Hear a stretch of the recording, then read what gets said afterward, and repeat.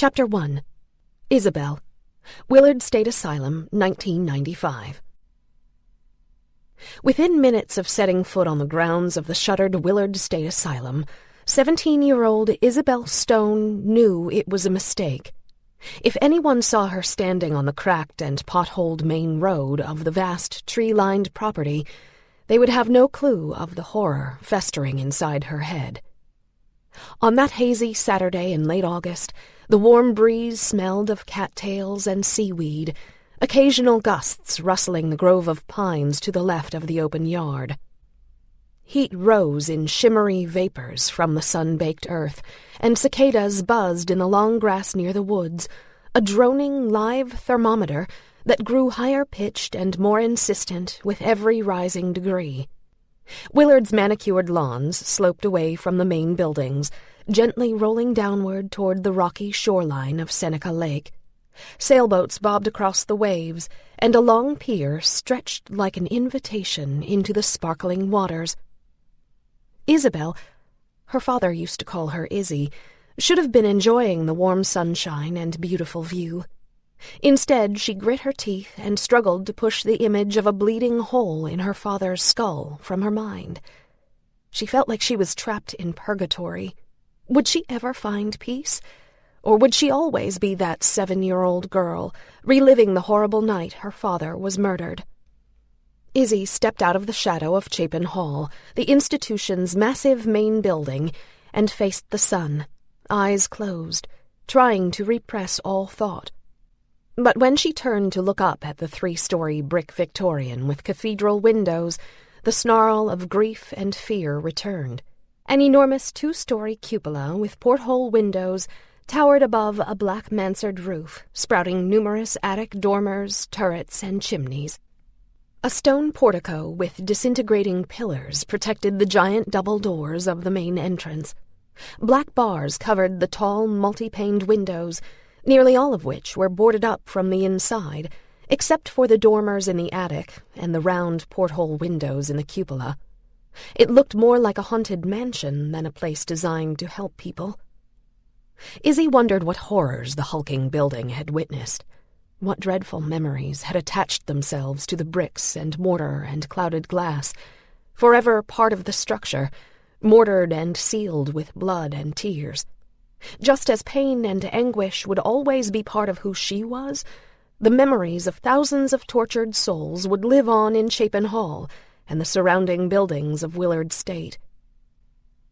How could this place ever be anything but a miserable reminder of lives and loved ones lost? She swallowed and turned toward the water, one hand shielding the sun from her eyes. She wondered if passing boaters looked over at the asylum and assumed the cluster of brick buildings and pastoral grounds belonged to a country club or college. From a distance it looked orderly and genteel, but she knew better. She imagined the former patients in the yard, sitting in wheelchairs or shuffling across the grass, hospital gowns hanging from thin frames, eyes glazed over. She imagined being one of them, looking out over the blue lake. Did the patients realize that other people were taking boat trips, cooking dinner, falling in love, and having children in the small communities across the bay? Did they wonder if they would ever be released, allowed to rejoin the normal world? Or were they completely unaware of the lives they were missing? Izzy's stomach cramped as another memory flickered in her mind. Her mother Joyce, sprawled across a bed at the Elmira Psychiatric Center, eyes glazed over, staring blankly at the ceiling, hair sticking out in all directions.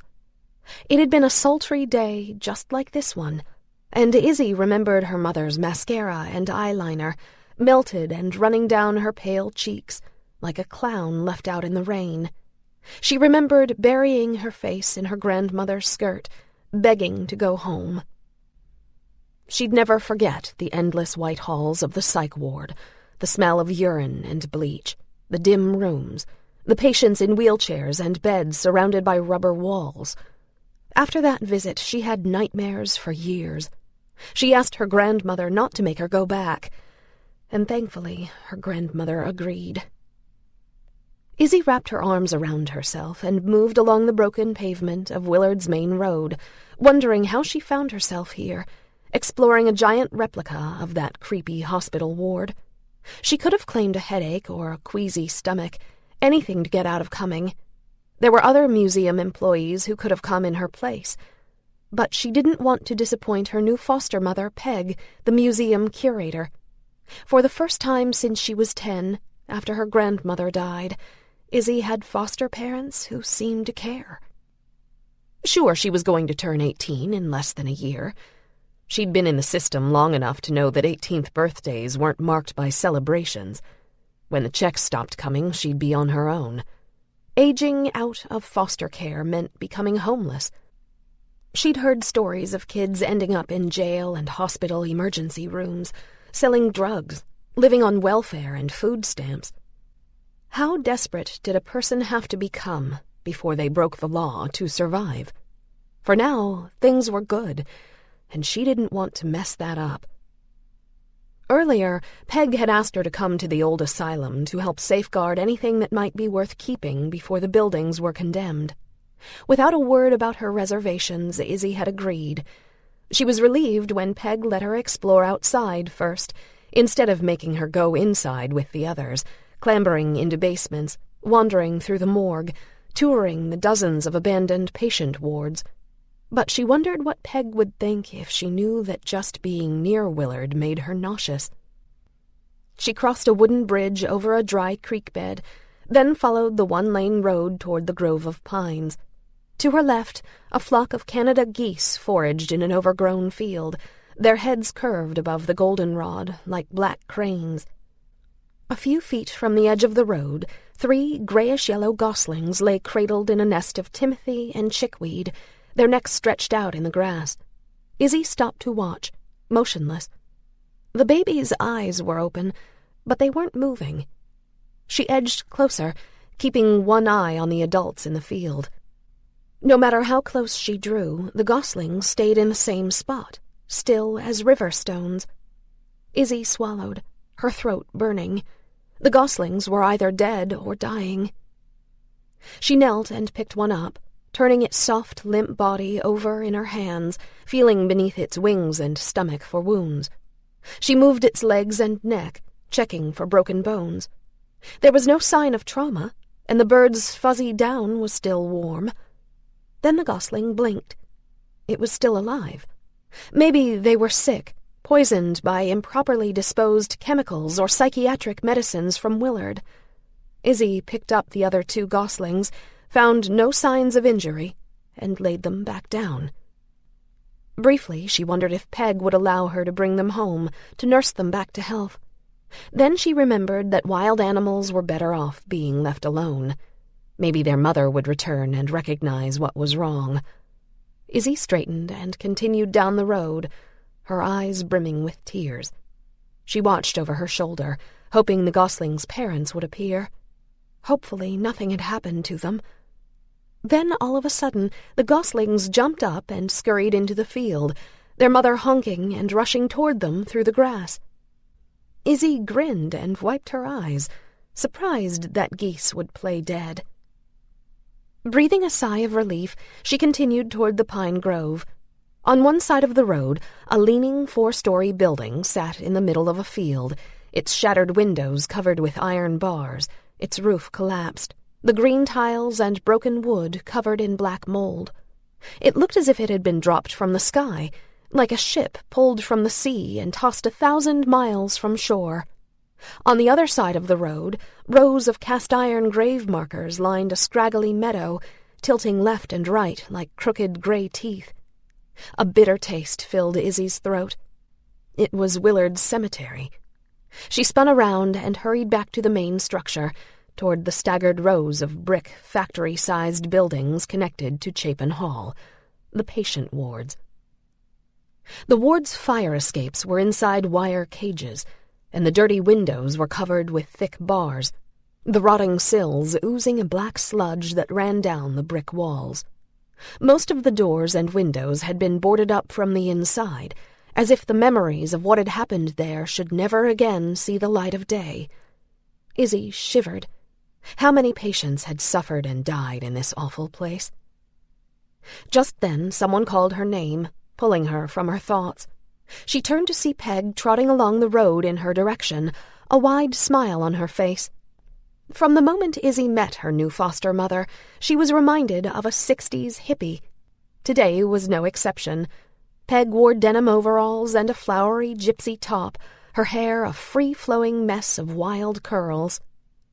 "Isn't this place amazing?" Peg said. "I didn't know it was this huge." "It's big, that's for sure," Izzy said, trying to sound agreeable. "Did you see the boathouse in the dock?" Peg said. "That's where Willard Asylum's first patient arrived by steamboat in October 1869. Her name was Mary Rote, and she was a deformed, demented woman who had been chained without a bed or clothing in a cell in the Columbia County almshouse for 10 years. 3 male patients arrived at the dock that day, too, all in irons. One of them was inside what looked like a chicken crate." Izzy looked toward the pier. To the right of the dock sat a 2-story boathouse with broken windows and missing shingles, like a bruised face with drooping eyelids. "That sounds barbaric," she said. "It was," Peg said, "but that's why Willard was built. It was supposed to be a place for the incurably mad who were taking up space in poorhouses and jails. Within days of their arrival at the new asylum, the new patients were bathed, dressed, fed, and usually resting quietly on the wards." "So people were treated well here?" Peg's face went dark. "At first I think so, yes. But through the years Willard got overcrowded and conditions deteriorated. Unfortunately, nearly half of Willard's 50,000 patients died here." Izzy bit down on the inside of her cheek, wondering how to ask if she could go wait in the car. Then Peg grinned and grabbed Izzy's hand. "Come on," she said, her eyes lighting up. "One of the former employees wants to show us something in the shuttered workshop. I think it's going to be an important find, and I don't want you to miss it." Izzy groaned inside and followed her foster mother along the main road toward the workshop, trying to come up with an excuse not to go inside. Nothing came to her. Nothing that didn't sound stupid or crazy, anyway. And she didn't want Peg to think she was crazy. This past summer, when she first arrived at Peg and Harry's, she was certain they'd be like the rest of her foster parents, taking kids in for the money and free labor. Harry was the art director of the State Museum, and Izzy got the feeling that between the two of them, they didn't make a lot of money. But thankfully, finally, this time she was wrong. Her new foster parents were actually decent people, willing to give her the space, both physically and emotionally, a young woman needed. Back at Peg and Harry's 3-story house in Interlaken, she had her own room that looked out over the lake, with a TV, DVD player, and a personal computer. They said it was up to her to keep their trust. It was the first time anyone had ever put the ball in her court without judging her first. And now, for the first time in a long time, Izzy felt like she was part of something normal. And yet, sometimes her new situation seemed too good to be true. In the back of her mind, she knew something or someone would come along and screw it up. That's just the way her life worked. Then she remembered that her first day at her new school was in 2 days, and her stomach twisted. Being the new kid was always hard. The closer they got to the workshop, the hotter Izzy's neck and chest grew. Like her mother, she had silver blue eyes, black hair, and a bone-white complexion. When she got nervous, red, blotchy patches broke out over her neck and chest. She could feel her skin welting up now. Being outside on the lawns of the asylum was one thing, but now she was going inside one of the buildings. The urge to flee swelled in her mind, making her heart race. "It's just part of my job," she told herself. "It has nothing to do with me or my mother. Besides, it's time to put away childish fears." She pulled her long hair up on top of her head and tied it in a knot, letting the breeze cool her neck. "Aren't you hot in that long-sleeved shirt?" Peg said. "No," Izzy said, pulling the edges of her sleeves down and holding them inside her fists. It's pretty thin. I noticed when I was folding your laundry that you don't have any short-sleeved shirts, Peg said. Maybe we can go shopping and get you some new clothes. Izzy tried to smile. Thanks, she said, but I like long sleeves, and you don't have to do my laundry. I don't mind, Peg said, smiling. I just can't understand why anyone would want to wear long sleeves in this weather. Izzy shrugged. I'm a little self-conscious about my arms, she said. They're so skinny and pale. Most girls would love to have long, slender arms and legs like yours, Peg said, laughing. Not if they could see the scars, Izzy thought. She looked toward the lake and saw groups of people gathered near the shoreline, sitting at picnic tables, walking, playing softball and badminton.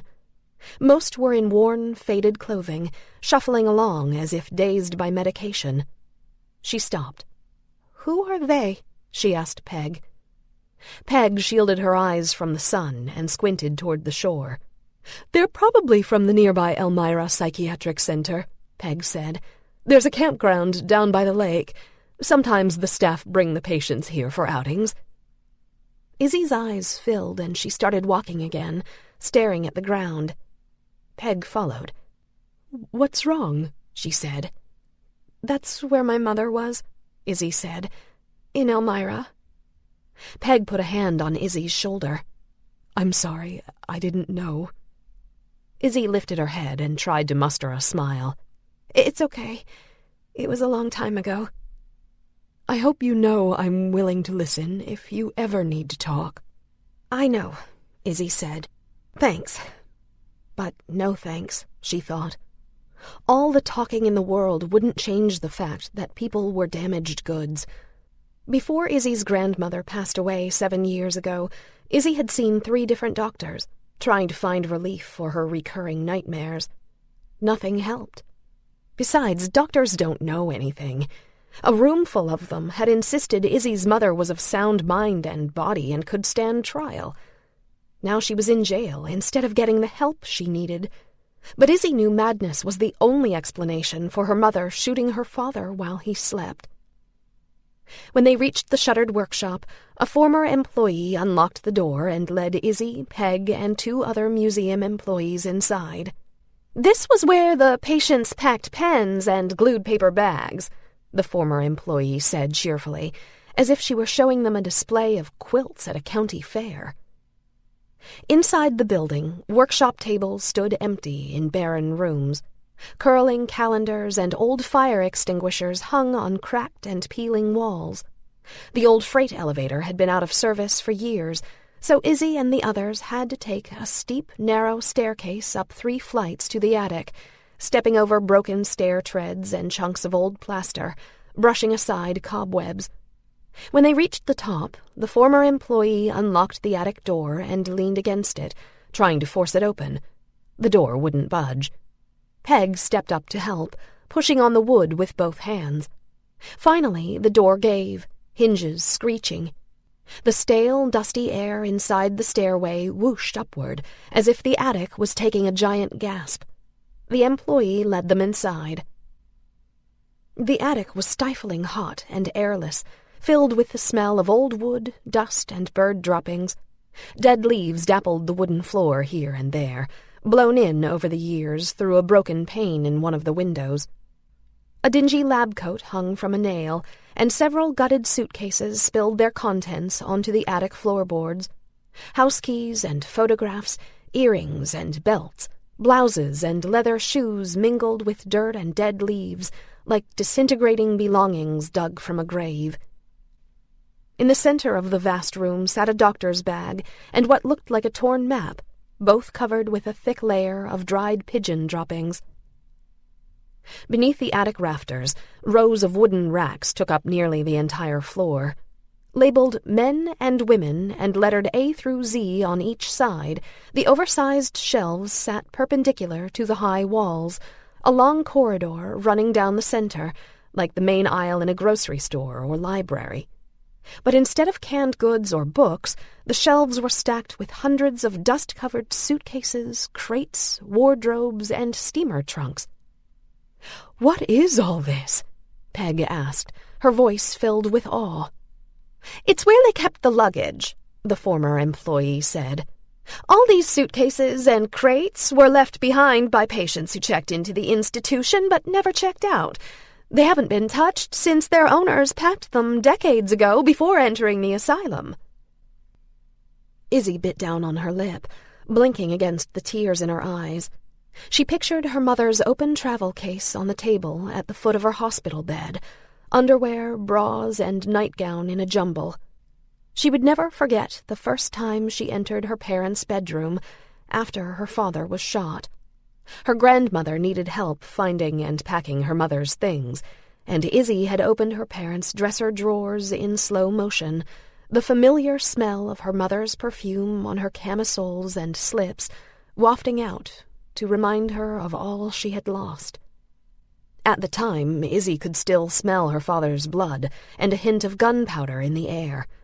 She remembered staring at her parents' bed, the headboard, footboard, and railing taken apart, and leaning against the bedroom walls as if they were finally moving to the bigger house her mother always wanted. Now it was all she could do not to run out of the asylum attic and down the stairs toward fresh air, away from the reminders of lost and ruined lives. "This is an absolute treasure trove," Peg said. She walked along the aisles, gentle fingers touching the leather handles of Saratoga trunks and upright wardrobes, squinting to read name tags and faded monograms. Then she spun around and looked at the former employee, her eyes wide. "What are they going to do with these?" The employee shrugged. "They'll send them to the dump, I suppose," she said. "Oh, no," Peg said. "We can't let that happen. We have to take them to the museum warehouse." "All of them?" one of the museum employees said. "Yes," Peg said. "Don't you see?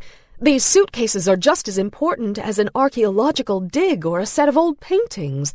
These people never had the chance to tell their stories outside of the confines of a mental hospital, but we can try to understand what happened to them by looking at their personal belongings.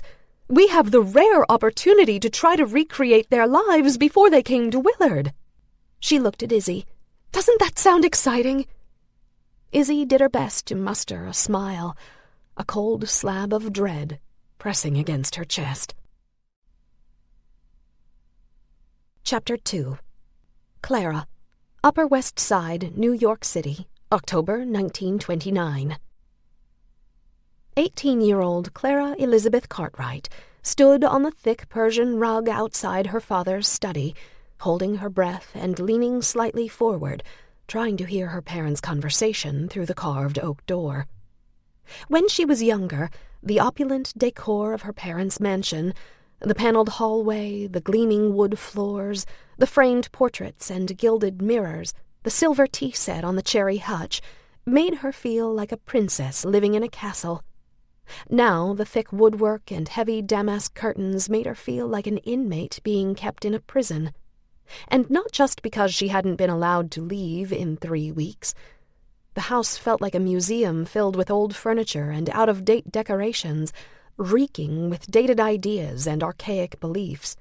It reminded her of a mausoleum, a final resting place for the dead and dying, and she had no intention on being next.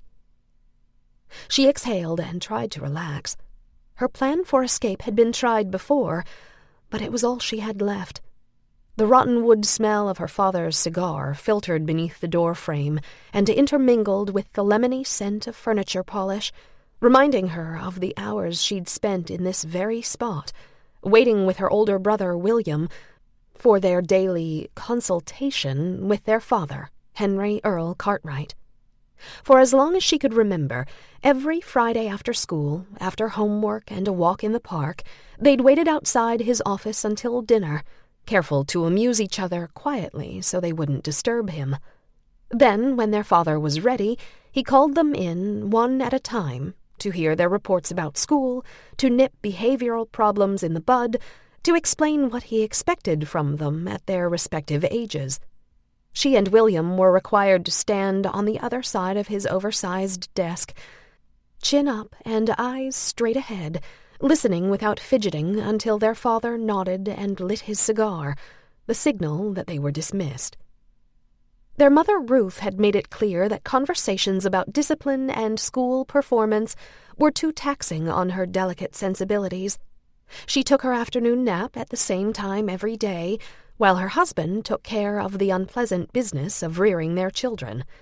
It wasn't until the last few years, as Clara blossomed into young womanhood, vulnerable to the ploys and desires of young men, that Henry insisted Ruth get involved. Ruth had made a half-hearted effort, but it wasn't until 3 weeks ago that she decided to take her job seriously. Clara wondered what William would say about their parents keeping her locked up like a common criminal. Thinking of her older brother, Clara's eyes filled and her heart turned to lead. William's body had been pulled from the Hudson River a 1.5 years ago. It felt like yesterday. She remembered seeing her father's face when he heard the news, his jaw working in and out, his cheeks red as he processed the fact that his eldest child was dead. And yet his eyes had remained dry. Clara remembered fighting the urge to pound her fists on his chest, to scream that it was his fault. But he would never believe her. His mind was a closed and locked book, with only his version of the way the world should work written inside. She hadn't hugged him, or her mother, instead suffering silently while they played the part of grieving parents. Now, if nothing else, she was determined not to be the next victim of Henry Cartwright's iron fist. If it weren't for Saturday nights at the Cotton Club, when she could be herself, laughing and dancing with her friends, she was certain she'd have lost her mind months ago. But the last time she'd gone out with her friends was 3 weeks ago. It felt like a decade. As a young girl, she'd done her best to please her parents, getting perfect grades in school, keeping her room spotless, never interrupting, and, most importantly, never mouthing back. Then, as she got older, she realized her parents felt that she and her brother should be seen and not heard. The adults of the household provided food and shelter for their children, nothing more. Over the last 2 years, ever since William first disappeared, it had become easier and easier for Clara to lie, to say she was going to the library, when she was really going to an afternoon matinee with her girlfriends to watch a Charlie Chaplin movie, or to Central Park to watch boys play at the skee-ball parlor or shooting gallery. At first, she was surprised when she returned home, and her mother wasn't waiting by the door with her hands on her hips, ready to call Henry to inflict whatever punishment he deemed suitable. Clara could hear Henry's deep voice in her head, his words rattled by fury. "Your place is here, at home, learning how to cook and care for children, not out gallivanting all over the city. What were you thinking? You're a Cartwright, goddammit, and you'd better start acting like one, or you'll find yourself out on the street." Eventually, she realized her parents never knew she was gone. At first, she thought they were too busy worrying about William, wondering if something had happened to him, or if he had decided to cut ties for good after his fight with Henry. She started to wonder if maybe her mother had a heart after all, that she really was overly sensitive, that maybe worrying about 2 children was too much. But then she realized that, while her son was missing and her daughter was doing as she pleased, Ruth was having ladies over for tea, talking to caterers and florists about her next party, looking through magazines and drinking bootleg whiskey, ordering new dresses, jewelry, and furs. After William's body was found, Ruth stopped planning parties, but she kept drinking whiskey to the point of passing out almost every night. She claimed the alcohol soothed her nerves, and Henry, who spent his days conducting business, only coming out of his office to eat and sleep, made sure his grief-stricken wife had a never-ending supply. It became obvious to Clara that her parents were relieved to have her out of their hair, as long as she was home for supper by 5:30 sharp, in which case, if she was late, she'd better be dead or dying. Every week for the past 7 months, she'd told her parents the same story. She was going to a show with Julia, Mary, and Lillian. Afterward, they would spend the night at Lillian's. Ruth barely knew Lillian, but she approved of Clara spending time with her and the other girls, based solely on the fact that their mothers were members of the Women's League and went to Ruth's church. In Ruth's mind, it came to reason that if Julia and Mary were allowed to spend the night at Lillian's, it must be all right. Except instead of going to the theater, the girls met at Lillian's house to finger-wave each other's hair and change into their beaded, fringed flapper dresses. They rolled their stockings down to their knees to show they weren't wearing corsets, put on strappy, high-heeled shoes, and wore long strings of pearls hanging between their breasts. Then, at 10 o'clock, Lillian's boyfriend picked them up in his Bentley and drove them downtown, her brother's Rolls-Royce full of friends close behind. Their favorite place, the Cotton Club, was a hip meeting spot on the corner of 142nd Street and Lenox Avenue in central Harlem, otherwise known as the Playground for the Rich. In the dark, smoky interior of the club, Clara and her friends drank bootleg gin, ate chocolate-covered cherries, smoked cigarettes, and did the Charleston and the tango. They listened to jazz by Louis Armstrong and got too juiced to stand up straight. And most importantly, the Cotton Club was where Clara met Bruno. He was born in Italy, the son of a shoemaker, and had come to America alone. He wasn't used to the glitz of a New York club. Even so, the first time she saw him, threading his way through the crowd in a white vest and tie, a black coat and tails, he looked like he fit right in. He brushed past the girls, asking him to dance, showed no interest in the caviar and trays of martinis, and made his way across the room, his smoldering eyes locked on Clara. At the time, she was waltzing with Lillian's brother Joe, who was smashed and blathering on about his job at the New York Stock Exchange and how he had the means to lavish a woman with whatever she dreamed. When Clara saw Bruno making his way toward them, her heart hammered in her chest. He looked incensed, as if someone was making moves on his girl. Wondering if he had mistaken her for someone else, she steeled herself, ready to defend poor drunken Joe. Then Joe leaned in to kiss her, and she turned away, letting go of his clammy hands. Before she knew what was happening, Bruno stepped in and whisked her across the floor, leaving Joe dazed and teetering in the middle of the room. Bruno gazed down at her as they danced, his eyes serious, a heavy hand pressing on the small of her back. Up close he looked like an Adonis, his black hair slicked back, the skin of his chiseled face smooth and bronze. She lowered her chin, unnerved by the intensity of his stare. "I hope that wasn't your boyfriend," he said, his voice deep, his accent making every word rich and exotic. She shook her head, keeping her eyes on the people around them.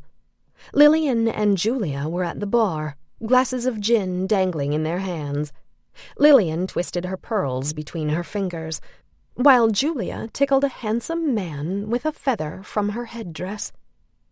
"I'm sorry for stealing you away from your dancing partner," he said, "but I was afraid if I asked first you'd turn me down. Do you forgive me?" She looked up then, into his ebony eyes, and was lost. She swallowed, unable to draw her gaze away from his. She flashed a smile, trying to look amused and nonchalant. "I suppose so," she said. "You think I am being too forward," he said, his full lips parting in a slight grin. "No," she said, "but I—" Just then Joe appeared, tapping Bruno on the shoulder. Bruno turned, and Joe raised his fist, his red face contorted. "Stop!" Clara cried, putting up her hand. Joe froze, his fist cocked in the air. "How do you know this guy's not a floater?" he said, spittle flying from his lips. "He looks like a lounge lizard to me." "It's all right," Clara said. "We're just dancing." "You sure? Joe said. "I'm sure," Clara said. "We'll talk later, when we all go to the diner, okay?" Joe considered Bruno, his bloodshot eyes narrow, then dropped his fist. Bruno smiled, held out a hand, and introduced himself. "I promise to deliver." He touched Clara's wrist with warm fingers. "I'm sorry, I don't even know your name." "Clara," she said, feeling heat rise in her cheeks. "I promise to deliver Clara back to her friends in one piece," he said to Joe. "You better not be smooth-talking me," Joe said, "or me and my buddies will turn you out on the street in 2 seconds flat." "I assure you," Bruno said, "I'm a man of my word." Finally, Joe tugged at his tie, shook Bruno's hand, and staggered away. Bruno reached for Clara. "May I have this dance, Bella Clara?" he said. She nodded, and he pulled her close. The beads on her dress pressed against the hard muscles in his chest, while the pleats of his trousers brushed across her bare knees. The song, "Someone to Watch Over Me," was almost over, but she suddenly felt like she needed to sit down. Her knees felt weak, her insides jittery. She'd danced with dozens of men at the Cotton Club, some who knew her father and were hoping to get her fortune, some who were genuinely interested in getting to know her better. But no man had ever made her feel this way. She gripped his hand tighter, wondering if it was the gin or the musky scent of his cologne that was making her dizzy. "Are you all right?" he asked. "Do you need some fresh air?" She shook her head. "I'm fine," she said. "I think the booze might be making me a bit woozy, that's all." "I won't let you fall," he said. Then he dipped his head and nuzzled her ear, his warm breath sending shivers across her skin. Just then the song ended and he stopped swaying. Still, he didn't release her. "Would you like to join me and my friends at the diner?" she said, her voice raspy.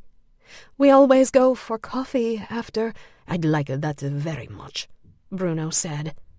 His hand brushed her jawline and he lifted her chin. "There's just one thing I need to get out of the way first," he said. Then he pressed his mouth to hers, kissing her so hard his teeth nearly cut her lip. At first she resisted, but then she kissed him back, melting into his arms. The sound of laughter and clinking glasses disappeared, and all she could hear was her thundering heart. White lights flashed behind her lids, the warm tug of desire burning inside her pelvis. When they parted, he looked at her, breathless. "See?" he said. "Sometimes it's better not to ask." She nodded, unable to speak. Later, at the diner, they sat alone in a booth, drinking coffee and sharing a slice of apple pie. Lillian, Julia, and the rest of the crew talked and laughed in 2 oversized booths across the aisle, but Clara and Bruno barely realized they were there. He told her about his family back in Italy and his dreams for a successful life in America. She was surprised to hear herself opening up more than she had with anyone, except William. She confessed her frustrations with her parents, tearing up when she talked about her late beloved brother. Bruno reached across the table and took her hand, saying he understood difficult family matters. More than anything, he wanted a family of his own, a family who loved each other and always got along no matter what. She wanted the same thing. By the end of the night, they couldn't keep their hands off each other, and by the end of the week, they were meeting at his apartment. By the end of the month, Bruno had become part of the gang, and even Lillian's brother Joe thought he was the cat's pajamas. Now, standing outside her father's office, Clara could hear her father's low baritone on the other side of the carved oak door, rumbling like a slowing train, her mother whining and sniffing, their hushed exchange of angry words. They weren't arguing with each other. They were talking about Clara, irritated that for once she wasn't obediently going along with their plans. She put a protective hand over her lower abdomen, blinking against the moisture in her eyes. The engagement party was tomorrow night, complete with a photographer, a caterer, and all her parents' important friends. Her father's business partner, Richard Gallagher, had invited a dozen guests, eager to show off his son's future bride. The invitations had been sent out 10 days ago, and only a few responses had returned with a negative reply. James Gallagher, the man Clara was supposed to marry, had sent his late mother's 2-carat ring to be cleaned and polished, with instructions to add 4 extra diamonds for good measure. Ruth had picked out Clara's dress and hired a hairstylist to do her hair before the party. Everything was going along exactly as her parents had planned.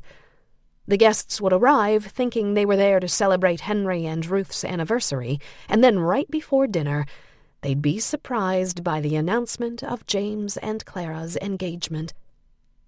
All at once, the rotten egg stench of fermenting water filled Clara's nostrils, and she nearly gagged. It was coming from the vase of flowers on the cherry end table.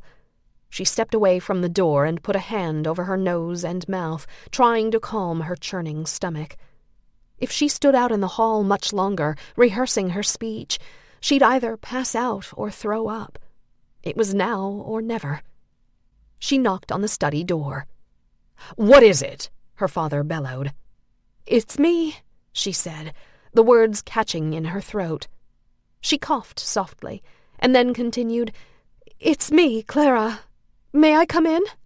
"Enter," her father said. Clara put her hand on the doorknob and began to turn it, then realized her other hand was still on her lower abdomen. Blood rose to her cheeks, and she pushed her fists down to her sides. She knew her mother had been watching, scrutinizing the width of her waistline, gauging her appetite in the mornings, counting the number of feminine napkins below the bathroom sink. If Clara walked into her father's study with a protective hand over her stomach, her mother would know in an instant that her worst fears had come true. Clara took a deep breath and pushed the door open. Her mother sat on a rose-colored settee next to the brick fireplace, fanning herself with a flowered fan, her feet on a cushioned stool. As usual, her auburn hair was swept up in the Gibson girl style, pinned on top of her head in a loose bun.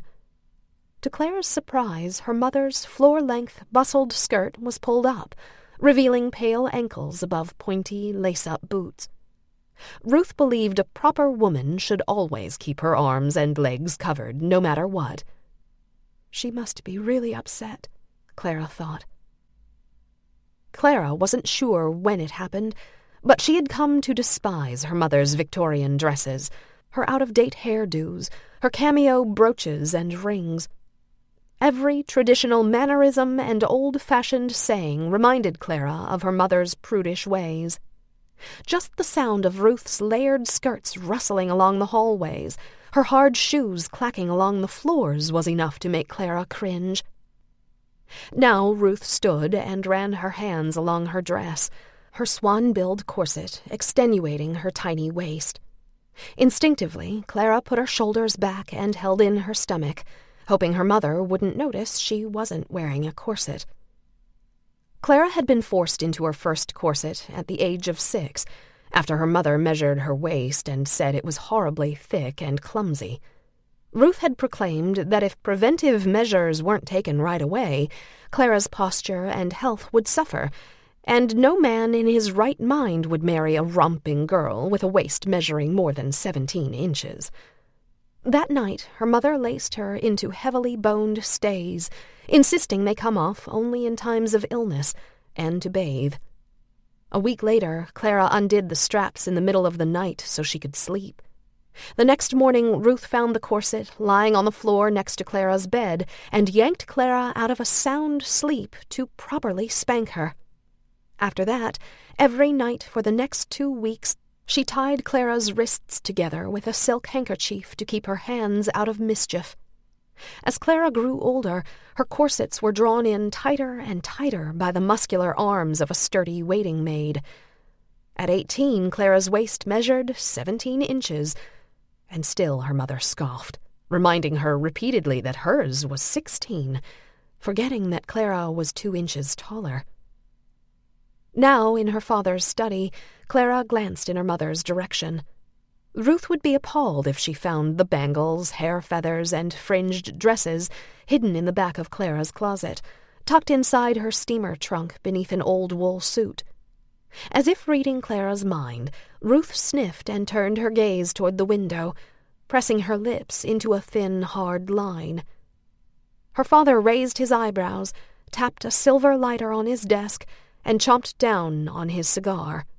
As usual, he was wearing a chalk-striped business suit, his walrus mustache curling over his upper lip. "What is it?" he said. Clara released her fists and clasped her hands in front of her waist, trying to keep them from shaking. "May I speak to you about something?" she said, struggling to keep her voice steady. Her mother mumbled under her breath and went to the window, her skirts rustling. She pulled back the curtain and pretended to look out. Henry took the cigar from his mouth. "If this is about tomorrow night," he said, "the conversation is over. The party is going on as planned." Clara swallowed, her stomach churning. "Of course," she said, "as well it should. You and Mother haven't had an anniversary party in years." With that, her mother spun away from the window. "You know very well why we're having the party," she said. "It's for you and James. It's the first time I've wanted to celebrate anything in months." Clara grit her teeth, forcing her lips into something she hoped resembled a smile. "I know, Mother," she said, "and I appreciate all your efforts. Really I do. It's just, do you have any idea how lucky you are to have a man like James willing to marry you?" Ruth said. Willing, Clara thought. Because I have so many shortcomings and faults, no one in their right mind would ever marry me. Then again, maybe you're right, Mother. James is not in his right mind. He's a low-down, abusive womanizer. But what do you care, as long as he takes me off your hands, as long as he keeps me away from Bruno?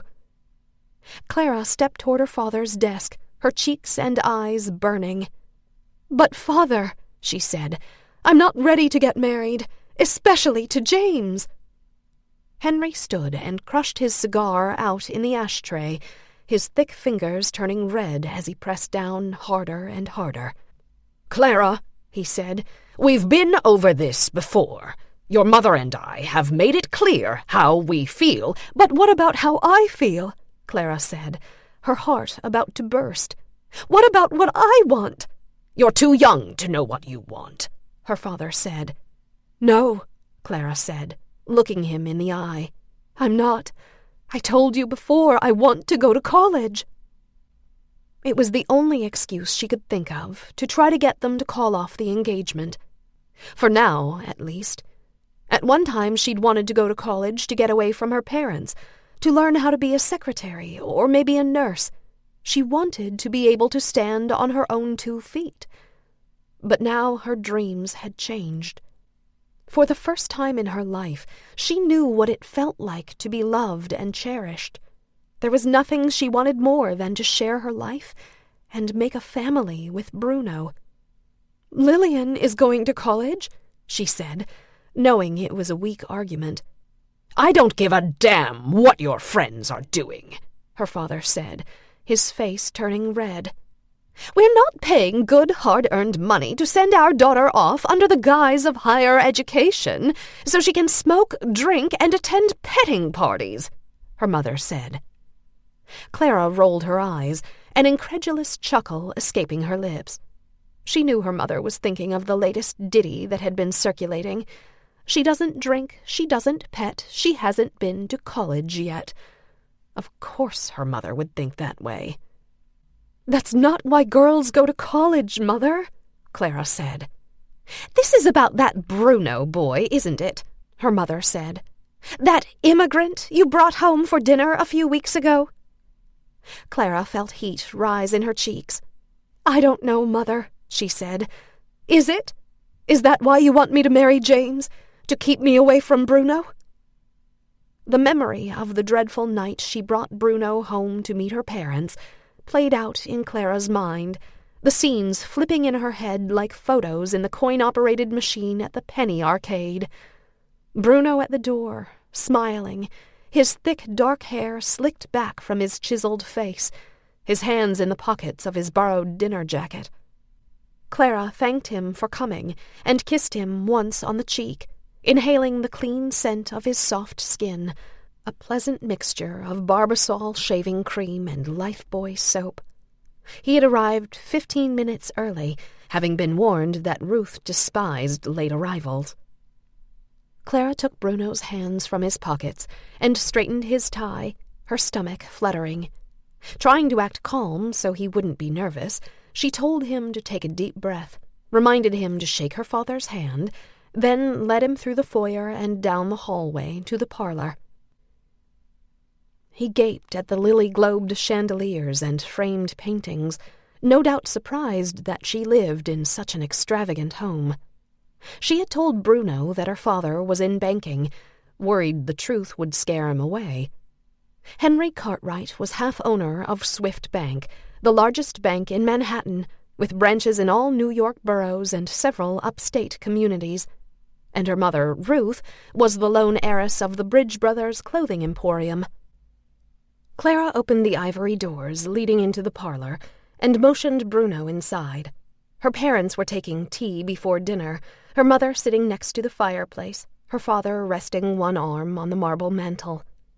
Henry looked up when Bruno and Clara entered the room, then grunted and checked his pocket watch. At first Ruth stood, a bright smile on her face. But when she saw Bruno's ill-fitting jacket and scuffed shoes, she sat back down. Clara clenched her jaw and led Bruno toward her father, hoping he would be impressed by Bruno's story about coming to America alone to build a new life in the land of the free. After all, Henry's father had done the same thing in 1871, bringing his new bride from England to the USA. But instead of shaking Bruno's outstretched hand, her father checked his pocket watch again, declaring it was time for dinner. Ruth stood and held her delicate fingers in the air, as if allowing Bruno to touch her hand. Bruno shook her hand and nodded. "Pleased to meet you, Mrs. Cartwright," he said. Ruth gave him a thin smile, then took her husband's arm and sauntered into the dining room. Clara patted Bruno's arm and followed, nodding toward her parents and rolling her eyes. Bruno frowned at her, doubt lining his forehead. He took a deep breath and let it out slowly. She mouthed, "I love you," and kissed his cheek. He finally smiled. Without a word, they found their places at the table, her parents on each end, she and Bruno across from each other. To see Bruno, she had to look around one of the ridiculously large vases of flowers her mother insisted on displaying everywhere in the house. Clara always wondered if the display on the dining table was so Ruth wouldn't have to look at Henry during dinner, no doubt irritated when he slurped his soup or chewed too fast. Henry ate with gusto and greed, shoving in more food before he was finished chewing, talking with his mouth full, taking the last serving of fish or chicken before others had barely started eating. Henry was always the first one finished, and it annoyed Ruth to no end. Clara found her father's bad manners typical of the way he lived, taking what he wanted without consideration or awareness of those around him, plowing forward as if he had every right. Now Clara stood, lifted the flowers off the table, carried them across the room, and placed them on the buffet. Ruth watched without a word, her mouth hanging open. While the maid ladled soup into their bowls, Ruth kept her eyes on the dish in front of her. Henry stared at Bruno and Clara, forehead furrowed as he sized up the situation. Clara shifted in her seat, waiting for him to start the conversation. When she caught her father's eye, he looked down, suddenly interested in positioning his napkin in his lap. Normally, Ruth had to remind him to use it. Clara gripped the edge of the tablecloth and sat up straight. "Father," she said, trying to sound chipper, "Bruno has only been working down on the docks for 6 months, and he's already been promoted to foreman." Henry grunted, picked up his spoon and took a mouthful of soup. "Thank you for inviting me into your home," Bruno said. "It's very kind of you to open your doors to your daughter's friends." Clara looked at her mother, waiting for a response. While Clara was growing up, Ruth had told her repeatedly that first and foremost she judged people on their manners. Ruth always said you could tell a lot about a person's upbringing based on their use of please and thank you. Apparently, manners only mattered when they suited Ruth's agenda. At the end of the table, Ruth dipped her spoon in her soup, her eyes on her bowl, as if eating were the most interesting thing she'd ever done. Clara felt blood rise in her cheeks. Normally, when they had guests for dinner, Ruth talked non-stop, opining on artwork, the theater, the most modern electrical appliances, asking questions to the point of being nosy. Even after William died, she put on her best behavior for dinner guests. It was expected, after all. "Mother," Clara said, "you always said it was rude to ignore company." "Oh," Ruth said, "excuse me." She set down her spoon, wiped her mouth with her napkin, and shifted in her chair. "I didn't realize your guest was talking to me." She considered Bruno, eyebrows raised. "What were you saying, young man?" "I wanted to thank you for inviting me into your beautiful home," Bruno said. "You're welcome," Ruth said. Then, without another word, she picked up her spoon and started eating again, her pearl drop earrings swinging beside her pale neck. The veins in Clara's neck throbbed as if about to burst. So this was how it was going to be. They were going to take one look at Bruno and make a decision about him. Was it because of his clothes, his job, or his accent and bronzed skin? She clenched her hands in her lap, digging her fingernails into her palms. Clara had told Bruno that her father would be impressed by his quick climb up the ladder, even if it was only at the local seaport. She thought her father would be surprised that Bruno had already saved enough money to lease an apartment. He was saving toward investments, too, hoping to buy into the stock market. She had said Henry would be happy to advise him, to give him tips and possibly the name of a trustworthy investor to steer him in the right direction. Now she berated herself for being so stupid and blind. What was she thinking, bringing Bruno here? Her mind raced, trying to come up with a way to escape, to put an early end to this disastrous dinner. She pretended to eat her soup, her stomach churning. She wondered what Bruno was thinking. Could he see that she was distraught? Did he know that if she'd had any idea her parents would react this way, she never would have asked him to come? Or does he think it was all a setup? She could feel her chest and neck getting hotter and hotter, her cheeks starting to burn. Then, suddenly, her father spoke. "I'm trying to understand something," he said, looking directly at Bruno for the first time. He paused and rested his arm on the table, one finger pointing at Bruno. "What is your last name, by the way?" "It's Moreri, sir," Bruno said. "Bruno Moreri. I was named after my late father." Henry said, lifting his chin. "And what did your father do in Italy?" "He was a shoemaker. A very good one, sir." "I see," Henry said.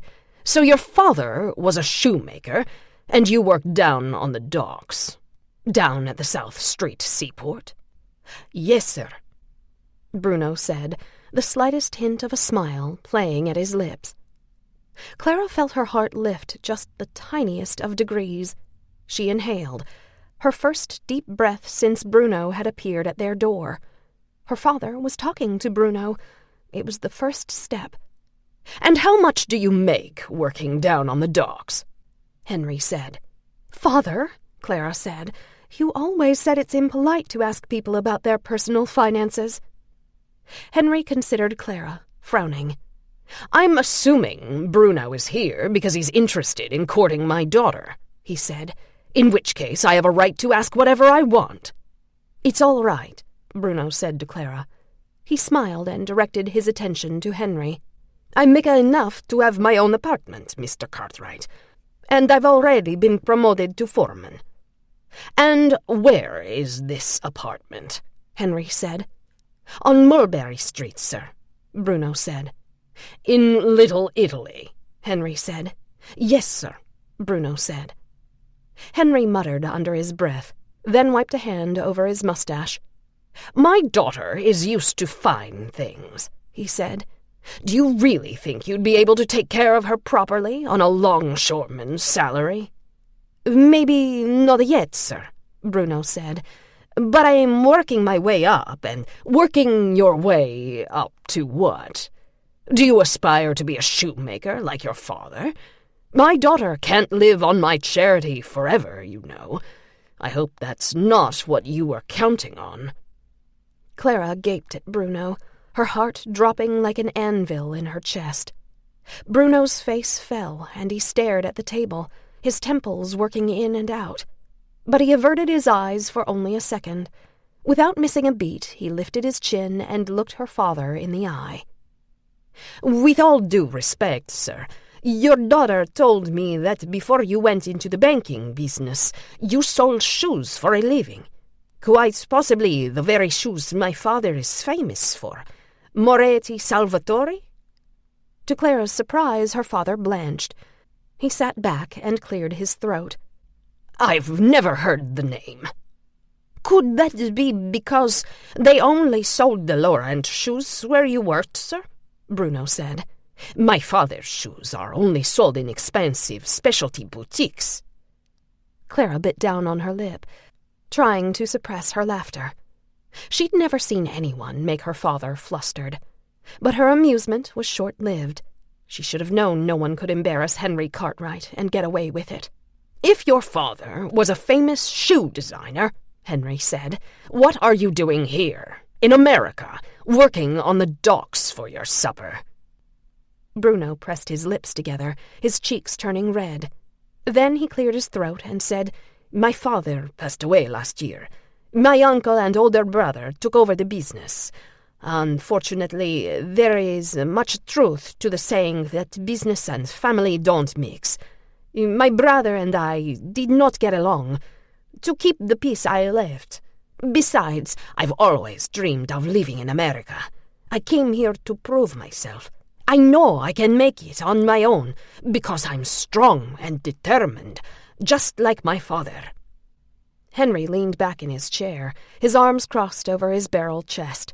"Well then," he said, "I think you should prove it to yourself first, before you try to come here and prove it to me, because so far I'm not impressed." Claire dropped her spoon in her bowl, the heavy silver clanking against the gold-rimmed china. She pushed her chair back and stood. "I'm sorry, Bruno," she said. "Forgive me for putting you through this. I had no idea my parents were this closed-minded. If I had, I never would have tried to introduce you to them. We should have had dinner at your apartment, like we normally do on Friday nights." Ruth gasped, the color draining from her cheeks. She put a hand to her throat, her lips working like a dying fish. "It's all right," Bruno said. "I understand. Your father has concerns."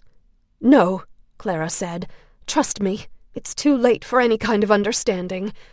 Please, let's just go."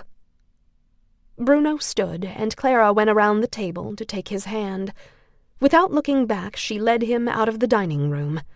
Behind them, Henry shouted and cursed, telling her to turn around and come back that very second. Clara ignored him. That was nearly a month ago. 3 days later, her parents told her about the arranged marriage to James. She hadn't been allowed out of the house since.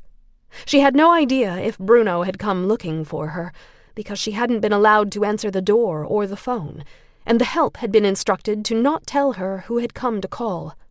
Now, in the study, her mother stared at her.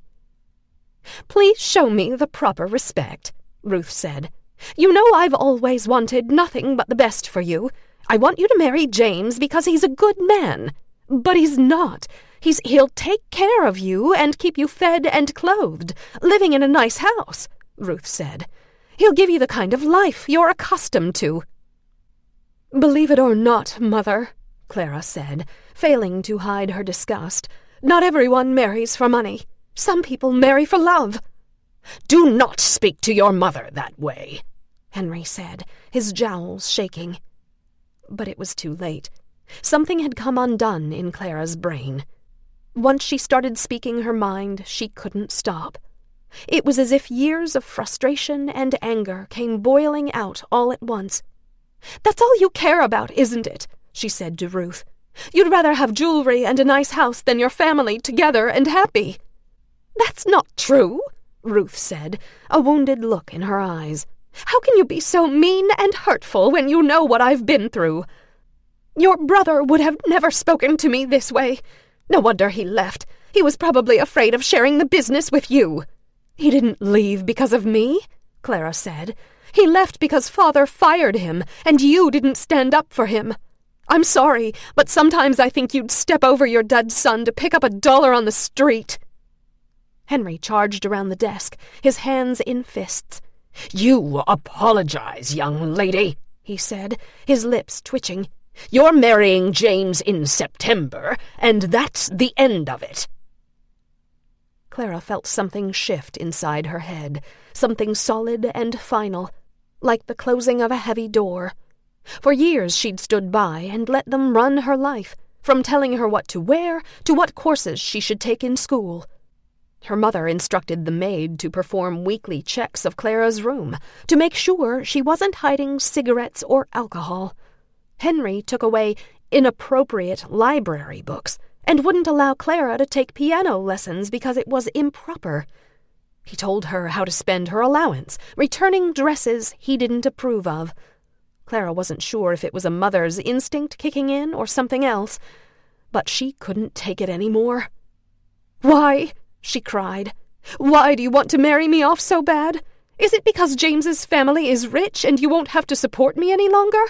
Or is it to secure the business, to make sure James's father will always be your partner?" Henry grabbed her by the shoulders and shook her, his thick fingers digging into her flesh. "You can't talk to me like that," he said, his eyes blazing with fury. Clara could tell he was struggling, trying not to throw her across the room. She glared at her mother. "How can you just stand there and let him do this to me?" she said. "How can you choose your husband over your children? I know this is what he did to William. I know he beat up his own son, and you did nothing." "Don't you dare bring William into this," her mother said. "Why not?" Clara said. "You let Father ruin him. Why not me?" Ruth put her thin wrist to her forehead and fell into the settee. Henry released his grip and rushed over to his wife, kneeling at her side. "Look what you've done," he said, giving Clara a scorching look. "You made your mother cry." Clara stared at her parents, years of suppressed anger swelling in her chest. "William did everything for you," she said. "He worked day and night by your side for years. He gave up everything just to prove himself. But it was never enough, was it? You could never give him your approval, because it meant you'd have to give him what he deserved." With that, her father stood, charged across the room, and slapped Clara across the face. She reeled sideways, found her footing, and put a hand to her throbbing cheek, blinking through her tears. "What did he do?" she snarled, holding her father's stare. "What did he do that was so horrible to make you stop loving him?" "I'm warning you," her father said. "One more word, and I'll—" "Oh, that's right," she said, hot tears spilling down her cheeks. "You thought you owned him because he worked for you. You treated him like a slave while you raked in the money. He finally had enough and stood up for himself. But you couldn't handle it, so you threw him out on the street." She glared at her mother. "And you let him do it. You never asked William's side of the story. You didn't even bother to find out if he had a place to live, if he had anything to eat." "Stop talking right now," Henry bellowed, "before you regret it." "I don't regret anything," Clara said. "The only thing I regret is not seeing the truth about you sooner." Henry hurried back around his desk, picked up the telephone receiver and dialed. He stared at his crying wife, waiting for the other end to pick up, his face crimson, his jowls trembling. The light from the chandelier reflected in the sweat on his forehead. Clara turned to leave. If she left, she'd be penniless. If she stayed, she'd be trapped. There was no other answer. She put her hand on the door handle. "Yes, Lieutenant," her father said into the phone. "This is Henry Cartwright. I need you to send someone over here right away. I'm afraid we have a situation on our hands." Clara paused at the door, waiting to hear what her father said next. "It's my daughter Clara. We believe she's having some kind of episode." Clara yanked open the door and ran out of the room. Chapter 3. Izzy, Lakeshore High School. Izzy carried her backpack slung over one shoulder, her thumb hooked through the thick strap, trying to find the senior class homeroom. The hallways of her new school were crowded, and the other students hurried past in their haste to get to their lockers, listening to Walkmans, laughing and talking with their friends. Like all schools, the halls smelled like a strange mixture of sweat, bubblegum, and pencil shavings. Lakeshore High was one of the smallest schools she'd ever attended, with only 765 students in 9th through 12th grades. She wondered if a small school would be easier or harder to fit into. That morning she'd dressed in a black long-sleeved t-shirt with jeans shorts and black Converse. Now she noticed that nearly all the girls were in ripped jeans and heels, or miniskirts and Doc Marten boots. She looked at the forms in her hand, her stomach in knots. Was she supposed to give the paper with her name and information to her homeroom teacher, or the school nurse? Or maybe the one with her foster parents' names and numbers was supposed to go to the school nurse? And was she supposed to give the one with her class schedule to her teacher, or keep it for herself? She couldn't remember. Finally, she saw the name Mr. Hudson on a door and headed toward it, trying not to bump into anyone. Just then, someone shouted and two guys ran through the crowd, one in a Doors t-shirt, the other with braces and red hair. The redhead bumped into her, nearly knocking her into the lockers. She spun around and dropped her information forms, her hair flying over her eyes, her backpack slipping from her shoulder. The redhead laughed, said he was sorry, and hurried away. She pushed her hair out of her face and searched the tiled floor, where her papers were being torn and crumpled beneath sneakers and sandals and heels. Finally, there was an opening in the crowd. Izzy stepped in front of a group of kids and knelt to snatch the papers from between rushing feet, trying not to get stepped on. When she reached for the last form, someone picked it up. She stood, ready for a chase. "Hey," she said. "Just trying to help," a guy said, handing her the paper. His light blue eyes were nearly silver, his hair the purplish black of a raven. "Thanks," she said, feeling blood warm her cheeks. "No problem," he said, smiling. He was hanging onto his girlfriend's hand, even though she was still moving. Then his girlfriend stopped and laughed, glancing over her shoulder to see what he was doing. Her hair was blonde and long, her legs smooth and tanned. She looked cool and pretty and amused, the kind of girl, Izzy knew, she herself would never be. Raven Boy's girlfriend glanced at Izzy with little interest, then yanked on his hand, pulling him forward. He shrugged and disappeared into the crowd.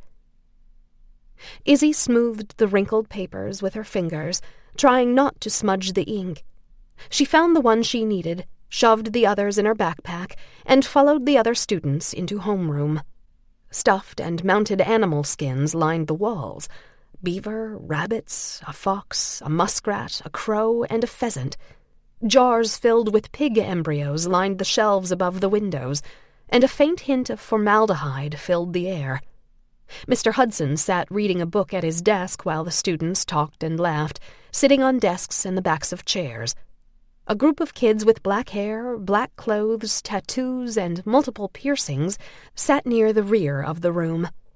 The boys who bumped into Izzy earlier were dropping water balloons out the windows. A group of jocks and cheerleaders sat near the windows, their arms draped around each other. Izzy grit her teeth and walked over to Mr. Hudson's desk, her stomach doing flip-flops. She didn't understand why she was so nervous. She'd been the new kid before. 4 times, as a matter of fact. After her mother was put in jail, she moved to another town to live with her grandmother, where she had to start over in a new school. 3 years later, after her grandmother died, Izzy was put into foster care and had to change schools going into 5th grade. 2 years after that, her foster father put his wife in the hospital after a drunken argument. That night, Izzy was moved to a different foster home. The next day, she had to start 7th grade at a new school. When her second set of foster parents moved to another state, she was moved yet again, going into her freshman year, this time to a home with an alcoholic mother. For 3 years, Izzy did her best to take care of the 2 other kids, one, the biological 7-year-old son, the other a 10-year-old girl in the system. When their foster mother was too drunk to function, Izzy cooked and made sure the other kids had clean clothes to wear to school. The day before Izzy finished her junior year, her foster mother drove the family minivan into a lake and drowned. A week later, Izzy was sent to Peg and Harry's. So when it came to being the new kid, she knew the drill. But this year was different for a number of reasons. Fitting in would be tougher than usual, because most kids in a senior class have been together since junior high. At least on her first day at her last school, she'd been a new freshman like everyone else. Being the new kid in a senior class felt like crashing a private party. Now she held out the form from the office, waiting for Mr. Hudson to look up and take it. She felt the other students glancing curiously toward the front of the room, then nudging each other, pointing and staring. The teacher kept his head down, reading his book. Little by little, the laughing and conversation faded. "Hey, nice backpack," a male voice yelled. "You going hiking?" Everyone laughed. Izzy felt her face growing hot. What was wrong with her backpack? She cleared her throat to get Mr. Hudson's attention. Just then, a wrapped condom hit her in the head and fell to the floor. She looked at her new classmates. A group of girls giggled and turned away. One of the girls was Raven Boy's girlfriend. Raven Boy stared at her, searching her face. Was that coldness or pity in his eyes? It was hard to tell. Izzy put her information on the desk, picked the condom up off the floor, and held it out to the teacher. He finally looked up. "I think this is for you," Izzy said. Everyone laughed. "Is this some kind of joke?" Mr. Hudson said, his forehead furrowed. "No," Izzy said. "I was just standing here waiting to give you my papers, and someone threw this at you. They hit me with it instead." Mr. Hudson took the condom, threw it in the garbage, and stood. "Okay, everybody," he said. "Settle down and take your seats." He took the paper from Izzy, read it, then addressed the class. "This is Isabel Stone. Make her feel welcome, please." He looked at Izzy. "Sit wherever you'd like." Izzy scanned the room for a seat. The only empty desk was in the back corner, on the far end of the classroom. She slid her backpack from her shoulder and headed toward the windows, intending to walk along the edge of the desks instead of through the middle. Then she realized that to get to the empty seat, she had to walk past Raven Boy and his girlfriend. For a second, she thought about turning around and going the other way, but it would have been too obvious. She kept going. Halfway down the aisle, she passed Raven Boy and his girlfriend. Then one of the guys put his sneakered foot on the windowsill, blocking her way. "Excuse me," she said, forcing a smile. "What's your name again?" the guy said. He was good-looking, with clear skin and thick blonde bangs pushed to one side above blue eyes. "Isabel," she said, trying to sound friendly. "But everyone calls me Izzy." "Izzy?" the guy said. "Like Izzy Pop?" "No," Izzy said. "That's Iggy Pop." "Mr. Anderson!" Mr. Hudson barked from the front of the room. Is this how we're going to start the year?" "I'm just introducing myself," the guy said. "Making Izzy Pop feel welcome, like you said." Everyone laughed. Izzy felt her neck and chest welting up. "Don't be a jerk, Luke," someone said behind her. Izzy turned to see who had spoken. It was Raven Boy. "Let her by," he said to Luke. Raven Boy's girlfriend slapped his arm, scowling at him. He ignored her. Luke let his foot drop and winked at Izzy. "If you need someone to show you around," he said, smirking, "I'm your man." "Thanks," Izzy said, and went to her desk. "This is starting out well," she thought, sliding into her seat. "And I've been here, 5 minutes?" During roll call, Izzy learned Raven Boy's name was Ethan Black, and his girlfriend's name was Shannon Mackenzie. Izzy surveyed the other kids while Mr. Hudson talked about fundraisers, prom committees, and class elections. One of the girls sitting next to Shannon, her name was Crystal, glanced back at Izzy, then leaned over and whispered something in Shannon's ear. They looked over their shoulders and laughed. When another girl, if Izzy remembered correctly, her name was Nicole, looked at Shannon with questioning eyes, Shannon whispered in her ear. The three of them stared back at Izzy, grinning as if sharing a private joke. Izzy dug her nails into her palms, fighting the urge to flip them off. There was always one group in every school, a clique of mean girls who made the other girls' lives a living hell. It didn't take a rocket scientist to figure out who the mean girls were in this school. She knew the best thing to do was ignore them, and hope they never found out her mother was doing time in a maximum security prison for shooting her father. But it wouldn't be easy in this small class. Just then a memory came to her. 2 girls in her last school calling her psycho in the hall, asking if she still had her mother's gun. She could almost taste the coppery blood in her mouth from biting her lip, to keep herself from clawing their eyes out. Now she tugged on her sleeves, making sure they were pulled all the way down. The scars on her forearms were finally getting lighter, and she'd vowed never to cut herself again, no matter what. A month ago she'd thrown away her razor blades, and she wasn't going to let these idiotic girls make her go back on the promise she'd made to herself.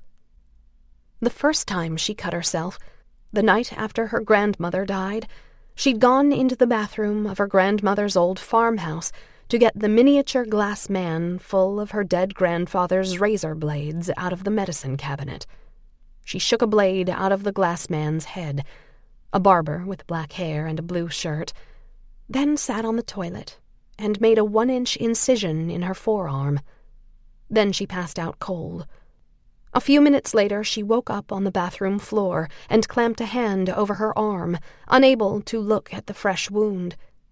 That was when she realized physical pain made emotional pain disappear for a few minutes, and the sight of her own blood made her faint.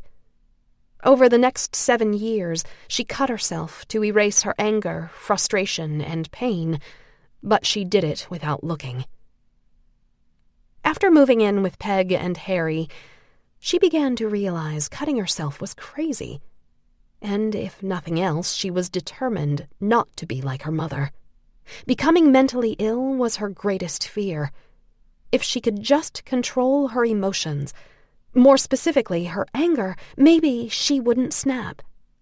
Now, near the front of the classroom, another girl sat at her desk, facing forward, her slick black hair like a velvet cape down her back.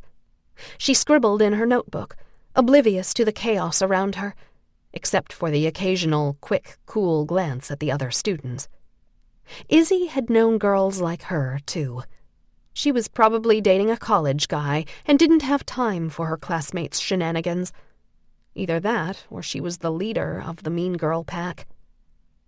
Finally, the bell rang, and the students clambered out of their desks, heading toward first period class. No one else had a backpack. Izzy took her time gathering her things, purposely waiting for everyone else to file out of the room first. When she reached the door, Mr. Hudson called out to her. She turned to face him. "Yes, Mr. Hudson?" "You gave me the wrong form," he said. "This one is for the nurse." "Oh." Izzy went to his desk and took the paper, then rummaged around in her backpack for the right one. "Sorry about that." "Listen," Mr. Hudson said. "This is a small school, and this class has been together since junior high. It's been a couple years since they've had a new classmate." Izzy shrugged. "Okay," she said. "The best thing to do if anyone tries to egg you on is ignore them." Easy for you to say, she thought. "Okay," she said again. "Thanks." After homeroom, the girl with the black hair approached Izzy at her locker. "Hey," the girl said. "Welcome to hell." "Thanks," Izzy said, shoving her empty backpack into her locker. "No one uses a backpack here," the girl said. "The school is so small, everyone goes to their locker between classes." "I noticed," Izzy said. The girl had a slight lisp, but other than that, she looked like she could fit right in with the mean girls. Perfect figure, perfect makeup, perfect clothes. What was she doing talking to Izzy? "My name's Alexandra," the girl said. "Alex for short." Izzy shut her locker and held her math book to her chest. "Izzy, short for Isabel." "I like it," Alex said, smiling. "It fits you. Listen, Shannon and her friends are trouble. The best thing to do is ignore them and try to stay out of their way." "You're the second person to tell me that." "Because it's true," Alex said. Izzy shrugged. "They don't bother me." Alex smiled. "Okay, but don't say I didn't warn you. I doubt you've dealt with anyone like Shannon before." "What could she have against me?" Izzy said. "I just got here." Alex frowned. "Her boyfriend stuck up for you, for one thing," she said. "That's one strike." "That wasn't my fault," Izzy said. "I know," she said. "But the last girl Shannon saw as a threat to her and Ethan had to transfer to another school." "You're not friends with her?" Alex looked away for a fraction of a second, and just that small movement, that tiny delay when Alex averted her eyes, made Izzy wonder if she was telling the truth. Maybe Alex was a spy for the mean girls, sent to make friends so she could report back. "We used to be really close," Alex said, "but that changed a while ago." "What happened?" Izzy knew her question sounded nosy, but she didn't care. She wasn't going to let herself fall into a trap. "Why don't we get together later?" Alex said. "I can give you a ride home if you want. I've got a '76 Beamer. It's junk heap, but I bought it myself and it serves the purpose." Izzy dug her nails into the cover of her math book, uncertainty fluttering in her stomach. "I'm supposed to take the bus home," she said. "My foster parents told me not to ride with anyone they don't know." "Well, how about if I stop by later then?" Alex said. "I'll introduce myself to your foster parents and maybe we can hang out." Izzy was just about to agree when Alex glanced down the hall past Izzy. Alex's face dropped. Then Shannon and her friends were standing behind them, followed by a strong cloud of hairspray and perfume. Shannon beamed at Alex, her eyes twinkling, barely able to contain her exciting news. "You're still coming tonight, right?" she said. "Dave's parents left for Florida and his fridge is stocked with beer." Alex frowned, her forehead knitted. She started to answer, but then Shannon looked at Izzy, as if noticing her for the first time. "Oh," Shannon said. She glanced back at the other girls, then smiled at Izzy. "You can come too, if you want. I'll introduce you to everyone." Izzy started. "Don't forget," Shannon said to Alex. "You promised to bring some tequila." Before Alex could react, Shannon hurried down the hall, laughing with the other girls. Izzy looked at Alex, waiting for an explanation. "She knows I'm telling you I can't stand her," Alex said. "She did that to make me look like a liar." "If you say so," Izzy said. "I've got to get to class." She brushed past Alex and started down the hall, thinking it was going to be a long year. "See you around." Chapter 4. Clara. The Long Island Home for Nervous Invalids. New Year's Day, 1930. 2.5 months after the fight with her parents, Clara stood at the narrow 6-paned window of her 3rd-floor room in Norton Cottage, looking out over the main grounds of the Long Island home for nervous invalids. It was early morning on New Year's Day, gray clouds hanging low and ominous in the winter sky. It had been storming all night, a near blizzard, and everything was cloaked in white.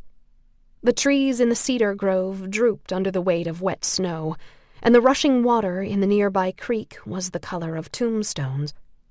The groundskeeper was shoveling the sidewalks, his back hunched, his red hat bobbing up and down as he heaved the wet snow into higher and higher banks.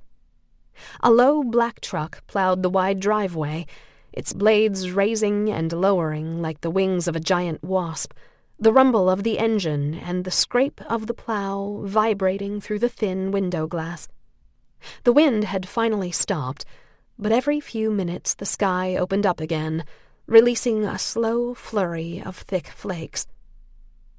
Blinking back tears, Clara wondered where she would be next year on New Year's Day. She pictured herself living with Bruno, raising their child together, finally out from beneath her parents' rule. But first she had to get out of the Long Island home. She had to convince Dr. Thorne that she was being needlessly confined. So far, nothing had worked. He was taking her father's word over hers. If nothing else, she was relieved that the morning walk had been cancelled. Not only was she glad that she didn't have to go out in the snow and cold, but she had spent the morning in the bathroom throwing up, her first bout of morning sickness leaving her weak and shaky. She slid her hand down to her abdomen, already feeling protective of the baby growing inside her. Luckily, no one was able to tell she was pregnant just by looking at her, but she could feel the slight, firm swell below her navel. The baby was a girl. She was certain of it. Every night for over a week, she'd dreamed about a toddler in a pink lace dress, Bruno's dark curls and chocolate-colored eyes looking up at her. Now, Clara swallowed the growing lump in her throat, surprised by the overwhelming love she already felt for her unborn child. It made her think of her mother, Ruth. While pregnant with her firstborn, had Ruth put a protective hand over her growing belly, vowing to love and protect her baby for the rest of her life no matter what? Or was her burgeoning girth a burden to her fashion sense? Did she long for the day when she could finally hold her newborn in her arms and kiss his tiny, sweet-smelling forehead? Or did she want to get her pregnancy over with, so she could hand the baby over to a nanny and get on with her life? Clara had to believe it must have been the latter. Otherwise, how could a loving, nurturing mother turn into a selfish woman who didn't give a damn about what happened to her children? Clara pushed the image of her mother from her mind, knowing that trying to figure out the woman who brought her into this world wouldn't change anything. She turned and sat on the narrow bed, wrapping her sweater around herself, and stared at the unopened letter on her desk. It was from her father, the second she'd received since being admitted to the Long Island home over 2 months ago, despite the fact that she'd written every day begging to be released. The ivory envelope had been sitting there since she'd returned from breakfast an hour ago. She'd picked it up 20 times, thumb poised on the edge of the back flap, then set it back unopened every time. Henry's first letter, delivered a week after Clara arrived, said her stay in the Long Island home was for her own good, that it was just temporary, until the doctors could help her. But as the weeks went by with no more word, Clara started to worry that her father had changed his mind, and she was going to stay longer than originally thought.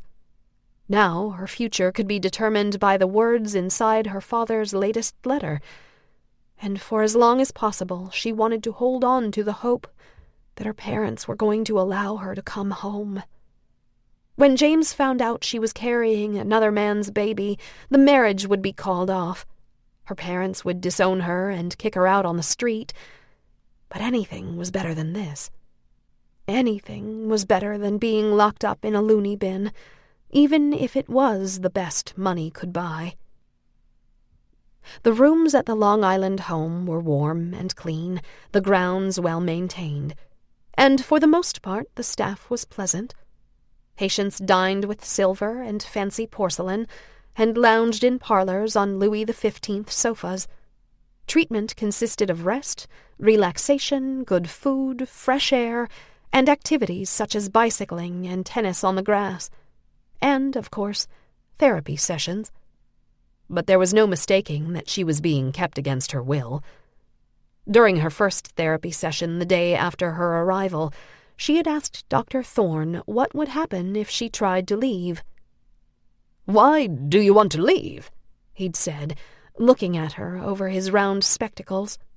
He was tall and whippet thin, with an enormous Adam's apple that bobbed up and down in his leathery throat like a fish in a pelican's beak. "Because I don't need to be here," Clara said. "There's nothing wrong with me." "I see," Dr. Thorne said, scribbling on his pad. "How, then, do you think you came to the Long Island home?" Clara sat in a wooden chair, her ankles crossed beneath the seat, her hands folded in her lap. She dug her fingernails into her palm and tried to look calm. "My father isn't used to me standing up for myself. He thinks women should be seen and not heard. This is his way of silencing me, of trying to prove he can control me. He's trying to force me to do something I don't want to do."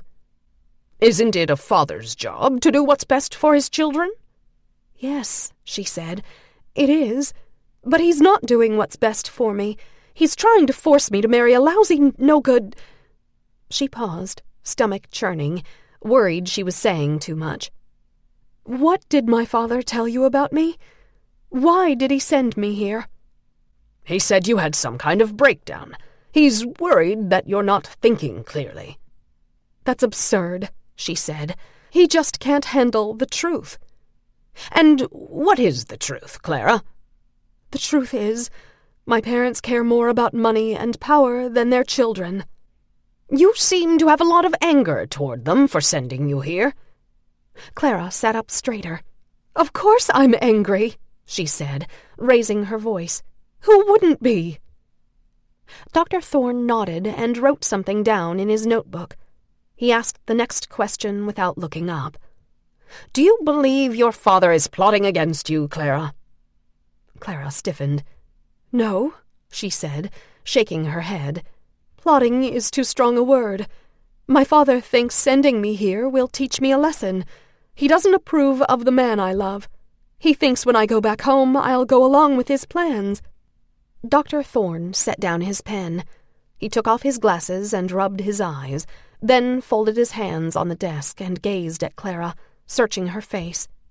"Sometimes," he said in a quiet voice, "when we get anxious or upset, we imagine things. Your father says you accused him of killing your brother." "That's not true," she said.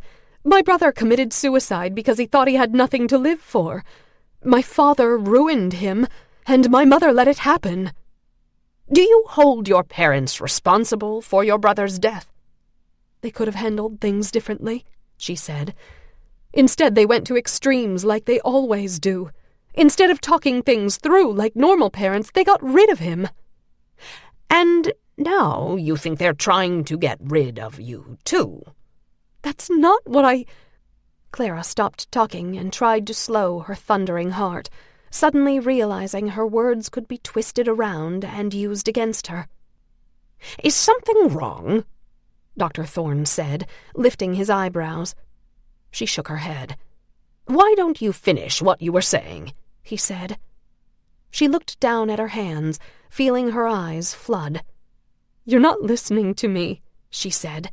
"You're only hearing what you want to hear. You're twisting my words and making it sound like I'm unstable." "You seem to be very suspicious of people," he said. "Your parents, the man they want you to marry, even me." "How would you feel if the tables were turned, Doctor? Wouldn't you try to explain yourself and ask to be released if you were perfectly sane?" Dr. Thorne closed his writing pad and put his glasses back on. The patients here at the Long Island home are only allowed to leave with a release from me or at the request of the admitting party, in this case, your father. So what would happen if I just packed up my suitcase and left? What if I just walked down the driveway and out the front gate? Dr. Thorne smiled and sniffed, as if suppressing a laugh. I suppose you could try, he said. But the Long Island home consists of 14 acres, and it's quite a walk to the front gate. We'd stop you before you got very far. Besides, the gate is locked, and I've seen the size of the trunk you brought with you. I can't imagine you'd have a very easy time of carrying it out of your room, much less down the stairs and across the lawns. Clara's face grew warm. She was about to tell him she didn't give a damn about her steamer trunk. She'd leave without it if she had to. But then she realized he might take her anger as something else, as part of her condition. Her first mistake the day she argued with her father was taking the time to pack a bag. She should have left the study, grabbed her coat, and run out of the house that very instant. She should have fled the minute she heard her father telling the lieutenant to bring a doctor. Instead, she'd hurried to her room and started packing her steamer trunk, forgetting that she'd have to carry the oversized chest down the stairs by herself, that the butler and driver would not be called upon to carry her luggage out to the car. After all, she was running away, not going on another overseas voyage. But she hadn't been thinking clearly, her panicked mind unable to string two coherent thoughts together. All she knew was that she needed to take as much as possible, because when she left, the clothes in the trunk and the dress on her back would be all she owned in the world. Thinking about it now, she berated herself for being so stupid. She knew the police could be at her house within minutes, because Ruth had called them numerous times, when she couldn't find her string of pearls, when the candlesticks from the parlor went missing, when her favorite English tea set had disappeared. Every time the police arrived and talked calmly to Ruth while she paced and wailed, convinced that the help was stealing. Then, like common criminals, the maids and butlers and limo drivers were lined up and questioned. Eventually, a logical explanation came to light. Ruth's necklace had slipped behind her dressing table. The candlesticks were in the pantry, waiting to be polished. The tea set had been returned to the wrong cupboard. After Ruth realized her precious things were no longer missing, she thanked the police for coming so quickly. Meanwhile, Clara did her best to apologize to the help. If only Clara had remembered the speed at which the police could arrive, instead of being like Ruth and worrying about her things, she might have had the chance to slip away. When her father brought the lieutenant, 2 policemen, and a doctor up to her room, her steamer trunk was nearly full and the possibility of escape no longer existed. Henry ordered the men to close the trunk and take it away, along with his only daughter. She could still picture her father's red face and wild eyes, his arms gesturing as if he were ordering a criminal taken out of his house. "What seems to be the problem?" the lieutenant said. "She was spouting all kinds of horrible accusations," Henry said, shaking his head. "I'm afraid she's imagining things." "It's not true," Clara said. Henry looked at the doctor, his eyes pleading. "Can you help her?" Clara ran toward the door, and a policeman grabbed her wrist. She struggled to break free, but it was no use. "Let me go," she cried. "You can't do this. I didn't do anything." "Has Clara suffered any emotional trauma recently?" the doctor asked Henry. "She lost her brother," Henry said, "and somehow she's got it in her mind that I—" Henry hung his head, his clenched fists to his forehead, as if it was too much to bear. "That's not why Clara cried. The policeman tightened his grip on her arm. "No, let me go." The lieutenant directed his attention to the doctor, letting him make the final call. The doctor nodded. Before Clara could protest further, the policeman grabbed her by the arms and led her out of the bedroom, down the stairs, and outside, where she was shoved into the back of the doctor's black Buick, her jacket and winter boots tossed onto the back seat beside her, her luggage thrown into the trunk. She remembered looking out the car window at the stone entrance of her parents' house, the familiar granite balustrade and carved fleur-de-lis above the doorway. She wasn't sure why she looked. Maybe a small, hopeful part of her expected her mother to be crying on the steps, upset that her only daughter was being taken away. But the only thing she saw was the hem of her father's smoking jacket as it disappeared through the entryway, the brass knocker bouncing with the slam of the door. Now Clara chewed on the inside of her cheek, trying to think of a way to convince Dr. Thorne to let her go. "I'm sorry," the doctor said, "but I'm afraid our time is up." "But Clara said. The doctor stood and went around the desk. "We're finished for today, Clara." Clara stood. "That's it?" she said, throwing up her hands. "You're going to make decisions based on a 20-minute conversation?" "We'll talk more at your next appointment," he said, opening the door. "When?" she said. "Tomorrow?" Dr. Thorne smiled and shook his head. "I'm afraid I have to see some of my other patients tomorrow. We'll meet again next week." Clara's stomach dropped. Next week?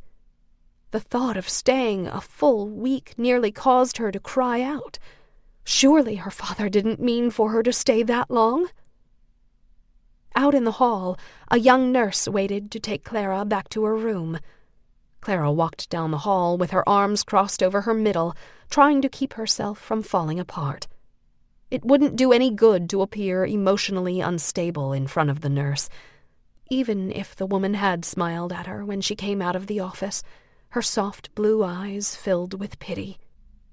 A block of fear settled in Clara's stomach, and her skin prickled with goosebumps. The corridors seemed to stretch on forever, the red and green carpet and crystal sconces reminding her of being inside the funhouse on Coney Island, where patrons were harassed by a clown with an electric wand through crooked rooms and dark corridors with tilting floors and moving walls. She'd always hated the funhouse, remembering her panic when an air jet burst across her ankles. After turning and clawing her way past the other patrons to get back outside, she vowed never to go inside again, no matter how much her friends made fun of her. The Long Island home was 1,000 times worse. Here, there was no way out, no exit, no way back to sunshine and corn dogs and laughing friends. When Clara reached her room, she stood at the door waiting for the nurse to let her in. She stared at the floor for what felt like a full minute before realizing the nurse had stopped a few steps behind her. The young nurse looked at Clara with a furrowed brow, as if trying to make a decision. "Have you been out on the grounds yet?" the nurse said. Clara shook her head. "I just got here." "I know when you arrived," the nurse said. "I was with Nurse McCarn when she led you to your room last night. I helped unpack your things." "I'm sorry," Clara said.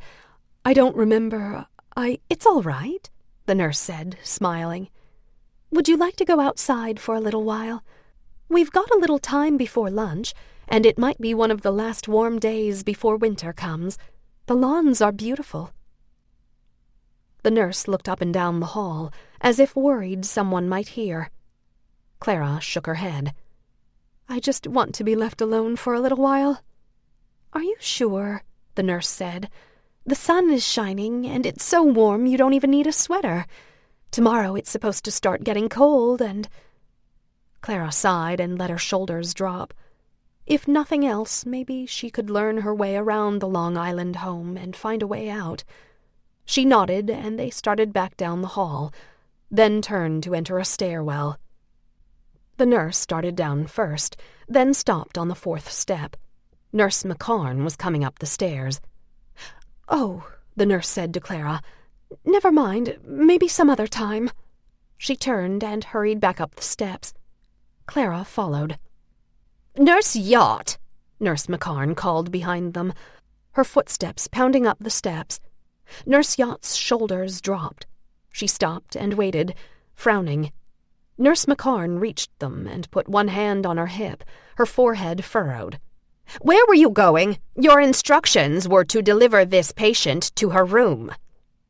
"I was taking Clara outside," Nurse Yacht said, "to get a little fresh air." Nurse McCarn glared at Nurse Yacht, her jaw working in and out. "It's not up to you to make decisions about what's best for a patient," she said. "Take her back to her room this very instant." Nurse Yacht dropped her eyes. "Yes, ma'am." "Try to remember you're not a doctor," Nurse McCarn said. "You might do well to learn from my example. I've been at the Long Island home for over 20 years and always follow the doctor's orders to the letter." "I'm sorry," Nurse Yacht said, her face turning red. Nurse McCarn shook her head and clucked her tongue. "This is the second time I've had to speak to you about something. You'd better watch your step, Nurse Yacht." Clara swallowed and stepped forward. "Dr. Thorne instructed her to take me outside," she said. "I told him I was feeling a little cooped up, and he asked if going outside for a few minutes would help." Nurse McCarn stared at Clara, her mouth pinched. Clara held her gaze. Finally, Nurse McCarn looked at Nurse Yacht. "Is this true?" she said. Nurse Yacht nodded. Nurse McCarn pressed her lips together, a blue vein popping out on her forehead. She was struggling, trying not to lose her temper. "Carry on," she said, waving a hand toward the stairwell. "You've got 10 minutes before lunch. Make sure the patient is in the cafeteria on time. If she's late, I'll hold you responsible." She shook her head in disgust and marched down the hallway. Nurse Yacht smiled at Clara. "Thank you," she said. "I swear she's got it out for me." That was 10 weeks ago. It felt like 10 years. Now Clara reached out for the letter on her desk. When she first saw it that morning, her heart leapt in her chest, hoping it was from Bruno. At long last he had answered her daily letters. Then she saw Henry's formal script on the front of the envelope and fell back on the bed, her hands over her face. She couldn't imagine why Bruno hadn't written back. At first she worried her letters had been intercepted somehow, but that didn't make sense. She took them down to the front desk and dropped them in the locked mailbox herself. After the first month went by with no word, she started waking up in a cold sweat, panicked that something bad had happened. Her father was a power-hungry tyrant, to be sure, but he wouldn't go as far as getting rid of Bruno, would he? Briefly, the thought crossed her mind that Bruno forgot about her. Maybe their love affair had meant nothing to him. Maybe she was just one woman in a long line of women. But no, it had been more than that. Much more. She was certain of it. Still, she preferred picturing Bruno with another woman to the image that assaulted her mind every night. Bruno floating beside her brother William, face up in the Hudson River. She took a step back from the desk and put her fingers over her mouth, suddenly sick to her stomach again, even though eating dry toast at breakfast had helped her nausea. Her father wasn't writing to say hello after nearly 3 months of silence. Christmas and New Year's had come and gone, and there hadn't been so much as a card. Was she finally getting out of this place? Or was she being forced to stay longer? She took a deep breath and picked up the letter again, vowing to open it this time. She bit down on her lip and slid her thumbnail beneath the back flap, then tore it open. Her fingers trembled as she unfolded the single sheet of her father's ivory stationery. She let the envelope fall to the floor and held the letter with shaking hands. "Dear Clara, your mother and I hope you are well and getting the help you need. It's unfortunate that your life has taken this turn. Dr. Thorne has reassured me that sometimes, no matter how hard we try, Parents cannot determine the outcome of their children's upbringing. But that is neither here nor there. What's done is done. Your mother and I have done our best, and that is all we can ask of ourselves. I'm writing to let you know that things have changed since the stock market crash in September. Due to our losses, and in an attempt to keep our home and the lifestyle to which your mother and I are accustomed, I regret to say that I can no longer afford to pay for your care at the Long Island home. Dr. Thorne and I have talked at length about your condition, and what we both feel should be the necessary next step. Dr. Thorne will explain what we have agreed upon. Try to remember that your mother and I only want what's best for you. Warm regards, Father. Clara stared at the letter, the words blurring on the paper, a hard lump forming in her throat. What did it mean? What was the necessary next step? Was she going to be released? Was she going to be let go, to be on her own? She dropped the letter on the floor and paced the small room, shivering. Her appointment with Dr. Thorne wasn't until 11. It was only 9:30. She stopped pacing and took several deep breaths, trying to slow her hammering heart. Emotional distress wasn't good for the baby. She needed to calm down. After a minute, she lay on the bed and closed her eyes, pulling the thin blanket over her trembling shoulders. Then she sat up with a start, realizing there was something she had to do. She needed to write to Bruno. If things were going to change, if she was being released or sent home, he needed to know. Even though she had no idea if he was getting her letters, she had to try to let him know what was going on. She got up, opened the desk drawer, and yanked out the stationery provided by the Long Island home. She pulled out the desk chair and sat, pen poised over the paper, then realized she had no idea what to say. How could she tell Bruno what was happening when she didn't know herself? The letter would have to wait until after her appointment with Dr. Thorne. Maybe Dr. Thorne would see her sooner. Maybe she could ask Nurse McHarn if the schedule could be changed. She got up and went to the door, then heard male voices in the hall. She hurried back to the desk and shoved the stationery in the drawer, then looked around the room for something to make it look like she was busy. Nurse McHarn said idle hands were the devil's playground, and if a patient had nothing to do, there were floors to be swept and toilets to be scrubbed. Clara pulled the institution-provided Bible from the shelf above her desk, sat on the bed, and opened the book to a random page. A light-headed, shaky feeling came over her, as if she hadn't eaten in days. Just then there was a soft rap on the door. Dr. Thorne and a man she didn't recognize entered the small room, Nurse McHarn on their heels. A layer of snow sat on the shoulders of the stranger's wool coat and filled the cuffs of his trousers, puddles of melting condensation already forming on the floor around his galoshes. "Good morning, Clara," Dr. Thorne said. "How are you feeling today?"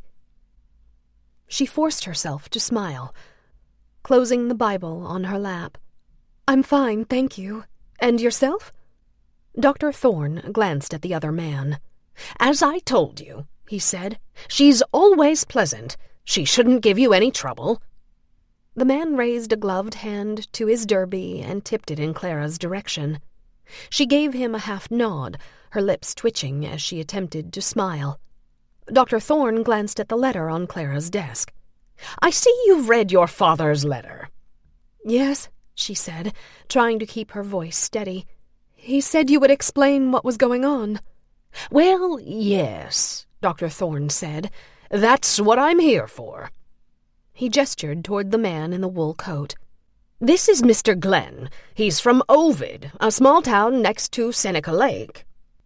Nurse McHarn took a step forward to stand beside Dr. Thorne, keeping her arms straight and slightly behind the side seam of her white skirt. Clara caught a glimpse of something long and silver in her hand. It looked like a syringe. Ice filled Clara's esophagus, making it hard to breathe. She stood. The Bible slid from her lap, slamming on the floor with a loud bang. Then she saw 2 orderlies and a nurse in a blue cape waiting in the hall. Dr. Thorne held up a hand, as if to stop Clara from bolting. Nurse McCarn moved closer, her eyes wide and bright, as if on high alert. "Mr. Glenn and a nurse are here to take you to Willard." "Willard?" Clara managed. She swallowed. Her tongue felt like stone. "It's a state-run hospital for the insane," Dr. Thorne said. "Your father wants to make sure you get the help you need. Unfortunately, he can no longer afford your stay here." Clara stepped backward, her hands clutching her sweater. "But I don't understand," she said, sweat breaking out on her forehead. "My father said this was just temporary. I don't need help. I just want to go home." Nurse McCarn stepped forward, bringing the syringe out of hiding. Dr. Thorne put up a hand to stop her. "I understand, Clara," he said, "but you need to get better first. Go ahead and pack up your things. Mr. Glenn has the car waiting outside." "But the weather," Clara said, searching for any reason to delay. "It's clearing up," Mr. Glenn said. "We'll be fine as long as we leave in the next few hours. We'll be back at Willard by nightfall." "There's no reason to be afraid," Dr. Thorne said. "You'll be taken good care of at Willard." Clara collapsed on the bed, her legs suddenly weak, her arms useless. It took all her strength not to fall in a heap on the floor. She searched for something to say to make them understand she was perfectly sane, that her only offense was arguing with her parents. She was being punished for standing up for herself, for standing strong for what was right and true. Words escaped her. "Nurse McCarn," Dr. Thorne said, "have one of your nurses come help Clara pack while you show Mr. Glenn and his nurse to the cafeteria. I'm sure they could use a hot meal before the long drive back to Willard. And bring Clara some hot tea and something to eat before she goes." Nurse McCarn and Mr. Glenn left the room while Dr. Thorne remained in the entrance, one hand on the doorknob. "You'll be all right," he said to Clara. "You're an intelligent young woman with a bright future ahead of you. You just need a little help figuring out the right direction for your life. If you cooperate, there should be no reason to fear going to Willard." Then he closed the door and left, leaving Clara numb and staring at the wooden floor. In what felt like slow motion, she got up and pulled her journal from beneath her bed. She sat at the desk and opened to her last entry, the words a blur on the page. She'd written in the journal every day since her arrival, but had not mentioned anything about the baby. For some reason, she was afraid she might jinx her pregnancy, or the doctors would find the journal and tell her father. If Henry found out she was going to have Bruno's baby, there was no telling what he might do. He would probably send her away forever. She wiped her eyes and picked up a pen, trying to think of a way to convey the feeling of being thrown away like a piece of trash, of being locked up like a criminal. She remembered hearing stories of parents who kept their children from public view. Deformed limbs, uncontrollable tempers, slow intelligence, and cleft lips being put into hiding, locked away behind a doorway on the highest floor of the family home, or secreted away in a dark attic. Is that what her father was doing? Was he so ashamed that his daughter loved someone who didn't meet his approval that he wanted to hide her away? Or did he truly believe that a doctor could make her see the error of her ways, that she could be forced to marry a man she didn't love? Or did he really think she was sick? She put the pen to paper and wrote in her journal, "My father is getting rid of me, sending me away. I'm not sure what he thinks this will accomplish. It only makes me more determined when I'm released to live my life the way I wish and to get away from him. My father is sending me to Willard. I wonder if I should be afraid." A few minutes later, Nurse Yacht came into her room. She smiled at Clara and looked her in the eye, unlike the rest of the doctors and nurses, who always seemed to look through her. Clara thought about telling the nurse she was being sent away, but knew there was no point. There was nothing the young nurse could do. She watched Nurse Yacht pull the steamer trunk from the closet and lay it sideways on the floor. Nurse Yacht turned on her toes as she went around to open the lid, her white stocking legs and pale hands moving slowly and purposefully, like a ballerina doing a choreographed dance. Clara guessed that they were close in age, Nurse Yacht being 2 to 3 years older. She pictured Nurse Yacht's parents, smiling and proud at her graduation from nursing school. Tears filled her eyes, and she looked at Nurse Yacht's fingers to see if she was married. There was an engagement ring on her left hand. Suddenly, Clara felt weighed down, like she was trapped beneath a giant boulder. Her chest constricted, the agony of grief pulling her shoulders down. She was certain she heard her heart break. All at once she knew she was going to be sick. She stood up, hurried to the wastebasket, and fell to her knees. The toast she'd eaten earlier came up, stinging her throat, and then there was nothing but pain and acid. She spit into the basket over and over, then stood on trembling legs.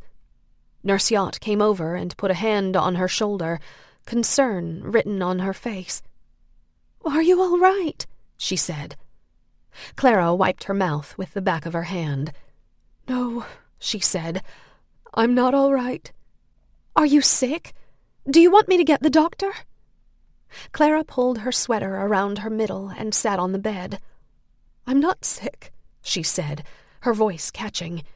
"I'm pregnant." Nurse Yacht gasped. Clara put her face in her hands and sat forward, her elbows on her knees. Her shoulders convulsed, her breath coming in short, shallow gasps. Nurse Yacht knelt beside her, one hand rubbing Clara's back. There, she said. "Everything's going to be all right." "No," Clara said. "Everything is not going to be all right. The doctors here are supposed to help me, but how can they help me when they won't listen?" She lay down on the bed and curled up on the blanket. Nurse Yacht pulled the chair away from the desk and sat down, facing Clara. "I'm so sorry," she said.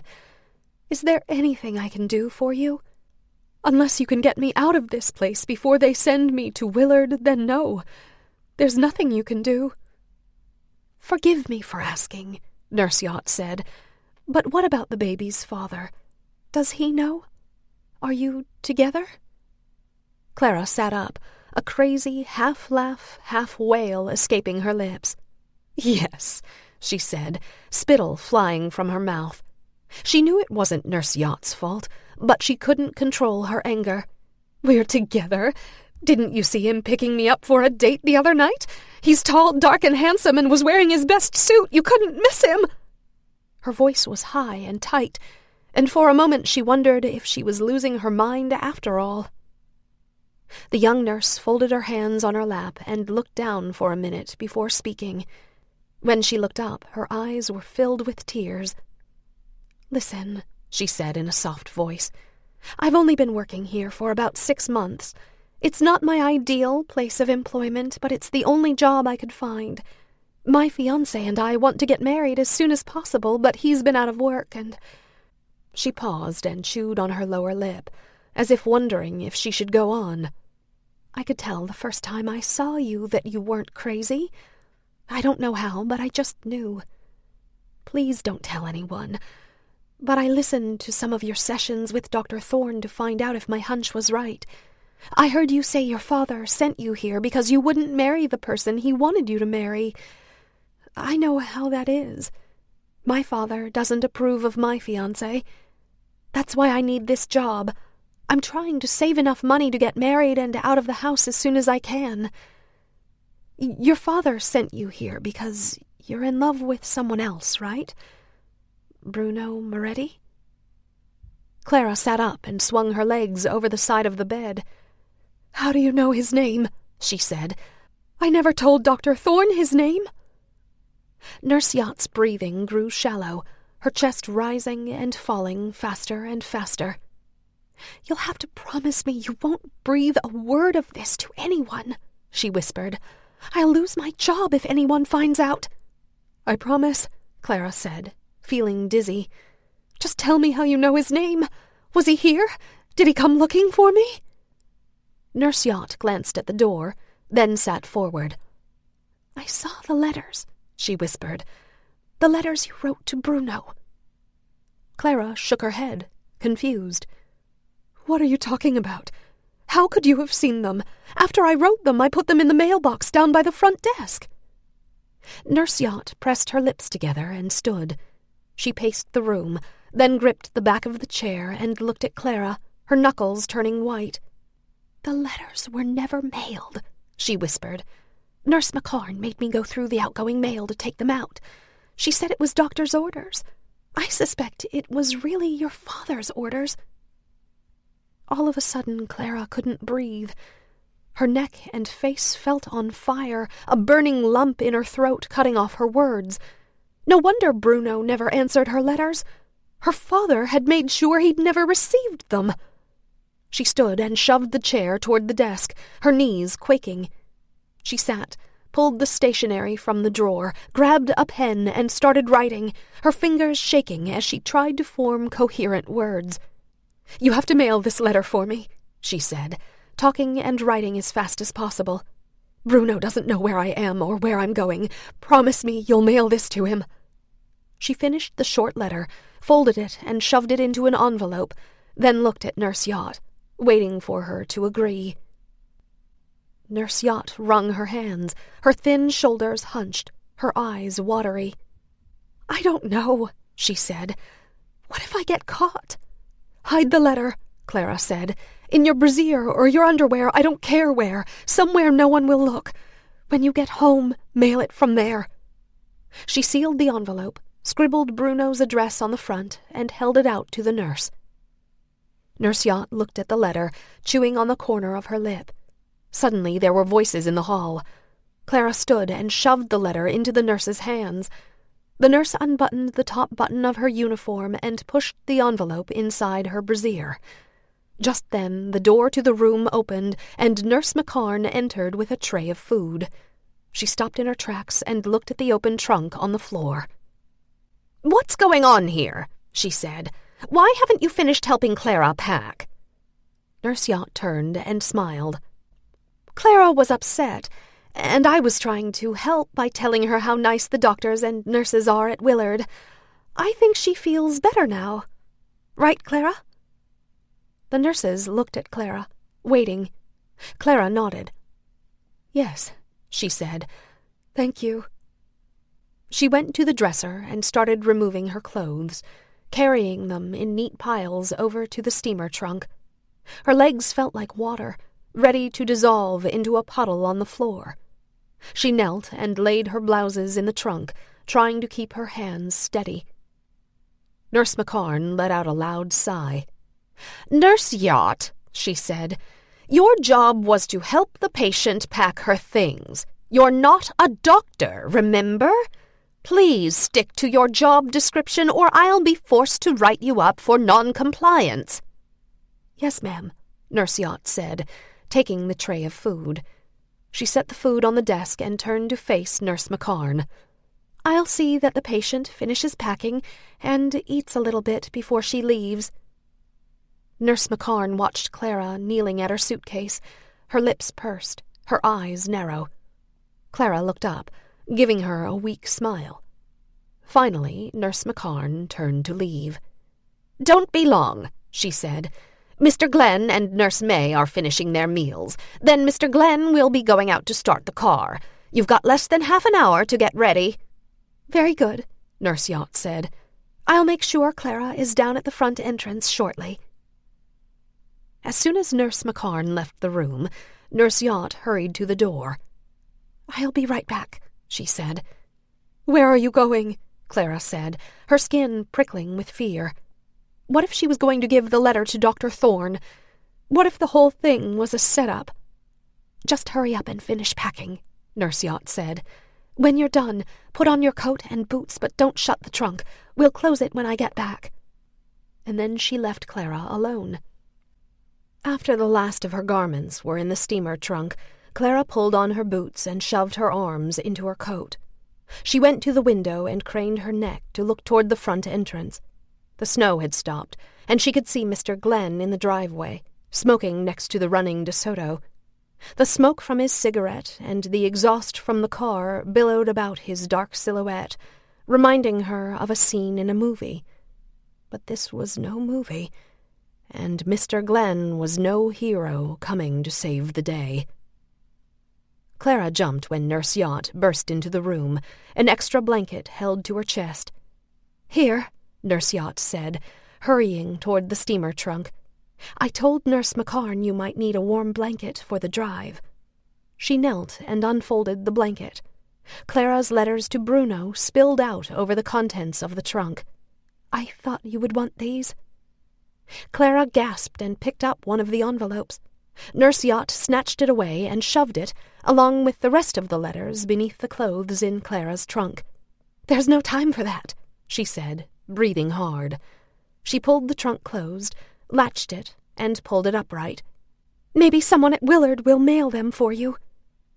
Clara threw her arms around Nurse Yacht. "Thank you so much," she said, choking back tears. Nurse Yacht pulled away and led Clara to the door, but not before Clara saw tears welling up in her eyes. Chapter 5. Izzy. The Saturday after Izzy's first week of school was hot and humid, the balmy breeze moving only the highest branches of the trees. Nearer the ground, the air was breathless. Izzy walked along a shaded sidewalk on her way to work, running her fingers through the birch leaves above her head. It was early, and a layer of dew still clung to the foliage, leaving the leaves wet and cool.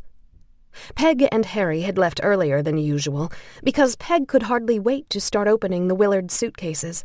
Izzy had asked to walk the 2 miles to the museum warehouse, instead of riding with them in the car.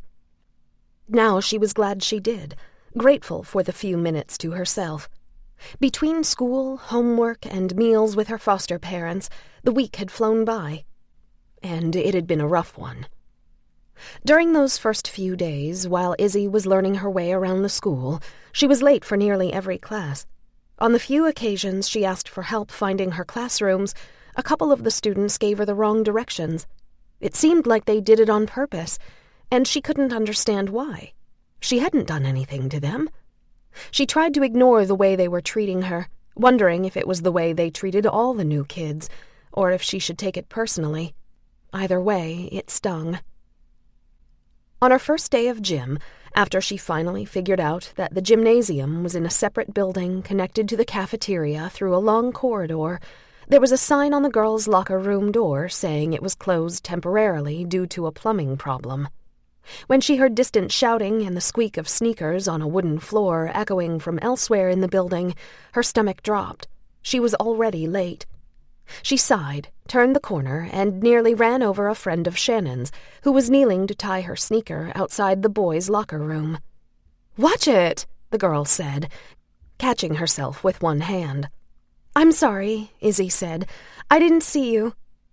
She reached out to help the girl up, but the girl ignored her and finished tying her sneaker. What was her name again? Izzy thought. Crystal? Nicole? Tina? The girl stood. "What's the rush?" she said. She brushed off her knees and shorts, then ran her fingers through her highlighted bangs. Like Shannon's and a dozen other girls at the school, her hairstyle was sleek and layered, curling under around the edges, the Rachel haircut from the TV show Friends. Her white gym shorts were skin-tight, and the letter C glittered on the front of her short, oversized T-shirt. Crystal, that was her name. "I was going to change for gym, but," Izzy said. "We have to use the boys' locker room until they get the plumbing fixed in ours," Crystal said. "You'd better hurry up. Miss Southard makes us do laps for every minute we're late." "But what about," Izzy said. Crystal waved a dismissive hand in the air. "Don't worry," she said. "The plumbing breaks all the time, at least once a month. The boys don't have gym until after lunch." Izzy stayed rooted to the floor, trying to figure out what to do. "How much trouble will I get in if I wear flip-flops and jeans to gym?" she said. Crystal laughed and rolled her eyes. "Trust me," she said. "That's worse than being late." She grabbed Izzy's arm and pulled her toward the locker room door. "Come on, it's girls only. I'll show you." Izzy let Crystal lead her toward the boys' locker room, then stopped outside the entrance, unsure. Crystal pushed open the door and stood against it, holding it open and smiling. Izzy didn't move. "Oh my God," Crystal said. "Don't be such a chicken. I'll go with you." Izzy took a deep breath. If Crystal was willing to go in, maybe it was okay. She followed her into a ceilingless entrance hall that led to a second door. The stench of sweat and old urine stung Izzy's nostrils, and the sound of lockers banging, showers running, and people talking echoed in the cement space. But the voices were male. Izzy stopped in her tracks. Before she could turn and run, Crystal grabbed her wrist and yanked open the second door. Shannon and Nicole waited on the other side. The three girls grabbed Izzy and dragged her into the boys' locker room, pulling on her clothes and hair, their manicured nails digging into her arms. The steamy room was full of naked and half-dressed boys. When they saw the girls, they laughed and catcalled, throwing their wet towels in the air and dancing on top of the benches. Izzy kept her head down and tried to get away, but it was no use. In her struggle, she lost one of her flip-flops and dropped her bag of gym clothes. The girls pulled Izzy through the changing area and pushed her toward the shower room. Then they shoved her forward, into the showers, and turned and ran. Izzy's bare foot slipped on the wet floor, and she nearly fell. A damp hand grabbed her wrist to keep her upright. She looked up to see Ethan standing there, his dripping hair plastered against his forehead, his bare chest covered in lather. She stared at his face, like a deer caught in headlights, then turned and stumbled out of the shower. Cheeks burning, she made her way back through the locker room, picking up her flip-flop and gym clothes, trying to keep her eyes on the floor. The boys hooted and hollered, asking if she saw anything she liked. When a soggy jockstrap hit her in the middle of the chest, she stopped and glared at them. "I've seen bigger penises on the toddlers I babysit," she said, trying to sound tough. The guys laughed and waved her away. When she came out of the locker room, one leg of her jeans soaked, her shirt torn at the sleeve, Shannon and her friends were waiting in the hall. Izzy bunched her hands into fists and stormed away, wanting to punch them in the face, knowing they weren't worth the trouble. "Don't be mad," Shannon called after her. "It was just a joke. We do it to all the new girls." Cursing under her breath and berating herself for trusting Crystal, Izzy kept going until she reached the principal's office. The principal said he would have the health teacher prepare a lecture on bullying for the next assembly, and if Izzy ever felt threatened, she could go to the school nurse. But when he asked for the names of the perpetrators, Izzy refused to give them to him. If the principal questioned Shannon and her friends, there would be hell to pay. Izzy wanted him to be aware of what was going on in his school, but she wasn't ready to be labeled a snitch so he could do his job. Later that night, it was all she could do not to sneak into Harry and Peg's bathroom and look for a razor blade. As if the boys' room incident wasn't bad enough, the next day she caught Shannon and Crystal gluing ketchup-smeared Kotex to the outside of her locker. When the girls saw Izzy coming, they ran in the other direction, where Ethan waited for them at the end of the hall, his forehead furrowed, his mouth in a hard, thin line. When he saw Izzy, a look of shame flashed across his face.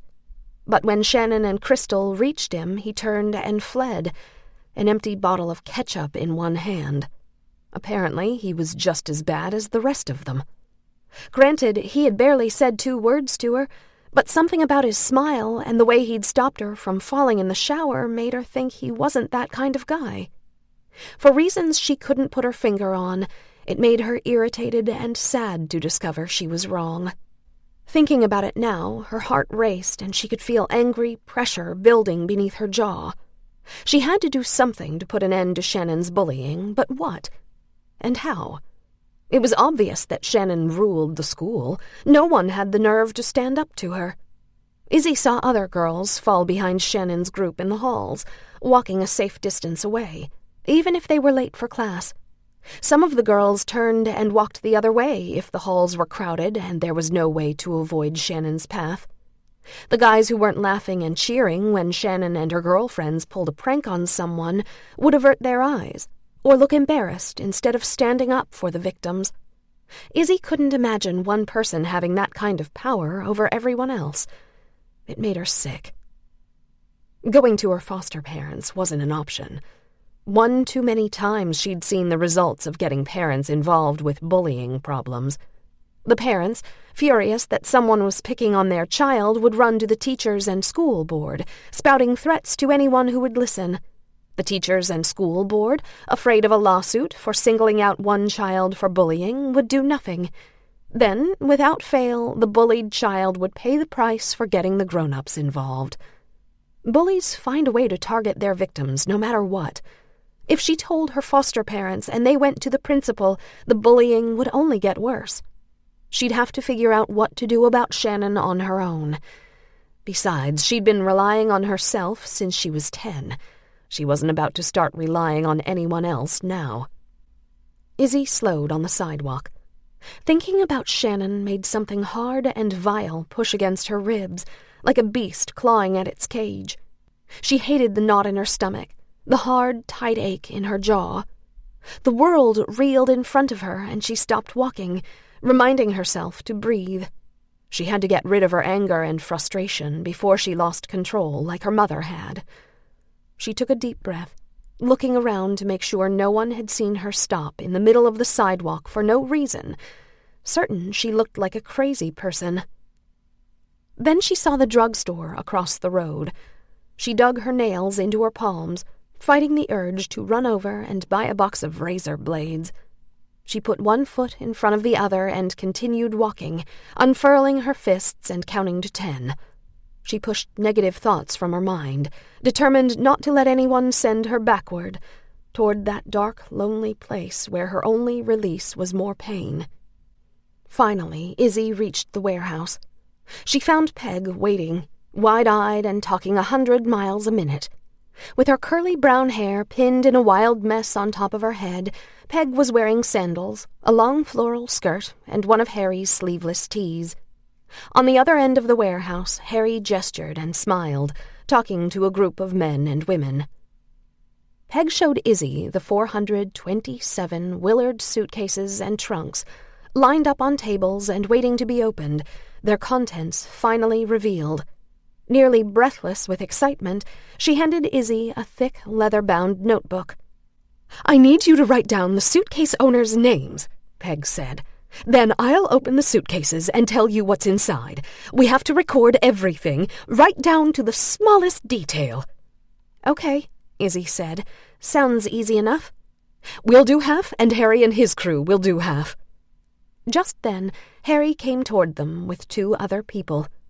A tall, wiry man with thinning blonde hair and silver-rimmed glasses, Harry was, as usual, impeccably dressed in a pinstriped shirt and black dress slacks.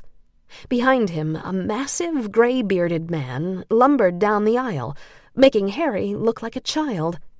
Izzy gaped at the height and width of the giant walking toward her, his wide red face, his tree-trunk-sized legs. She'd never seen such a large human being. The camera in his hand looked like a doll's toy. Then, for the first time, she noticed the person walking next to the giant.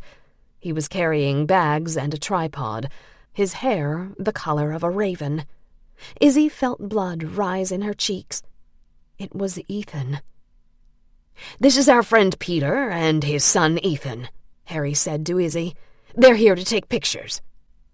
"And this is my assistant, Isabel," Peg said. "We call her Izzy." Peter smiled and grabbed Izzy's hand, her slender fingers disappearing inside his enormous mitt. Ethan shook Peg's hand, then smiled and said hi to Izzy. She nodded in his direction, then glanced down at her shabby sneakers and 2 loose jeans. Peg had told her to wear work clothes, any old garments she wouldn't care about ruining. Now she groaned inside, wishing she'd worn a plain-colored shirt instead of the New Kids on the Block long-sleeved tee with "I Love Jordan" written across the chest. She'd had the shirt since 10th grade, and she usually wore it to bed. Not only were her clothes ugly and outdated, but she'd decided not to shower before work. Her dirty hair was in a ponytail, greasy strands hanging in her makeupless eyes. She could hear the taunts in school now. Peter and Ethan walked beside Peg and Izzy toward one end of the warehouse, while Harry returned to the other. Thankfully, Peter's Goliath frame was like a barrier between Izzy and Ethan. She could almost pretend Ethan wasn't there. She used those few moments to take slow, deep breaths, willing her reddening neck and face to return to its normal, welt-free color. When they reached the first piece of luggage, a deteriorating leather suitcase with a brown handle and metal clasp, Ethan set up a tripod and pulled a handheld light out of a duffel bag. Peg and Izzy stood back while Peter snapped a few pictures. Izzy silently berated herself, unable to keep her eyes from wandering toward Ethan's muscular frame. He was wearing black dress shoes and tight jeans, his wide biceps stretching the rolled-up sleeves of his white button-up shirt. An image flashed in her mind, his tanned, muscular body, naked and dripping in the boys' shower room. "Why does he have to be here?" she thought. "And why does he have to be so damn good-looking?" Then she pictured him holding a ketchup bottle, running away with his girlfriend, like a preschooler caught putting a cat in a toilet. No matter how beautiful he was on the outside, he was ugly on the inside. All the muscles and chiseled chins in the world wouldn't change that. Finally, Peg went over to the suitcase and read the luggage tag out loud, spelling the first and last name so Izzy could write it down. Madeline Small. Then Peg took a deep breath, pulled on a pair of plastic gloves, and, with slow, careful hands, undid the clasp and pulled the suitcase open. Peter moved closer to take pictures before the contents were disturbed, leaving Izzy and Ethan standing side by side. Out of the corner of her eye, Izzy saw Ethan looking at her. She kept her eyes straight ahead. With careful, reverent fingers, Peg took the dry, fragile contents one by one out of the suitcase, while Izzy wrote the items down. One Bible with 3 black and white photographs tucked inside, one of a young boy in a white shirt and dark pants, written in pencil on back, Charles, 1919. One of a young girl in a ruffled dress and flowered bonnet, written in pencil on back, Esther, 1921. One of an older woman standing on a porch in an apron, written in pencil on back, Mother, Saratoga Cabin, 1927. 4 pieces of silver flatware, 2 knitted baby caps, one with pink ribbon ties, one with blue ribbon ties. Condition, some yellowing and staining. 1 pair baby booties with white embroidery. Condition, good. Izzy waited for Peg to keep going, but there was nothing else inside the suitcase. No clothes or nightgown, no letters or other personal items. "That's it," Peg said, her eyes glistening. She shrugged and looked at Izzy, Peter, and Ethan. "Why would anyone bring baby clothes to an insane asylum?" Izzy said. "I don't know," Peg said. "Maybe they were her baby's bonnets and booties. Maybe they were the only things she cared about. But don't you see? That's why we're doing this. We're trying to find out more about the people who left these suitcases behind." "But how?" Ethan said. "How much can you find out just from looking inside these suitcases?" "We're hoping to get access to some of the medical records, too," Peg said. "Right now, they're sealed, but we're going to pick the most compelling cases and ask the Office of Mental Health for permission to let us find out more." "Do you want the items photographed individually or in a group?" Peter asked. Peg stood with her hands on her hips, thinking. "I guess it's going to depend on how many things are inside each suitcase. For this one, I think we can shoot them together." Ethan pulled a black cloth from his bag and laid it out in front of the suitcase, then set up another tripod for a second light. Peg gave Izzy a pair of plastic gloves and asked her to help rearrange the bonnets, pictures, and silverware on the cloth. Izzy was thankful for the gloves, carefully picking up the fragile items. She wished she had one of the paper masks Peg always wore while restoring paintings or scrubbing dirt from an old artifact. It was probably foolish, but she didn't want to breathe in the decades-old dust or smell the arid odor of decay radiating from the insides of the suitcase and the yellowing baby clothes. The dry, pungent aroma and bitter tang of death reminded her of old graves and her parents' sealed bedroom. At least in the museum, the antiques were on display pedestals or behind glass. You weren't supposed to touch them. This was different. Now, like one of the first archaeologists on a dig, she was handling things that hadn't been touched by another human in decades. She was helping unearth buried secrets, coming in direct contact with items once owned by people who were now nothing more than a pile of rotting bones in the ground. Not to mention the fact that the owner of these items was insane. She knew it was crazy, but she pictured microscopic particles wafting up from the baby bonnets and silverware, floating through the air and entering her lungs and bloodstream, starting a psychotic chain reaction that when the tainted molecules reached her brain would seal her to her mother's fate. She felt lightheaded and tried not to take deep breaths, hoping the day would fly by so she could go home and shower. Peg and Izzy finished rearranging the items, then Peter and Ethan took pictures. Izzy and Peg stood back, waiting for Peter to tell them if the items needed to be repositioned.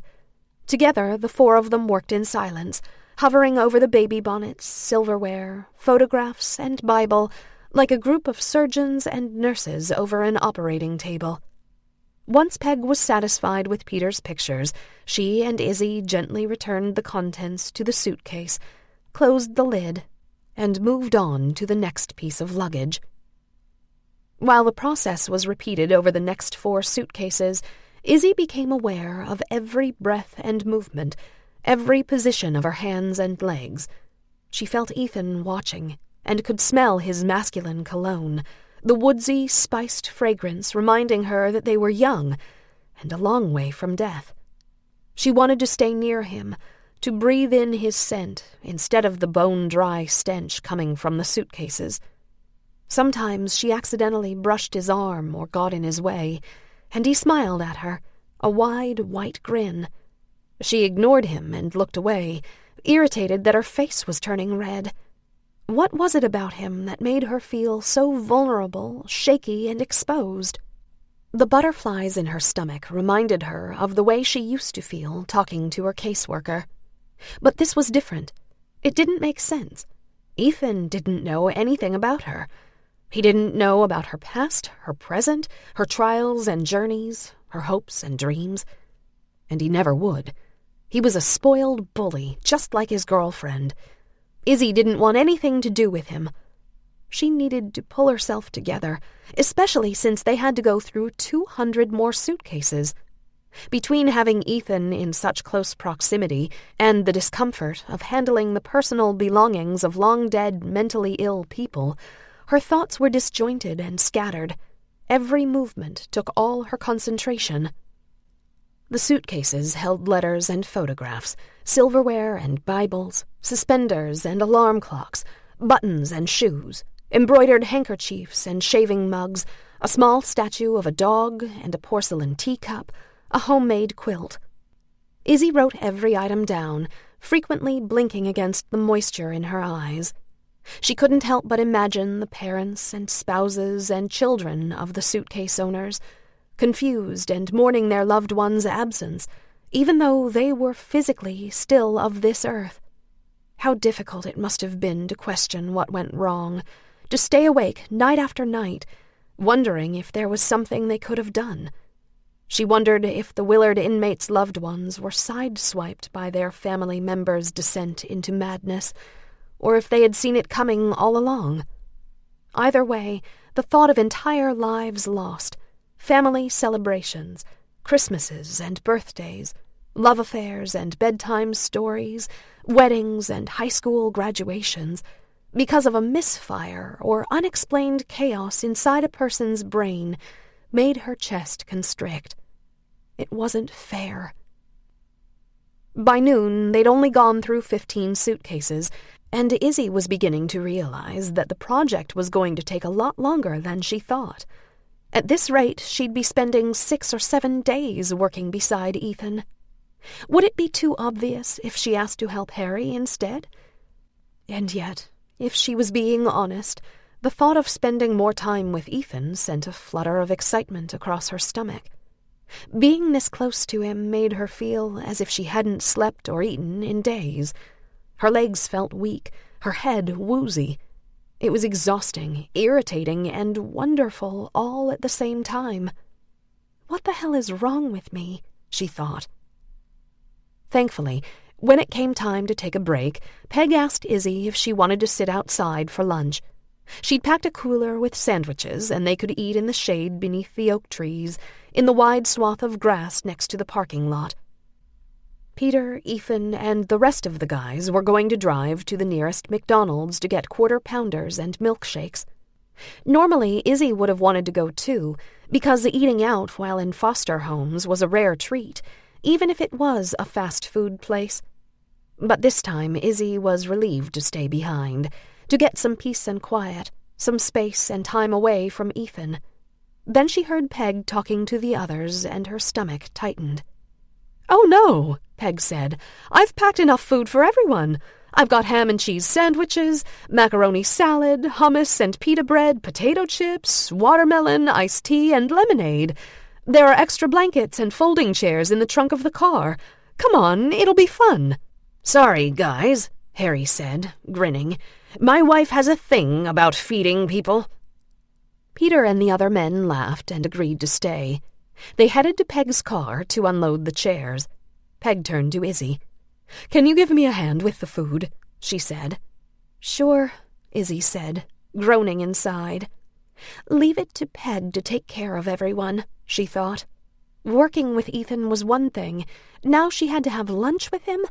The last few minutes before it was time to take a break, she'd been starting to get hungry, her stomach growling so loud she was sure everyone heard it. Now her stomach roiled with a strange mixture of elation and dread. Everyone gathered beneath a row of thick-trunked oak trees, the men setting up folding chairs, Peg and Izzy spreading out a blanket and organizing the food on a fold-out table. The men formed a line, and Peg poured drinks and scooped macaroni salad onto paper plates, while Izzy pulled sandwiches out of the cooler and handed out snack-sized bags of chips. When she saw Ethan next in line, she kept her eyes on her work, hoping he was going to sit far away. She held out a sandwich, pretending to search in a grocery sack for a bag of chips, and felt his fingers brush hers. At first, she ignored it. Then she handed him a bag of chips, and he grabbed her hand and the bag at the same time, crushing the chips between their fingers. She looked up. "Oh, sorry," he said, grinning. "It's hard to see when you're not looking." She tried to pull away, but he wouldn't let go. "Thank you for the sandwich," he said. "And the chips?" She rolled her eyes.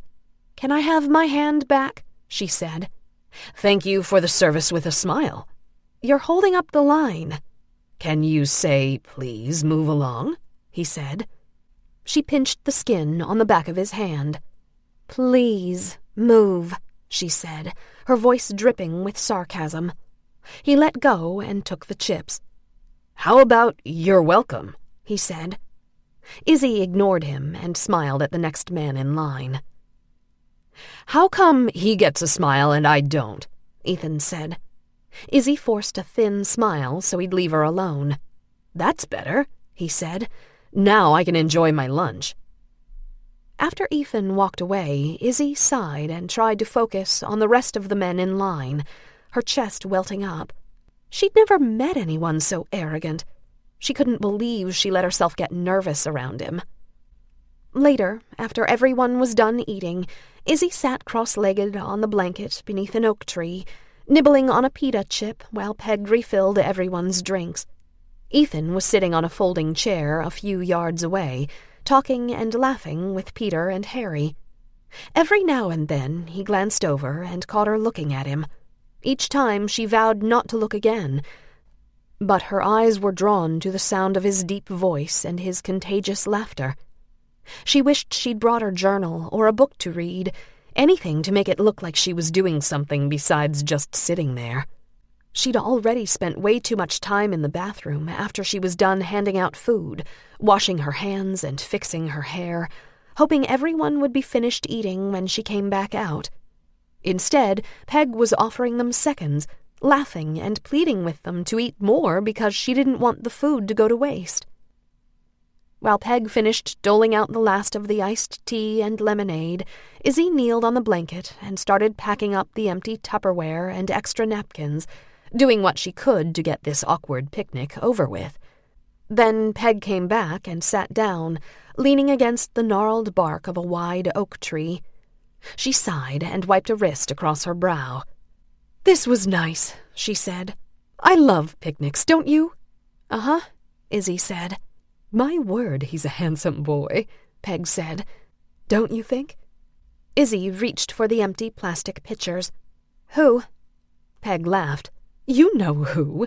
Ethan." Izzy shrugged and put the pitchers in the basket. "I guess." "We've known his parents for years," Peg said. "They're two of the nicest people you could ever meet." "Too bad their son is a jerk," Izzy said, gathering her and Peg's empty potato chip bags and shoving them into a trash bag. "Whose son is a jerk?" a deep voice said above them. Izzy turned to see Ethan standing over them, one hand gripping a branch above his head, the other in the pocket of his jeans. He winked at her. She wanted to stand up and wipe the self-confident smirk off his face. Peg offered Ethan a spot on the blanket. "Here," she said, patting the empty space between her and Izzy. "Sit down. We've got a few more minutes before we have to get back to work." Izzy stuffed a fistful of dirty napkins into the trash bag. "What the hell?" she thought. "Just because you like Ethan's parents doesn't mean I have to be friends with him." "That's okay, Mrs. Barrows," Ethan said. "I get the feeling I'm interrupting something." Mrs. Barrows? Izzy thought. Ugh, what a brown-noser. "Oh, no, you're fine," Peg said. "I was just telling Izzy what nice people your parents are. I told her that they're good friends of ours." "Guess that makes me the jerk, then," Ethan said, laughing. "Oh, no." Peg sat up, eyes wide, hands waving as if she could erase her comment from the air. "That's not what It's okay," Izzy said to Peg. "You don't have to protect me." She grabbed the dirty forks and the watermelon knife, wrapped them in a paper towel, and shoved them in the picnic basket between the Tupperware and plastic pitchers. The pain was instant and sharp as the watermelon knife sliced through her index finger. She yanked her hand out of the basket, looked at the inch-long cut, and her knees went weak. She put her finger between her lips, the coppery taste of blood filling her mouth, then sat back on the blanket and closed her eyes, waiting for the dizzy, whirling sensation to subside. "What's wrong?" Peg said. "Did you cut yourself?" Izzy nodded and grabbed a fistful of blanket with her other hand, looking for something to hold on to while the world spun around her. Then she felt someone touch her wrist, and she opened her eyes. Ethan was kneeling beside her, gently pulling her finger out of her mouth. "Let me have a look," he said. Too woozy to object, Izzy let him. His fingers and palm felt warm and silky smooth, like the soft bare belly of a sleeping puppy. The reeling sensation inside her head seemed to slow, and her heart returned to its normal rhythm. "It's deep," he said, "but it's nothing serious." He looked at Peg. "Do you have a Band-Aid or some gauze?" "I'll get the first aid kit," Peg said, scrambling to her feet. "I'm fine," Izzy said, pulling her hand away. "Really." But it was too late. Peg was halfway across the lawn, her flowery skirt billowing behind her as she ran. "You don't look fine," Ethan said. He pulled a clean paper towel from the roll. "You're white as a sheet." "That's my normal color," she said, holding her fist against her stomach. "Could have fooled me," Ethan said. "I thought your normal color was fury red." He reached for her hand again, and she yanked it away. "Ha ha," she said. "Very funny." Put this around your finger to stop the bleeding," he said, handing her the paper towel. She took the towel and did as she was told, wishing he would go away. He was too close, too clean-smelling, too warm, too unbelievably handsome. She scooted backward on the blanket and got to her feet. He laughed, looking up at her. "I'm not going to bite, you know." "No," she said. "I don't know." She picked up the wicker picnic basket and started toward Peg's car. He stood and followed her. "So you think I'm a jerk, huh?" She could hear amusement in his voice. It made her stomach turn. "I don't think anything," she said. "I don't know you." She walked faster. He kept up. "That's right, you don't. So maybe you shouldn't call me names." "Oh," she said, rolling her eyes. "I see how it works. You can dish it out, but you can't take it." "Dish what out?" She stopped and turned on him. "I called you a jerk and you got upset, but it's okay for you and your little girlfriend to play mean tricks on people. Is that it?" The smile on his face disappeared, and he gazed at her, his brows knitted. "I didn't know it was your locker." "It doesn't matter whose locker it was. It was horrible and mean." "You're right, it was," he said. "But Shannon tells you and everyone else what to do, and you just follow along like a bunch of mindless idiots." "No, that's not it. She... Just then, Izzy saw Peg hurrying across the parking lot toward them, a white and blue first aid kit in her hand. Harry followed close at hand, his forehead lined with worry. Izzy shook her head. "That's exactly it. But I don't want to talk about it right now. You and I have to work together until we're finished going through all those suitcases. Let's just agree to disagree, okay?" Ethan followed her gaze and saw Peg and Harry closing in on them. "Can we talk about it some other time, then?" he said. "Some other place?" Izzy gripped the wicker basket in both hands, pressing her fresh cut against the wooden handle. The sharp pain mirrored the twisting sensation in her heart and mind as conflicting emotions fought to gain the upper hand. Every instinct told her to stay away from Ethan, that he would cause her nothing but trouble. At the same time, she couldn't deny being drawn to him. Her stomach clenched with fury. "Why?" she said. Just then, Peg and Harry reached them. Ethan took the first aid kit. "I've got this," he said. "It's my fault." "Are you sure?" Peg asked. "She doesn't need stitches or anything." Ethan chuckled. "She doesn't need stitches. It's just a small cut." "Okay, if you say so. You're the future doctor, after all. We'll get the picnic mess cleaned up while you take care of Izzy." Before Izzy could protest, Peg and Harry left them alone again, going back beneath the trees to pick up the chairs and coolers. Ethan opened the passenger door of Peg's car and ordered Izzy to sit. She did as she was told, sitting sideways on the warm leather seat, her long legs hanging out the open door. Ethan kneeled on the pavement in front of her and set the first aid kit on the ground. Then he took her hand and gently unwrapped the blood-soaked paper towel from around her finger. Izzy cringed and looked away. "Don't be such a baby," he said. "It's not any worse than a paper cut. The bleeding has already stopped." "I thought you said it was deep." "It is, but it's small. You'll be fine, I promise." She felt his warm, silky fingers glide around her hand, pulling it toward him so he could dress her wound. She wondered what he would think if he knew she used to cut herself on purpose. "He'd probably think I'm crazy," she thought, "and he'd probably be right." "Oh, that's right," she said, trying to distract herself by making small talk. "You're the future doctor." "My parents want me to be a doctor," Ethan said. He opened up the first aid kit and rummaged through it. "I'd rather be an EMT." "I could never do that," she said. She watched Peg and Harry through the dusty car windshield, trying not to look at her finger. In the shade beneath the trees, Harry gave Peg a quick peck on the lips before taking a cooler out of her hands. Peg smiled and ruffled his hair.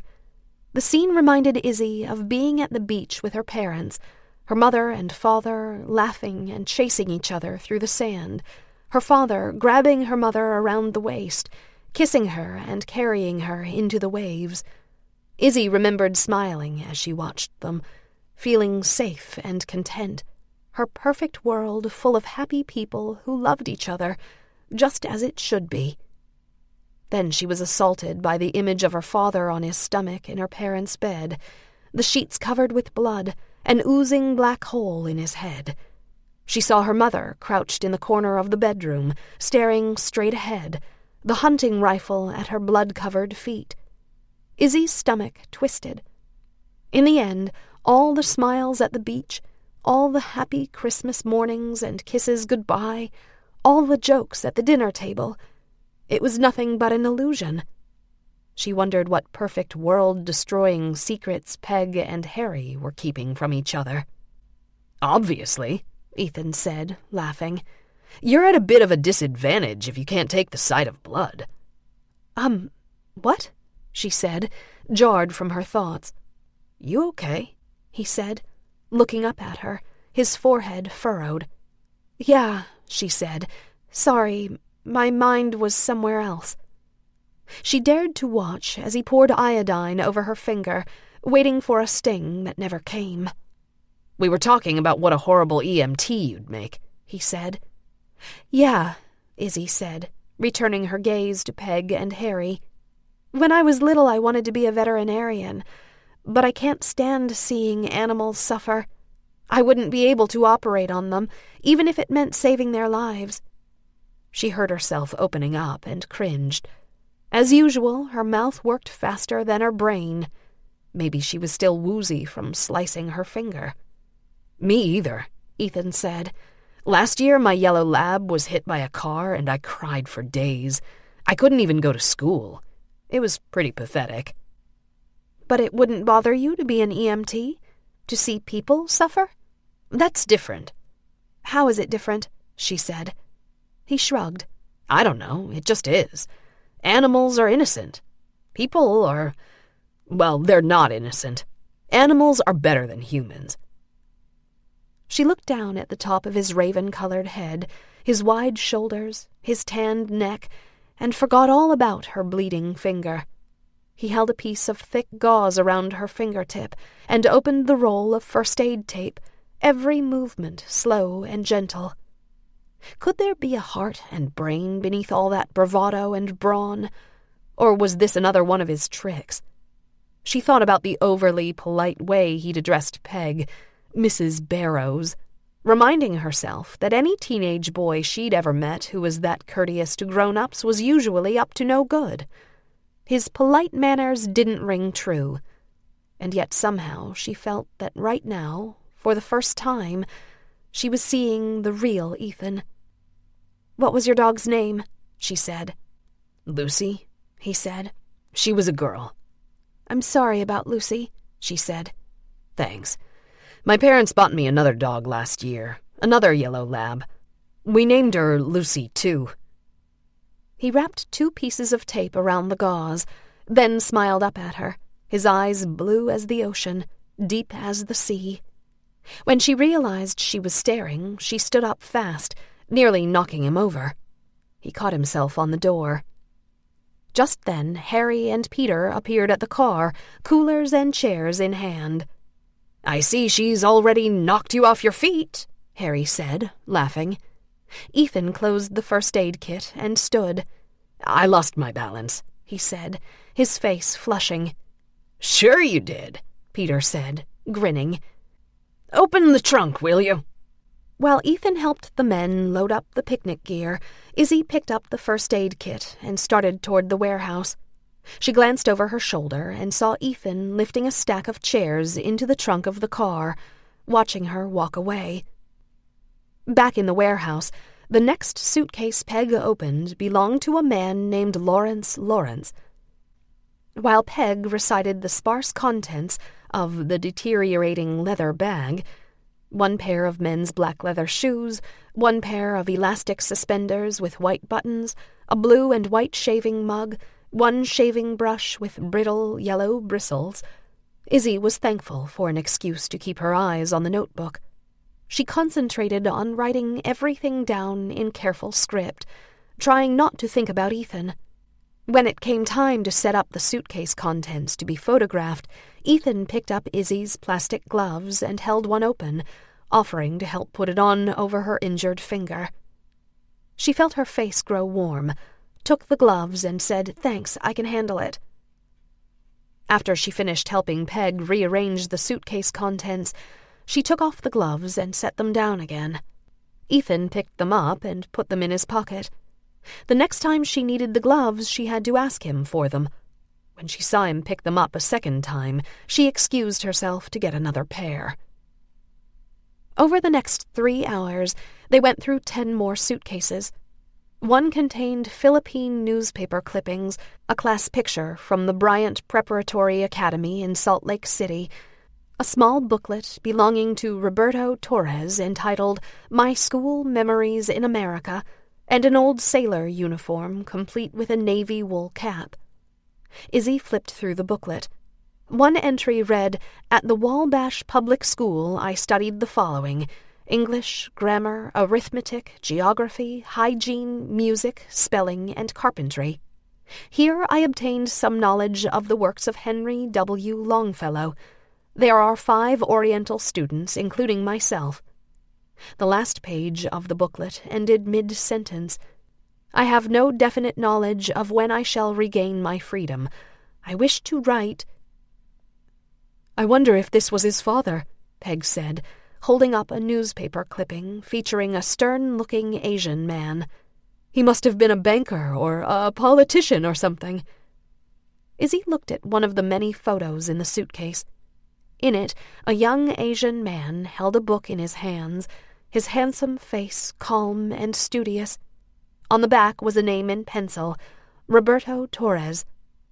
She couldn't imagine the long, complicated journey Roberto must have taken from the Philippines to end up in an insane asylum in New York State. Another suitcase contained a Bible, votive cards, hymnals, a prayer book, and a letter from a nun to a bishop. An old doctor's bag made of fake alligator skin held a nursing diploma and a carefully wrapped collection of teacups with matching saucers.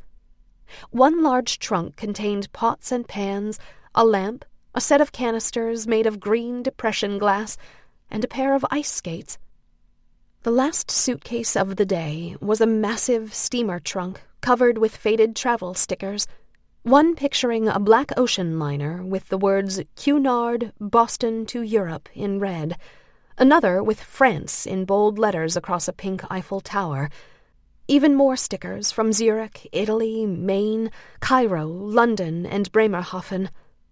Peg, Izzy, Ethan, and Peter gathered around the trunk, each lost in their own thoughts as they examined the teak trim, brass hardware, and faded baggage claim stamps. It was the largest of all the suitcases, a monolith among a sea of ordinary-sized baggage. Izzy tried to imagine the owner of the steamer trunk. She pictured an old man, perhaps a writer or professor, traveling the world in search of first-hand knowledge of native cultures and traditional customs. Perhaps he was a scientist or an archaeologist who, after exploring Egyptian tombs and ancient ruins, eventually suffered the ravages of old age and lost his mind due to dementia or Alzheimer's. Somehow he was sent to Willard, with no family to claim him. After Peter took pictures of the trunk from all angles, he and Ethan set it upright. When Peg read the name on the handle tag, Izzy was surprised. The owner of the steamer trunk was a woman, Clara Elizabeth Cartwright. Izzy wrote the name down, while Peg released the brass lock and snapped open the draw bolts. Peg took a deep breath and pulled the trunk open. When the insides were revealed, Peg and Izzy gasped. Peter started snapping pictures. Peeking out from paisley-patterned drawers with leather handles were feathers and silk ribbons, pearls and pastel-colored chemises, sheet music, and the scalloped edges of old photographs. Hanging from a clothes bar were ruffled blouses, pleated skirts, Beaded flapper dresses, silk stockings, a cardigan jacket with satin bows, and an evening gown with a sleeveless bodice made of gold metallic cloth. Tucked in the suitcase corners were 2 faded cloches, bowl-shaped women's hats, a beaded handbag, several books, and a pair of high-heeled shoes. In the middle of it all was a haphazard pile of unopened letters. "We're going to need more room to lay this out," Peg said, her voice high with excitement. "Ethan, will you go ask Harry to help bring over one of the extra tables?" Ethan did as he was told. Within minutes, he and Harry set a large table beside the steamer trunk. "I've got more black cloth in the truck," Ethan said, heading outside. "Grab another roll of film while you're out there," Peter shouted. While Ethan went to the truck to get more cloth and a fresh roll of film, Peter used the opportunity to visit the restroom. Peg began opening the drawers while Izzy started writing everything down. 1 copy of The Great Gatsby by F. Scott Fitzgerald, condition excellent. 1 copy of Lady Chatterley's Lover by D.H. Lawrence, condition excellent. 1 paper folder of sheet music. Postcards from Germany, Spain, and France, condition good. 1 pink feather boa. 3 pearl necklaces. 4 silver and semi-precious stone bracelets. 1 black and white photograph of a young woman in a flapper dress sitting at a round table, 4 flapper girls smiling behind her chair. Written on the back, 18th birthday, the Cotton Club. 1 photograph of the same young woman and a young man in a tuxedo with a high collar. Written on the back, Bruno and me, July 1929. 1 photograph of the same woman with an older man in a fedora and wool coat, and an older woman in a fur wrap and feathered hat. Written on the back, Mother and Father, Christmas 1928. 1 green leather-bound journal, condition good. In every photograph, the young woman, Clara, was beaming, her bobbed finger-waved hair loose, or tucked neatly beneath a cloche. She was pretty enough to be a movie star, with large round eyes, long lashes, high cheekbones, and dark, full lips. In the picture of Clara and her parents, her father's mouth was turned down beneath a walrus mustache. Clara's mother was a tiny, pinched-face woman, looking off to the right of the picture, as if planning an escape as soon as the photographer was finished. They looked unhappy. While Peg began organizing the contents of the steamer trunk, Izzy picked up the picture of Clara and Bruno to examine more closely. Bruno had dark hair, a wide, square jaw, and flawless skin. His arm was around Clara, and he was turned slightly toward her, as if about to kiss her cheek. Clara was looking at the camera, her eyes soft, her smile content. Izzy stared at the picture, wondering if either of them had any inkling that their lives were not going to turn out the way they'd hoped. If anyone had stumbled upon this picture someplace besides the attic of an old insane asylum, it would have been easy to imagine the 2 of them married in a lavish ceremony, driven away in a black limousine, to live in a big house with a gaggle of perfectly beautiful children. It would have been easy to imagine that they had grown old together and died happy after living a contented, normal life. When Izzy looked at Clara's happy face, a hollow draught of sadness swept through her. Did Clara have any idea she was going to lose her mind? Did she have any idea her life was going to take such a horrible turn? Izzy looked at Bruno, goosebumps prickling the skin on her arms. And what had become of him? Did he have any idea that he'd fallen in love with a crazy person? Hopefully, he'd gotten out of the relationship unscathed.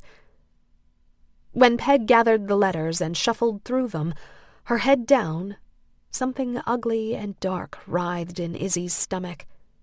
This was not what she'd expected when she agreed to help with the suitcases. Everywhere she looked was a reminder of the unfathomable turn her own life had taken.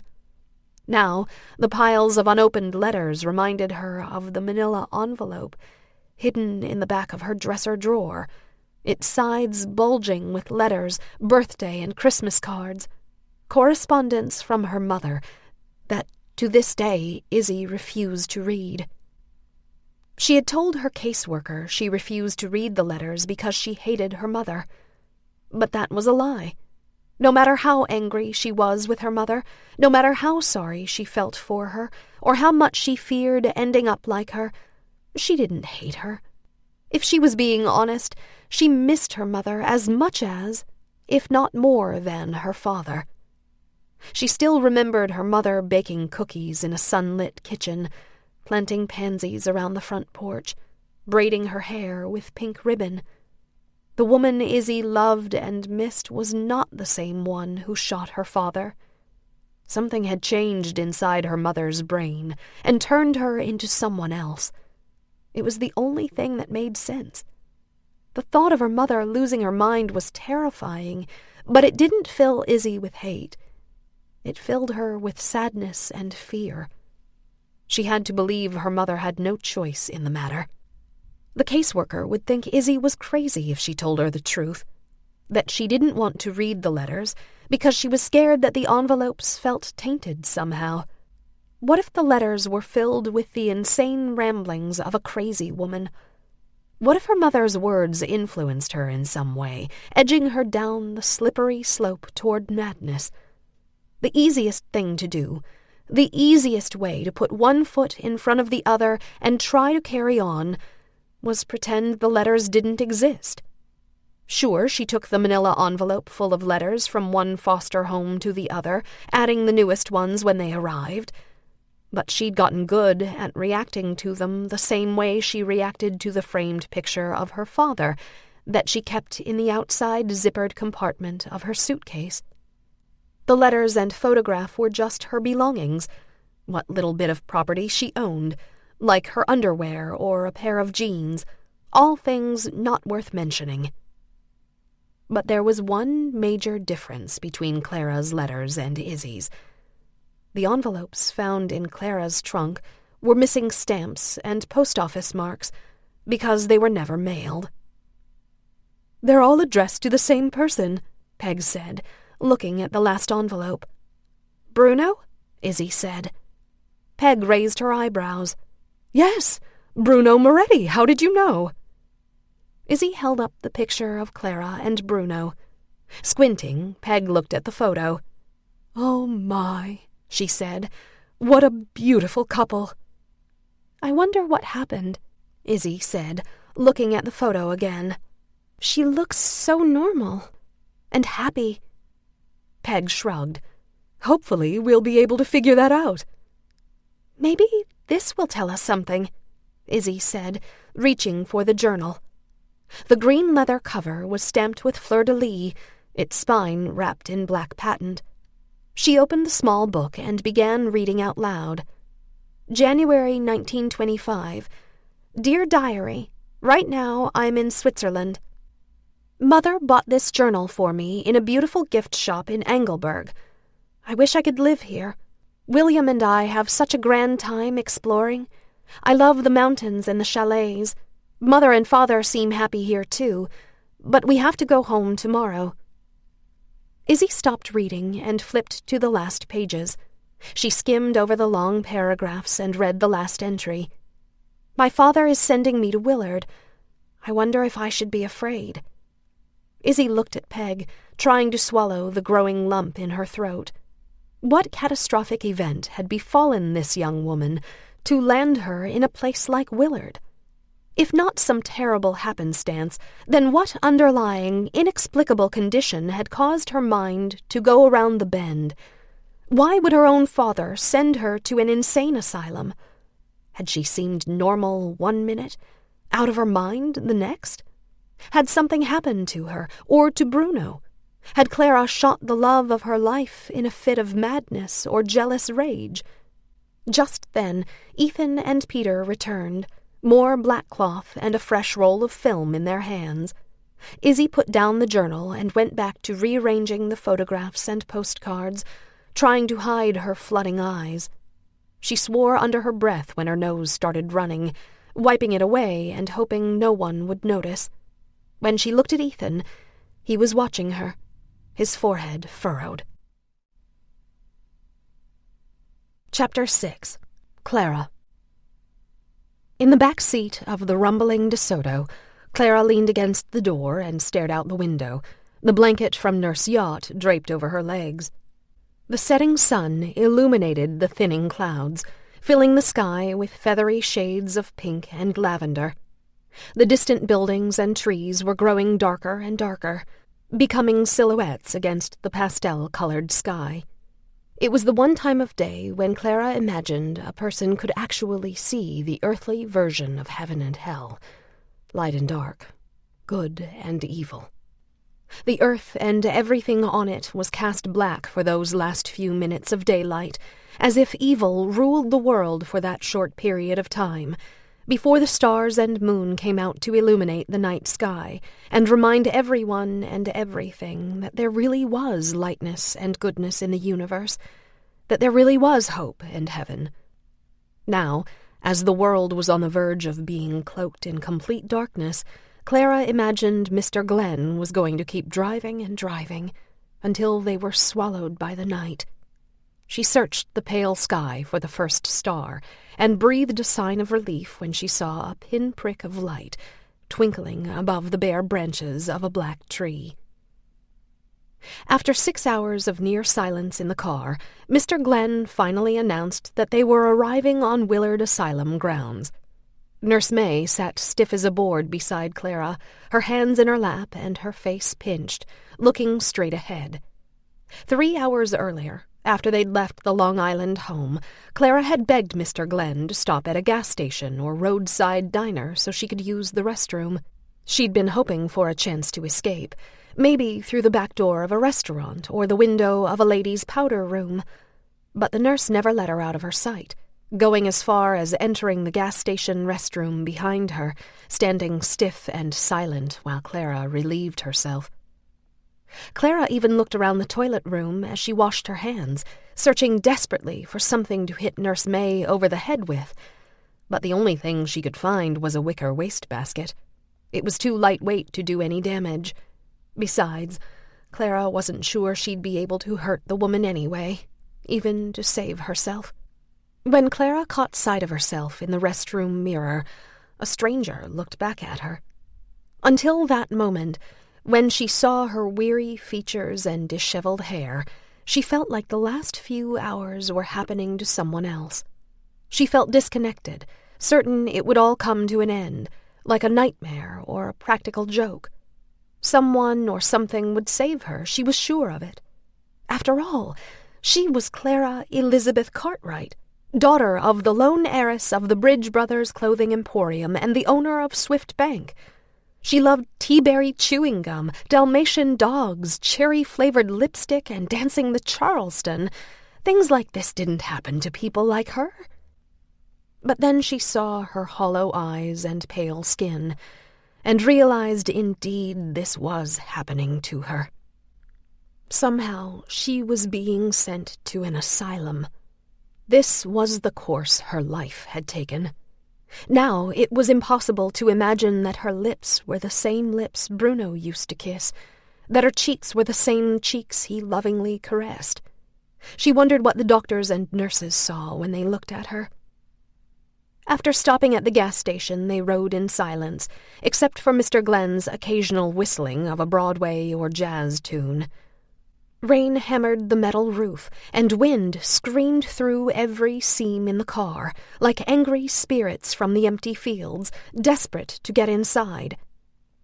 Now the rain had stopped, and it was still light enough that Clara could make out several barns and what looked like orchards and crop fields. Here the ground was bare, and she could see sheared rows of brown corn stalks and yellow wheat, like embroidery in the soil. Outside the barns, pigs and cows foraged in pens, and a small herd of horses grazed in a fenced pasture. Farther along the road were chicken coops, a blacksmith shop, and several industrial-style buildings. She jumped when Mr. Glenn suddenly started talking. "Willard Asylum opened in 1869 and has grown into a sizable village," he said. Patients work on the farm and the railroad, and our bakery and kitchens provide most of the food for inmates and staff. We have our own orchards and grow our own crops, and our shops produce clothing, shoes, even the pine coffins used to bury patients in Willard Cemetery." The hair on Clara's neck stood up. She never imagined people dying at Willard. She only pictured them getting help and being sent home. Why would an insane asylum need a cemetery? "What happened to the patients who died?" she said in a small voice. "All sorts of things," Mr. Glenn said.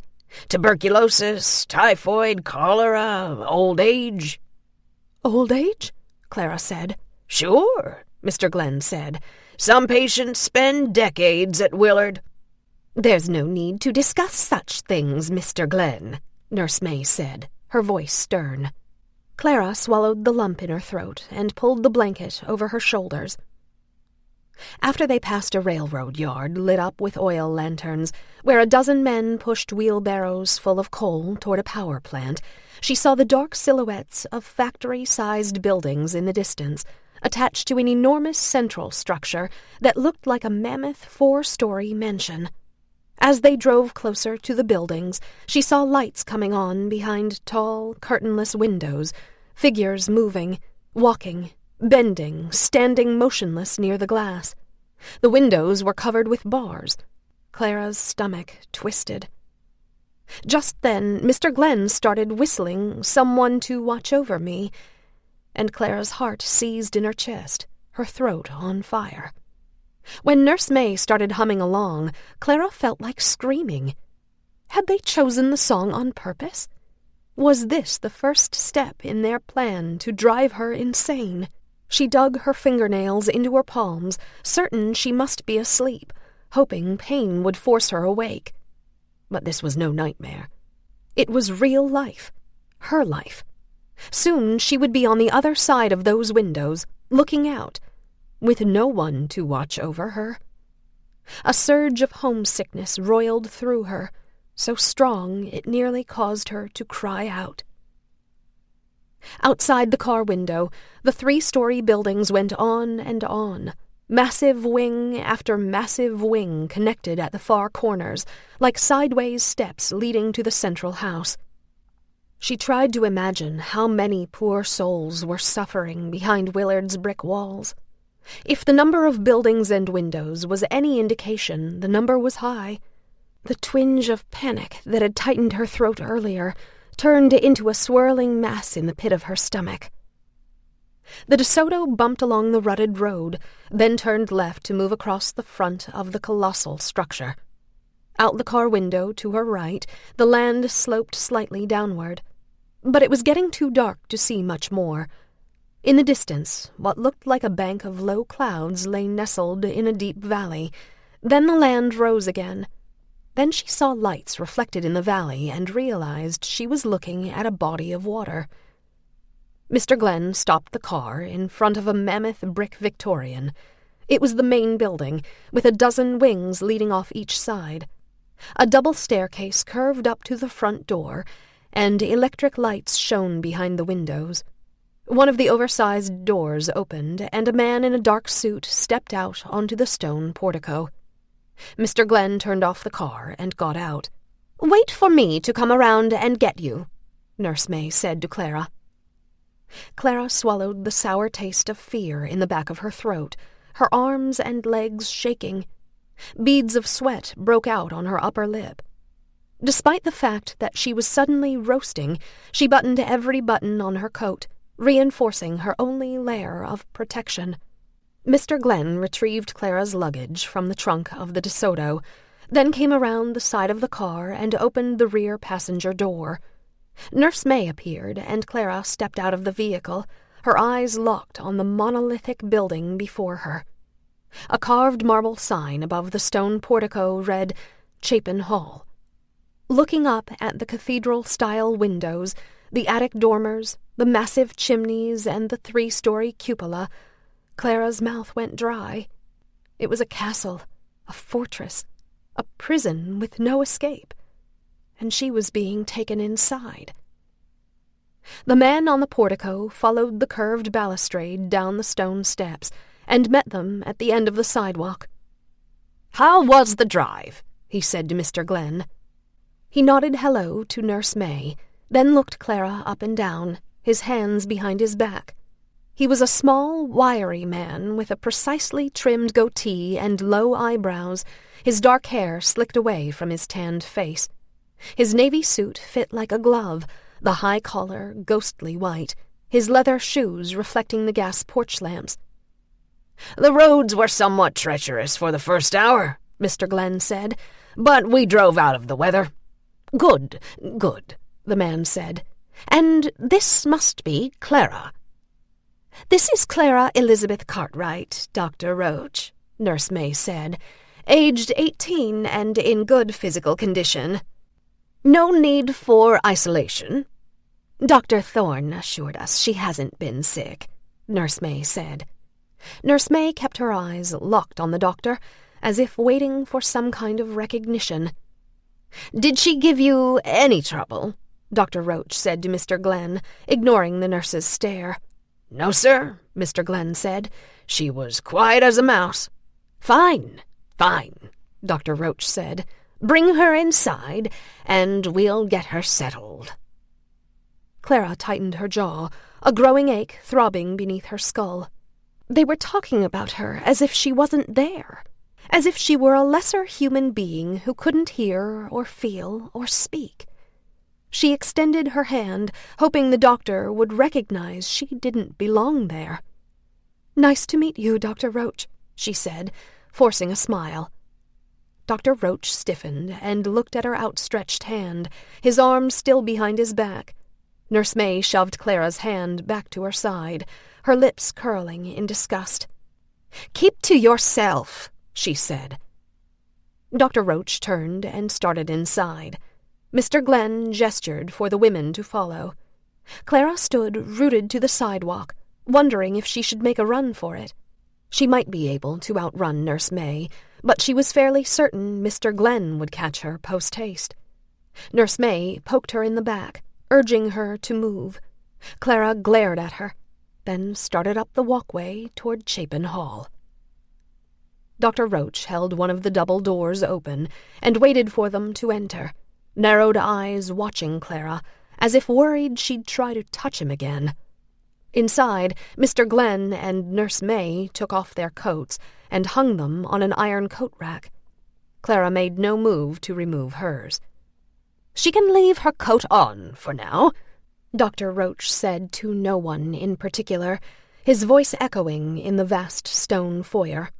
"We'll be taking her to Women's Ward B. Mr. Glenn, please bring her luggage." The doctor strolled across the foyer, his hands behind his back, his hard shoes clacking along the white marble floors. A nurse sitting behind a desk looked up briefly, her pale face illuminated by the light from the desk lamp, its triangular beam like a beacon in the dim room. The ceilings were at least 20 feet high, with a stained glass dome in the center, flanked by unlit gasoliers with brass leaves and etched globes. A marble chair railing stretched around the entire room, and images of pastoral farmlands and snow-covered Alps lined the olive-green walls. A couch and several overstuffed chairs formed a seating area near the ceiling-to-floor windows to one side of the front door, and to the rear of the foyer, a grand mahogany staircase led to the second floor. The decor reminded Clara of her parents' mansion, but on a much larger scale. Her knees vibrated and she started to tremble, her legs about to give out. Dr. Roach led them across the foyer into a short hallway with several doors, stopping in front of the first door on the right. "Nurse May," he said, keeping his eyes on Clara, "please take Clara inside and help her choose a sensible pair of shoes, undergarments, and 3 everyday dresses from her trunk. No stockings. We'll provide her with nightwear and put the rest of her belongings in storage. Be sure to leave out her winter coat and boots for outdoor activities." "Yes, Dr. Roach," Nurse May said, her voice clipped. She opened the door and led Clara into a changing room, mumbling something under her breath. Mr. Glenn followed, lifted the steamer trunk onto a long table with a heavy grunt, then left the two women alone. "You heard the doctor," Nurse May said. She shut the door and sat in a chair against the opposite wall, her arms crossed. "Hurry it along." Clara took a deep breath and snapped open the trunk's latches, hoping her letters to Bruno wouldn't come spilling out. She stood close to the table, trying to block Nurse May's view, and opened the lid. She wasn't sure if she should take out a few letters and hide them in her pocket, or hope she'd have access to the trunk later, in case she convinced someone to mail them. But what if Nurse May caught her and took the letters? For some reason, the nurse's mood had darkened considerably since they arrived. What if she decided to take out her frustration on Clara? Clara decided not to risk it. For now, she'd leave the letters in the trunk. Inside the trunk, an envelope with Bruno's name sat on top of her silk chemise. She put a hand over it, folded the chemise, and shoved it farther inside the piles of clothes. She pulled her brown walking shoes out of a drawer and set them on the table, then carefully searched for her undergarments and 3 sensible dresses, trying not to disturb the rest of the trunk's contents. When she saw the peach-fringed dress she was wearing the night she met Bruno, her throat tightened. Would she ever dance with him again? At last she found what she was looking for, a blue cotton dress with a round embroidered collar, a straight brown skirt and pink blouse that tied at the neck, and a plain yellow house dress. She pulled them out of the suitcase and laid them on the table. Just then, Nurse May stood. Clara slammed the trunk closed, secured the brass clasps, picked up the dresses, and turned, draping the outfits over her arm. "Will these do?" she said. Nurse May briefly examined the dresses, then took them from Clara. "They'll do," she said, her mouth twisted in an angry pucker. Nurse May tossed the dresses on the table, opened the door, and led Clara back into the hall, where Mr. Glenn and Dr. Roach, now wearing a white lab coat, waited. Another nurse stood beside them, a tall, heavy-set woman with broad shoulders and curly red hair. Her neck was thick, and her cheeks looked bloated, extending past her mouth like overblown balloons. Her narrow eyes sat back in her chubby face, and her lipstick stood out against her pale skin, like blood on snow. Although her facial features were those of an obese person, she wasn't fat. Muscle made up the substantial girth of her arms and legs. The giant nurse held a square of white cloth under one arm. "Mr. Glenn," Dr. Roach said, his hands in the pockets of his lab coat, "please remove Clara's trunk to the foyer. We'll take care of it in the morning." "Yes, sir," Mr. Glenn said. He went into the changing room to retrieve Clara's luggage, then made his way toward the foyer. "Nurse May," Dr. Roach said, "you can return to the nurse's residence."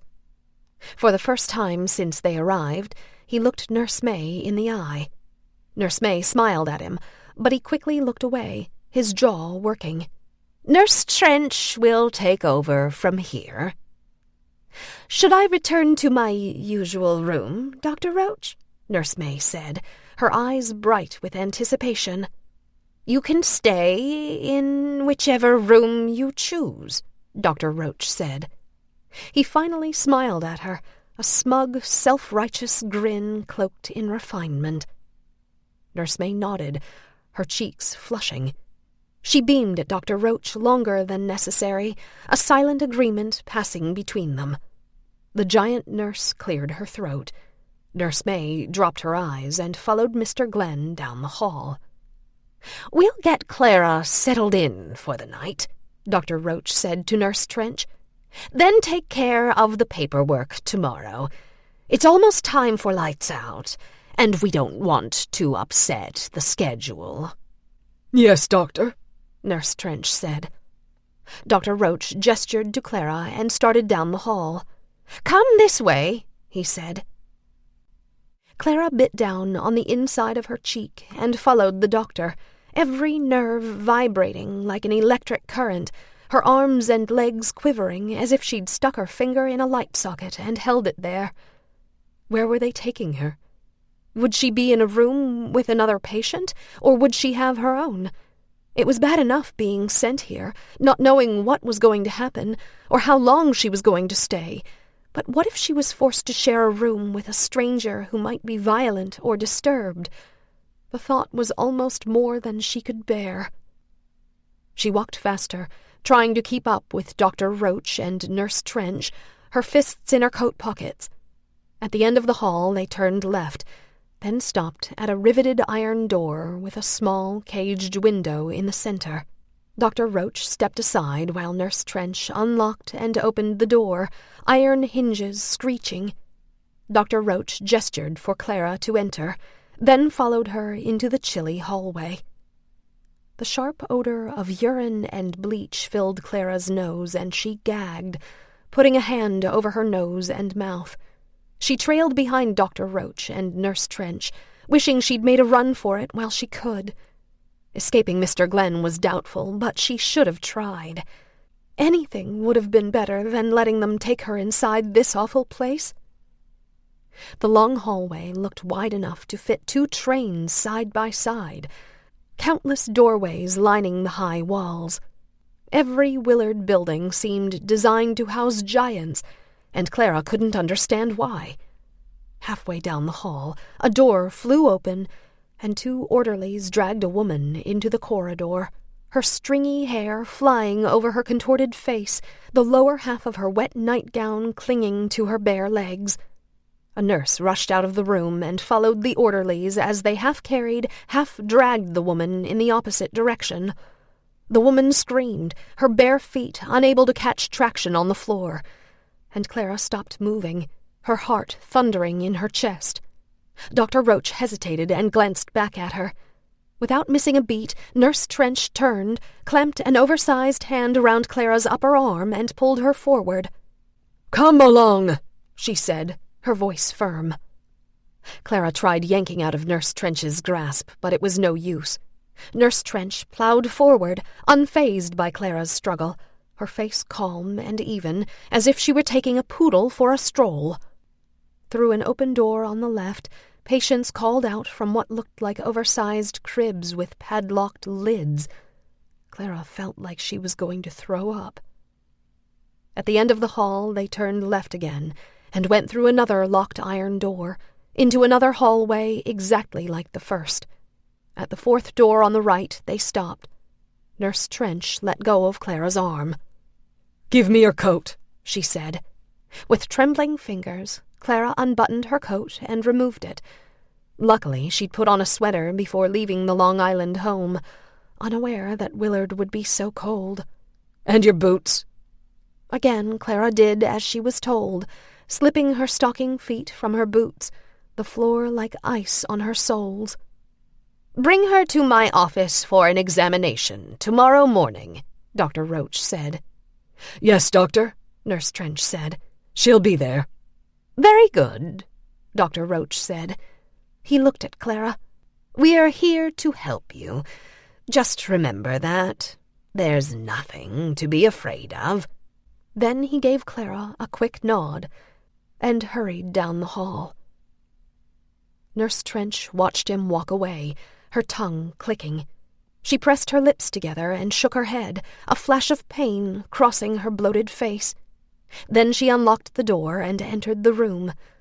Clara's stomach tightened. Nurse Trench held the door open, waiting. Clara slowly edged inside, her hands crossed over her galloping heart. The odor of feces and urine was as thick as the pale green paint on the enamel walls. Clara pulled the sleeve of her sweater over her hand and held it over her mouth. The frigid room contained 50 metal beds bolted to the floor in rows, all with grimy pillows, sheets, and horsehair mattresses. Female patients sat on the beds or moved around the room, wearing thin nightgowns with no undergarments, the sagging shapes of their unbound breasts fully visible. Some wore sweaters and socks, but most were barefoot. Several wore straitjackets. One sat in a corner with a tattered doll in her arms, rocking and singing a lullaby. 2 women stood at the tall barred windows, one staring out into the night, the other bashing her head against the wire mesh protecting the glass. A thin film of ice edged the window panes. "Lights out!" Nurse Trench shouted. The women scrambled toward their beds. The woman with the baby doll stood on thin, crooked legs and shuffled toward the nearest cot, the doll shoved inside her worn sweater. Nurse Trench stood in silence, watching and waiting. When all of the women were sitting or lying on a bed, there was one empty cot left. It was next to the woman with the baby doll. The linens looked as if someone had already been sleeping there, the discolored sheets and pillow askew and crumpled. Nurse Trench took the folded piece of cloth from beneath her arm and held it out to Clara. It was a nightgown. "Put this on," Nurse Trench said. Clara's breath caught in her chest. "Here?" "The first rule at Willard is do as you're told," Nurse Trench said. "Obey that and we'll get along just fine." "Is there a water closet nearby?" Clara said. "Somewhere I can change in private?" Nurse Trench smiled, one corner of her painted red lips lifting higher than the other. "The second rule of Willard is don't question me." Clara dropped her eyes and turned away from the patients, her legs and arms quivering. She took off her stockings and sweater, then pulled her dress over her head and let it fall to the floor. Then she turned to take the nightgown from Nurse Trench. "Everything off," Nurse Trench said. "Best not to test me, girl." Clara removed her slip and brassiere, holding one arm over her bare breasts, then reached for the nightgown again. This time Nurse Trench gave it to her. Clara slipped the thin garment over her head and stepped out of her underwear. She started to bend over to pick her sweater off the floor, then stopped. Shivering, she looked at Nurse Trench. "May I?" she said, pointing at the sweater. "I'm not heartless," Nurse Trench said. Clara scooped up her sweater and put her arms in the sleeves, grateful that the wool was still warm. "Just remember what Dr. Roach said," Nurse Trench said. "We're here to help." She gestured toward the empty cot. "It's hard to help someone if they don't follow the rules." Clara started toward the bed, her stomach churning. She swallowed over and over, trying not to be sick. The woman in the opposite bed rocked back and forth, making a soft, high-pitched noise that sounded like uh-oh, uh-oh, uh-oh. Another pulled at her long, filthy hair, laughing and yanking out several strands at once. Clara reached the bed and sat down, still holding the edge of her sweater over her nose. "Lights out!" Nurse Trench shouted again. The women lay down and pulled up their blankets. Clara did the same, cringing when she touched the dirty linens. She lay on her back, loathing the thought of putting her cheek on the pillow. "And stay in bed tonight, Charlotte!" Nurse Trench yelled. Then the room went dark. Nurse Trench opened the door and exited, a rectangle of weak light silhouetting her mammoth frame. Then the door slammed with a final thud, and the room was pitched into blackness again. The key turned in the deadbolt. And then, all around Clara, the women started making noises, whimpering, coughing, singing, humming, mumbling, sobbing. Clara heard the creak of bed springs beside her and felt someone brush past her arm. Someone stood at the foot of her bed, breathing hard. Clara pulled the dirty blanket over her head and curled into a fetal position. She covered her wet face with trembling hands and sobbed, praying for morning. Chapter 7. Izzy. The night after opening the first batch of Willard suitcases, Izzy stretched out on her bed in a t-shirt and underwear, trying to shut off her mind by watching music videos on MTV. It was no use. Every young, kissing couple reminded her of Clara and Bruno. And Ethan. and her parents. Her finger throbbed beneath the first aid gauze, reminding her of Ethan on his knees at her feet. She remembered his soft touch and dark hair, his smile flashing when he looked up at her. He has a girlfriend, she told herself. And even if he didn't, he's better off with someone else. Besides, he's an arrogant ass, remember?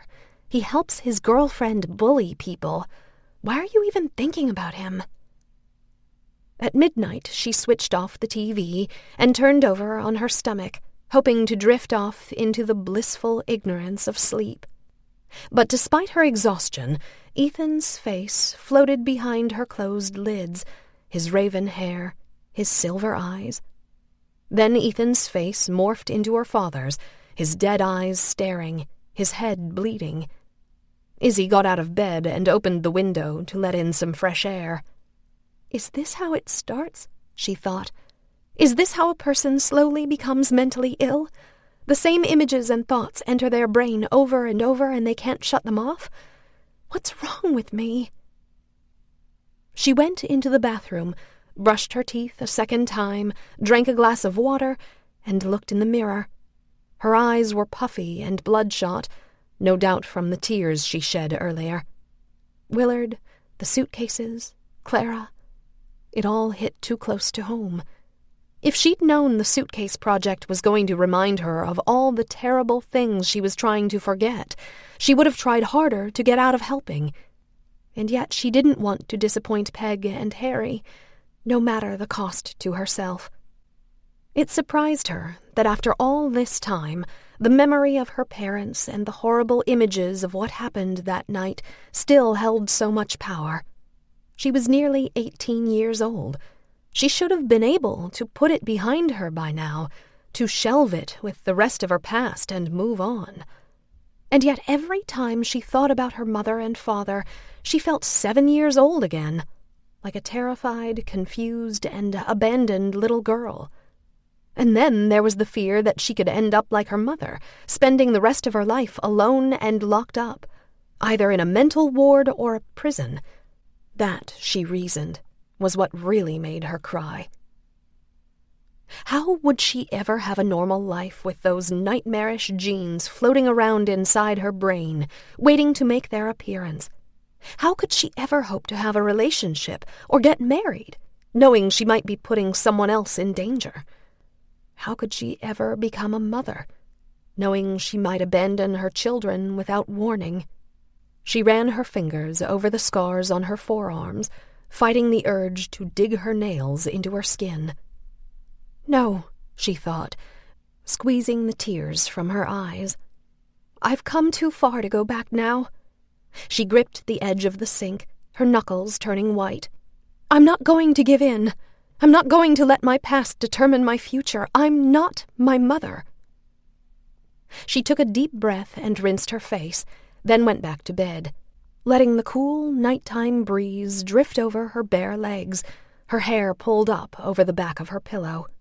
She shut off the light, closed her eyes, and started counting backward, knowing it was foolish, but trying anything to keep the constant barrage of thoughts and images from popping into her mind.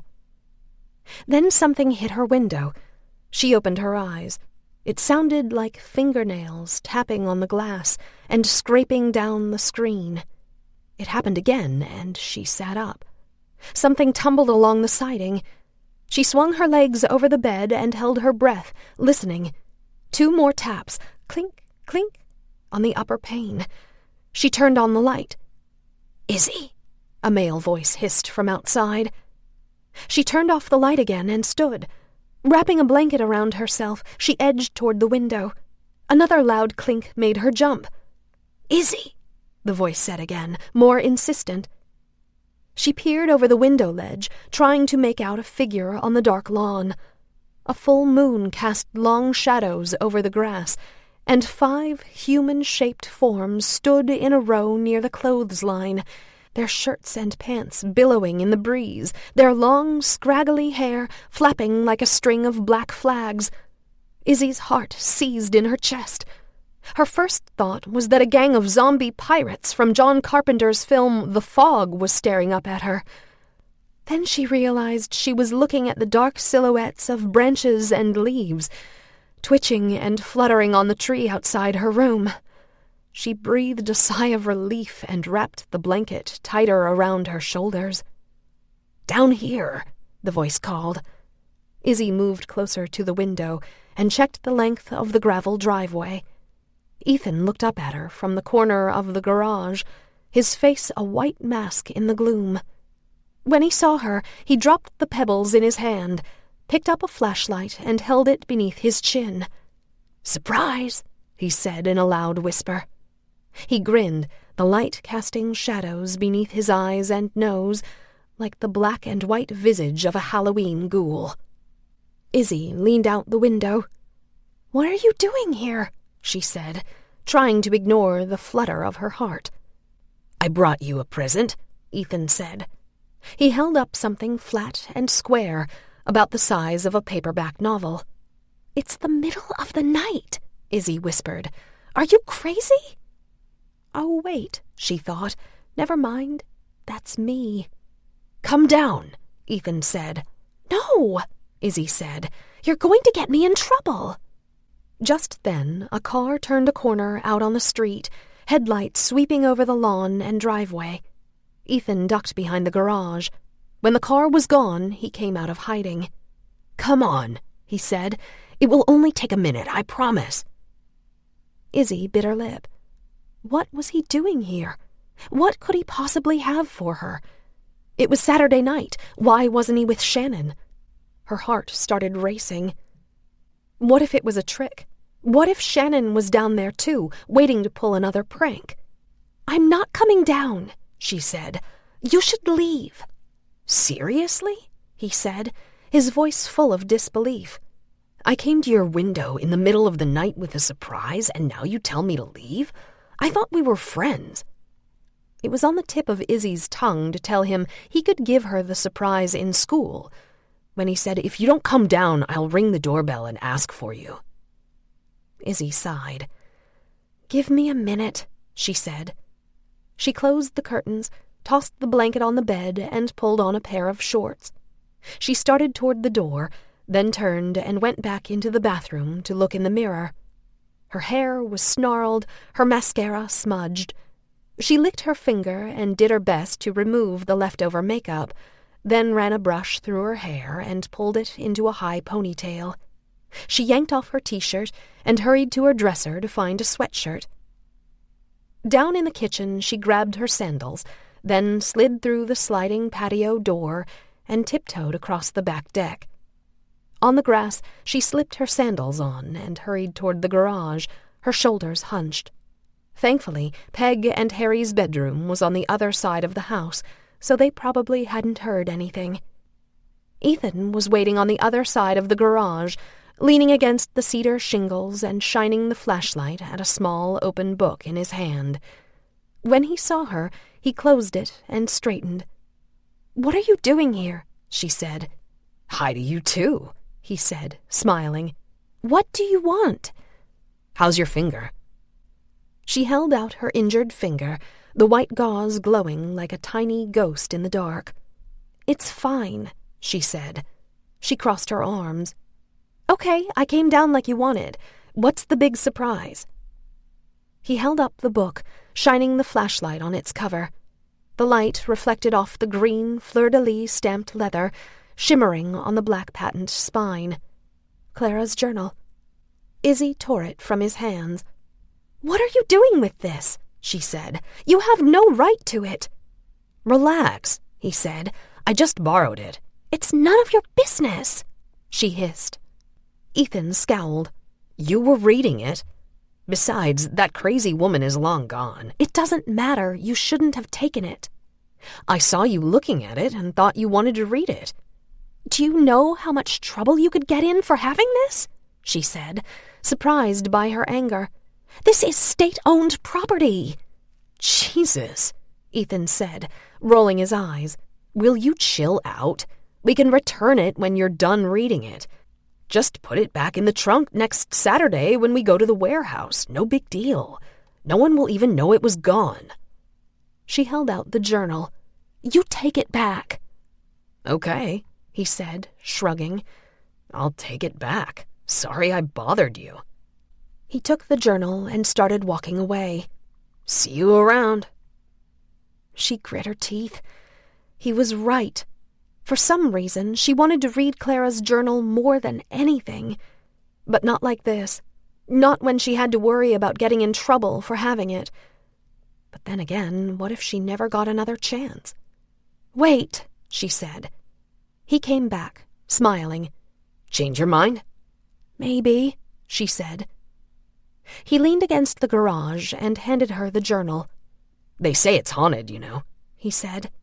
She frowned, confused. "What's haunted?" "Willard Asylum." Izzy looked down at the journal. "Oh," she said, hoping he wouldn't notice her cringe. "Some of my friends broke in a couple weeks ago and had the shit scared out of them.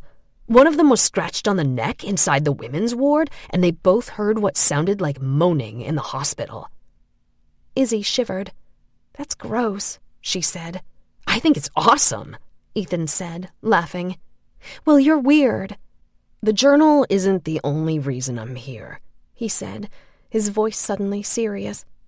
"I wanted to apologize for helping Shannon put those things on your locker. You're right. It was horrible and mean. When you were reading the journal back at the warehouse, I could tell you were crying, and—" Izzy stiffened. "Listen," she said, "things are finally going good for me, and I'm not going to mess it up. If Peg and Harry find out I have this journal, they'll probably ask me to leave." "Read it over the weekend and bring it to school on Monday. I'll take it back. No one will ever know you had it, I promise." Izzy sighed and ran her fingers over the green leather. All these years she'd wanted nothing more than to get inside her mother's head, to try to figure out what would make a perfectly sane person suddenly lose her mind. She couldn't ask the doctors. They had declared her mother sane. But Izzy knew better. And right now, right here in her hands, could be the answers she'd been looking for. She was just about to ask Ethan if she should give it to him in homeroom, when another thought came to her. "What about Shannon?" she said. "I don't think she'd be very happy to find out you were here." To her surprise, Ethan went quiet, scratching the back of his neck, his eyes on the ground. Then he looked at Izzy and frowned. "She's not as bad as you think," he said. "Yes, she is," Izzy said. "First she acted like she wanted to be friends, then she started playing tricks on me. She's horrible." "It might seem that way when she's around other people, but when it's just us—" "Oh," Izzy said, crossing her arms. "So you don't care how she treats everyone else as long as she's nice to you?" "No," Ethan said. "That's not it. We've been together since 8th grade, and it's just been the last year or so that she started acting, I don't know, different. I just want you to know that she's been through a lot." Izzy rolled her eyes. "That's no excuse.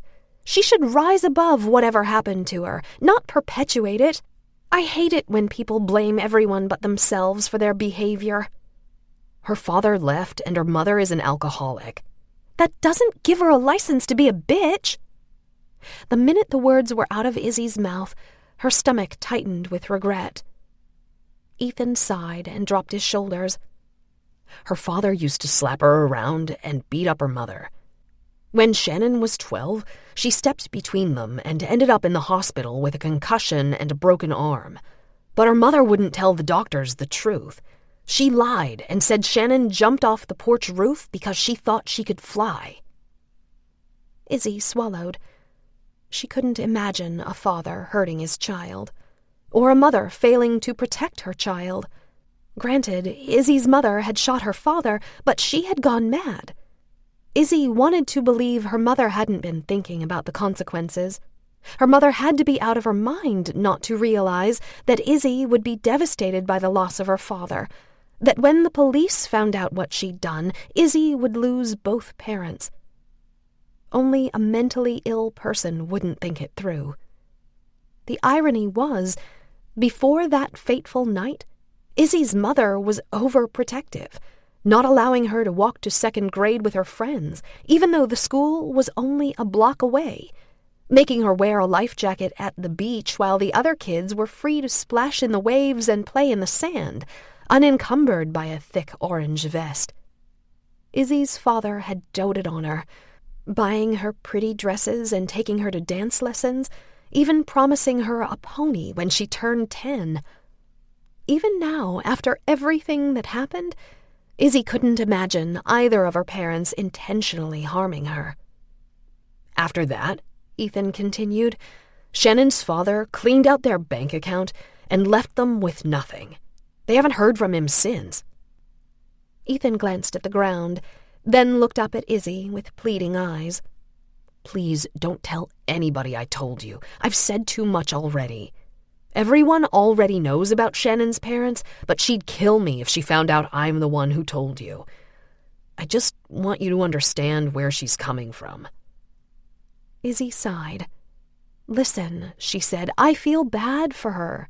Really, I do, but honestly, knowing all that just confuses me even more. I don't understand why she wants to hurt people when she knows how it feels. I think she's so afraid of being hurt, she makes sure no one messes with her. She thinks there's a grand hierarchy or something, and she needs to stay on top to protect herself. Do you really believe that? Yes, Ethan said. I've been trying to talk to her, trying to make her see that she doesn't have to be. He looked away, pain flashing over his face. I feel like I'm all she's got left right now. I'm the only one who understands why she is the way she is. Her mother doesn't give a shit, and everyone else is just playing along because they're scared of her. Oh, God, Izzy thought. He really loves her. Izzy thought of her father, who had no idea he was marrying a woman who would lose her mind someday. She wanted to tell Ethan to be careful. Instead, she took a deep breath and changed the subject. How am I supposed to give you the journal without Shannon finding out? She seemed pretty upset when you stood up for me the other day. Yeah, he said. She gets really jealous, so we need to be careful. Izzy opened her mouth to say Shannon sounded like a real piece of work, but changed her mind. Just leave the journal in your locker, Ethan said. I'll get it between classes. Okay. My locker number is... Oh, wait, she said, grinning. You already know what it is. Ethan held up his hands. Guilty as charged. Chapter 8. Clara. Willard, the day after admission. Dust-filled shafts of sunlight came in through the caged, floor-to-ceiling windows, cutting through the dim light in the high-ceilinged room, but doing little to ward off the chill. 6 clawfoot tubs lined one wall, each with a canvas cover strapped to metal pipes that surrounded the bathtub. Drains lined the floor, black mold darkening the cracked tiles. Nurses barked orders, and patients argued and screamed and struggled, trying to resist being put into the tubs of icy water. Clara stood naked in front of one of the bathtubs, one arm across her chest, the other attempting to cover her pubic area. The black and white tiled floor felt like ice on her feet. She shivered, watching a nurse fill the water with ice cubes. Nurse Trench and a muscular patient with a droopy eye stood near the faucets, waiting. In the next tub over, a woman's pale face poked out from a reinforced hole in the canvas, her lips blue. On the other side of the room, 2 orderlies pulled an unconscious woman from the water and carried her toward an examining table against the far wall. "Get in," Nurse Trench said to Clara. "But Clara started. "Do as you're told, remember," Nurse Trench said. "It's for your own good." "But Clara said, her voice weak. Nurse Trench moved forward and wrapped her giant mitt around Clara's arm. "We are here to help you," she said, her voice firm. "This will relax you. It will clear your mind." Before Clara knew what was happening, Nurse Trench picked her up and put her in the tub, shoving her beneath the frigid water. A jolt of pain ripped through Clara's chest as the air was pulled from her lungs. She accidentally inhaled, choking on a mouthful of water. She grabbed the edge of the bathtub and pulled herself above the surface, her hands slipping on the wet porcelain. Coughing and trying to breathe, she struggled to stay upright. For a second, everything went black, and she was certain she was going to pass out. Then the one-eyed patient grabbed her by the shoulder and started scrubbing her face and neck, scraping a rough, discolored cloth over her skin. At last Clara pulled in lungfuls of air. The patient scrubbed under Clara's arms and between her legs, yanking her limbs out of the way with more force than necessary. The ice water felt like 1,000 knives in Clara's skin. It took everything she had not to push herself up and out of the tub. She let the patient scrub her down, her body shaking violently, hoping the sooner the patient was finished, the sooner she would be let out. Nurse Trench stood watching at the end of the tub, her massive arms crossed over her ample bosom, her crooked red smile contorting the lower half of her bloated face. "Please," Clara said, looking up at her. "I'm quiet now," Nurse Trench said, wagging a thick finger in the air. "That posh life over at the Long Island home has made you soft, that's all." Clara squeezed her eyes shut, waiting for the patient to finish scouring her hair with lye. When buckets of ice water were poured over her head, she pulled her knees to her chest and wrapped her arms around her legs, nearly hyperventilating, shaking so hard her heart felt on the verge of bursting. Finally, the rough washing ended, and the one-eyed patient stood back, panting. "Step out," Nurse Trench said. Coughing and spitting, Clara scrambled out of the tub. The one-eyed patient gave her a once-over with a coarse towel. "Normally we'd make you stay in there longer," Nurse Trench said, "but you've got your first appointment with Dr. Roach today. Now do as you're told, and we'll get along fine." The one-eyed patient handed Clara her yellow house dress and undergarments. Clara's teeth chattered uncontrollably, her legs so weak she could barely stand. Somehow she managed to put on her clothes and tie her shoes. Nurse Trench ordered Clara to follow her, then marched toward the door. Clara did as she was told, her hair dripping down her face and the back of her neck. She used her sweater to mop her brow, then fell in behind Nurse Trench. In the hall, she put her hand on her abdomen. Would a tiny, unborn baby be able to survive such treatment? Her eyes filled, and her heart slowed, a heavy black mass weighing it down. If something happened to Bruno's baby, she wasn't sure she'd survive. Clara followed Nurse Trench across the vast lobby of Chapin Hall, through a double doorway and around a curved hallway to another wing. They passed the telegraph office and the apothecary, then came to a short hallway with a door at the end.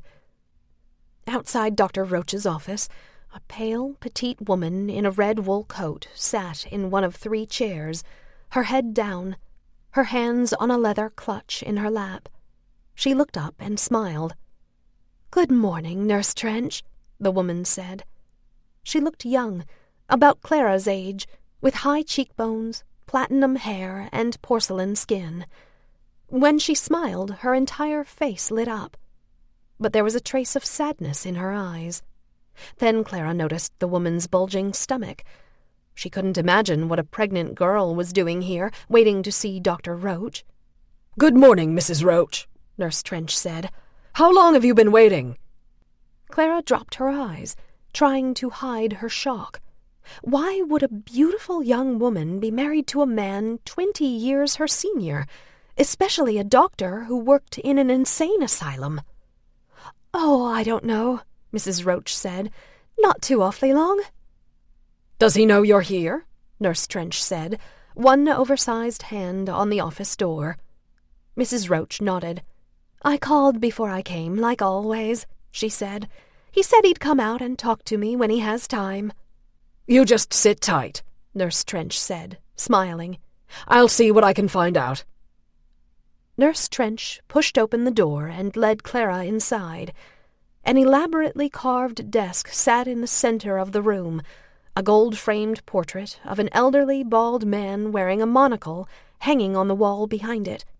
Framed medical degrees and black-and-white photos of men in top hats and women in long bustled dresses posing in front of Chapin Hall surrounded the portrait. The other walls were lined with pictures of the railway, the factories, the orchards, and the apothecary, filled with thousands of glass bottles. At the desk, Dr. Roach smiled around his pipe at Nurse May, who sat perched in a small chair, her white stocking legs crossed, the hem of her skirt hiked up to mid-thigh. She jumped up when the door opened, her cheeks turning red. Dr. Roach looked up, startled. Nurse Trench led Clara toward the desk. "How many times have I asked you to knock before entering my office?" Dr. Roach said. "My apologies, Doctor," Nurse Trench said, her eyes burning. "I guess I'm not used to your new rules yet. Maybe I'd remember if they didn't change every week."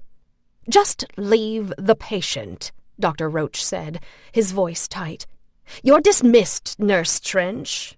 I'll have Nurse May take her to the cafeteria when we're finished here." "Your wife is waiting in the hall, Doctor," Nurse Trench said, glaring at Nurse May. "Shall I have her come in?" Dr. Roach stood. "No," he said. "I'll go out and talk to her." "Very well," Nurse Trench said. She sniffed and turned, then marched out of the room and slammed the door. Nurse May looked at Dr. Roach, a nervous smile playing on her lips. Dr. Roach motioned toward a glass door to the right of his desk, his forehead furrowed. "Take the patient into the examination room," he said. "I'll be right there." Nurse May picked up a chart from the desk and opened the glass door. "This way, Clara," she said, louder than necessary. Clara followed her into the examination room, trying to stop shivering. A cast-iron radiator hissed and clanked beneath an octagon window, filling the room with a moist, even heat.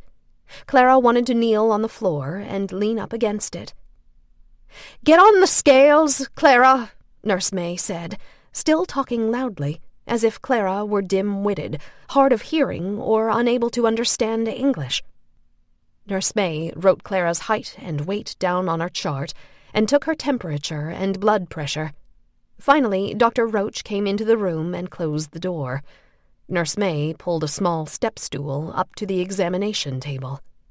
"Take off your dress and sit on the table, Clara," she said. "I know you're talking to me," Clara said. "I know my name." "Excuse me?" Nurse May said, her penciled eyebrows raised. "You don't need to shout and keep saying my name," Clara said, unbuttoning her house dress. She took off her sweater and pulled her clothes over her head, draping the garments over her arm.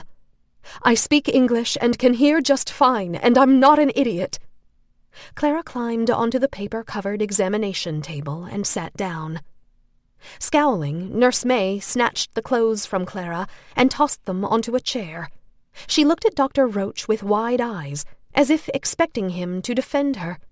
Ignoring the exchange, Dr. Roach went to the sink to scrub his hands, put on a pair of rubber gloves, then took his stethoscope from a wall peg and positioned the earpiece in his ears. He placed the cold chest piece above Clara's left breast and listened, his brows knitted. The smell of rubber and Brill cream filled Clara's nostrils, and she nearly gagged. Now that she was warming up, her stomach churned with a sour mix of hunger and nausea. "I really don't understand why this is necessary, Doctor," Clara said. "I can assure you there's nothing wrong with me." "It's just part of the admissions process," Dr. Roach said. He gave her a condescending smile. "Nothing to worry about." "But I don't need to be admitted," Clara said. "I'm perfectly fine." "Uh-huh," he said, taking the chart from Nurse May and writing something down. Nurse May stared at him, like a dog waiting for a reward. "What did she say?" she said. Dr. Roach scowled at her. "We'll discuss it later," he said, giving her a stern look. "Please," Clara said, "just listen to me. I don't need to be here. My father just— This is a physical examination, Dr. Roach interrupted. We'll talk about why you're here another time. For now, let's just cooperate, shall we? When? Clara said.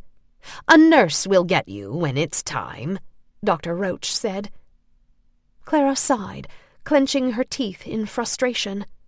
Dr. Roach handed the chart back to Nurse May, who took it with both hands, her fingers lingering on his arm for several seconds. Finally, he smiled at her, a knowing look in his eyes. Nurse May's shoulders relaxed. Dr. Roach checked Clara's reflexes with a rubber hammer, then looked in her ears with a magnifying lens. He asked her to step down from the table and bend over so he could check the curvature of her spine. She did as she was told, and he ran his fingers along her backbone, then pulled her arms backward and tugged on her wrists. "Do you have any pain in your back or shoulders?" he asked, pressing his pelvis against her buttocks.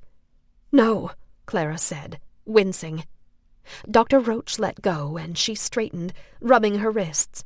Still behind her, Dr. Roach put his hands on her shoulders and pulled them back. He felt the vertebrae in her neck and pressed his fingers into her scalp, feeling the shape of her skull. He reached around and felt her collarbones, then pushed her arms up and out, instructing her to hold them there while he felt beneath her armpits. "Nurse May," he said, "will you be staying at the nurse's residence again tonight?" "Yes, Dr. Roach," Nurse May said, her voice dripping with sugar. "And how do you find the accommodations? You know how hard we strive to make our employees comfortable here at Willard." "The accommodations here at Willard are the best I've ever had," Nurse May said. Before Clara knew what was happening, Dr. Roach's hands were on her breasts. He squeezed once, twice, then pinched her nipples and let go. It was over so fast it was hard to tell if it was part of the exam or something else. She dropped her arms and crossed them over her breasts, turning to face him, her cheeks burning. Dr. Roach ignored her, removing his gloves. He went to the sink and re-scrubbed his hands, soaping and rinsing them twice, the water so hot it was steaming. He dried his hands on a clean towel, put his gloves back on, then took a wooden tongue depressor from a glass jar on the medicine cabinet. "Up on the table, Clara," he said. Clara climbed back on the examination table, her arms still over her breasts. "So you really like it here at Willard, Nurse May?" "Oh, yes," Nurse May said, moving closer, as if she needed to look down Clara's throat, too. "I enjoy it very much." Dr. Roach smirked and held up the tongue depressor. "Open your mouth," he said to Clara. "Say ah." Clara did as she was told, and Dr. Roach pressed her tongue down with the wooden stick. It was too much. Clara gagged and threw up, vomiting all over Dr. Roach's hand and the front of his lab coat.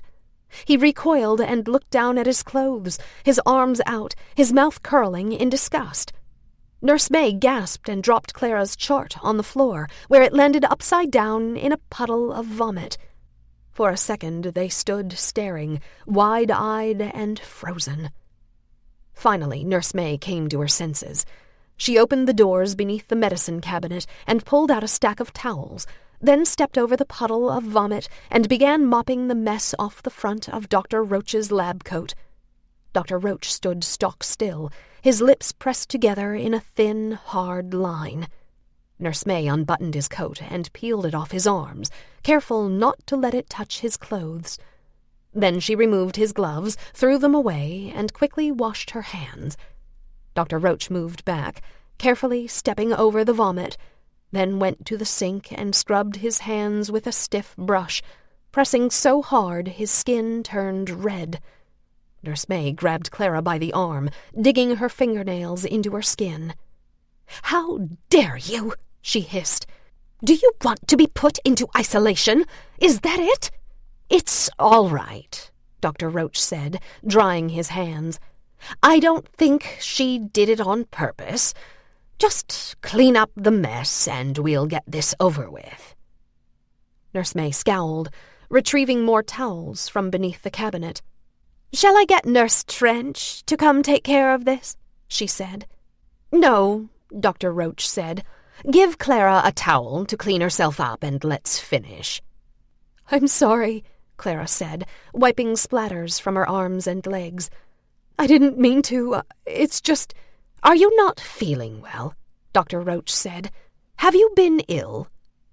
"No," Clara said. She drew in a breath and held it, unsure if she should tell him the truth. Maybe she'd be treated better if they knew she was expecting. Maybe they would let her go free. An insane asylum was no place to give birth to a baby. Surely the doctor would agree. She bit down on the inside of her cheek, fighting the urge to throw up again. "I'm not sick.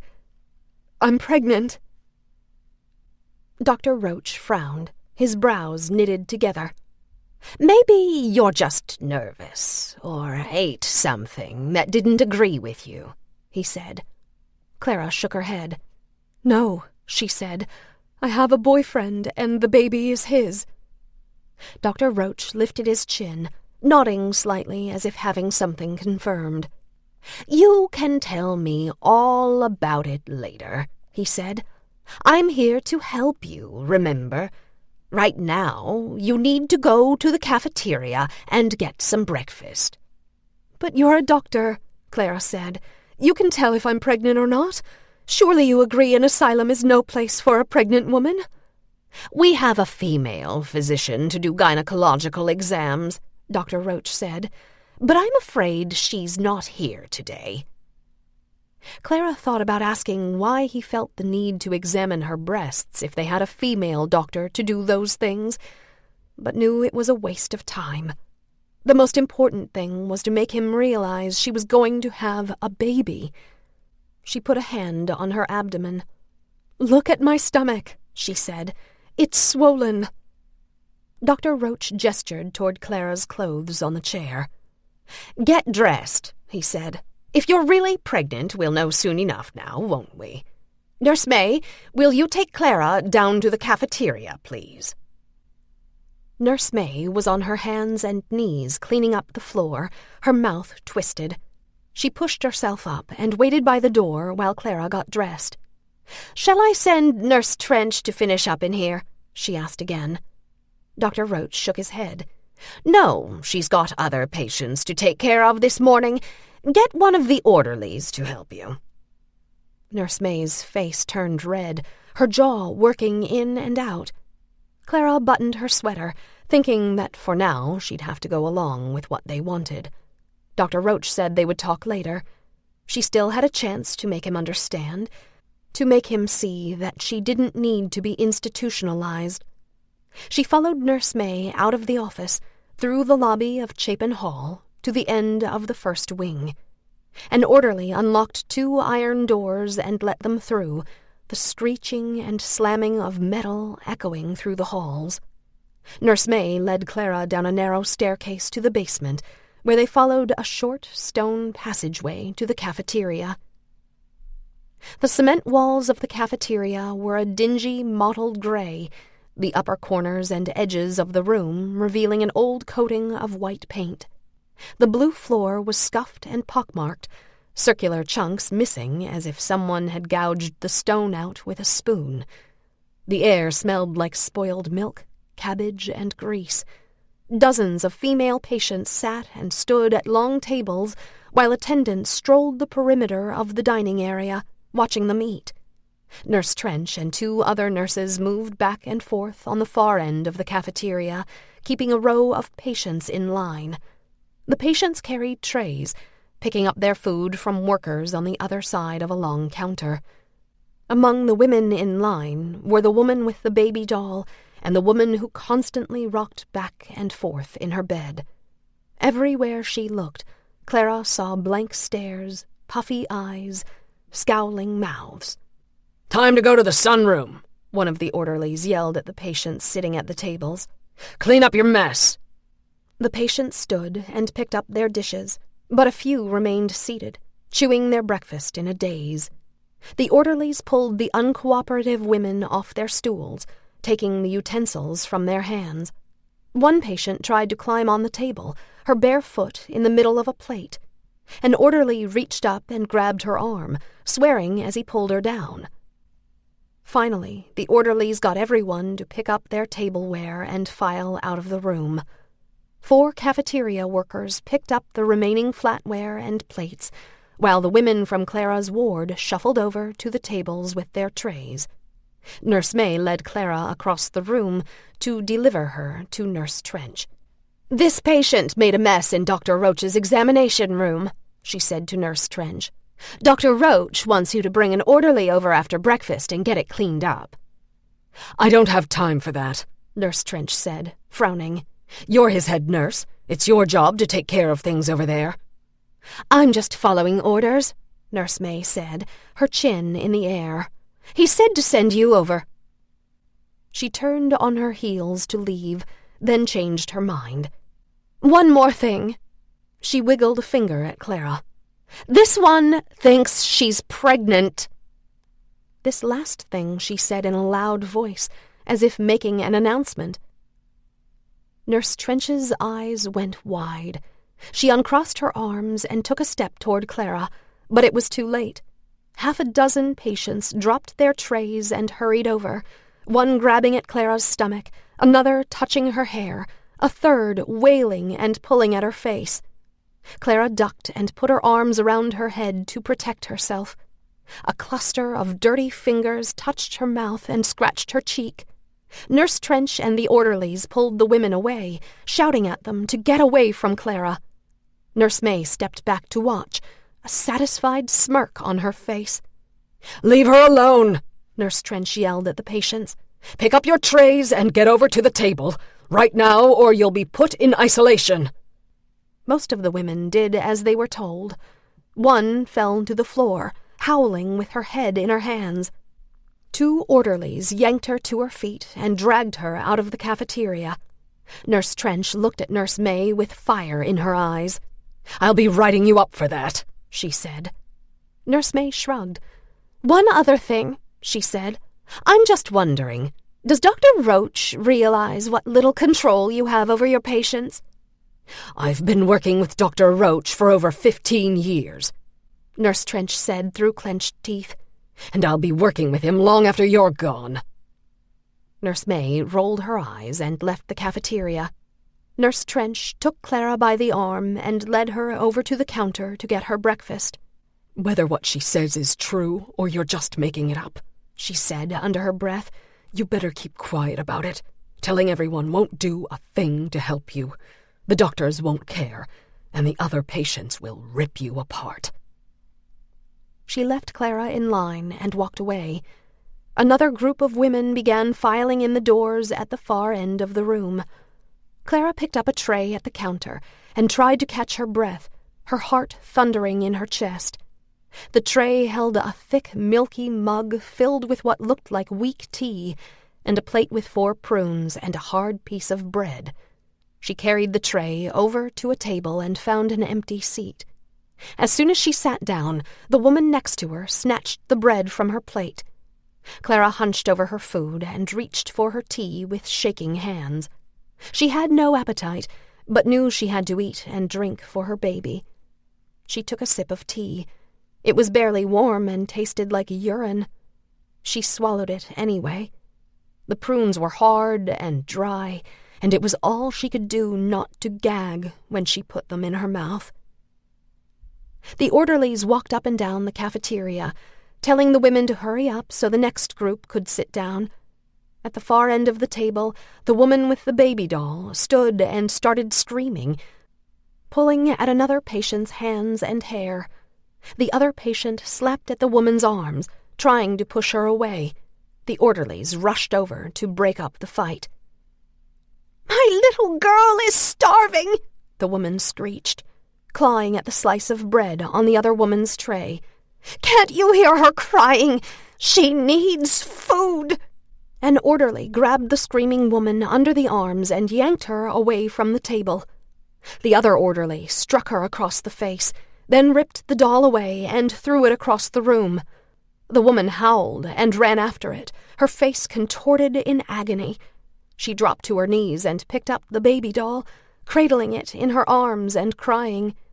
The orderlies pulled her upright and led her back to the table, their faces void of emotion. The woman sat down and started singing a lullaby, rocking the doll back and forth, her stringy hair hanging over her face. Everyone went back to eating. Clara looked at the last shriveled prune on her plate, her stomach growing more and more nauseous. She thought about giving the prune to the woman with the baby doll, then picked it up and put it in her mouth, trying not to throw up as she chewed and swallowed. Chapter 9. Izzy. By Monday afternoon, Clara's journal still sat on the upper shelf of Izzy's locker, resting on top of her math and English books. Unfortunately, the journal hadn't provided Izzy with any answers. Instead, it left her confused. The glimpse into life during the 1920s was fascinating, and Clara's words read like the diary of any normal young woman dealing with the confusion and frustration of being on the verge of adulthood. But there was nothing to suggest that Clara had lost her mind.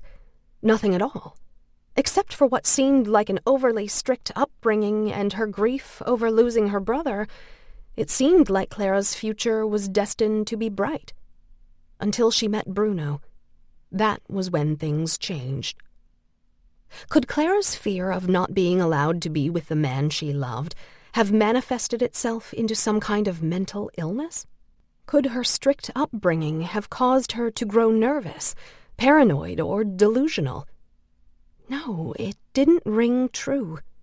Clara's journal read like that of a young woman with a firm grasp on reality. Izzy knew that back then, doctors didn't fully understand depression or women acting out, but she could barely comprehend Clara's father sending her away because she was in love with a man he considered lower class. Even more unbelievable was that Clara's mother had gone along with her husband's decision. The whole thing was unimaginable. Now Clara's story haunted Izzy.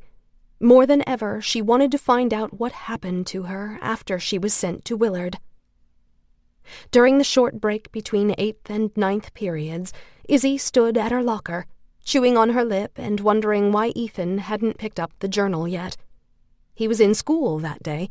She'd seen him walking with Shannon in the halls. He had ignored Izzy when she passed, laughing and talking with his friends as if she were invisible. It was all she could do not to walk up to him and ask if he thought she was an idiot. She knew when she was being duped. She yanked her psychology book out from beneath her gym bag and slammed the locker door. What the hell was he up to? He'd had plenty of time to pick up the journal. The bell rang and she hurried down the hall, her chest tight, thinking she would probably have to take the journal back to the museum herself. She wondered what Peg would do if she caught her with it. Then, halfway to class, she realized she'd left her essay on understanding the criminal mind in her other notebook. She turned and rushed through the empty halls, swearing under her breath because she was going to be late. When she got to her locker, Ethan was there, reaching in to get the journal. He jumped when he saw her. "Finally," she said. "I was starting to wonder if you were full of shit the other night." "Sorry," he said, red-faced and out of breath. "Shannon has been acting really weird today. She made me walk her to all her classes, even when it made me late for mine." "Don't you have psychology with her right now?" "Yeah," he said. He glanced up and down the hall. "I told her to save me a seat, because I was going to the boys' room."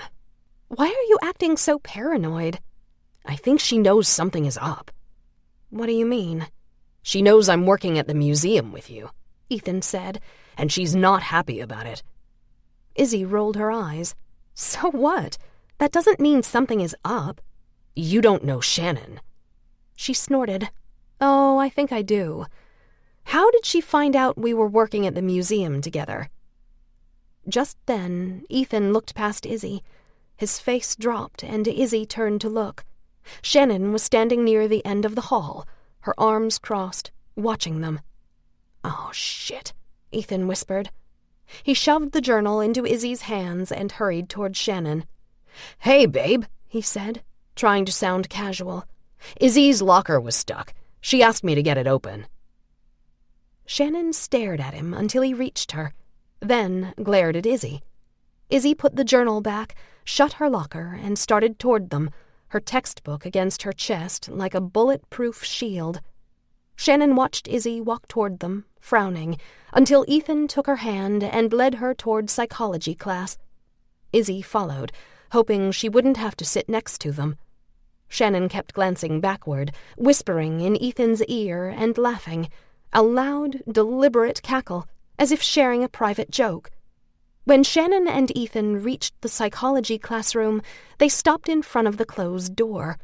Shannon wrapped her arms around Ethan's neck and kissed him with an open mouth. Ethan kissed her back, then pulled away. "Come on," he said. "We're already late." Shannon glanced back at Izzy, her lip curled in disgust. "Who cares?" she said. "We'll just blame it on Izzy Pop." Ethan opened the door and pulled Shannon into the classroom. Izzy followed, fighting the urge to tell Shannon the real reason Ethan was at her locker. At the front of the room, Mr. Defoe scribbled on the chalkboard, wet crescents staining the armpits of his blue shirt, his faded jeans tucked into his trademark hiking boots. No matter the season, Mr. Defoe wore his hiking boots. Rumor had it he lived in an apartment above the train station and gave most of his money to charity.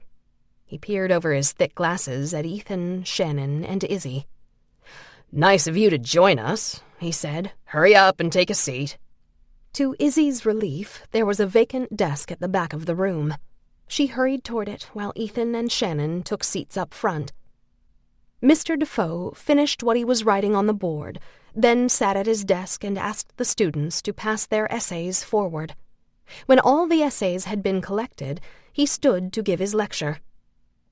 "Today we're going to talk about what makes a seemingly normal person suddenly commit a horrendous crime," he said, "like murdering their spouse or bringing a gun to school to shoot their classmates." He started pacing back and forth, his hiking boots scuffing along the floor.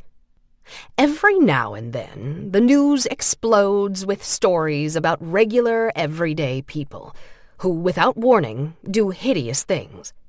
They commit crimes that shock those around them, even those who know them extremely well. Everyone is at a loss, trying to understand what happened. When most people learn of the crime, their first thought is that the person they know could not possibly be the perpetrator." Izzy slouched in her seat, trying to shut out Mr. Defoe's words.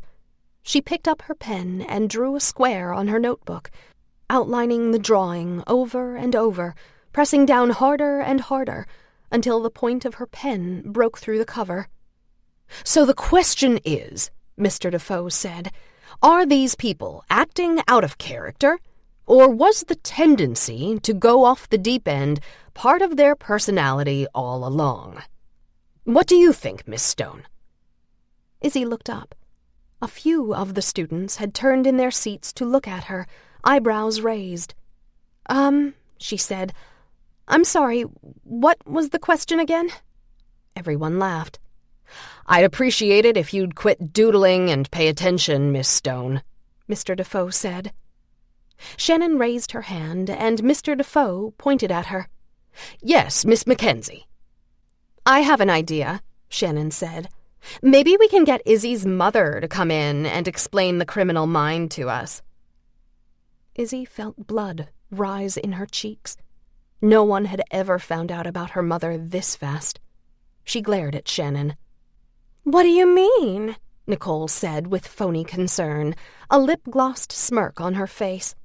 "What did Izzy's mother do?" "Oh, I'm sorry," Shannon said, feigning surprise. "I thought everyone knew." She frowned and looked at Izzy. "Izzy's mother shot her father while he slept. She's doing life at Bedford." A collective gasp filled the room. A sea of heads turned toward Izzy. Wide, shocked eyes stared back at her. Girls put their hands over their mouths. Guys high-fived each other, laughing. Everyone started talking at once. "Is she on death row?" one of the guys said. "Can you bring her in for show and tell?" Luke said, snorting. "Is her favorite color orange?" Nicole said. Mr. Defoe stepped forward. "Okay, settle down," he said, holding up his hands. "Everyone, be quiet." No one listened. The girl sitting beside Izzy got up and moved to another seat. Luke stood on his chair and held his hands out as if pointing a gun, his index fingers the barrel of a pistol. "Bang, bang," he said, shooting fake bullets at Izzy. He fired at his friends. Several of them fell out of their seats and onto the floor, moaning and playing dead. Izzy stood on elastic legs, gathered her books, and started toward the door. Ethan got up and put a hand on her arm, stopping her. "Wait," he said to her. Then he shouted, "Everyone shut up! Why don't you grow up and quit being such assholes?" Everyone stopped talking and looked at him, wide-eyed. "What the hell, Ethan?" Luke said. "You got a thing for Izzy Pop?" "Yeah, Ethan," a red-haired, freckle-faced boy said. "Does your girlfriend know about your infatuation with the new girl?" His voice was high, like a female's, in stark contrast with his brutish size. He wasn't fat, just wide and muscular, like a bull or a Mack truck. If Izzy remembered correctly, his name was Josh. Shannon stood and yanked Ethan's hand off Izzy's arm. "What are you doing?" she hissed, her face contorted in anger. While everyone waited to see what Shannon would do next, the room quieted. "Everyone sit down," Mr. Defoe said, taking over. "One more word out of any of you, and you're all getting detention." Shannon pulled Ethan away from Izzy and sat down, pouting. Izzy glared at her, eyes burning, then headed toward the exit. "Please return to your seat, Miss Stone," Mr. Defoe said. "And don't let this bunch of bored juvenile delinquents get the better of you." Izzy stopped in her tracks, facing the door, her heart hammering in her chest. She blinked against the growing flood in her eyes. She wasn't sure if she should stay or leave, not knowing how much trouble she'd get in for walking out. Then Mr. Defoe said, "And, Miss Mackenzie, a week of detention for you." "What?" Shannon said, whining. "What did I do?" "What did I do?" a high, mocking voice said from the back of the room. "As usual, I'm just having a little fun at someone else's expense." Izzy turned to see who had spoken. It was Alex. She was leaning against the windowsill, scowling and talking in a sarcastic tone. "Everyone knows my mommy is an alcoholic and my daddy left, so I can get away with anything I want because I'm just a poor, confused little girl." "Shut your mouth!" Shannon yelled. She jumped out of her seat and started toward Alex. Ethan held her back. "Miss Mackenzie," Mr. Defoe shouted, "are you trying to get yourself suspended?" "She's a liar," Shannon said, struggling to break free from Ethan's grasp. Some of the other students looked at each other, shaking their heads and rolling their eyes. Others dropped their eyes, as if embarrassed to see Shannon falling apart. "Calm down," Ethan said to Shannon. "You're a whore," Shannon shouted at Alex. "Just like your mother." "That's it," Mr. Defoe said. "Ethan and Shannon, go to the office right now. Get out of here." Ethan grabbed Shannon's wrist and pulled her out of the room, Shannon yelling obscenities the entire way. The students erupted in excited conversation. Izzy stood at the front of the room with her books clamped to her chest, a burning lump in her throat. She couldn't decide if she should go back to her seat or ask to go to the girls' room so she could pull herself together.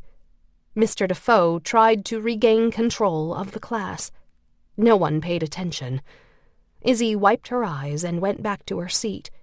Eventually, everyone quieted, and Mr. Defoe finished his lecture. Izzy didn't hear a word. Afterward, Izzy hurried to her locker, shoved her homework and Clara's journal into her backpack, then went to the girls' room. She could hardly wait for this day to end. Tonight, at home, she'd tell Peg she had the journal. Hopefully, Peg would forgive her and not send her to a different foster home. Izzy pushed open the bathroom door and turned the corner toward the row of stalls, then stopped in her tracks. Shannon was leaning against the radiator, her face red, her eyes swollen.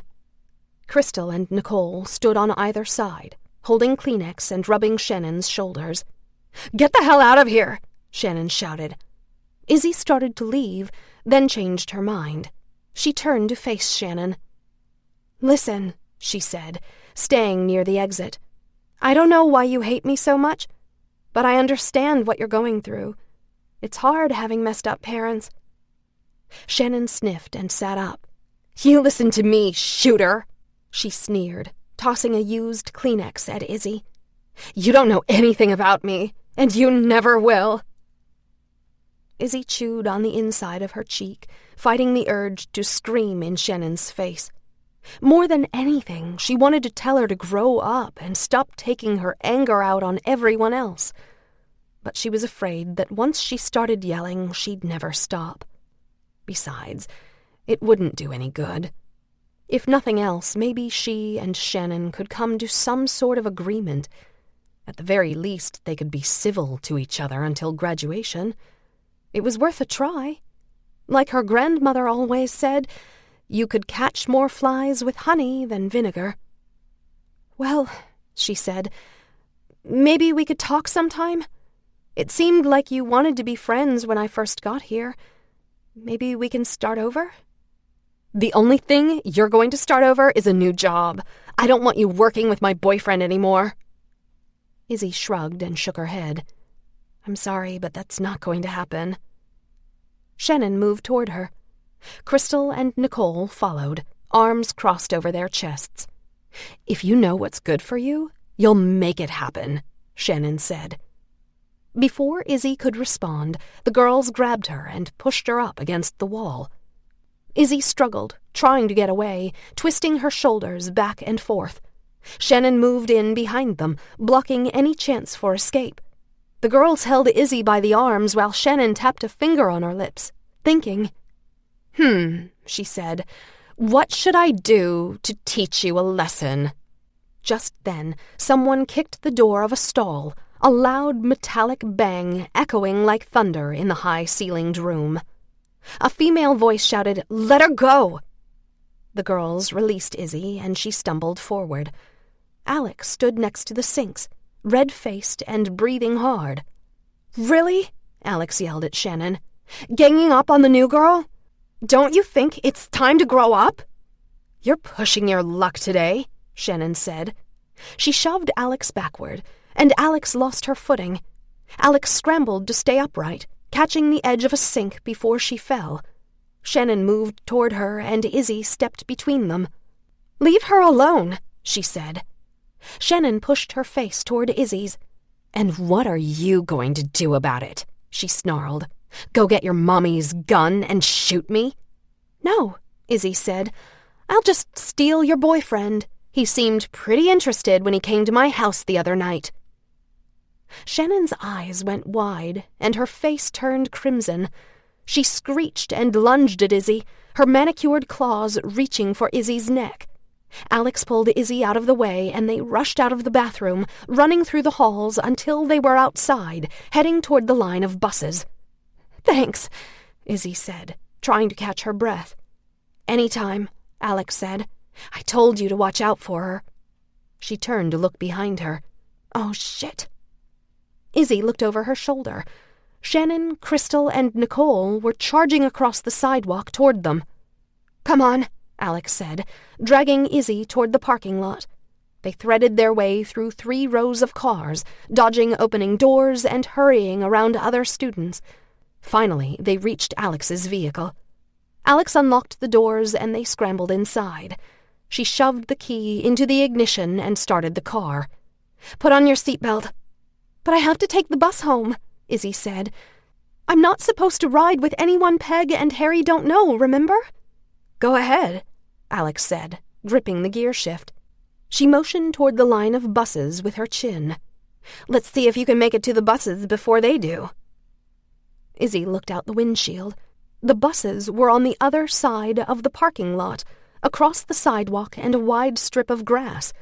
Shannon and her friends were squeezing between two cars 3 parking spots away. "Promise you'll come in and introduce yourself sometime?" she asked Alex. "Yep," Alex said, putting the car into gear. She pulled out of the parking spot, turned left, and tore out of the lot, tires squealing, the peacock feathers hanging from her rearview mirror swinging back and forth. As they drove away, Izzy turned in her seat and saw Shannon, Crystal, and Nicole standing on the sidewalk, their faces red, their hair flying. Shannon stuck her middle finger in the air. Alex glanced in the rearview mirror. "Oh, man," she said. "We're forever on her shit list now." "Why were you on her shit list to begin with?" Izzy said. Alex reached in her purse and pulled out a pack of cigarettes, offering one to Izzy. "No thanks," Izzy said. Alex took a cigarette from the pack with her teeth and rummaged in her bag for her lighter. "We used to be best friends," she said, talking around the filter. She lit the cigarette, dropped her lighter back in her purse, and took a long drag. She rolled down her window and blew the smoke out of the car. "Until my mother told her mother what her father was doing to her. I thought her mother knew he was hitting her." Alex glanced at Izzy, frowning. "How did you know her father used to hit her?" "Ethan told me." "He really came to your house?" "Yeah." Alex whistled. "I thought you were just saying that to piss Shannon off. How did that happen? I mean, what was he doing there?" "We worked together at the museum," Izzy said. "He wanted to say he was sorry for playing a trick on me. He wants to be friends." "Whoa," Alex said. "You're most definitely on the top of Shannon's shit list now." She laughed and took another drag from her cigarette. "But at least you'll be taking the heat off me." "Why does she hate you so much?" Alex stopped at a light and looked at Izzy, as if she could judge her trustworthiness by the color of her eyes. "If I tell you," she said, "you can't tell anyone, ever." "Okay," Izzy said. "It's not that I'm trying to protect Shannon or feel any loyalty toward her or anything. She's been so rotten to me that I don't owe her anything.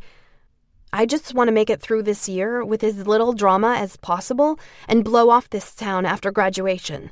I'm leaving and never looking back." "I won't tell," Izzy said. "Promise." The light changed and Alex drove the car through the intersection, taking another drag from her cigarette.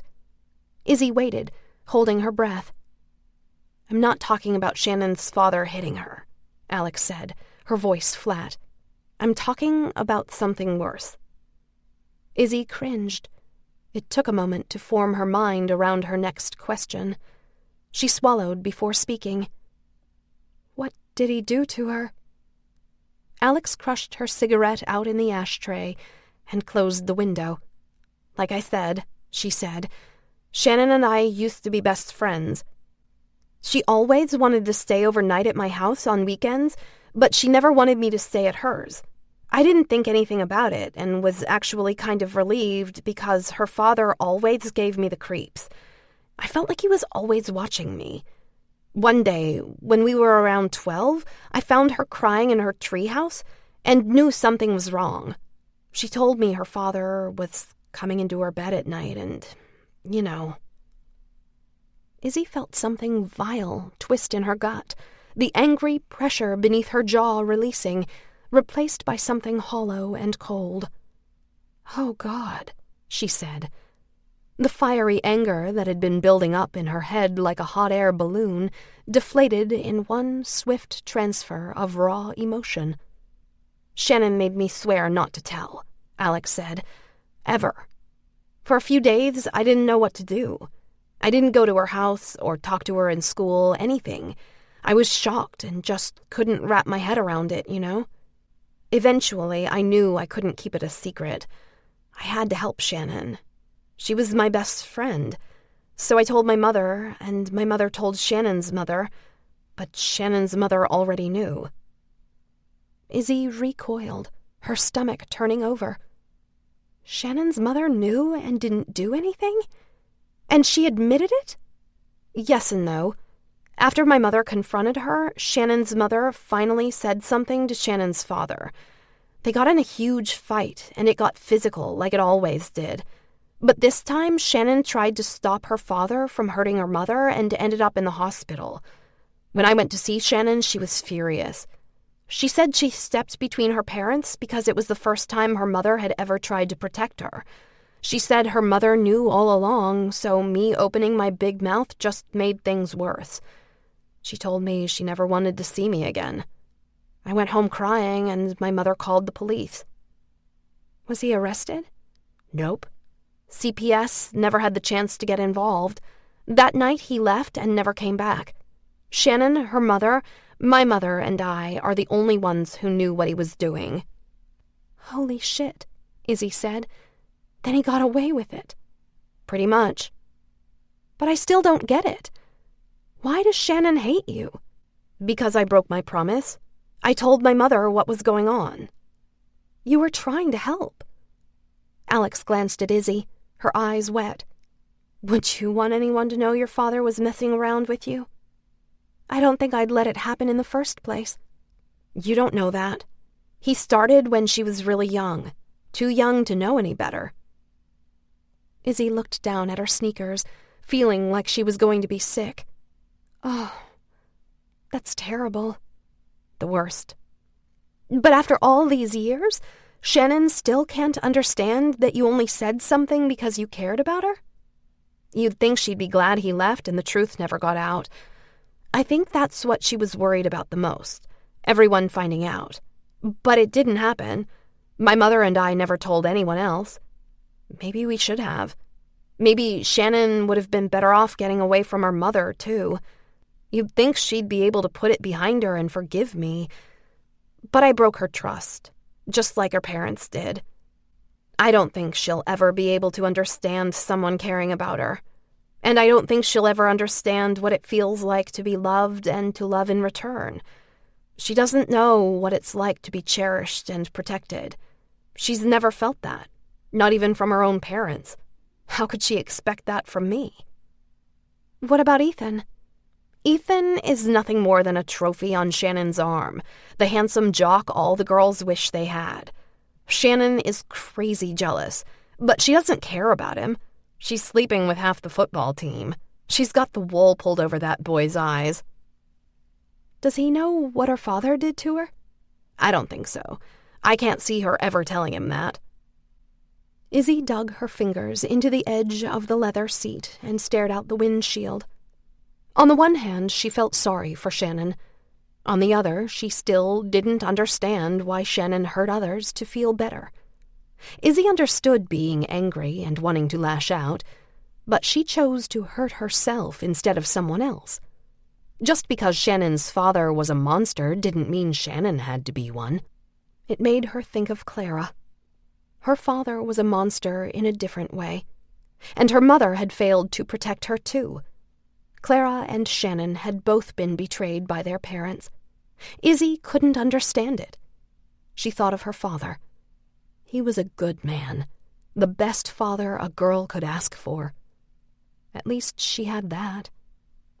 But he was dead. Her mother had taken him away from her. Why do people bother having kids if they're just going to mess them up? Just so you know, Alex said, pulling Izzy from her thoughts. You and I have something else in common. My dad is dead, too. I'm sorry, Izzy said. What happened to him? He was killed in a car wreck when I was 9, Alex said. So it's just you and your mom? Alex shrugged. Yeah, she's cool, but she works a lot. And when she's not working, she's always going to mediums and having seances. I love all that stuff too, but it's like she's obsessed with trying to talk to my dad. Well, at least you know she loved him, Izzy said. I guess, Alex said. Hey, can I ask you something? Sure, Izzy said. If you don't want to talk about it, just tell me. What? Izzy said. Why did your mother shoot your father? Izzy shrugged. I don't know, she said, tears burning her eyes. Oh, Alex said. Well, that sucks. Yeah, Izzy said. It does. After Alex dropped her off at Peg and Harry's, Izzy did her homework, took a shower, and put Clara's journal on the kitchen table. Then she waited for Peg and Harry to come home, her heart in her throat. Chapter 10. Clara. Clara's first winter at Willard was the longest of her life. Nearly every week, furious storms pelted the windows with thick flurries, coating the glass with ice curtains. When every window pane was packed with wet snow, and the only thing Clara could see through the small gaps in the build-up were the ashen clouds in the low sky, she felt trapped inside a giant ice fortress. She imagined she and the other patients were made of ice too, ready to shatter or explode at any second. The ice was made of tears, mixed with mud and blood, and she could taste the salty mixture on her chapped lips. Like all patients during their first weeks at Willard, she'd been forced to sit in the sunroom, 8 hours a day, 7 days a week. Patients were only allowed to leave the sunroom for meals and scheduled bathroom breaks. For the rest of the day, until after supper, they were required to sit on hard benches lining the walls, while orderlies watched to make sure they didn't act out or stand up. Clara did her best to shift her weight from one hip to the other, but by the end of the first week her buttocks felt like they were raw and bleeding. It was a Saturday morning when she stood without permission for the first time, tears of pain burning her eyes, and asked if she could use the bathroom. The orderlies in charge that day, Dan and Richard, sat on folding chairs in the center of the room, playing poker on a card table. The other patients stayed seated, heads hanging, leaning against the walls, sleeping, crying, drooling, singing, or looking around the room as if watching invisible people. "I think I'm going to be sick," Clara said, holding a hand over her stomach. Richard put his cards down on the table and stood. He turned to face Clara, his face hard.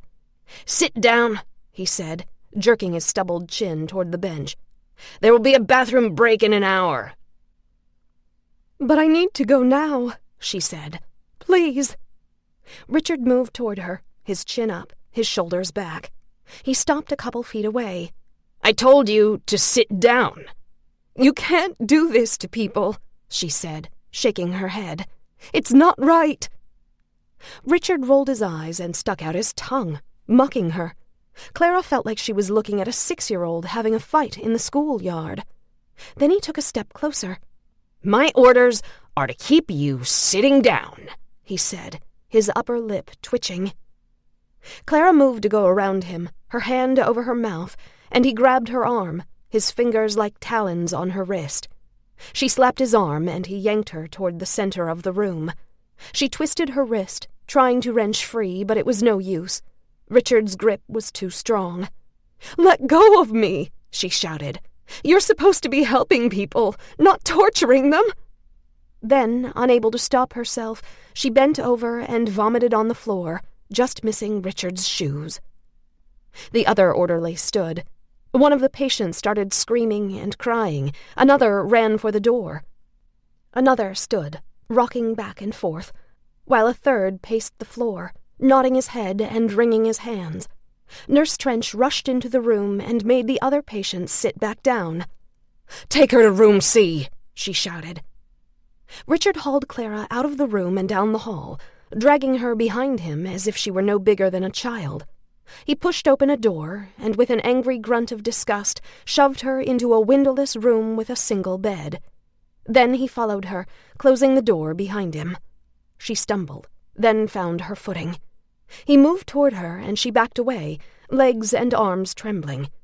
Then her back was against the wall. Before she realized he'd raised it, Richard's open hand collided with her face in a black bolt of pain. Her neck whipped to the side, her hair flying in her face. She put her hands to her hot, throbbing cheek and glared at him, tears burning her eyes. He grabbed her by the arms, wrestled her toward the bed in the middle of the room, picked her up and threw her down on the filthy mattress. Another orderly came into the room and held her down, his hot hands crushing her upper arms. She thrashed on the bed, using every ounce of strength to get away. It was no use. While the other orderly held her down, Richard buckled leather straps around her wrists and ankles, tying her to the bed. "Why are you doing this?" she screamed. "I just wanted to use the bathroom." The door opened, and another nurse hurried into the room, a glistening syringe in her hand. She slid between Richard and the edge of the bed, pinched the flesh of Clara's upper arm between her thumb and fingers, and pushed the needle into Clara's skin. "No!" Clara screamed. "Let me up!" "This is for your own good," the nurse said. Richard and the other orderly stepped back and looked down on Clara, their brows shining with sweat, their shoulders heaving. "Seems like they all have to learn the hard way," Richard said, wiping his hand across his forehead. "Please," Clara said, "let me go." The nurse and the orderlies ignored her and left the room, slamming the iron door behind them. Keys rattled and turned in the lock. A few minutes later, the high-pitched shriek of metal sliding against metal made her cringe as someone opened the square barred hole in the upper half of the door. She raised her head to look, but could only see part of a forehead and 2 blinking eyes. Then the window closed and there were muffled voices in the hall. Clara put her head back on the mattress. The ceiling grew fuzzy and dim. She looked at the walls. The corners of the room seemed to curl inward, the lines and moldings pulsating with every beat of her thundering heart. All of a sudden, she knew she was going to be sick again. She turned her head to one side and threw up, coughing and gagging on her own vomit. Her eyelids felt heavy, and she blinked twice. Then the world disappeared. The first thing Clara became aware of was the ache in her stomach and the burning skin around her wrists and ankles. She felt like she'd been in a brawl, every muscle throbbing and sore. She tried to turn on her side, but she was strapped to the bed. The sheet beneath her was cold and wet, the air filled with the stench of vomit and urine. It all came back to her now. She was in isolation. She lifted her heavy head and looked around the room, blinking and trying to clear her vision. The domed ceiling light filled the room with a hazy yellow glow. Then the walls started spinning, and she put her head back down, waiting for the dizzy sensation to stop. When it felt safe to open her eyes again, she looked down at the end of the bed, toward the door. She started to shout for help, then saw Nurse Trench sitting in a corner, reading a book. "Can you untie me, please?" Clara said, her voice raspy and weak. Nurse Trench made a small, startled sound, her head jerking up. To Clara's surprise, the nurse's eyes looked red and watery. Nurse Trench wiped her cheeks and stood, setting the book on the seat of the chair, then came over to stand next to the bed. She looked down at Clara, her forehead furrowed. "I don't know," she said. "Are you going to behave?" "Please," Clara said. "I'm freezing and starving." "Maybe you should have thought of that before you caused such a ruckus in the sunroom." "They wouldn't let me use the bathroom, and I—" Nurse Trench shook her head. "The rules are in place for a reason," she said. "How are we going to help you if you don't follow them?" "But I knew I was going to be sick and—" "The orderly said you stood without asking." "Yes, but—" "Weren't you told to ask before standing?" Clara nodded. "That's right," Nurse Trench said. "Now, before I can let you up, you need to tell me you'll remember that." "I'll remember," Clara said. "And from now on, you'll do as you're told?" "Yes." "You have to say it for me, Clara." "From now on, I'll do as I'm told." "Very good," Nurse Trench said, smiling. "You can sleep in the ward tonight, as long as you don't try anything. Otherwise, you'll just find yourself right back here. Do you understand?" Clara nodded. "I understand," she said. Nurse Trench lowered the bed railing, unbuckled the leather straps, then stepped back. Clara sat up and rubbed her wrists, her head pounding. She swung her feet over the side of the mattress and pushed her hair out of her face. It was stiff and smelled like vomit. The room tilted to one side. Closing her eyes and taking a deep breath, she tried to maintain her equilibrium. Finally, the room stopped spinning and she slid down from the mattress, her wet nightclothes clinging to her legs. She wrapped her arms around herself, trying to stop shaking. "Can I wash up and get a clean nightgown?" she said, her teeth chattering. "It's too late for that," Nurse Trench said, starting toward the door. "It's almost time for lights out. You'll have to wait until tomorrow." "But I haven't had anything to eat since this morning," Clara said. "Yesterday morning," Nurse Trench said. She picked the book up from the chair and turned to face Clara, one arm holding the novel against her ample chest. "You've been asleep for 2 days." Clara put a hand on her abdomen. "You're going to make me wait for food until morning?" She opened her mouth to say something about being pregnant, then stopped. Nurse Trench had told her not to mention the baby again. "I'm sorry," Nurse Trench said, reaching for the door. "When you break the rules, you get punished." Clara bit down on her lip. Somehow she needed to reach this woman, to make her see that she wasn't like the rest of the patients. Nurse Trench had to have a heart, somewhere inside that tough, manly exterior. Clara glanced at the novel in the nurse's hand. On the cover, a woman slouched beneath a tree, her head down, her eyes shut. The book was The Sun Also Rises by Ernest Hemingway. Clara remembered the day she and Nurse Trench walked in on Dr. Roach and Nurse May. Nurse Trench had been angry, disgusted that the doctor would make his wife wait in the hall while he flirted with his mistress. But there had been something else in the nurse's eyes that day, something that looked like the pain of a broken heart. Clara swallowed, trying to ignore her empty stomach and churning head. "I felt sorry for the main character in that book," she said, nodding toward the novel. "Didn't you?" Nurse Trench frowned, her brow furrowed. She looked like she was about to say something, to express her feelings about the book, then changed her mind. She pulled herself together, yanked open the door, and jerked her chin toward the hall. "Let's go," she said. Clara went through the door on watery legs. "It breaks my heart being away from the man I love," she said, trying to sound friendly. "His name is Bruno."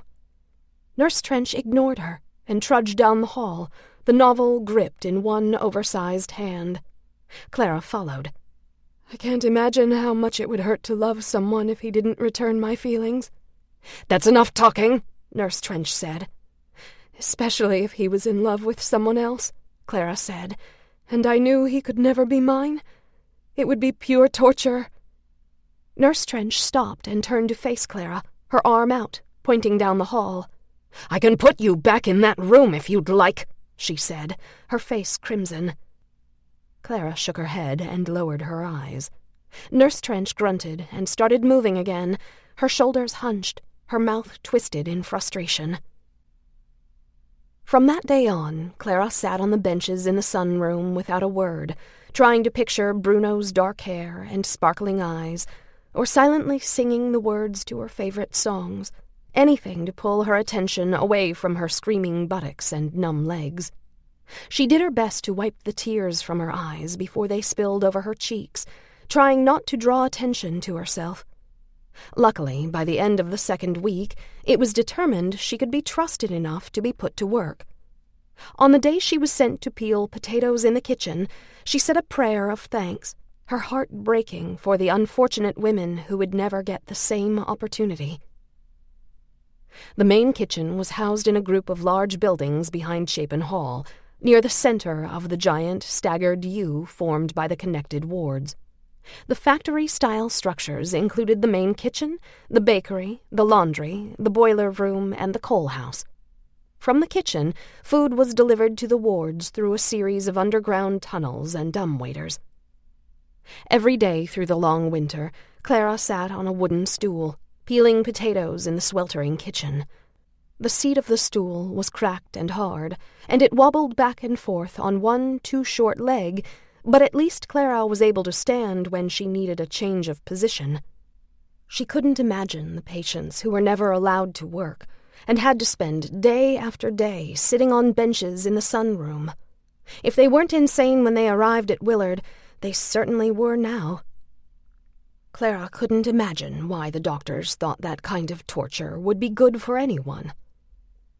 No matter the weather, Clara relished her turn at being sent out the back door of the kitchen to take the potato peelings out to the fenced-in backyard and dump them in the compost pile, where they would be picked up and fed to Willard's chickens and pigs. Even during the winter, when her face felt solid from the frigid air, the bitter wind pushing tears from her eyes, she stayed outside as long as she could, knowing it might be her only escape for days. On mornings when the air was clear and still, she could hear the screech and chug of incoming locomotives and the deep thump-thump of shifting lake ice, like the hollow gulp of a gargantuan drain. Even though she couldn't see the body of water from behind Chapin Hall, she felt a kinship with it, both of them frozen in time, waiting. By the end of February, she could tell by looking at her bony arms and legs that she was thinner than she'd ever been. Except for a small, protruding bump below her navel, no one could tell she was pregnant. Most of the time she felt weak and lightheaded, as if the baby growing inside her was sapping the strength from her body. But she did her best to eat all the food she was given, even when it was nothing more than a bowl of thin broth or a runny poached egg that made her gag when she tried to swallow it. While working in the kitchen every day, she hid a potato in the pile of peelings, taking bites when no one was looking. The raw potatoes tasted like dirt and cold starch, but she ate them anyway.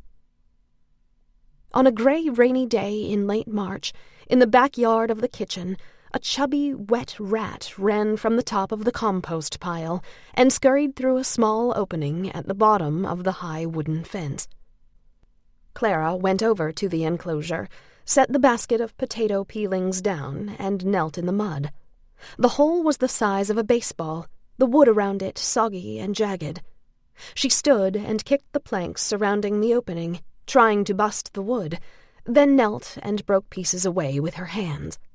Splinters gouged her palm, but she kept working, breaking away a bowl-sized chunk. She looked through the gap and saw more mud, and several yards away the stone foundation of another building. She threw the broken wood through the hole, then hid the opening behind a pile of potato and vegetable peelings. The next day she removed more pieces of the fence. By the end of the week, her palms and fingers were raw, but the opening was nearly big enough to squeeze through. The next afternoon, she went out to the compost pile, dumped her peelings, and broke away another chunk of wood.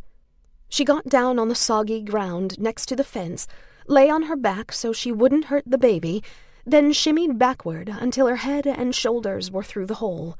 She dug in her heels and tried to push herself through, but her stomach was too big. The baby was in the way. Just as she was about to work her way out and make the opening bigger, someone grabbed her ankles and yanked her out of the hole, dragging her through the mud. "You okay?" a man said, panting above her. He wore a plaid wool jacket and filthy overalls, his boots covered with sludge. "You fall?" Clara sat up. She said, her heart like a train in her chest. "You trying to get out?" He glared at her with one good eye, the other swollen closed. Clara shook her head and tried to stand. The man reached down to help her up, gesturing toward the fence with one hand. "Won't do no good to get through that fence," he said. "Boiler room is over there. Ain't no way around it." "How did you get in here?" she said, wiping her hands on her dress. Her hair felt stiff and cold on her neck, the back of her arms and legs wet with mud. The man spit in the dirt, a string of saliva running from the corner of his mouth. He pointed at the fence near the back wall of the kitchen. "Door's right there," he said. "We got a new parcel of hogs. Boss sent me to get some extra scraps. I saw you on the ground and—" Clara squinted at the wooden fence, trying to see the opening. The only sign of an entrance was a slightly wider space between two planks. It was barely noticeable. A shovel and wheelbarrow sat inside the enclosure, tilting sideways next to the compost pile. She trudged through the mud over to the entrance and pushed her nails into the crack, trying to pry open the door. But the crack was too narrow. Her fingers wouldn't fit in far enough to get a grip. "How do you open it?" she asked the man. He plodded toward her and stopped in front of the door. "Boss gave me a key to get in," he said. "Showed me a trick to get out." He thumped the end of his fist on the wood, and the door popped open. He caught it by the edge and pushed it closed. "See?" "Can I try?" she said. He shrugged and stood back. Clara thumped her fist on the same spot. The wood vibrated and bounced, but the door didn't open. "I told you it was a trick," the man said, grinning. Clara took a deep breath and hit the wood again, using all her strength. This time, the edge of the door popped away from the fence. She grabbed it and yanked the door open. On the other side, a rutted driveway followed the length of the building, then turned a stone corner and disappeared. Clara bolted out of the enclosure, running as fast as she could, her pulse roaring in her ears. A few yards from the corner, the man grabbed her from behind and lifted her off the ground, his arms clamped around her belly, squeezing so hard she could barely breathe. He carried her back inside the fence, set her down, and slammed the door, panting. "You played a trick on me," he said, his red face contorted. "Boss said not to let anyone use this door, ever." "I'm sorry," Clara said, trying to catch her breath. "It's just that I'm not supposed to be here, you see." "You can't leave," the man said, shaking his head. "That's breaking the rules. You'll get in a heap load of trouble if you break the rules." "I know," she said. "It's just—" She hesitated, trying to find the right words. "By the way, what's your name?" "Stanley," he said. "My father named me Stanford, but my mother called me Stanley." "Are you a patient here, Stanley?" she said, hoping to make him see they were on the same side.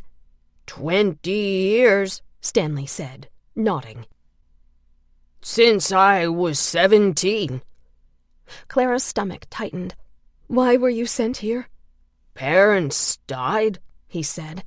"I was nothing but trouble and getting too old for the orphanage."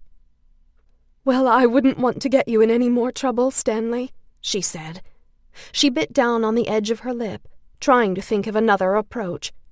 "When I was growing up, I used to live on a farm. I love animals. Do you think you could show me the new hogs?" "Nope," he said. "Boss wouldn't like that. Boss says no one else is allowed in the pig barn." "How about just letting me through that door, then?" she said. "No one has to know." Stanley shook his head, teetering back and forth as if marching in place without taking his toes off the ground. Just then, a growling engine approached from the other side of the fence. "I gotta get back to work," Stanley said, his good eye blinking. "Boss is coming." He hurried over to the wheelbarrow, pushed it closer to the compost pile, and started filling it with vegetable scraps. Clara followed him. "When do you normally pick up the compost?" she said. "What time do you usually come?" Stanley shoved his pitchfork into the kitchen scraps and slung a pile of vegetable peelings into the wheelbarrow. "Before the sun is up," he said, keeping his head down. "When everyone is still sleeping and no one bothers me." A vehicle stopped outside the fence, gears grinding. A heavy door opened and closed, metal slamming against metal. Then the fence door opened, and a man in muddy overalls entered.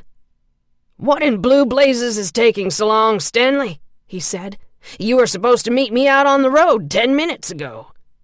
Stanley kept working, his shoulders hunched. "Sorry, boss," he said. "This lady was stuck in the fence, and I had to help her get out." The man looked at the hole, then considered Clara, his brows knitted. "What's going on here?" he said. "Nothing." Clara picked up her basket and headed toward the kitchen. "We were just talking." The man followed, entering the kitchen behind her. "You let Stanley be," he said. "You hear me? He's a good worker and stays out of trouble. You might make note of that." Clara kept walking, and Stanley's boss went in the other direction. She looked over her shoulder and watched him make his way between the dishwashers and prep counters. Then he turned left and disappeared. Clara went back to her station and got to work, swallowing the surge of panic that threatened to shut off her breathing. Surely Stanley's boss was going to turn her in. The other women stared at her, no doubt wondering why her arms and legs were covered with drying mud. A few minutes later, Stanley's boss and the pudgy kitchen forewoman approached. The hunched-over forewoman trudged toward Clara, her chin jutting out to one side.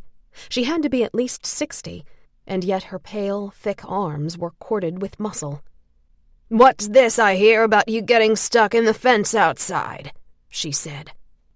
"I fell in the mud," Clara said. "My leg went through a hole. It was an accident." The forewoman took her by the arm and dragged her outside. Stanley waited by the fence, his wheelbarrow full. He dropped his eyes, fidgeting with the edge of his jacket. "Did you make that hole?" the forewoman said to Clara. "No," Clara said. "I told you I fell and—" "Get that boarded up right away," the forewoman said to Stanley's boss. Then she dragged Clara back inside, led her out of the kitchen, and took her to Dr. Roach's office. "Where would you have gone if you'd escaped, Clara?" Dr. Roach said. "Willard consists of hundreds of acres, including dense forests. The nearest town is miles away." "I don't know," she said, her fists in her lap. "All I know is I need to get out of here." "What if something happened to you? How would I explain that to your father?" "I don't care about my father," she said. "You can tell him anything you want. You and he both know I don't belong here." Dr. Roach furrowed his brow, clearly taken aback. "I don't know any such thing," he said. "You're here for a reason, Clara, and I want to help you get well." "Like I told you before," she said, "I'm here because I had a fight with my father. I don't need help." "But don't you see," Dr. Roach said, "trying to escape just reinforces my opinion that you're not thinking clearly. A woman of your status and frail constitution shouldn't be out hiking alone across the countryside. It's not safe." "I'm not as helpless as you think." "You know what kind of hospital Willard is, don't you?" "Of course I do," she said. "It's an institution for the insane. But I don't hear voices. I don't see hallucinations. I know my father told you I'm insane, but he's lying." "Lying," Dr. Roach said. He gave her a sad smile. "My dear Clara, why would he do that?" "To keep me here." "Do you really believe that?" "Yes, I do. At first I thought he just wanted to teach me a lesson and would eventually let me come home. Now I think he's just glad to be rid of me." Dr. Roach shook his head, his brow creased. "You're worrying me, Clara," he said. "You continue to believe your father is plotting against you, that we're keeping you here to hurt you somehow." "Please," she said, "just let me go. You can tell my father I'm still here. Tell him I've gone completely mad and you had to lock me up for the rest of my life. I don't care. Just release me. He doesn't have to know." "You're being irrational, Clara," he said. "I'm a doctor. I took an oath to help people. That's all I'm trying to do."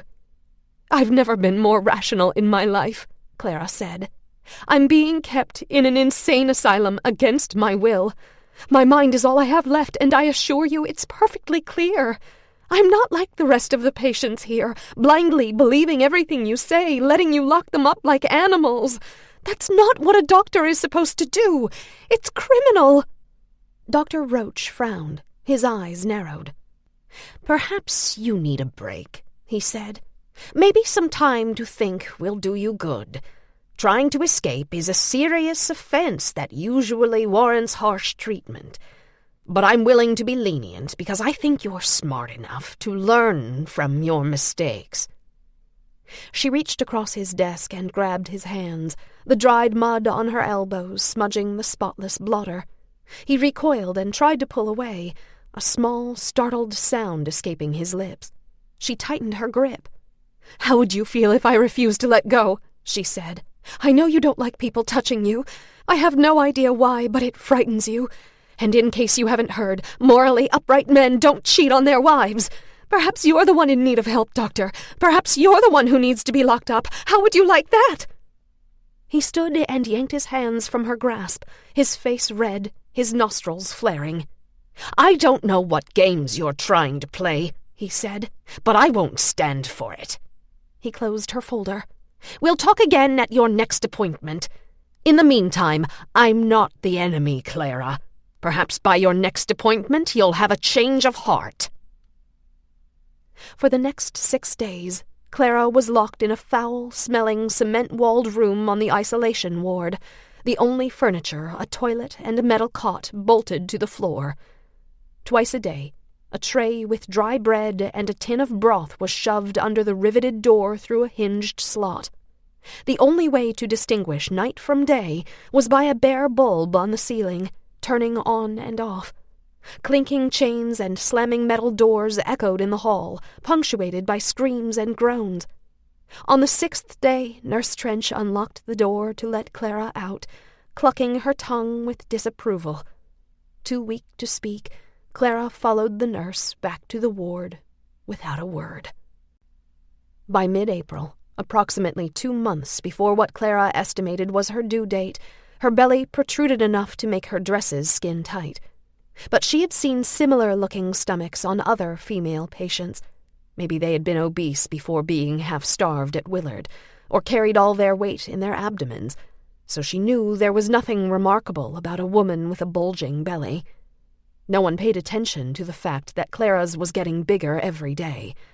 No one believed or cared that she was indeed going to give birth, and no one had bothered to check to see if she was telling the truth. On the last day of May, during her second appointment with Dr. Roach, Clara sat in the chair opposite his desk, the rigid seat pressing hard against her pelvic bones. Her skeleton ached as if she were 90 years old instead of 19. She wasn't sure if her body was stiff because she was pregnant and suffering from the lack of proper nutrition, or if it was from the thin, lumpy mattresses she'd been trying to sleep on for the last 5 months. Every night her fitful sleep was filled with nightmares about going into labor in the ward, with no one to help her give birth but the other patients. In the dream, she was screaming on the filthy bed, the other women gathered around, rocking back and forth, drooling, wailing. She sat up, clutching the edges of the mattress, and bared down, her face twisting with exertion. The woman with the tattered doll ripped the newborn from between Clara's legs and ran out of the ward, the bloody umbilical cord trailing behind her. Now, as she always did, Clara sat with one hand on her belly, waiting to feel the baby move. Her greatest fear was that the fetus had died and she wouldn't know until she gave birth. As usual, she felt nothing. The only time she felt movement was at night. Even then she worried she had imagined it, so slight was the flutter beneath her hand. For the millionth time she thought that either the baby was abnormally tiny or something was horribly wrong.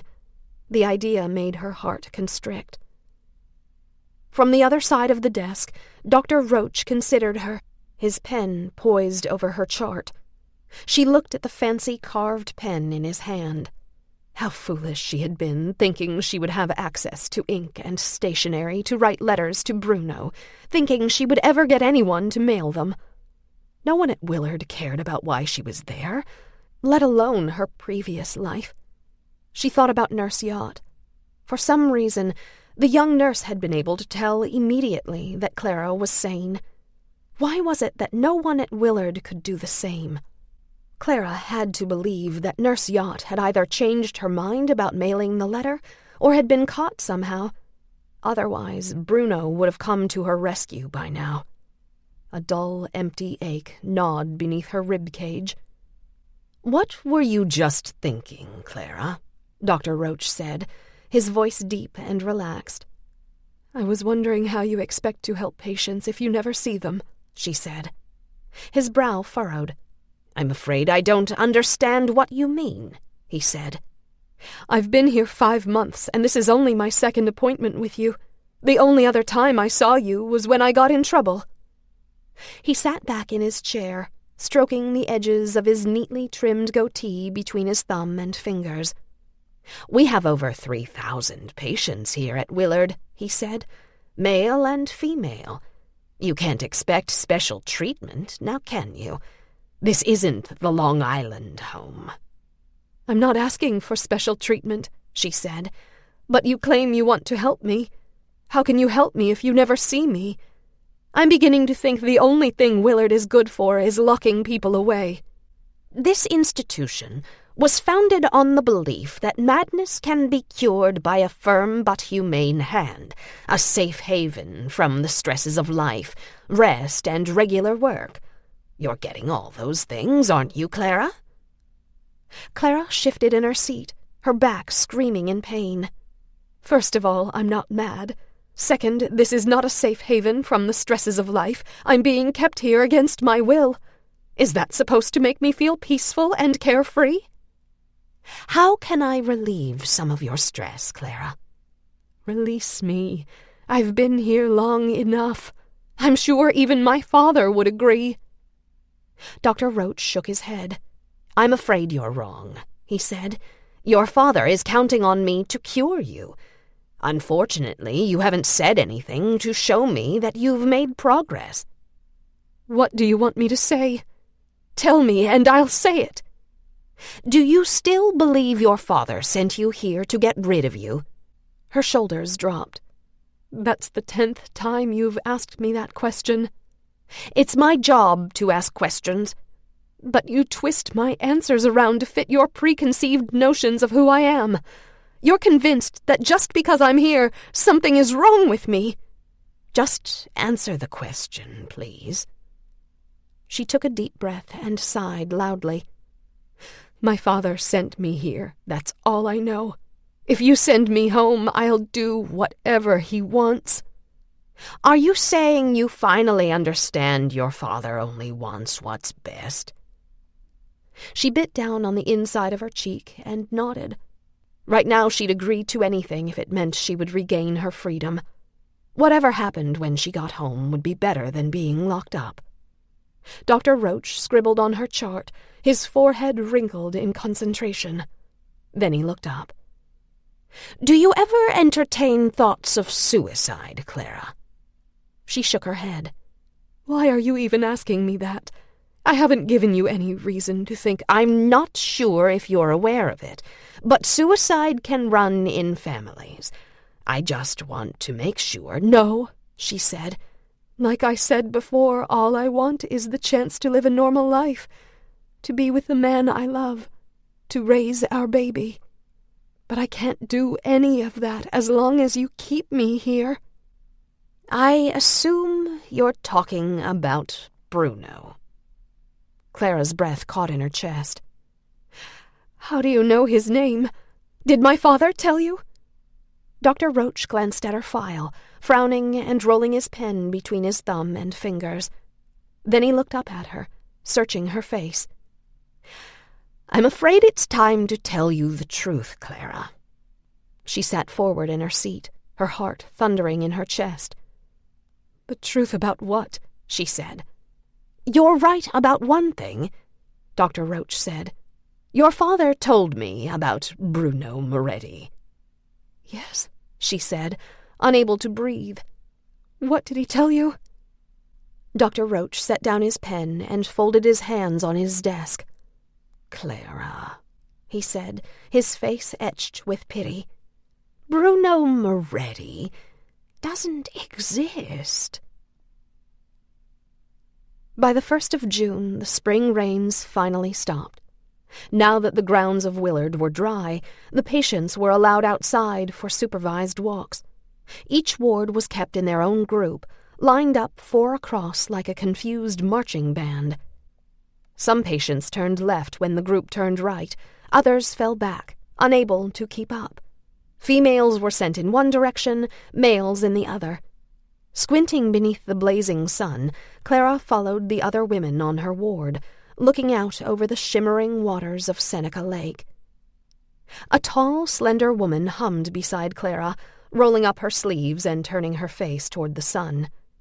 Esther had been at Willard 6 weeks, committed by her husband when he caught her kissing another man.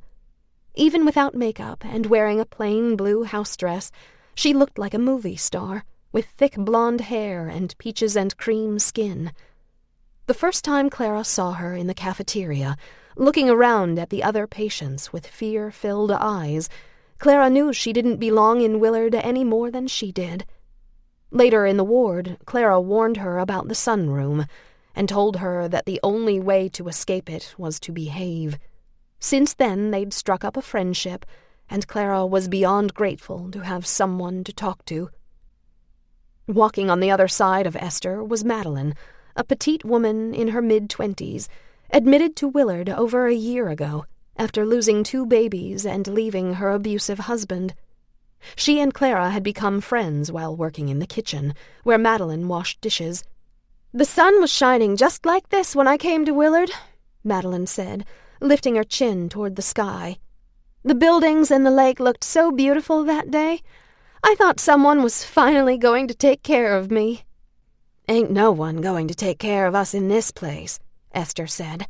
"When I get out of here, I'm going to find me a sugar daddy and never have to worry about being taken care of again." "Maybe that's what I should have done," Madeline said, grinning.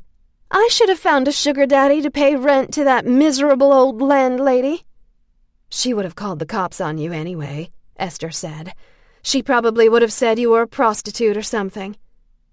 "I thought you were sick in bed when the cops came," Clara said. "Isn't that why you couldn't work and pay your rent?" "I wasn't sick," Madeline said. "I'd just come back from asking my no-good husband to give me a little money for food. He beat the tar out of me. Took me a week before I could get out of bed other than to use the bathroom. After the cops took me in, the doctor said I was below normal physically and should go to the hospital. But that damn landlady said I used vulgar language and talked to myself, so they sent me to the loony bin instead." Clara shook her head. She looked at the other women in line ahead of her, shuffling with their heads down or their shoulders hunched, women who, like her and Esther and Madeline, had believed they would live ordinary, happy lives. Of course, some of them were truly sick, with mental issues that prevented them from being normal and productive. But how many were victims of circumstance? Women left penniless by husbands who abandoned them or died. Women who lost children and needed help coping with unbearable grief. Women banished by parents who disapproved of their decisions. How many were at Willard because of a single angry outburst, or because they had grown old and been abandoned by their children, or had lost their parents at a young age and had grown up in an orphanage? How many were sane when they got here, but after months of abuse or over-treatment with ice baths and sedatives, would never be rational again? A while back, Madeline had told Clara the story of Ruby, an Italian immigrant who had come to America with her husband 12 years ago. 2 years after they arrived, Ruby's husband was killed in a construction accident. Starving and homeless, Ruby took to prostitution on the streets of New York, unable to speak more than a few words of English. Eventually, she was arrested and sent to Willard. That was 10 years ago. Now she sat in the sunroom every day with her head down, silently picking at the skin on her arms. Being locked up was bad enough, but Clara couldn't imagine the torture of being unable to communicate, of not having the right words to try to explain how she got there, or that she was perfectly sane. Why hadn't the doctors found someone who spoke Ruby's language? What if Ruby had family in Italy, wondering where she was and what happened to her? What if all it had taken was a simple letter to get her out of this hell? Thinking about the injustice of it all, Clara felt a dull, empty ache gnawing inside her chest. "How are you feeling today?" Esther asked her. "Won't be long now before your daughter is here." Clara put a protective hand over her stomach, her heart filling with a strange mixture of love and fear. She had told Esther and Madeline everything, about Bruno and her father, about her belief that the baby was a girl. "I'm fine," she said, "a little weak, but other than that." "What do you think is going to happen after the baby comes?" Esther asked Madeline. "Do you think they'll let Clara go?" Madeline shrugged. "I don't know," she said. "I've never heard of anyone giving birth here." She turned her face toward the lake, avoiding Clara's eyes. Clara took a deep breath, trying to ignore the feeling that Madeline wasn't being completely honest. She couldn't fault her for it. If Madeline knew something and wasn't telling, she was only trying to be kind. Madeline understood that if Clara allowed herself to think any further than the day of the baby's birth, she might not find the strength to put one foot in front of the other. For now, Clara had to believe things would change for the better. There was no other choice. "I hope they're going to let me go," Clara said. "This is no place to raise a baby." "I think you're right," Esther said, smiling. "They'll let you go." The group of women followed Willard's main road toward a thick pine grove on the other side of Creek Mears, a long, wide stream that emptied into Seneca Lake. Due to weeks of heavy wind and rain, the grass-banked creek barreled west like a raging river, nearly overflowing, branches and leaves swirling and spinning in the swift gray water. The women crossed a wooden bridge, the rushing surge drowning out their voices. Clara thought about jumping over the railing, letting the strong current sweep her out to the lake, where a passing boater could pick her up, or she could make her way to the opposite shore. But the creek was too deep and powerful, the rough water breaking thick branches on boulders and rocks. Besides, she didn't know how to swim, having done little more than wade and splash on the beach at Coney Island. Even if she wasn't pregnant, the risk of drowning was too high. What good would freedom be if she were dead? At the end of the bridge, the women turned right, following a dirt road toward the lake. To their right, between the road and the pine grove, a wide field was filled with row after row of iron markers, each 2 feet high and a foot wide. In the back row, a man in rubber boots and overalls was digging a hole in the ground. When he saw the women, he stopped and pushed his shovel into a mound of fresh dirt, took off his cap and waved. "That's the grave digger, Lawrence," Madeline said. "He's been at Willard for over 30 years and can pretty much do whatever he wants. I heard that one summer he started sleeping in that shack over there by the cedar grove." She pointed toward a small 1-story house nestled at the edge of the woods, its roof littered with pine cones and needles. Clara had no idea how long the dwelling had stood empty, but to her it looked tired, ready to collapse into a dusty heap, years of bone-dry wood and stale attic air released into a thunderous cloud of sawdust and jagged splinters. She couldn't imagine what condition it was inside. "Lawrence asked the doctors if he could stay in the house instead of the men's ward," Madeline continued. "He told them not to worry. He wasn't going anywhere because he doesn't have any place to go." "He never tries to leave?" Esther said, her eyes wide. "He says he's happy here." "He must be crazy," Esther said. "No one could be happy here."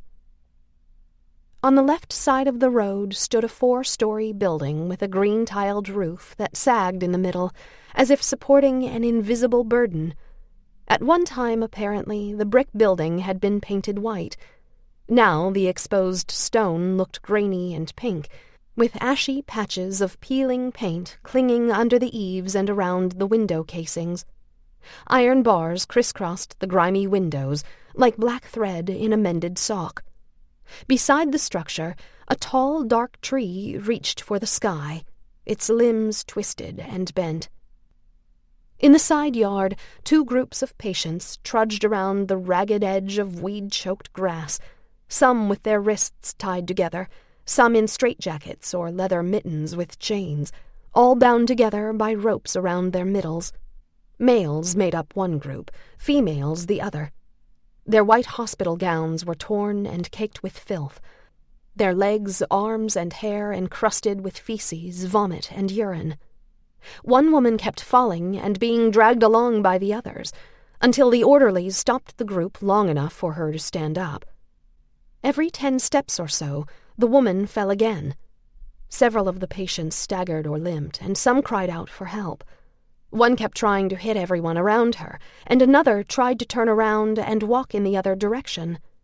A male patient in a straitjacket thrust a shoulder forward with every step, first the left, then the right, like a football player practicing his moves. One of the men had a muzzle over his mouth. Several of them cursed at the top of their lungs. Clara tried to look away, but couldn't. "Who are they?" she asked Esther. "They're too violent to be put in with the general population," Esther said. "The doctors keep them locked up there, in the rookie pest house. I heard there's no heat, and they chain the patients to the beds." Clara shivered, even though she wasn't cold, and looked out over the lake. A teakwood boat cut a white line through the waves, a string of colored flags from the mast to the bow flapping in the wind. She squinted, trying to see the people sitting in the open area behind the cabin, wondering what they thought when they looked across the water toward Willard. Did they know what this place was? Did they think of the patients as real people? Or did they look at them as non-humans who never stood a chance at a normal existence anyway? Were they happy the patients had been locked away? Relieved that they could enjoy their lives unburdened by someone who might have a problem? Did they realize that most of the patients once had hopes and dreams of their own, that some were being kept locked up against their will? Just then, Clara was pulled from her thoughts by someone shouting. A naked man ran out of the rookie pest house, wild eyes above a scraggly beard. He raced toward the lake as fast as his spindly legs would carry him. 2 orderlies ran after him. The naked man tripped over a tree trunk and fell, then scrambled back to his feet. The orderlies caught up to him and wrestled him to the ground. Then they yanked him upright and dragged him backward, toward the brick building. Clara pulled her eyes away, relieved when the orderlies led her group in the other direction, toward the boathouse and dock, away from the rookie pest house. Later, in the kitchen, she couldn't stop thinking about the man from the rookie pest house, wondering what horrors he was running from. How could there be a place like Willard, where people are treated like cattle, while everyone else goes on with their lives? She wondered if her father knew how awful Willard was, or if he'd even care. From where she sat peeling potatoes, she could see Madeline at the sink washing dishes, sweat dripping from her brow. The woman in charge of the kitchen didn't allow talking between workers, but Clara was just glad to have Madeline nearby, to exchange a smile or wave, to remind her that she and others at Willard were still sane. The woman sitting on a stool to Clara's left never said a word. She just sat with her head down, peeling potatoes and mumbling to herself. As if Madeline had heard Clara's thoughts, she turned and raised a soapy hand, her eyes tired, but smiling. Just then the kitchen boss crossed the room, moving between Clara and Madeline, her mouth twisted into a determined scowl. Madeline turned and put a thumb to her nose and stuck out her tongue, making a face at the kitchen boss's back. A wet plate slid from her other hand, shattering into 100 white shards on the tiled floor. The kitchen boss stopped in her tracks and spun around to see what happened. Without missing a beat, she rushed toward Madeline. Madeline edged backward until she was trapped in the corner between the wall and the metal sink. The kitchen boss dug her fingers into Madeline's arms, pulled her forward, then shoved her into the counter. The back of Madeline's head collided with the cupboards with a hollow thump, rattling the silverware in the strainer. The kitchen boss raised a hand to slap her, yelling something about the cost of supplies. Clara dropped the potato peeler and started toward them. "Leave her alone!" she shouted. She grabbed the kitchen boss's wrist, trying to pull her away from Madeline. The kitchen boss turned, red-faced and panting, and shoved Clara away with both hands. In what felt like slow motion, Clara flew backward, arms circling, eyes wide. She scrambled to keep her footing, slipped on the wet floor, then fell and hit her head on the tiles with a nauseating thud, a bolt of pain shooting through her skull. She looked up and blinked, black curtains of unconsciousness threatening to close in from every side. Then she felt a warm, wet gush between her legs and passed out. Clara blinked and opened her eyes, trying to focus on the bright orbs flashing overhead. She was moving forward, feet first, drafts of foul-smelling air gliding across her face and arms. She had no idea where she was. Then she realized the fuzzy lights passing above her were ceiling lamps. She turned her head and saw dimly lit rooms and hospital beds, nurses bending over patients, giving shots, checking pulses, writing in charts. She was on a stretcher, being rushed along the halls of the infirmary. All of a sudden, her stomach muscles twisted and pulled like a knife stabbing into her lower abdomen. She struggled to sit upright, to pull her knees up and curl into a ball, but a strong hand pushed her back down. Looking up to see who was pushing the stretcher, she saw a nurse she didn't recognize. The nurse directed the stretcher around a corner and inside an examination room, where a doctor stood waiting. He looked like a toad, short and swollen, his jowls sliding down into his double chin. "What happened?" the doctor asked the nurse. "She fell and hit her head," the nurse said, coming around to stand beside the stretcher. "She just woke up." "How long has she been unconscious?" the doctor said. He bent over and held Clara's eyelids open, looking into her pupils with a tiny bright light. "Maybe 15 minutes, the nurse said. "How are you feeling?" he said to Clara in a loud voice. "Are you dizzy?" Clara shook her head. Another contraction started, and she pulled up her knees, trying to stop the ripping, burning pain in her lower abdomen. She felt like she was being torn apart. She bit down on her lip, moaning softly. "Are you having pain in your head?" the doctor said. "No," Clara said. "I'm in labor." The doctor's brows shot up, and he looked at the nurse, a question on his face. The nurse shrugged. "Can you get up and move over to the examination table?" he said to Clara. Clara pushed herself up on shaky arms, her head pounding in time with her thundering heart. She swung her legs over the mattress and got down from the stretcher, one hand on her belly.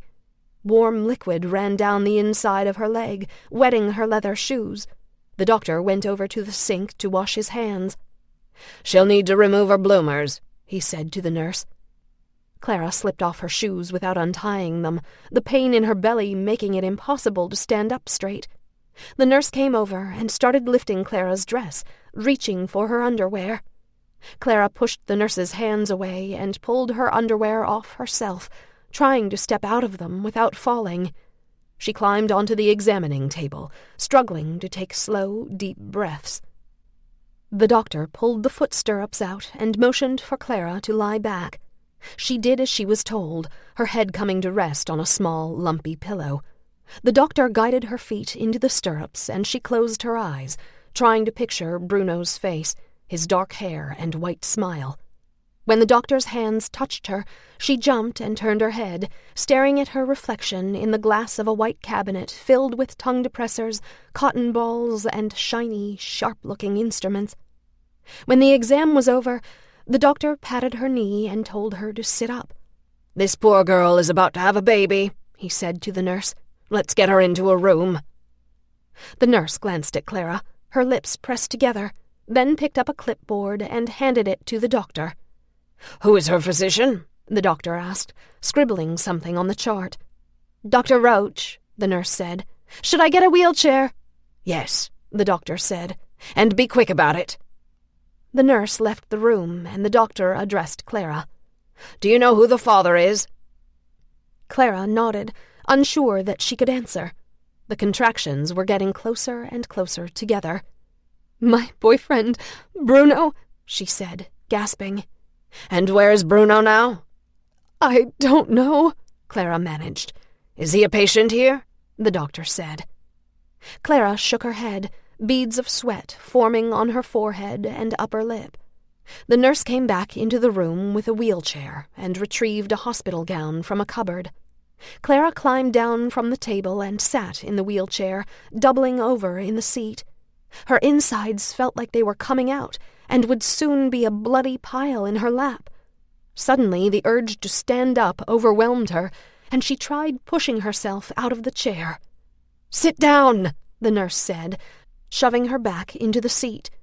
Before Clara could protest, the nurse started pushing the wheelchair across the room. "The baby is coming!" Clara screamed. The doctor threw open the door, and the nurse pushed Clara into the hall. She turned right and ran along the corridor, yelling at other nurses and patients to get out of the way. An orderly pushed a wheelchair straight at them, one hand trying to keep the unconscious man in the seat upright. The orderly couldn't turn fast enough, and they nearly collided. Finally, the nurse turned down a short hallway and wheeled Clara into a room with a single bed. "Stand up," the nurse said. A second nurse helped Clara out of the wheelchair and started stripping off her clothes. "Let's get you into this hospital gown," she said, yanking off Clara's brassiere. "You're about to have a baby. Do you understand that?" "Yes," Clara said, gasping. "I told Dr. Roach I was pregnant, but he didn't care." She slipped her arms into the hospital gown, climbed up on the mattress, and lay back. Another band of pain tightened around her middle, and again she felt the overwhelming urge to push. The first nurse covered Clara with a thin sheet, while the second held her legs together at the ankles, telling her not to push until the doctor came. Clara thrashed on the bed, fighting the urge to bear down. Her body felt like it was being ripped in two, sinew and muscle twisting in opposite directions, veins stretching until they burst. Finally, the doctor hurried in, instructing the nurses to get blankets, towels, and a basin of hot water. "We'll need morphine and scopolamine," he said, his voice filled with urgency. The nurses hurried out of the room, and he examined Clara again. She pushed herself up on her elbows and looked at the doctor, studying his face for any sign that might convey her baby's condition.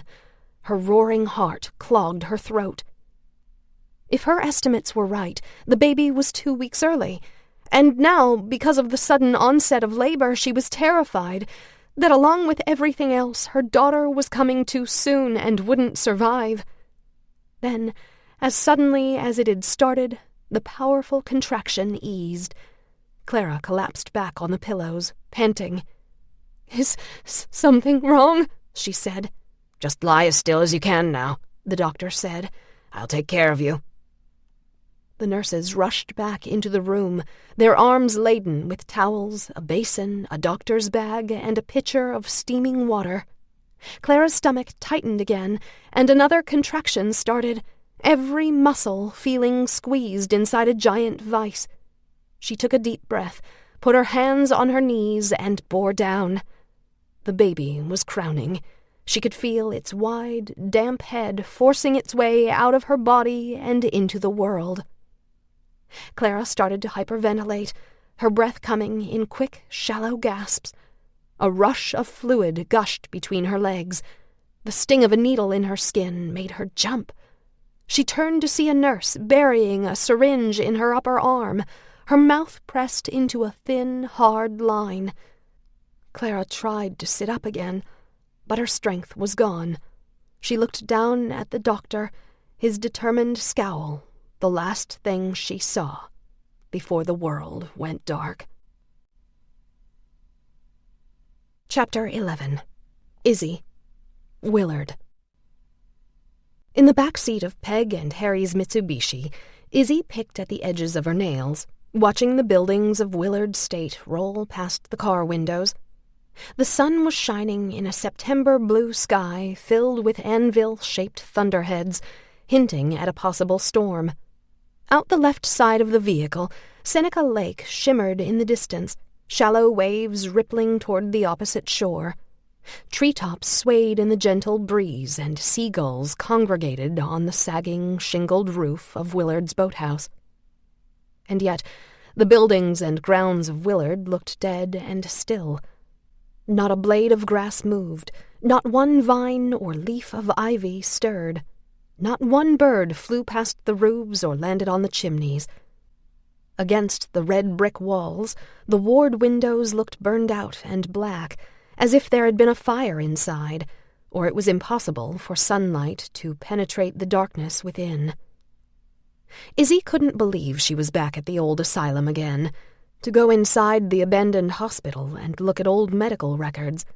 She did her best to take deep breaths and push her fears away, concentrating instead on the excitement of finding out more about Clara. 3 nights earlier, after supper and homework, Izzy had finally admitted to Peg that she had Clara's journal. Peg was disappointed, but she wasn't angry. She understood Izzy's fascination and believed she had every intention of returning it. After thanking her for telling the truth and giving a gently worded lecture about the virtues of honesty, Peg seemed excited about everything Izzy had found out. "Thank you for not being mad," Izzy said. "Just do me a favor, will you?" Peg said. "Next time, ask." Izzy nodded. "I will," she said.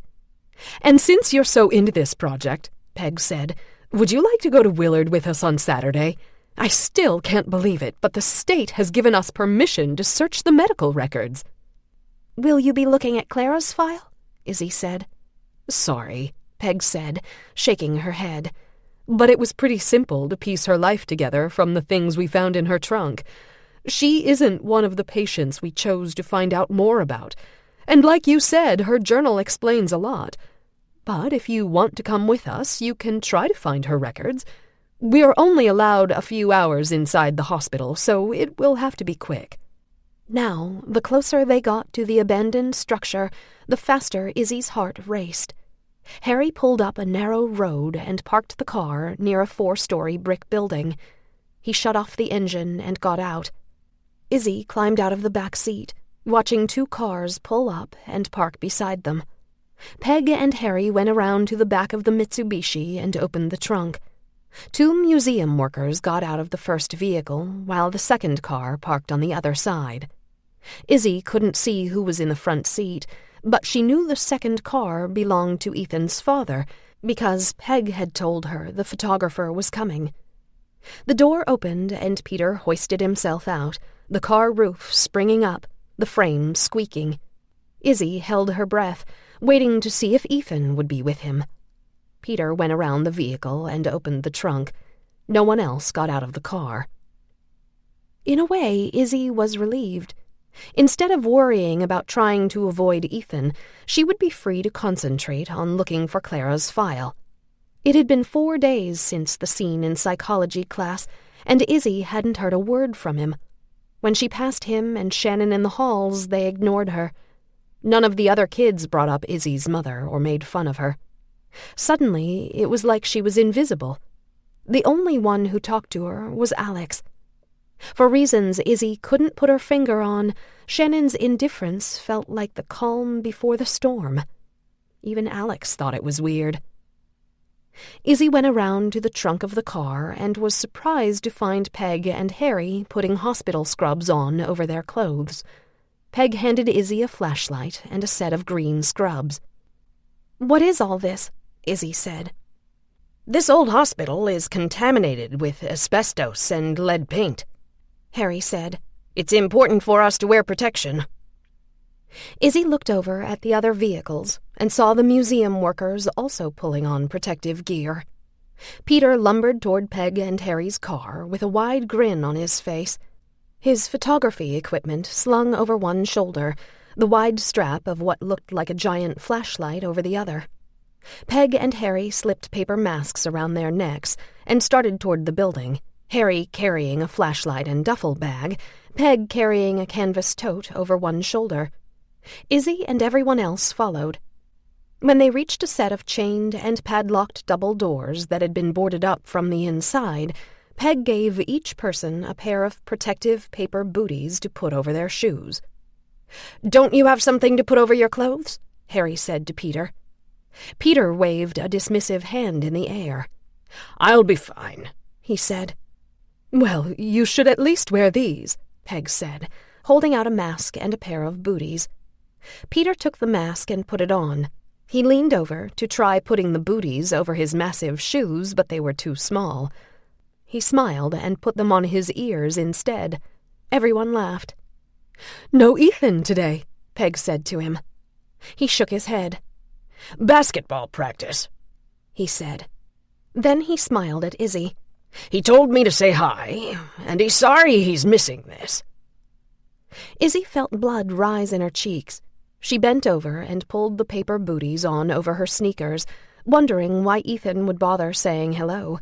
If he wasn't man enough to say hi to her in public, what was the point? Was he ashamed to admit they were friends? Or was he scared of his girlfriend? She clenched her jaw and straightened, hoping her face wasn't red.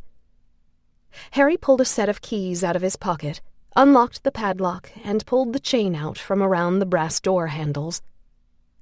"This is the newer hospital," Peg said.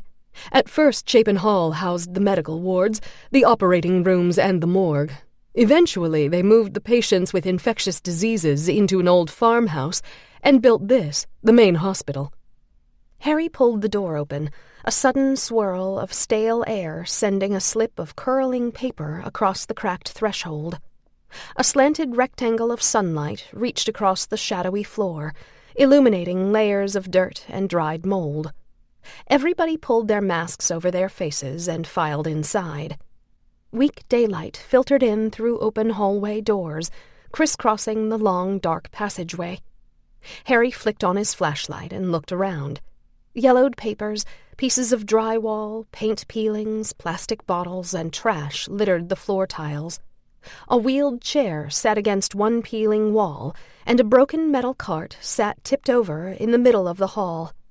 Curtains of dust hung in the air, like millions of tiny larvae floating in seawater.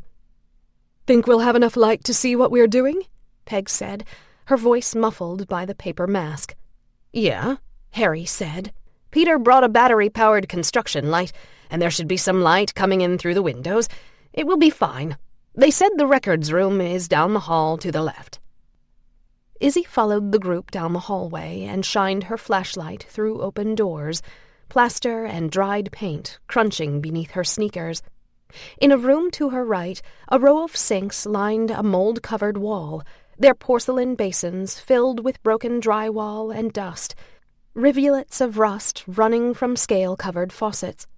A dozen showerheads hung from a long pipe along the ceiling, the metal couplings scaly and green.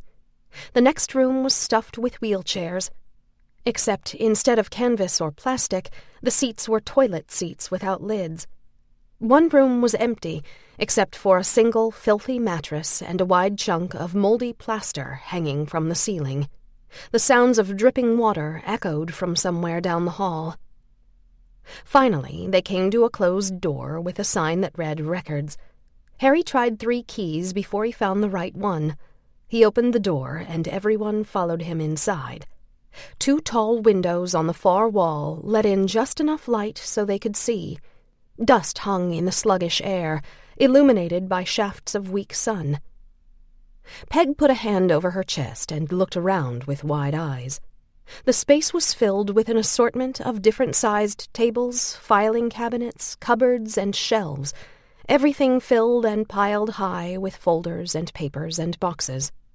Ragged-edged forms spilled out over the floor, while others were bundled half a foot high, secured with a dried-out rubber band. X-rays and files littered the floor tiles. scattered around as if someone had thrown them in the room and closed the door. "How are we ever going to get through all this?" Peg said. "I don't know," Harry said. "We just have to work fast."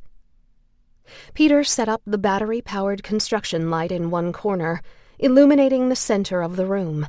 He cleared some boxes from the top of a small table, put the table in the center of the floor, and started setting up his equipment. Peg went over to the farthest corner and picked up a thick file. She looked at it for a few seconds, then set it back down and picked up another one a few feet away. After looking at a half-dozen files, she said, "It looks like there might have been some attempt to keep them in alphabetical order." "Why don't we each pick a patient name and look for their files?" Harry said. "Good idea," Peg said. She pulled a paper from her tote, assigned a name to everyone but Izzy and Peter, and then handed out clipboards. "Write down the name of the patient and any information you think we can use. Let Peter take as many pictures of important files as possible. We've only got one chance at this, so work fast. Izzy, you can help me." Everyone scattered in different directions and got to work. Izzy followed Peg to the far side of the room. "What do you want me to do?" she said. "The last name of the patient I'm looking for starts with a C, like Clara's," she said. "So maybe you'll find what you're looking for over here." Peg pulled out a 4-inch thick file, and together they looked at the first page. Affixed to the folder were 2 black-and-white photos, one of a middle-aged woman wearing a blouse with a lace collar. She had bobbed hair, a shy smile, and kind eyes.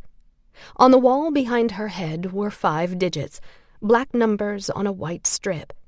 The second picture showed the same woman with gray, wrinkled skin and deep circles under her eyes. She was frowning, her lips sinking into her toothless gums. It was the saddest face Izzy had ever seen. "Esther Baldwin," Peg said. She closed the chart and put it back. "We're in the B's." She moved along the wall several feet, picked another file off the top of a medicine cabinet, and opened it. Izzy kept her eyes on Peg, avoiding the photo of another face ravaged by years spent inside an institution. "Dmitri Cabell," Peg said. "Now we're in the C's." She returned the file and lowered her voice. "Go ahead and see if you can find Clara's records." Izzy moved along the wall and took a chart off the shelves. It belonged to someone with the last name Cahill. She put it back and pulled out another chart 2 shelves down. The woman's last name was Callahan.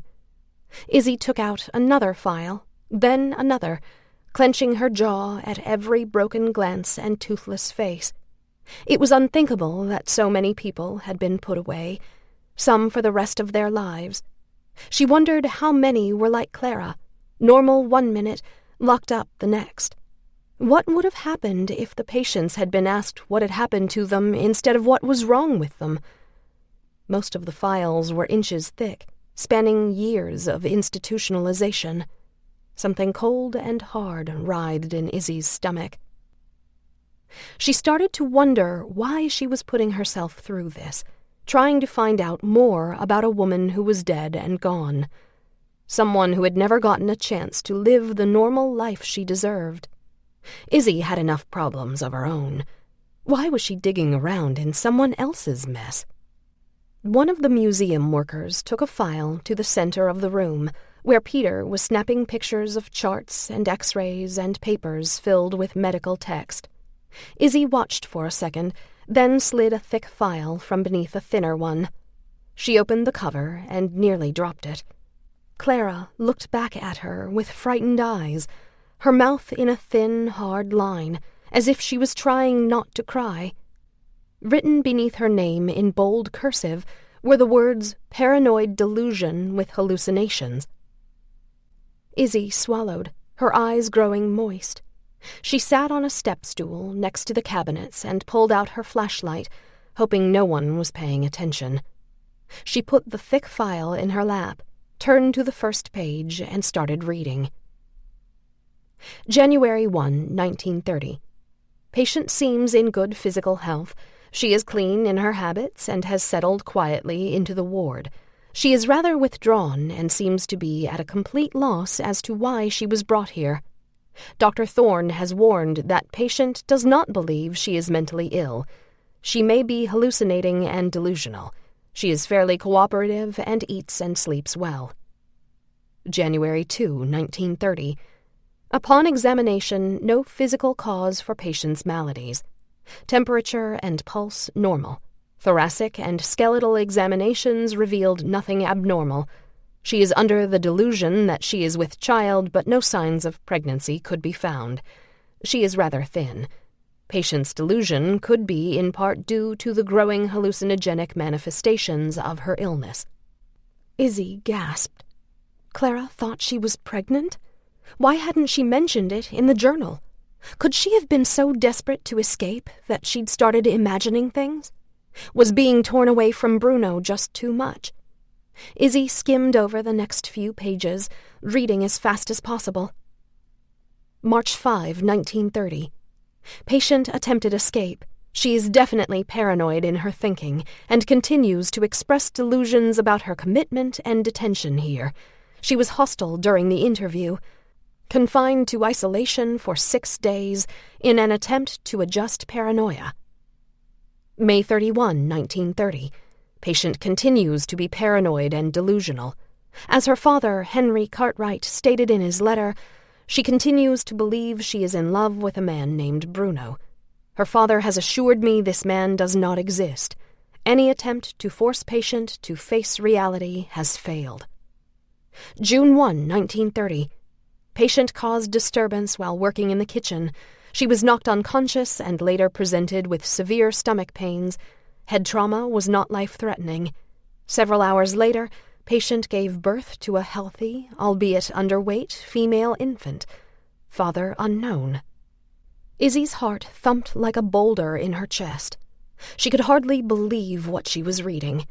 Clara and Bruno had a daughter, and Clara's father had told her doctor that Bruno didn't exist.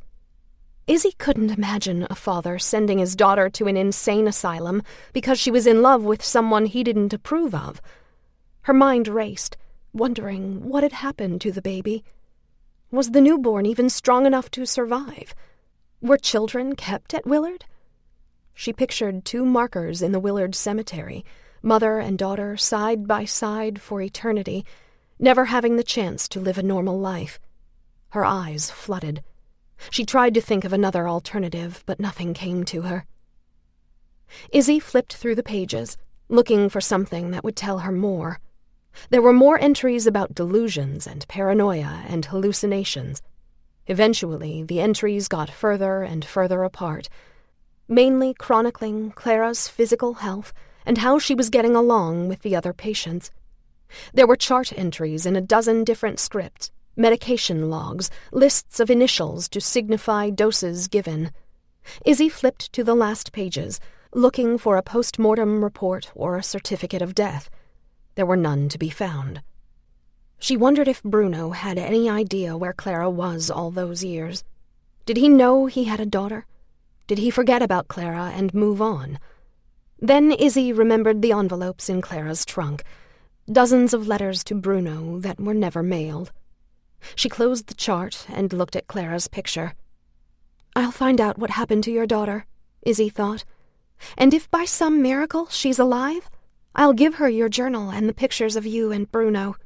I'll tell her how much you loved her, and that she doesn't have to be afraid. I'll tell her the truth about you. Chapter 12. Clara. Chapin Hall Infirmary, September 1930. Outside the infirmary room window, the leaves on the trees were starting to turn, and the sun shimmered like 1,000 splintered mirrors on Seneca Lake. If Clara's estimates were right, she'd spent nearly 4 months in the room in Chapin Hall, watching gray sheets of May rain give way to summer days of hazy sunshine, and Willard's vast lawns turn brown due to a long August heat wave. 3 times a day her food was brought in.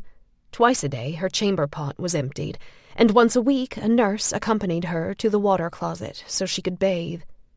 Other than that, she was being kept prisoner. but it was better than being on the ward. Now, guessing it was nearing the second week of September and wondering how long she'd be allowed this relatively decent treatment, she sat in a cushioned metal chair in the rectangle of sunlight coming in through the grimy windows. As usual, the radiator sat silent, a cold iron block beneath the brick sills. According to the nurses, it was too early in the season to turn on the heat, even though the high-ceilinged room grew frigid at night and never got warm during the day. Clara had to wear her socks and sweater to bed. Today it looked warmer out by the lake than inside the room. She longed to push open the windows and let in some fresh air. She knew what the world outside felt like. The soft autumn breeze was balmy and the day smelled clean, a fertile combination of musty earth and dry leaves. She would have done anything to breathe in the outdoors. The infirmary was filled with the rank aroma of mildewed grout, peeling paint, urine, and disinfectant. Clara was certain she could taste the warm, coppery odor of blood and the bitter tang of death. She imagined her nose and lungs lined with dust and black mold, pink tissue struggling to breathe, airways clogged with infection and disease. Her eyes flooded, and she looked down at her daughter, Beatrice Elizabeth Moretti, sleeping in her arms. An overwhelming feeling of love and the desire to protect her pierced her heart. Would they ever be let out of Willard? To live free, in the sunshine and fresh air? This closed-up, stinking institution was no place to raise an infant. Musty hospital air filled with germs, medicine, and sickness couldn't be good for Beatrice's tiny pink lungs. Again, as it did several times a day, the cold hand of fear clutched Clara's heart, and she nearly sobbed out loud. "I'm so sorry you ended up here," she whispered. "It's my fault. I should have just married James. I could have said you were his and you would have had everything. But I didn't know. I didn't know my father would do this to me. I didn't know he would stop loving me." Dr. Roach had told Clara he'd informed her parents about the baby, but there had been no reply. Clara imagined that the news she'd given birth to a bastard merely infuriated Henry further. From now on, she had the feeling she and Beatrice were on their own, if they survived. On Clara's weekly trip to the washroom, with Beatrice wrapped in a blanket and clutched to her chest, she overheard the doctors and nurses talking about tuberculosis, typhoid fever, cholera, and diphtheria. From what she could gather, the sickest patients were kept on another floor, isolated from the rest of the infirmary. But people were dying here every day, and there was a great deal of concern about controlling the infectious diseases. What would become of her and her child if they got sick? The nurses wanted to bathe and hold Beatrice, but Clara refused. Ever since the day after she gave birth, she wouldn't allow anyone to touch her baby, afraid they might be carrying germs. If anything happened to her daughter, there'd be no need for Clara to leave Willard because she would, once and for all, lose her mind. Now, Clara struggled to push her fears away. Hysteria and panic would be of no help. She had to keep her wits about her if she was going to survive. In place of fear, a hard mass of anger swirled in the pit of her stomach, growing bigger and colder with every breath. How could her parents do this to her? How could they just abandon her to doctors and nurses who knew nothing about what kind of person she really was? Was everyone just going to leave her and her daughter in this room? To lose their minds? To get sick? To rot away? She thought about her mother, wondering if it was possible for the maternal instinct to be missing in some women. What kind of mother doesn't care if she never sees or talks to her child again? She thought about the day Beatrice was born, waking up after giving birth, blinking and becoming aware of bright light and two blurry figures standing over her. When her vision cleared, she saw Dr. Roach and a nurse looking down on her. "Where's my baby?" she asked, panic plowing through her chest at heart-stopping speed, stealing the breath from her lungs. She tried to sit up and felt a quick pull of sharp pain deep inside her abdomen. She ignored it, intent on finding out if her daughter was alive. "Just lie still now," Dr. Roach said. "Your baby is right here," the nurse said, putting her hand on a wooden crib. "It's a little girl, and she's perfectly healthy." The grip of panic left Clara's body, and she exhaled, her thundering heart starting to slow. She pushed herself up on wobbly arms and looked over at her newborn daughter, who was wrapped in a white blanket and sound asleep. When Clara leaned back against the pillows, she winced. It felt like a knife was being plunged into her lower stomach. "You must stay still," Dr. Roach said. "You suffered quite a blow to the head. We think you'll be fine, but you need to stay in bed for the next few days." "What's wrong with me?" she said, putting her hands over her abdomen. "Dr. Slade performed a small procedure on you," Dr. Roach said, his voice calm. "It's nothing to worry about. You'll be as good as new before you know it." "What kind of procedure?" she said. "What did he do?" Dr. Roach went to the end of the bed and lifted her chart from the footboard. "As a doctor," he said, taking a pen out of his lab coat pocket, "it's my responsibility to think of the public as a whole. If society is to prosper, we need to encourage those with good germ plasma to breed, and to discourage those with bad germ plasma from having offspring. Sterilization is a common procedure in state asylums. It's our responsibility to keep the unfit from passing along the insanity gene." A burning lump clogged Clara's throat.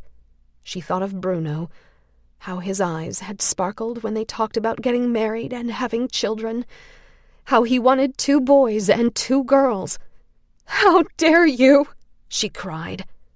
Dr. Roach wrote something in her chart, then hung it on the end of her bed. "We'll talk later," he said, "when you've recovered." "You had no right to make that decision for me," she said, fighting the urge to get up and strangle him. "There's nothing wrong with me, and you know it!" He turned and started for the door, his polished shoes clacking on the tiled floor. Clara called after him. "This is Bruno's baby," she said, her voice catching. "Bruno exists, no matter what my father told you." Dr. Roach turned at the door. "Like I said," he said, "we'll talk about this in a few days. At least you won't be getting into any more trouble. For now, you should rest." Just then the baby started fussing, mewling and whimpering, getting ready to wail. Dr. Roach left the room, closing the door behind him. "Hush now," the nurse said to Clara. She went over to the crib and picked up the newborn. The baby girl's face was bright red, her mouth open and howling. "You need to think about your daughter." The nurse pulled the blanket down to Clara's waist, laid the wailing baby in her arms, and pushed aside her nightgown with rough fingers, exposing Clara's swollen breast. Clara put a hand over her chest, her cheeks flushing with fury and humiliation. For the first time since she woke up, she realized her nipples were sore. While she had been unconscious, someone had been putting her baby to her breast. "She's a good eater," the nurse said. Clara blinked and looked down at the newborn in her arms, her tiny face a blur through her tears, and forgot all about the nurse standing over her.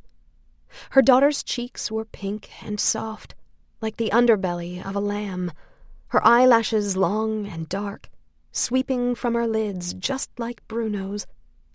Clara touched her daughter's small, gauzy hand, and the baby wrapped her tiny fingers around hers.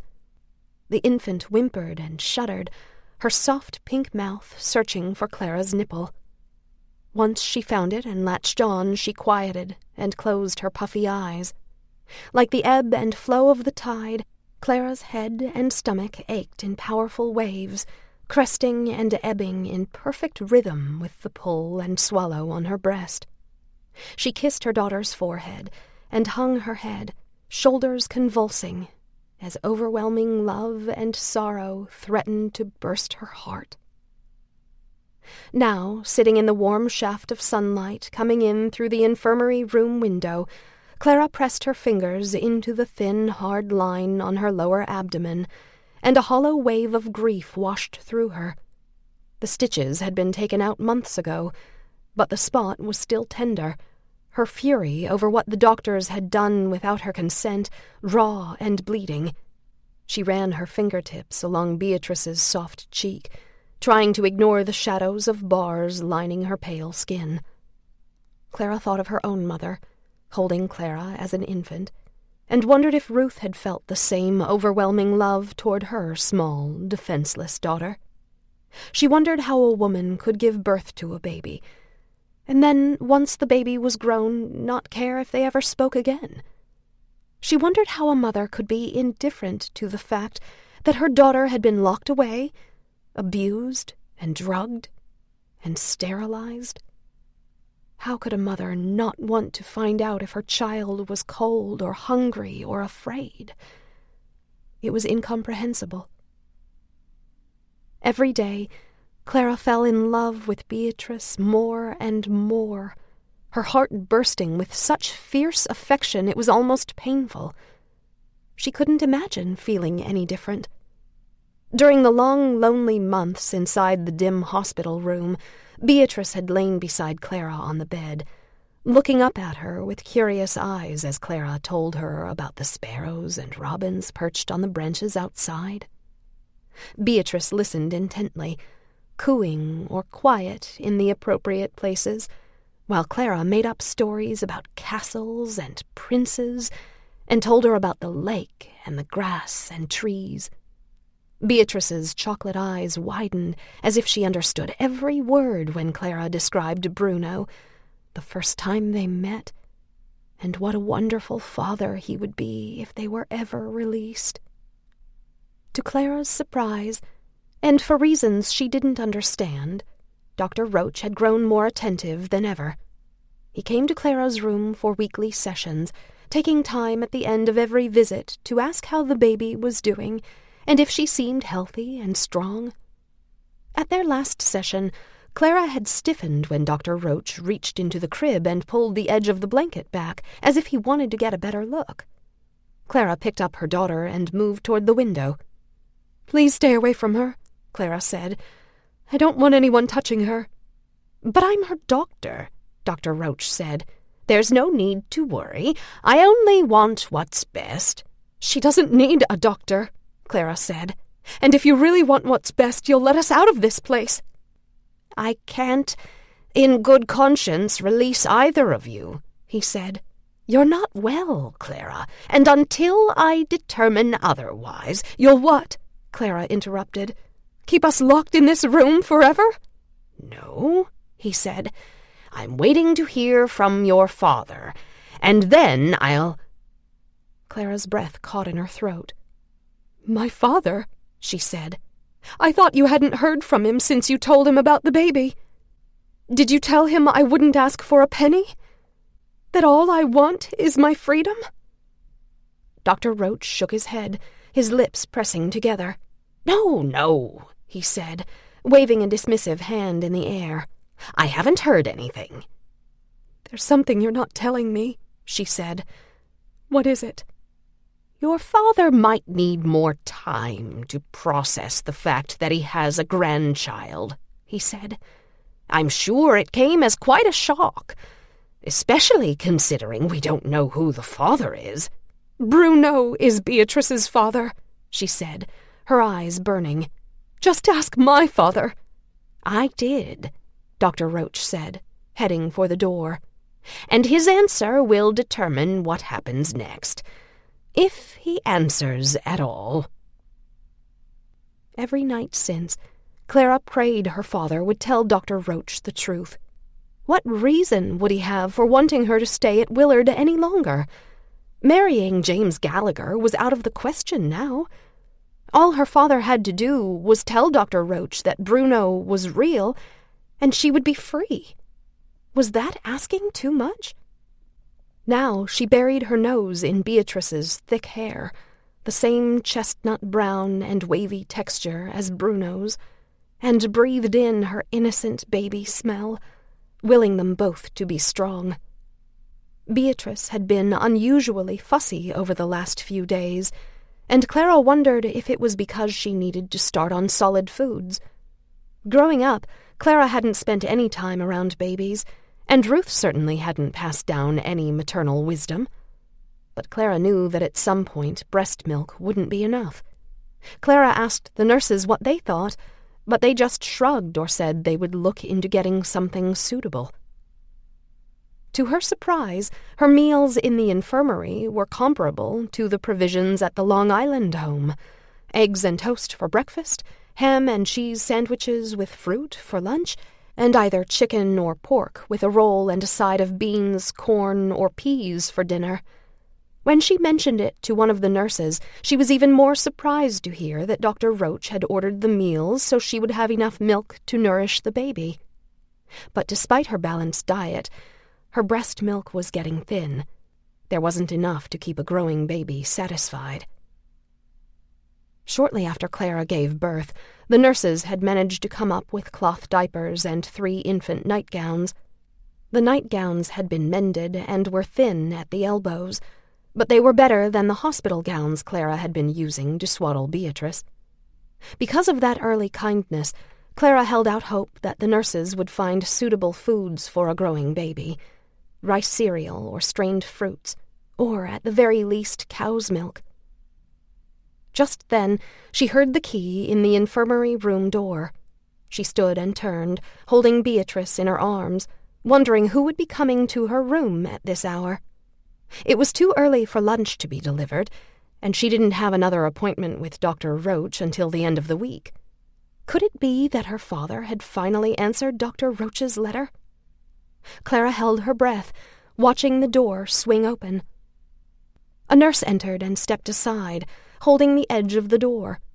Clara recognized her as one of the nurses who had brought in baby nightgowns and cloth diapers.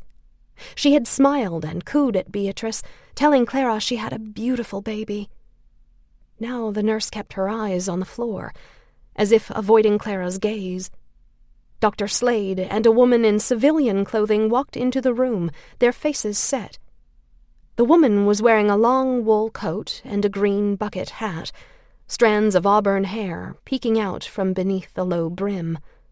With a pink blanket draped over one arm, she looked around with her mouth pursed, wrinkles lining her upper lip like marks on a ruler. 2 orderlies followed Dr. Slade and the woman inside, then closed the door behind them. Clara couldn't understand why Dr. Slade was there. It had been weeks since he'd been in to check on her. "What's going on?" she said. "This is Miss Mason," Dr. Slade said, his face void of emotion. He and the woman moved across the room toward Clara. "She's from the Children's Aid Society." Miss Mason gave Clara a quick nod, and then her eyes fell to Beatrice. The orderlies remained by the entrance, alert and watching. The nurse kept her head down, her hand clasped at her waist as she stared at the floor. Something was wrong. Clara edged backward, Beatrice clutched to her breasts, her heart racing. "What do you want?" she said. "This is no place for a baby," Miss Mason said. "I promise I'll find her a good home." Agony seized Clara's chest, as if a giant hand had reached into her rib cage and yanked out her heart. Her breath came in short, shallow gasps, and her stomach twisted in on itself, a writhing coil of pain nearly bending her over. "No," she cried. "She's mine! You can't take her!" She moved backward until she hit the wall next to the window, her legs like water, her arms like ice. She started to gag, certain she was going to throw up. Dr. Slade and Miss Mason came around the bed, moving closer and closer. Dr. Slade reached for Clara's arm. Miss Mason draped the blanket over the footboard and reached for Beatrice. "No!" Clara shouted. She darted sideways and escaped their grasp, hurrying toward the far corner of the room. The orderlies left their post and started toward her, their mouths set. Dr. Slade and Miss Mason followed Clara and herded her into a corner, their arms outstretched as if they were closing in on a wild animal. "Just give us the baby," Miss Mason said. "You don't want to drop her, do you?" "Get away from us!" Clara screamed. "I won't let you take her!" Dr. Slade leapt forward and grabbed Clara by the arm with both hands, grunting with the effort. Miss Mason reached for Beatrice, her rough hands trying to pry the baby from Clara's grasp. Clara shoved her away, and Miss Mason stumbled backward, arms circling, eyes wide. Beatrice woke up and started to wail, her face crumpled and red. Miss Mason recovered and moved forward again, her hands up. Clara twisted and turned, trying to escape Dr. Slade's strong grasp. She kicked him in the shins. He cursed and tightened his grip, pushing his thick fingers into her muscles. Before Clara knew what was happening, the orderlies were on top of her, one behind holding her upper arms, the other in front so she wouldn't drop the baby. Miss Mason forced her hands beneath Beatrice. Clara pulled her arm free and punched Miss Mason in the mouth. Miss Mason touched her lower lip and drew her hand away, wide eyes staring at the blood on her fingertips. The orderlies yanked Clara's arm behind her back. Miss Mason glared at her and wiped her mouth, smearing blood across her chin. Clara held Beatrice to her chest with one hand, thrashing and writhing, trying to break free. It was no use. The orderlies were too strong. "No," she screamed, her throat raw. "Please, you can't take my baby." "We can, and we will," Miss Mason said. With the help of Dr. Slade, Miss Mason pulled Beatrice from Clara's grasp, a smug smile on her face. With every ounce of strength she had left, Clara launched forward and broke free of the orderlies. She dug her fingernails into Miss Mason's cheeks and reached for her daughter. Miss Mason screamed, splayed fingers flying to her face. Clara clutched Beatrice to her chest and turned to make a run for it, but the orderlies grabbed her by the shoulders. Dr. Slade pried Beatrice from Clara's arms, his face twisting with determination. "No," Clara said, sobbing. "Please, don't take her." "I'm sorry," Dr. Slade said. "Someday you'll realize it's for the best." The nurse used a towel to blot Miss Mason's cheek, her eyes brimming. Miss Mason snatched the towel out of the nurse's hand and wiped her face, then picked up the blanket and spread it out over the bed. Dr. Slade handed Beatrice to Miss Mason, supporting her small, dark-haired head with one hand.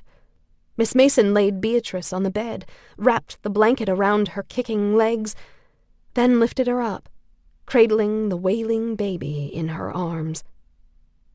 "Clearly you've made the right decision," she said to Dr. Slade.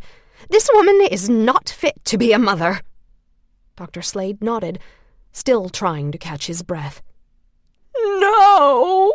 Clara screamed until she tasted blood in the back of her throat. She thrashed and kicked, fighting to break free from the orderlies with everything she had.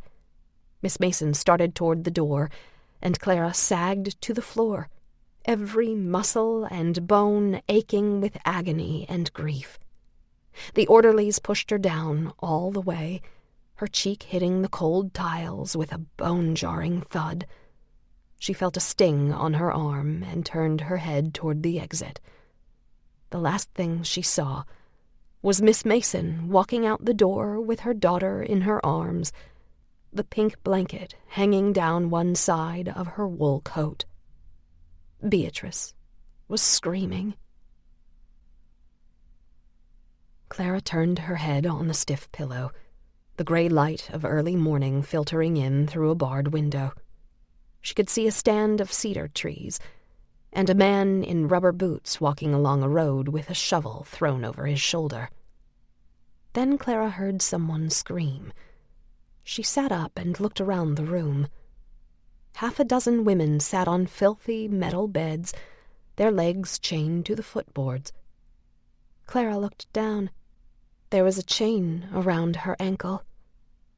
She was in the rookie pest house. Chapter 13. Izzy. On a cool, clear Saturday night in early October, the full moon hung in a cobalt sky, a blue speckled globe surrounded by a billion pinpricks of light. Wearing jeans, sneakers, and hoodie, Izzy rode in the leather passenger seat of Alex's Beamer, trying not to feel guilty about lying to Peg and Harry again. First, she didn't tell them that Ethan was the one who took the journal, and now this. Granted, it was only a little white lie, that she was staying at Alex's when she was really camping with seniors from Lakeshore and nearby Romulus Central. But even that small fib made her feel awful. Peg and Harry had been so good to her. Alex drummed her fingers on the steering wheel, singing along with You Oughta Know by Alanis Morissette, blaring from the radio. When Alex turned off the 2-lane highway onto a narrow dirt road, Izzy's chest tightened. She still wasn't sure this was a good idea. Alex slowed the car on the potholed road, turning the radio down when they entered a dark, leafy tunnel formed by low trees, ducking in her seat when a branch scraped along the car roof. The headlights bounced along the rutted gravel, catching small, glowing eyes in the underbrush. "Are you sure this is the right way?" Izzy asked. "Yeah," Alex said. "We have parties down here all the time. No one ever checks this area. It's state land, part of the old Willard Asylum." Izzy swallowed. This most definitely was a mistake. "I don't think I should have come," she said, peering into the woods. "With what happened with Shannon and everything, I don't want there to be any trouble. There's going to be so many people here, you won't even know she's around. Just ignore her." "What if she doesn't ignore me?" "You'll be with me and my friends from Romulus. They won't put up with Shannon's shit either. You'll be fine." "I don't know. Will you relax and live a little? This is your senior year. You gotta get crazy while you can." No thanks, Izzy thought. That's exactly what I'm trying not to do. At the end of the dirt road, they came to a grassy clearing full of cars and trucks and motorcycles. Izzy bit down on her lip. Through the trees on the other side of the parking area, she could see a group of kids drinking and smoking and dancing around a huge bonfire on the shore. Red sparks shot into the night, like fireflies spinning out of control. In the background, Seneca Lake loomed like a giant black bowl, the full moon reflecting off its surface in a wide, wavering stripe. Izzy remembered reading somewhere that the word lunatic originated from the idea that the rays of the moon could adversely affect people's minds. Hopefully that wouldn't be the case tonight. Alex parked and they got out of the Beamer, pulling their duffel bags, blankets, and tent from the back seat. The thumping bass of loud music beat like someone else's heart inside Izzy's chest. A cool breeze carried the not unpleasant smell of fire and burning wood, decaying fish and wet seaweed, cold water in an iron cup. Izzy grabbed her extra jacket, threw her duffel bag over her shoulder, and followed Alex toward the other side of the parking area. They made their way along a wooden boardwalk over a wet, marshy swamp, then followed a winding path through gangly saplings and thin stretches of sand until they came to the shoreline. Dozens of kids gathered on the beach, standing or sitting in camp chairs around the bonfire, setting up tents, congregating on blankets, eating pizza and chips, smoking pot and drinking beer. One group sat around a hookah, while another played volleyball, and another passed around a bottle of Jack Daniels. Someone had pulled their Pontiac Sunfire onto the sand and opened the trunk, the thumping stereo speakers vibrating the entire car. The party had started at 3 in the afternoon, but Izzy and Alex were late because they'd had to work. "Let's set up over there," Alex said, pointing to an empty spot near the sloping edge of a grass-covered dune. Izzy followed Alex through the crowd, searching faces for people she recognized, wondering if anyone would ask what the hell she was doing there. She saw a guy doing a handstand while Luke and Josh held him up by his legs and poured beer into a funnel, a hose running into the guy's mouth. A crowd gathered, chanting, "Go, go, go," while the upside-down guy tried his best to swallow the beer without spilling it. Izzy noticed a few couples sitting near the fire, holding hands and making out. When she saw Ethan and Shannon wrapped in a blanket, talking and laughing with Crystal and her boyfriend Dave, she looked away. "I guess the rumors aren't true after all," Alex said, dropping her bag on the sand. "Not yet, anyway." "What rumors?" Alex nodded toward Ethan and Shannon. "Everyone's saying Ethan is going to break up with Shannon so he can ask you out," she said. Izzy felt blood rush to her cheeks. "That's not going to happen." "What? He's not going to break up with her, or he's not going to ask you out?" "Neither." "Are you telling me you're not interested?" Alex said, grinning. She knelt down to unroll their tent. "I'm not. Least of all because I don't need the school bully coming after me." "So if it wasn't for Shannon, you'd be interested?" "That's not what I said." "Oh, I get it. You've still got a boyfriend from your old school." Izzy shook her head. "I'm just concentrating on getting through this year, that's all. I need to figure out what I'm doing after I turn 18. I don't need some stupid relationship messing up my life." "Uh-huh," Alex said. Just then, a group of girls and guys came over carrying blankets, a tent, duffel bags, and a cooler. The guys set down the cooler and went to work, pitching the tent while the girls hugged Alex. Alex made introductions to Izzy. "This is Kim and Jackie from Lakeshore." She gestured toward the boys. "Chris is from Lakeshore, and Finn and Turtle are from Romulus." "Hey," Izzy said, smiling. Jackie reached into the cooler and handed Izzy and Alex a wine cooler. She was tall and slender, her sandy hair in long braids, her skin smooth and tanned. She looked straight out of a Coppertone commercial. Kim was short and chubby, with auburn hair and thick glasses. The guys stopped working, grabbed some beer, and joined the girls. "Did Alex tell you why they call Turtle Turtle?" Finn asked Izzy. Izzy shook her head, and Turtle smacked Finn on the arm. "Shut the hell up," he said. Finn pointed to his crotch. "Because it looks like a baby turtle head poking out." Everyone laughed, and Turtle jumped on Finn's back, trying to wrestle him to the sand. "Don't pay any attention to them," Jackie said to Izzy. "They're idiots." "Uh-oh," Alex said. She was looking past Izzy, toward the bonfire. Jackie and Kim followed Alex's gaze, their brows lifting in surprise. Izzy turned to look, and her heart started doing double time. Ethan, Shannon, Josh, Crystal, and Dave were headed toward them. Izzy looked at Alex, wondering what to do. Alex shrugged. When Ethan and the others reached them, the guys mock-punched each other, held up their beers, and said cheers. Izzy kept her eyes on the ground. Shannon and Crystal said hi to the group, their words practically dripping with sugar. Alex rolled her eyes. Jackie, Kim, and the guys welcomed everyone into the circle, offering beer and wine coolers. The guys started talking about cars and football, while the girls talked about how many pillows they brought and lying out in the sun the next morning. Izzy kept her eyes on Alex, Kim, and Jackie. Then someone touched her arm, and she jumped. It was Shannon. "Can I talk to you?" she said, her voice syrupy. "Alone?" Izzy took a long swallow of her wine cooler and glanced at Alex, who was watching and frowning. Shannon looked at Izzy with sad eyes, her lower lip nearly curling under. "What do you want to talk to her about?" Alex said in a loud voice.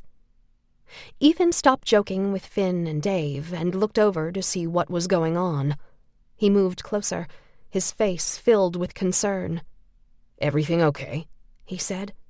Shannon took his hand. Crystal tugged on Dave's sweatshirt and told him to be quiet. One by one, everyone stopped talking. Izzy had the unsettling feeling that they were getting ready to perform a ritual on the beach, and she was about to become the sacrifice. "Okay, fine," Shannon said, rolling her eyes. "I'll just say it right here in front of everyone." "This should be interesting," Alex muttered. "I know I've been a bitch, and I'm sorry," Shannon said. "Really, I mean it. This is our senior year, and I want to make good memories, not bad ones.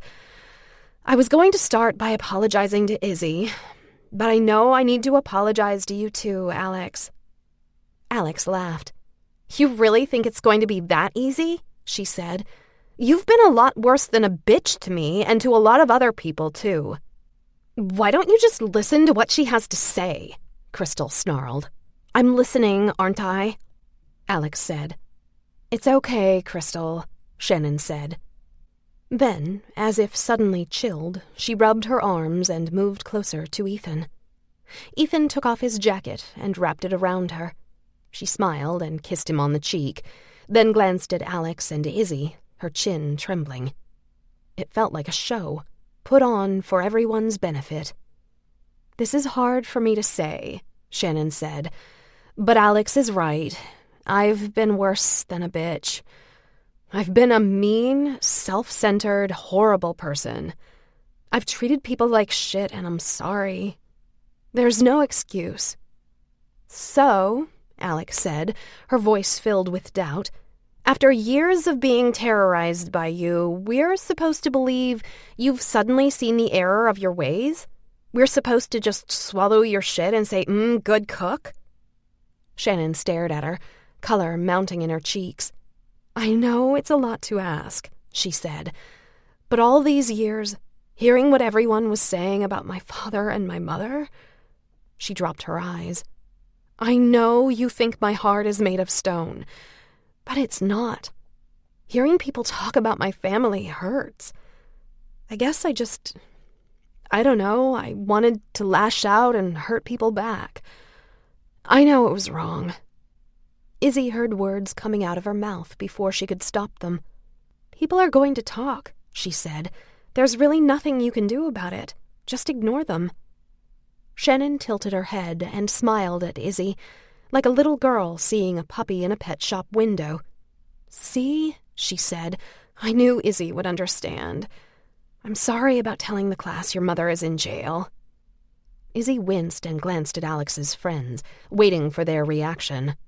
"Oh my God, you just did it again," Alex said, her voice high. "Izzy just met my friends, and you just blurt shit out in front of everyone." Shannon put a hand over her mouth. "Oops," she said. "I didn't do it on purpose. Not this time, really." Alex shook her head. "I don't know," she said. "It seems like you used this opportunity to embarrass Izzy again." "No," Shannon said. "I didn't. Really, come on, you have to give me a chance. It's going to take time to change. I'm really sorry, Izzy." Shannon stared at Izzy with brimming eyes. Beside her, Ethan studied the beer in his hand. The sand, fin, and turtle, anything but Izzy. Shannon's words, the tone of her voice, her posture, the way her lip trembled when she talked, all of it seemed genuine. And yet Izzy could have sworn she saw the hot flash of fury still dancing in Shannon's eyes. But for tonight, at least, she decided to play along. "I can't speak for everyone," she said, "but I'm willing to give you another chance." In truth, she was relieved. Even if Shannon returned to her evil ways when they went back to school on Monday, maybe for one night Izzy could relax, enjoy herself, and make some new friends. "Seriously?" Alex said to Izzy. "You're going to forgive her just like that?" "It's okay, Alex," Shannon said. "I know I've treated you worse than anyone. You have every reason never to speak to me again. You don't have to forgive me if you can't find it in your heart. But I hope we can at least be civil to each other until graduation." Everyone stared at Alex, waiting for her reaction. Izzy shrugged, hoping Alex wasn't pissed at her for giving in so easily. Finally, Alex rolled her eyes. "Whatever," she said. "I'm going to give you another chance because I'm sick of all of the fighting and backstabbing, but I'm warning you. Don't make a fool out of me. I won't forgive you again." "I won't," Shannon said. She started toward Alex, arms outstretched, but Alex stepped back, holding up a hand. Shannon stopped short. "It's okay," she said, smiling. I get it. We're not there yet. She held her wine cooler out at arm's length. Can we at least drink to starting over? Sure, Alex said, briefly raising her wine cooler.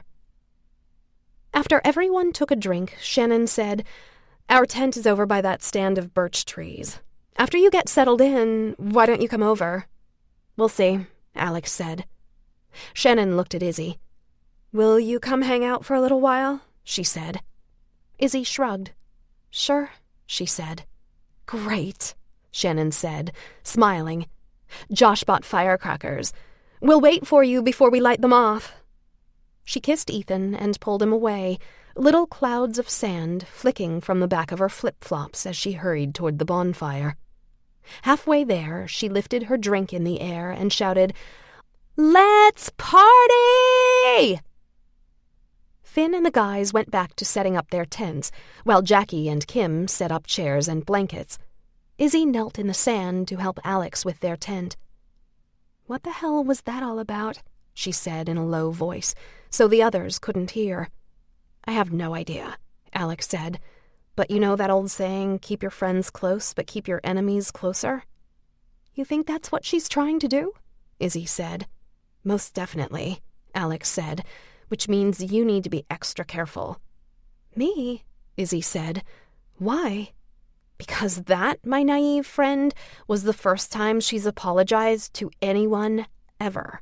It just about killed her. She must be really threatened by you. Izzy's stomach dropped. She'd hoped Shannon's apology was sincere, that she really was going to turn over a new leaf. Izzy should have known better. Nothing was ever that easy. By midnight, about half the seniors were passed out in the sand, in their tents, or sitting around discussing politics and religion, their voices loud, their words slurring. Alex, Izzy, Jackie, and about a dozen others, including Shannon and Ethan, were sitting on pieces of driftwood around the dying bonfire. Izzy poked the orange, pulsating embers with the end of a long stick, breaking charred bits and pieces off the burning logs, while Alex and Finn had a heated debate about global warming. The night had gone better than Izzy had hoped. She'd actually relaxed and laughed, throwing firecrackers into the bonfire and watching some of the guys and girls play chicken in the lake. She was just getting ready to tell Alex that she was going back to the tent when Josh stood and lumbered around the bonfire toward her. She still marveled at his gigantic size and his tiny voice. He was the star linebacker on the football team, and she couldn't help chuckling when she thought about him cheering, "Go team!" out on the field. "Hey, want some company?" he said, looking down at her. He was barefoot and shirtless, his broad chest covered with ginger-colored hair. Izzy swore under her breath. "Actually, I'm getting ready to turn in," she said. He ignored her and folded his thick legs beneath him, like a giant bullfrog, perching himself beside her on the log. His hip touched hers, and she scooted sideways. "So how do you like living on the beautiful shores of Seneca Lake?" he said. He sat on the driftwood with his arms resting on his knees, a beer bottle in one beefy, freckled hand. Izzy kept her eyes on the glowing embers. "It's okay. I'm sure things will be easier now that you and Shannon are friends." She looked at him. His eyes were glazed and his face was crimson, flushed red from too much sun and alcohol. But he didn't appear drunk. Izzy imagined he could drink a case of beer and never feel a thing. "Let's hope so," she said. "How long have you and Shannon been friends?" Josh's brow creased, a quick flash of uncertainty passing over his features. Then the confusion was gone, and he smiled. "Oh, she and I go way back," he said. "We've been best friends since kindergarten. We used to kiss behind the piano." "Does Ethan know you used to make out with his girlfriend?" Izzy said. It was a lame attempt at being funny, but she couldn't think of anything else to say. Then again, maybe she was just trying to find out more about Ethan and Shannon. Josh made a pshaw motion with one hand. "Ethan and me are buddies. He knows me and Shannon used to be best friends." "Used to be?" Josh skewed his thick lips to one side, as if rethinking what he'd said. "She's dating Ethan now. He's her best friend. We're still friends, though." "Oh," Izzy said. Suddenly she felt Josh's heavy arm on her shoulders. Her nostrils filled with the bitter odor of sweat and beer. "Maybe you and me can be best friends," he said. Izzy said. She shrugged his arm from her shoulders and stood. "I think I'm going to hit the hay." Josh grabbed her arm, his giant hand like a warm, sweaty muff around her wrist. "Sit back down," he said, tugging. "Can't we just talk for a few minutes? Get to know each other a little better?" She pulled away. "Sorry," she said, "but I'm tired and going to bed." Just then, Dave stood, went over to the car, and turned off the stereo. "Hey, everybody," he shouted, coming back to the dying fire. "It's midnight. You know what that means?" Josh stood and pumped his fist in the air. "Yes," he shouted. "Let's do this." A couple dozen other kids jumped to their feet, talking excitedly and grabbing flashlights and beer. On the other side of the dying fire, Ethan stood and tested his flashlight. Shannon and Crystal put on their hoodies and waited with excited smiles, legs wiggling in anticipation. "Let's do what?" Izzy asked him. "We're going to check out Willard State," Josh said. He finished the rest of his beer and threw the bottle in the embers. "Come on, I brought some extra flashlights." Izzy's stomach started to churn. Beside her, Finn and Alex stood, folding the blanket they had wrapped around their shoulders. "You're not going, are you?" Izzy asked Alex. "Hell yes," Alex said, her eyes shining. "I love ghosts and seances and all that shit. It's going to be awesome. We used to follow the shoreline over to Willard to go inside the old boathouse. It was creepy as hell, but we never saw anything. Now we can explore all the buildings." "Well, you have fun," Izzy said. "I'm going to stay here and get some sleep." "Oh, come on," Alex said. "Don't be a party pooper.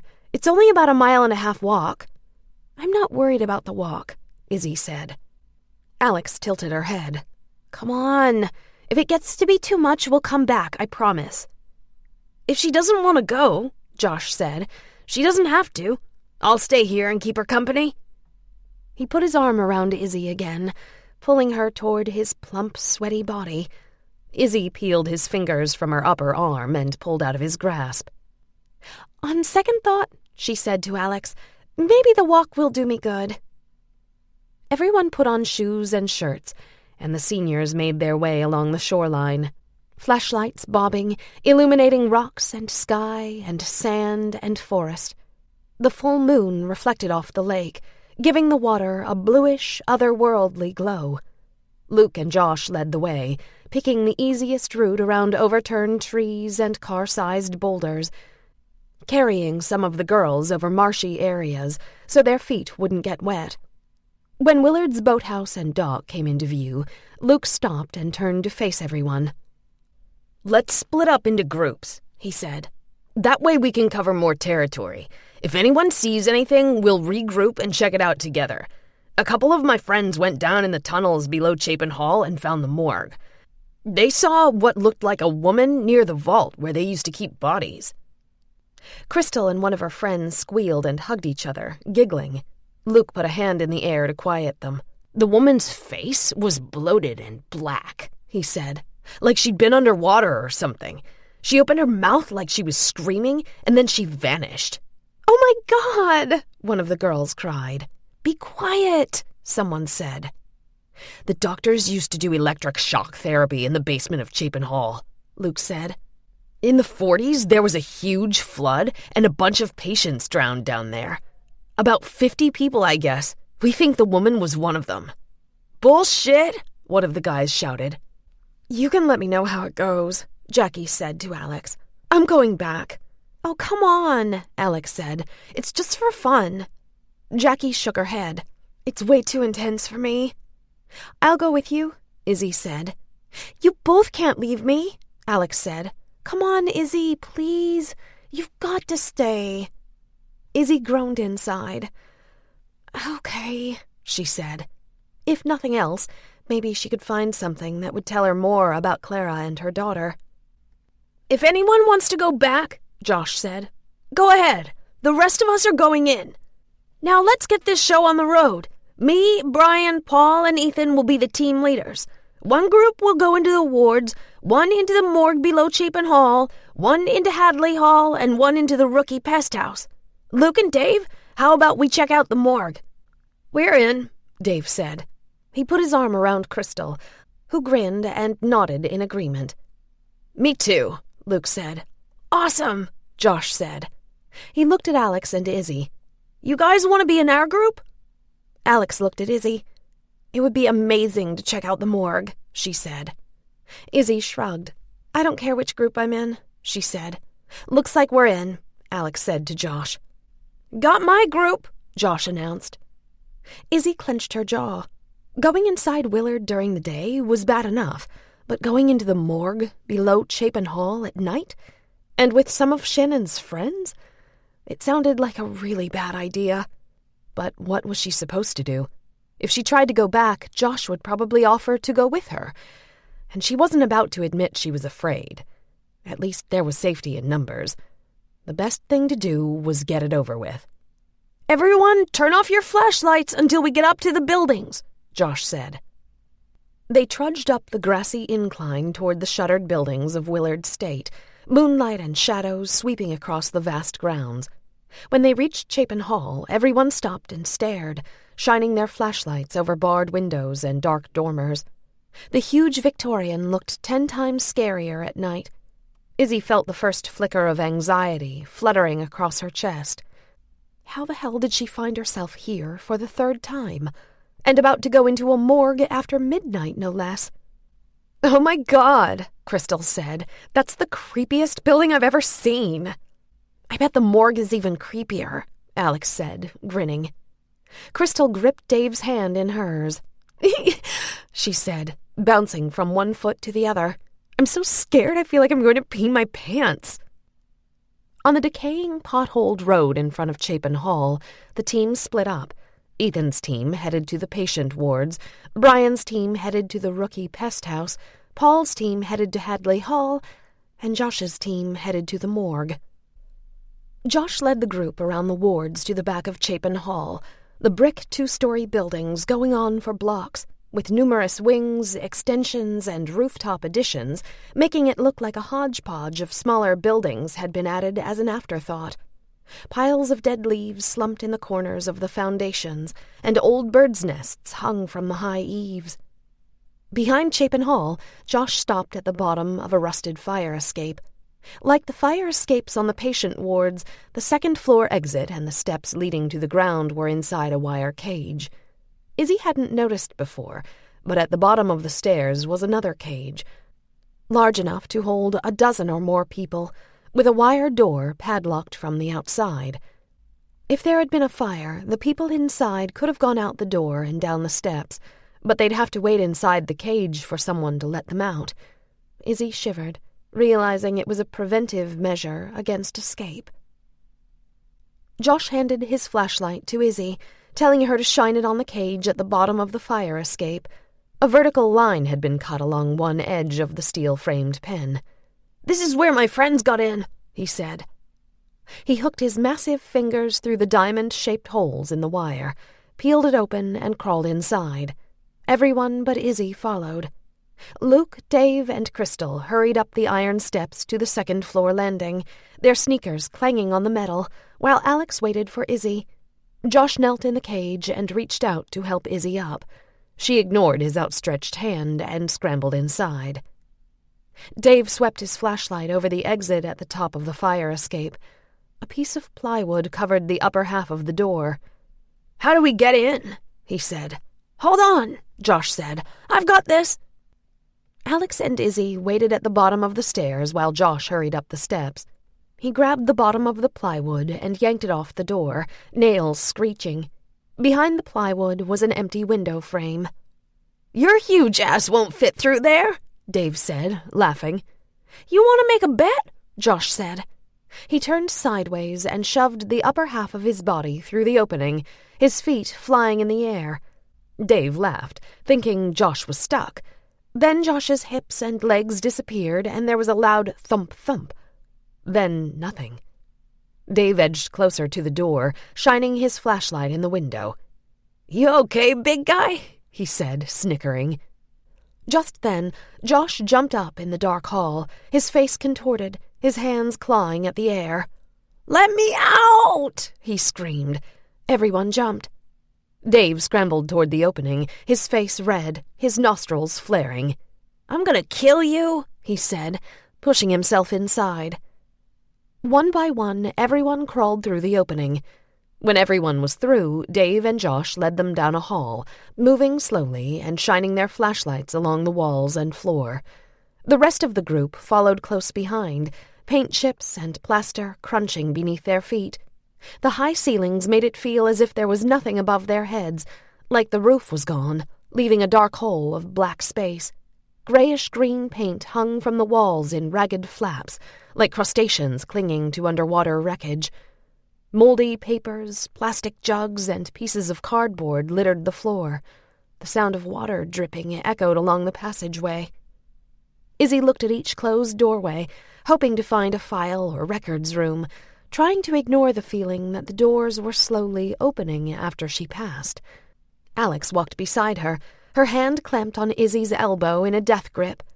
Up ahead, at the end of the hall, a tall doorway topped by a large archway led into a dark abyss. "Oh my God!" Crystal screeched. "What is that?" Everyone stopped. "What?" Josh said, his head whirling around. "Up there!" Crystal said, pointing toward the end of the hall. Josh turned his flashlight on the doorway. On the other side, a seat and what looked like part of a wheel sat in the passageway, tilted to one side like a deformed dwarf. "It's just a wheelchair," Alex said. "Jesus," Dave said. "Don't do that again." Crystal exhaled. "Sorry," she said. They started moving again. Then Dave and Josh stopped. "What is it?" Luke said. "Why are we stopping?" "I just heard something," Dave said. "Me too," Josh said. "What was it?" Crystal said. "I don't know," Dave said. "It sounded like something moving in the next room, like rustling or something." "There's no door on the next room," Dave said. "So?" Alex said. "You go first," Josh said to her, gesturing with his flashlight toward the black empty entrance to his left. Alex grabbed the flashlight, took a deep breath, and stepped in front of the entrance, shining the beam into the room. "Gross," she said, and went through the opening. Everyone followed. Moonlight streamed in through the barred, filthy windows, casting long, striped shadows on the tile floor. Giant hunks of plaster hung down from the ceiling, exposing old lathe and thick clots of black mold. Beneath the windows, the outer bricks showed through jagged holes above piles of dust and plasterboard. In the center of the room, a thick metal pole came out of the floor, a curved rod sprouting from one side in an elongated S. At the end of the curved rod, a blue plastic seat and buckle hung in the air like a carnival swing. Izzy's stomach twisted, thinking of the hundreds of tortured souls who had sat in that very chair, and had who knows what done to them.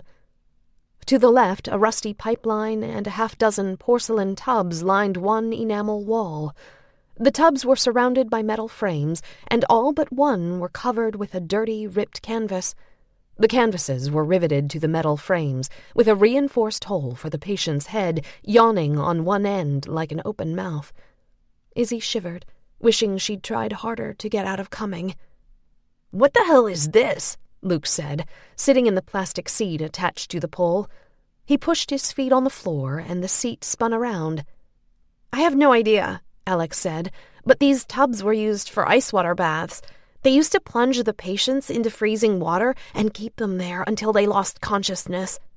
"Come on," Josh said. "I thought we came in here to find the morgue." "Yeah," Dave said. "Let's go." Izzy followed the group out the door, relieved to get out of the depressing room. At the end of the hall, they took a right, threading their way around wheelchairs, rolling carts, wooden crates marked Willard State, stained mattresses, and rusted gurneys. Eventually, they came to the top of a stairway. Izzy pulled the sleeve of her hoodie over her hand, grabbed the railing, and followed Alex down the steps. She didn't want to touch the railing, but it was better than falling, landing face first at the bottom of the stairs on who knows what. The first-floor halls were cluttered with broken wheelchairs, small tables, and vinyl-covered seats with belts and wheeled legs. Signs above doorways read chronic block, acute block, epileptic block, sick and infirm block. The farther the group went inside the maze of halls, the more patient room doors were missing. Izzy swung her flashlight into the dark entrances, illuminating metal beds, moldy boxes, plastic containers marked soiled linen, carts piled high with EKG machines, examining tables with stirrups. Izzy scanned the junk-filled spaces for filing cabinets, but didn't see any. She wondered if Clara had given birth to her daughter in one of these rooms. How horrible it must have been to deliver a small, innocent baby in this awful place. At last, they found a sign that said basement, with an arrow pointing to the right. They followed a short hallway to a service elevator and a set of double doors below a green sign that read morgue. Josh pulled the doors open, a blast of cold air rushing past him, and started down the steps. Izzy, Luke, and Alex followed, with Dave and Crystal bringing up the rear. At the bottom, the group stopped. Izzy swallowed. Wide cement tunnels led off in all directions, left, right, and straight ahead. Crusty, dripping pipes of various sizes traveled along the length of the ceilings, next to metal conduit used to house electrical wires. Every 10 feet, a stone archway lined each passageway, making the tunnels look like corridors beneath a medieval castle. Izzy had the illusion she was standing between two mirrors. The reflection of the archway reflected 1,000 times in every direction. She imagined getting lost and never finding her way out. On the archway, straight ahead, a sign said electroshock treatment. On the archway to the left, a sign read morgue. To the right of the staircase, a wide service elevator stood open, the rusty brass grate partly closed. A hospital bed with a broken wheel and a grungy, ripped sheet tilted against one elevator wall. "That must be how they brought the bodies down," Alex said. "Ew," Crystal said. Josh started down the hallway toward the morgue, his giant form nearly blocking out the flashlight beam that bounced along the floor in front of him. "This way," he said. Dave and Crystal followed. "Wait," Alex said. "Let's check out the room where they did shock treatments." Josh stopped and turned. "There's nothing down there," he said. "Come on," Dave said. "We're going to the morgue." He sounded irritated. Izzy wondered why he was in such a hurry. Maybe he was using anger to hide his fear. "I'm going to check it out," Alex said. Josh grunted and lumbered toward them, reluctantly rejoining the group. "Let's make it quick," he said. To the left of the tunnel, after the fourth arch, they found the electroshock treatment room. The low-ceilinged space was filled with examination tables, rusty carts, and riveted metal boxes that looked like giant batteries, with black dials and wires coming out. Along the far wall, peeling medicine cabinets stood with half-open drawers, spilling out wire coils, rubber mouthguards, and what looked like joysticks for a video game. Izzy walked along the walls, looking for filing cabinets or anything that seemed like it might hold paperwork. There was nothing.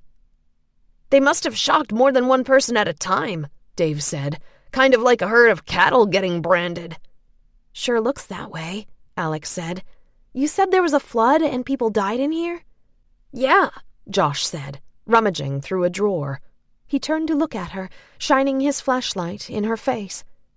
Alex put up her hand, shielding her eyes. "Dude," she said, "you're blinding me." The flashlight beam fell. "Sorry," Josh said. "This is so gross," Crystal said. "I wonder if they did lobotomies here," Alex said.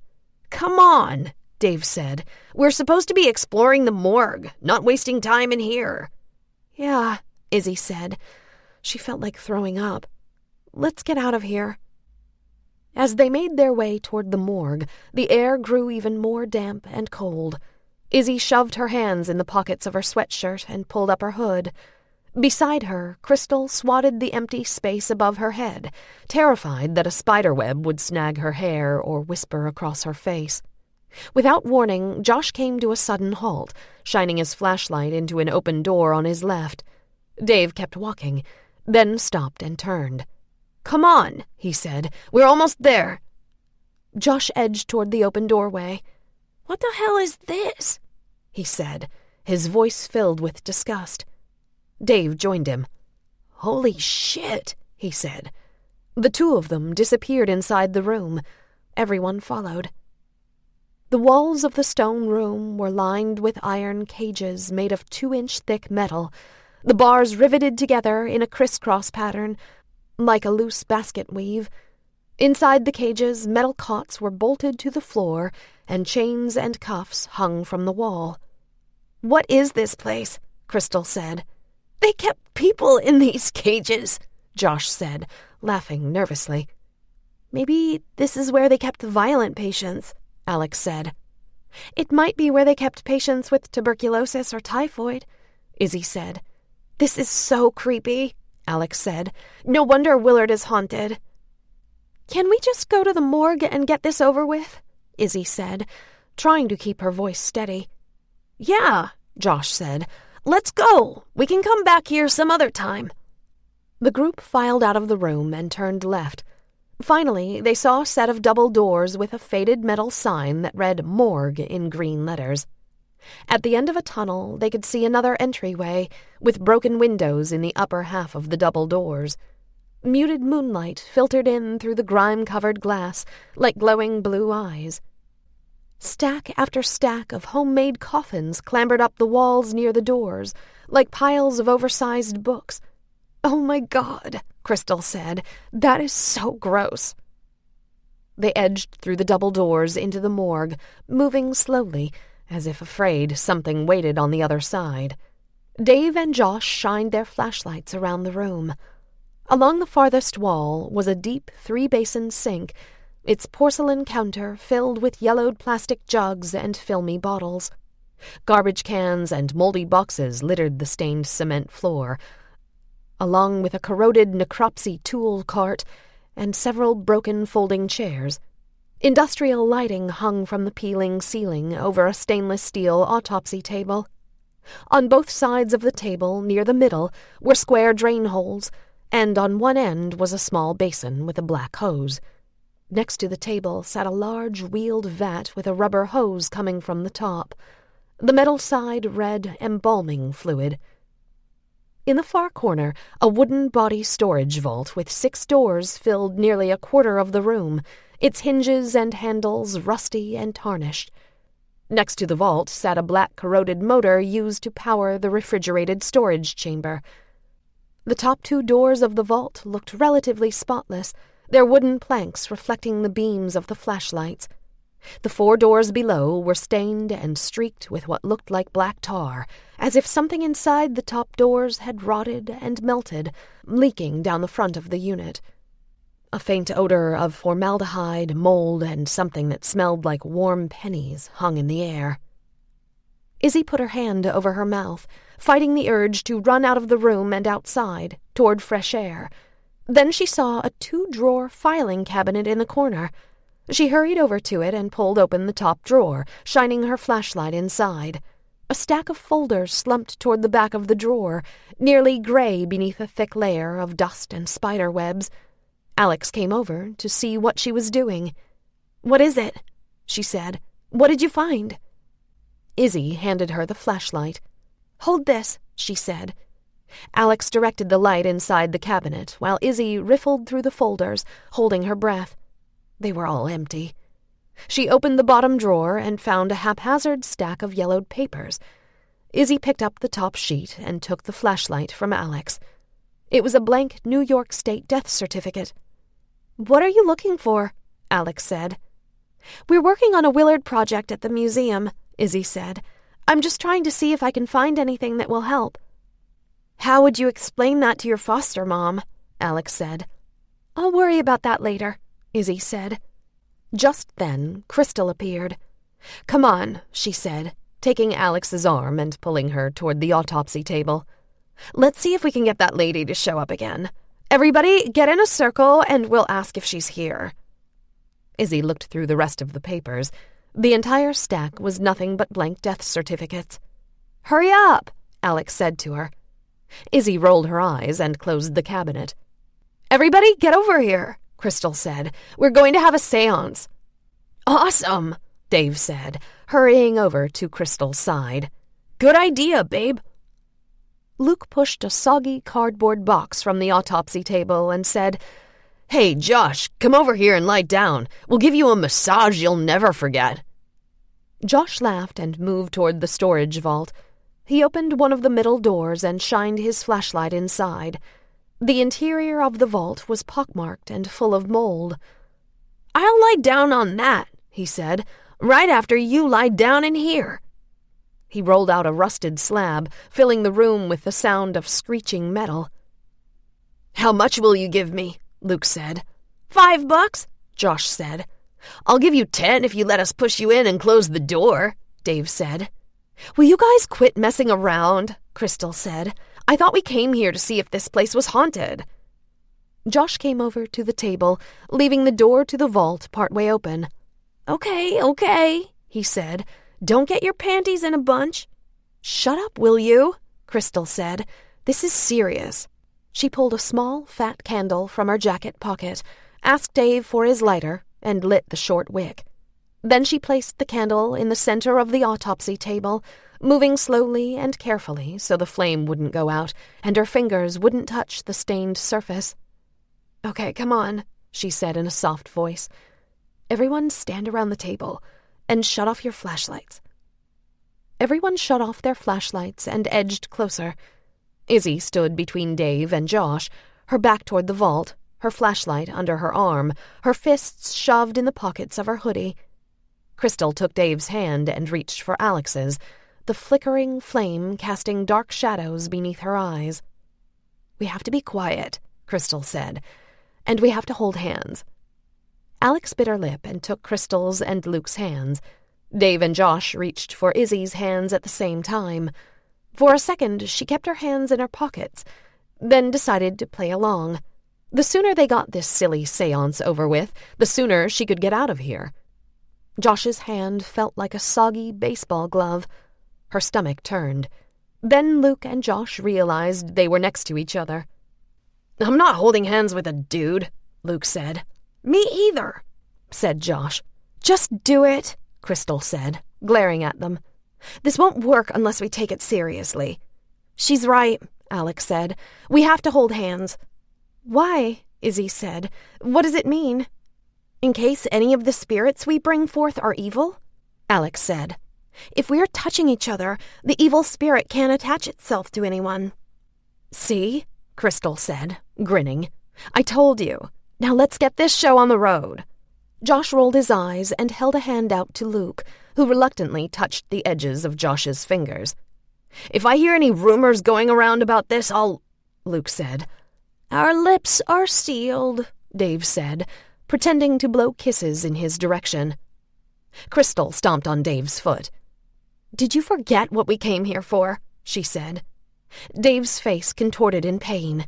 "Jesus," he said. Okay. "Everyone ready?" Crystal said, directing her attention particularly to Josh and Luke. Josh and Luke nodded, doing their best to stop smirking. Crystal waited another second or two, then closed her eyes. "Is there anyone here with us?" she said, her voice hushed and reverent. One of the guys made a small snorting sound, as if trying to suppress his laughter. "We're not here to cause you harm," Crystal continued. "If there is anyone here with us," Alex said, "can you give us a sign?" Izzy opened her eyes to look at Alex, surprised to hear her speaking. Her eyes were closed, her head down. Beside her, Luke stood with his shoulders hunched, his face in knots as if he expected to be hit or touched at any second. Izzy closed her eyes again.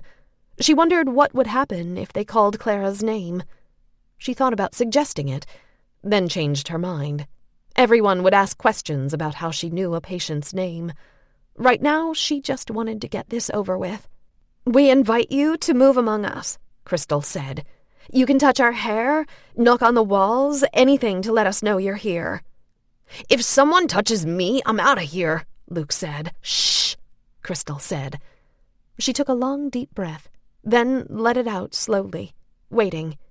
Then she said, "Please give us a sign that you're with us. We want to understand why you're still here, trapped inside this asylum." "We can help you find peace," Alex said, "to move on from this place and join your loved ones who have already crossed over." Just then a soft thud-thud sounded behind Izzy. Alex made a high-pitched squeak as if trying to suppress a scream. "Shh," Crystal whispered. "It's okay. Just relax. If that was you, can you make that noise again?" Thud, thud. Josh's sweaty hand tightened around Izzy's. She wiggled her fingers, trying to loosen his grip. It was no use. "We hear you," Crystal said. "Were you a patient here?" Alex said. "Were you locked up in this horrible place?" Thud, thud. Thud, thud. Izzy's heartbeat quickened. Is this for real? She'd come in this awful place to humor Alex, not to get scared shitless. The only thing worse than being in an old insane asylum would be seeing the ghosts of former patients. "Are you here alone?" Alex said. "Are there others with you?" "Can you make a different noise?" Crystal said. "Something to let us know it's really you." Just then Izzy heard 3 knocks behind her, as if a person was rapping their knuckles on the inside of the wooden vault. The hair on her arms stood up. All at once the air felt heavy and hot, as if someone had turned on the furnace. Despite her doubts, she pulled her shoulders inward to make herself smaller, squeezing Dave's and Josh's hands. "Can you make that knocking sound again?" Alex said. Knock, knock, knock, knock. "We're here to help you," Crystal called out. "Can you tell us your name?" Knock, knock, knock, knock, knock, knock, knock, knock. Alex screamed. Izzy opened her eyes and let go of Josh's and Dave's hands. She dropped her flashlight. Just then the candle went out, pitching the morgue into blackness. Alex started shouting, "Get off me! Leave me alone! What are you doing?" Then she was mumbling as if someone had a hand over her mouth. Izzy rushed toward the door, slamming face first into Josh. To her surprise, he grabbed her and spun her around. For a split second, she thought her sense of direction was off and Josh was trying to help her escape. Maybe the door was to her right, not her left. The room filled with the sounds of people shuffling and fighting. Then Josh wrapped his arms around Izzy's chest and picked her up, his beer-soaked breath coming hot and fast in her ear. She thought he was going to carry her out of the room toward safety, but then someone grabbed her ankles and lifted her legs off the floor. "What the hell are you doing?" Izzy yelled, kicking. One foot collided with someone's head, setting that leg free, and she heard someone cuss. It was Dave. She twisted and turned, trying to fight her way out of Josh's grasp. It was no use. Dave grabbed her ankle again, and they carried her across the room. "Let me go!" Metal screeched against metal. It was the sound of the vault slab being rolled out. Then Izzy was dropped onto the cold block and held down, the back of her head thumping against the steel. Strong hands held her down. Metal screeched again, and she moved forward, as if slipping along a horizontal slide, except the slide was moving with her. She was shoved inside the vault, the slab slamming into the back wall with a vibrating thud. She raised her arms to stop the door from closing, her elbows and wrists scraping along the rough interior of the chamber. Her forearms caught in the door, crushing her muscles and tearing at her skin. She screamed. Rough hands pushed her arms inside. Then the door slammed closed, plunging her into total darkness. Chapter 14. Clara, the Rookie Pest House. As the leaves curled around the edges and fell one by one from the oak trees outside the Rookie Pest House windows, Clara sat on her filthy bed and watched Lawrence push a wheelbarrow between the rows of iron markers in the cemetery across the road. He worked in the graveyard at least 3 times a week, and his routine was always the same. First, he stopped at the chosen location, unbuttoned his coat, and took off his newsboy cap, smoothing his hands over his gray hair, once on each side, then 4 times down the middle. Then he made the sign of the cross over his chest and bowed his head, his cap clutched over his heart. After a long minute, he looked up at the sky, put his cap back on, pulled his shovel out of the wheelbarrow and started digging, stopping only long enough to lift a rock over the edge of the hole or switch from a shovel to a pick. He didn't stop until the hole was dug and the pile of dirt beside it was free of roots and stones. When the job was finished, he took off his cap, smoothed his hair again, wiped his brow, and put his cap back on. Even on the days when he raked leaves or cut the grass, he worked non-stop until the job was complete. While the weeks passed and Clara felt herself giving up and growing weaker, she marveled at the gravedigger's stamina. Even as winter's snow weighed down the cedar trees and built up between the bars outside the windows, the gravedigger shoveled paths through the cemetery to dig a patient's final resting place. Near the end of December, he finally gave up trying to break open the frozen earth, but only for a short time. A few weeks later, after an unseasonably long January thaw, when Clara could see the white banks of Creek Mears nearly overflowing with icy water, Lawrence got back to work. Every night she prayed the gravedigger would soon be digging a grave for her. Other than mealtime and being taken to use the bathroom 2 times a day, she spent her days and nights chained to her bed, sleeping or staring out the dirt-covered windows. Like most of the women in the pest house, her bodily functions didn't always correspond with the bathroom schedule. As a result, her hospital gown was encrusted with dried urine, blood, and feces, her sheets and thin blanket soiled and rank. When her monthly cycle came, she was given rags to put in her undergarments, to be rinsed out when she used the bathroom. If she was lucky, she was given a fresh nightgown after her weekly ice bath. More often than not, there weren't enough clean ones to go around. Shouting and screaming often came from elsewhere inside the building, but other than the sounds of weeping, coughing, and women talking to themselves, Clara's room was relatively quiet. The pest house workers were nothing more than untrained guards, and a daily evening dose of laudanum kept most patients drifting between a state of unconsciousness and a groggy, dreamlike stupor. Clara grew to love the bitter taste of the laudanum. It tasted like black licorice rolled in sugar and dirt, but the numbness on her tongue meant the ignorance of unconsciousness was soon to follow, and she would no longer be subject to the black mass of grief that sat like a house on her chest, making it nearly impossible to take the next breath. Despite the medicine, she had the same nightmare every night. In it, Beatrice was thin and wailing in a filthy nightgown, her metal crib in the center of a ward with hundreds of other cribs, each filled with another screaming, emaciated baby. Every morning, when the medicine wore off and Clara opened her eyes, tears already blurring her vision, the memory of Beatrice being taken away made something foul and vile churn in her stomach. She lay there, wishing to die, crushing grief, turning her blood to lead, her heart to stone, her muscles to granite. She closed her eyes and tried to go under again, but sorrow always pulled her back to reality, as if she deserved to be punished. Agony nearly swallowed her. During her first few days in the rookie pest house, she had tried reasoning with the orderlies, begging them to let her out so she could find her daughter before it was too late, before Beatrice was so far away she would be lost forever. Numb to patience' pleas, the orderlies ignored her, their faces blank, prodding her along the hallway, wrestling her into bed, roughly clamping the ankle iron around her leg. Once, after being taken to use the bathroom, she shoved an orderly to the floor and ran down the hall, only to find a locked door and a group of orderlies waiting to carry her back to her room. A week later, she tried to stop eating, but the orderlies noticed and stood over her, ordering her to eat the gruel already drying in her bowl. When she refused, they lifted her from her stool and slapped her hard across the face, warning that if she didn't do as she was told, things would only get worse. With her lips split and bleeding, she took a spoonful and nearly choked. Afterward, she cursed herself for not being strong enough to let them punish her further. Beatrice was gone, and she was locked away in a mental institution. There was no reason to live.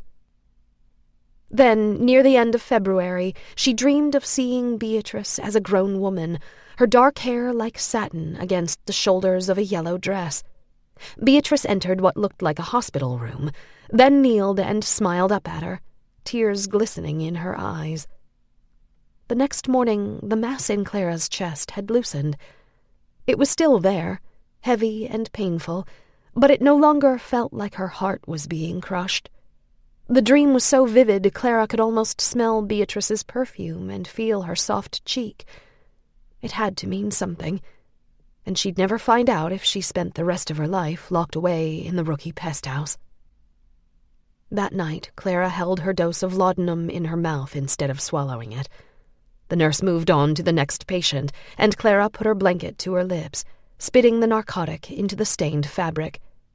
Over the next few weeks, she kept up the drugged mannerisms of the other women so she wouldn't draw attention to herself.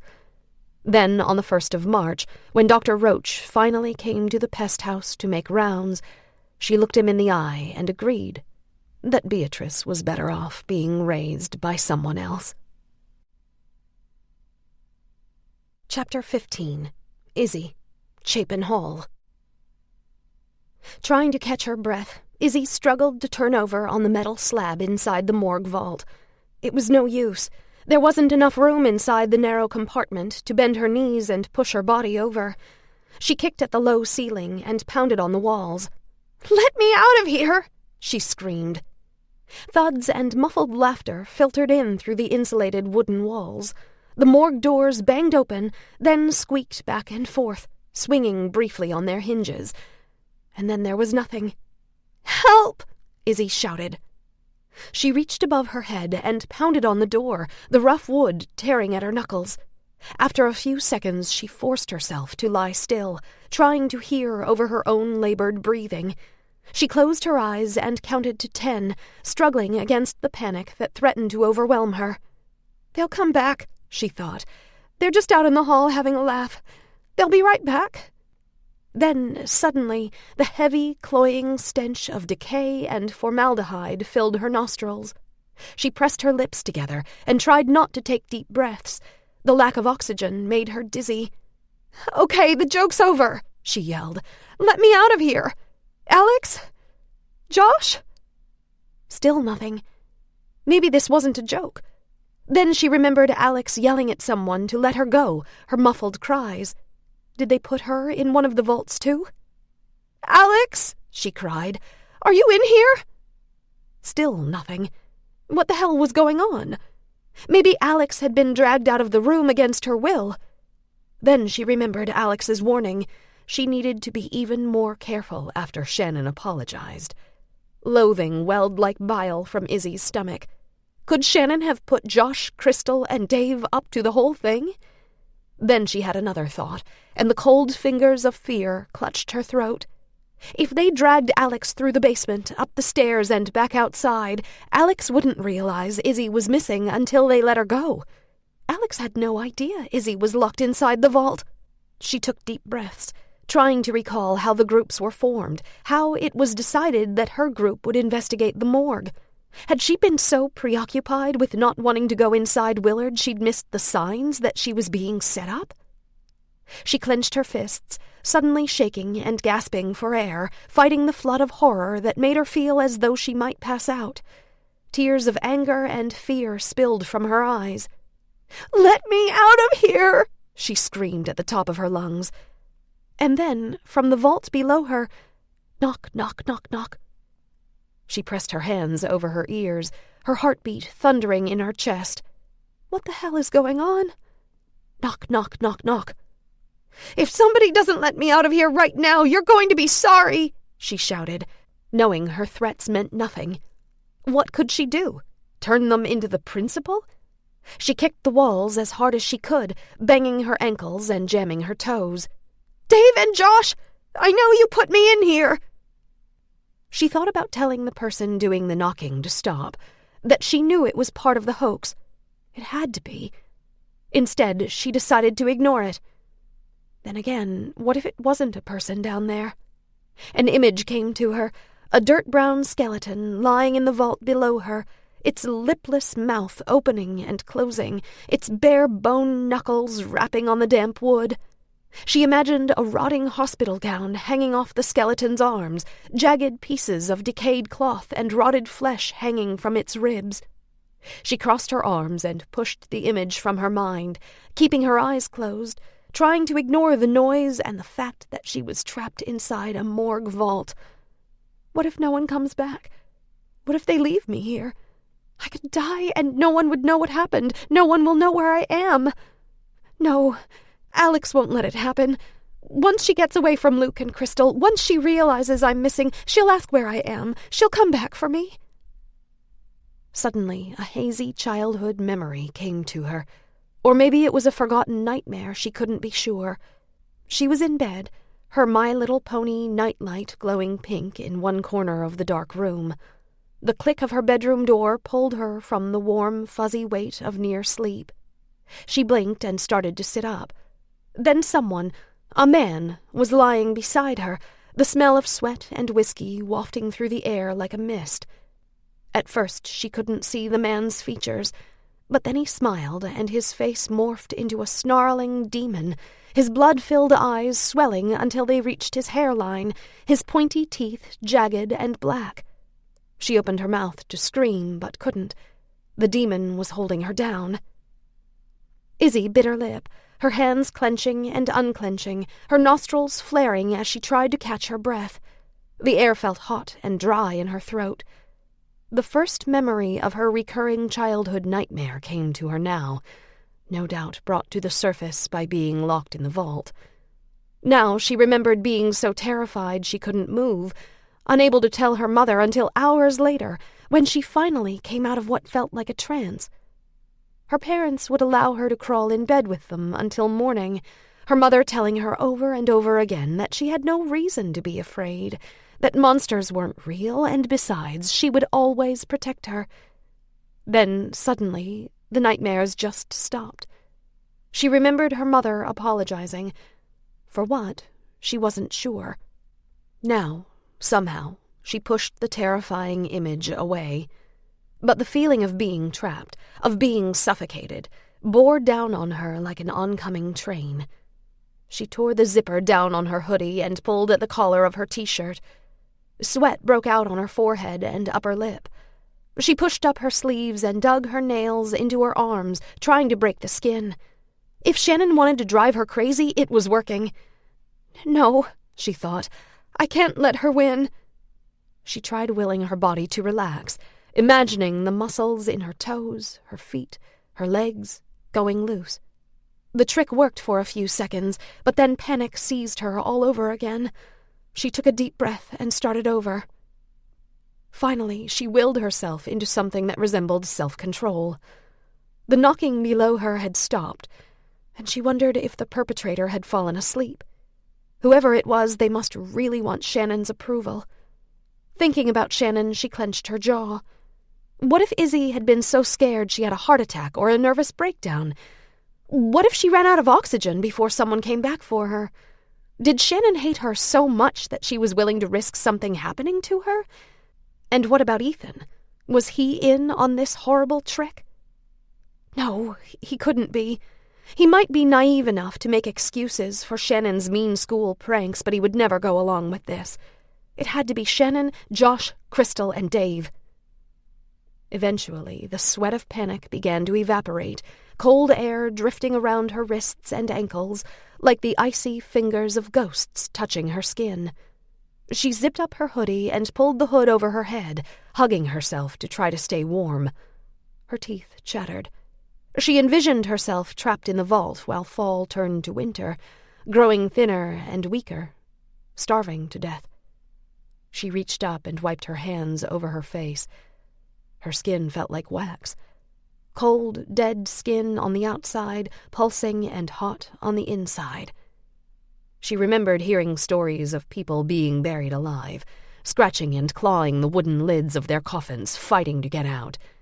She imagined their bloody fingers, nails scraped to the quick until there was nothing left but bone.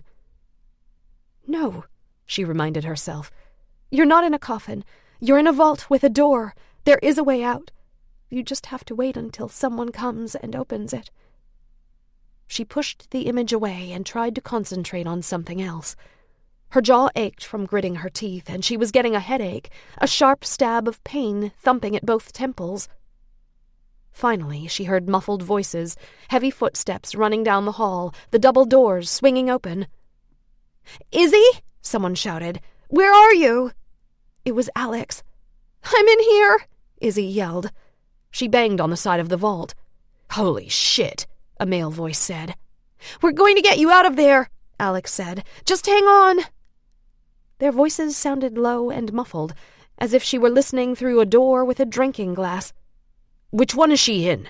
the male voice said. Izzy's heart raced. It sounded like Ethan.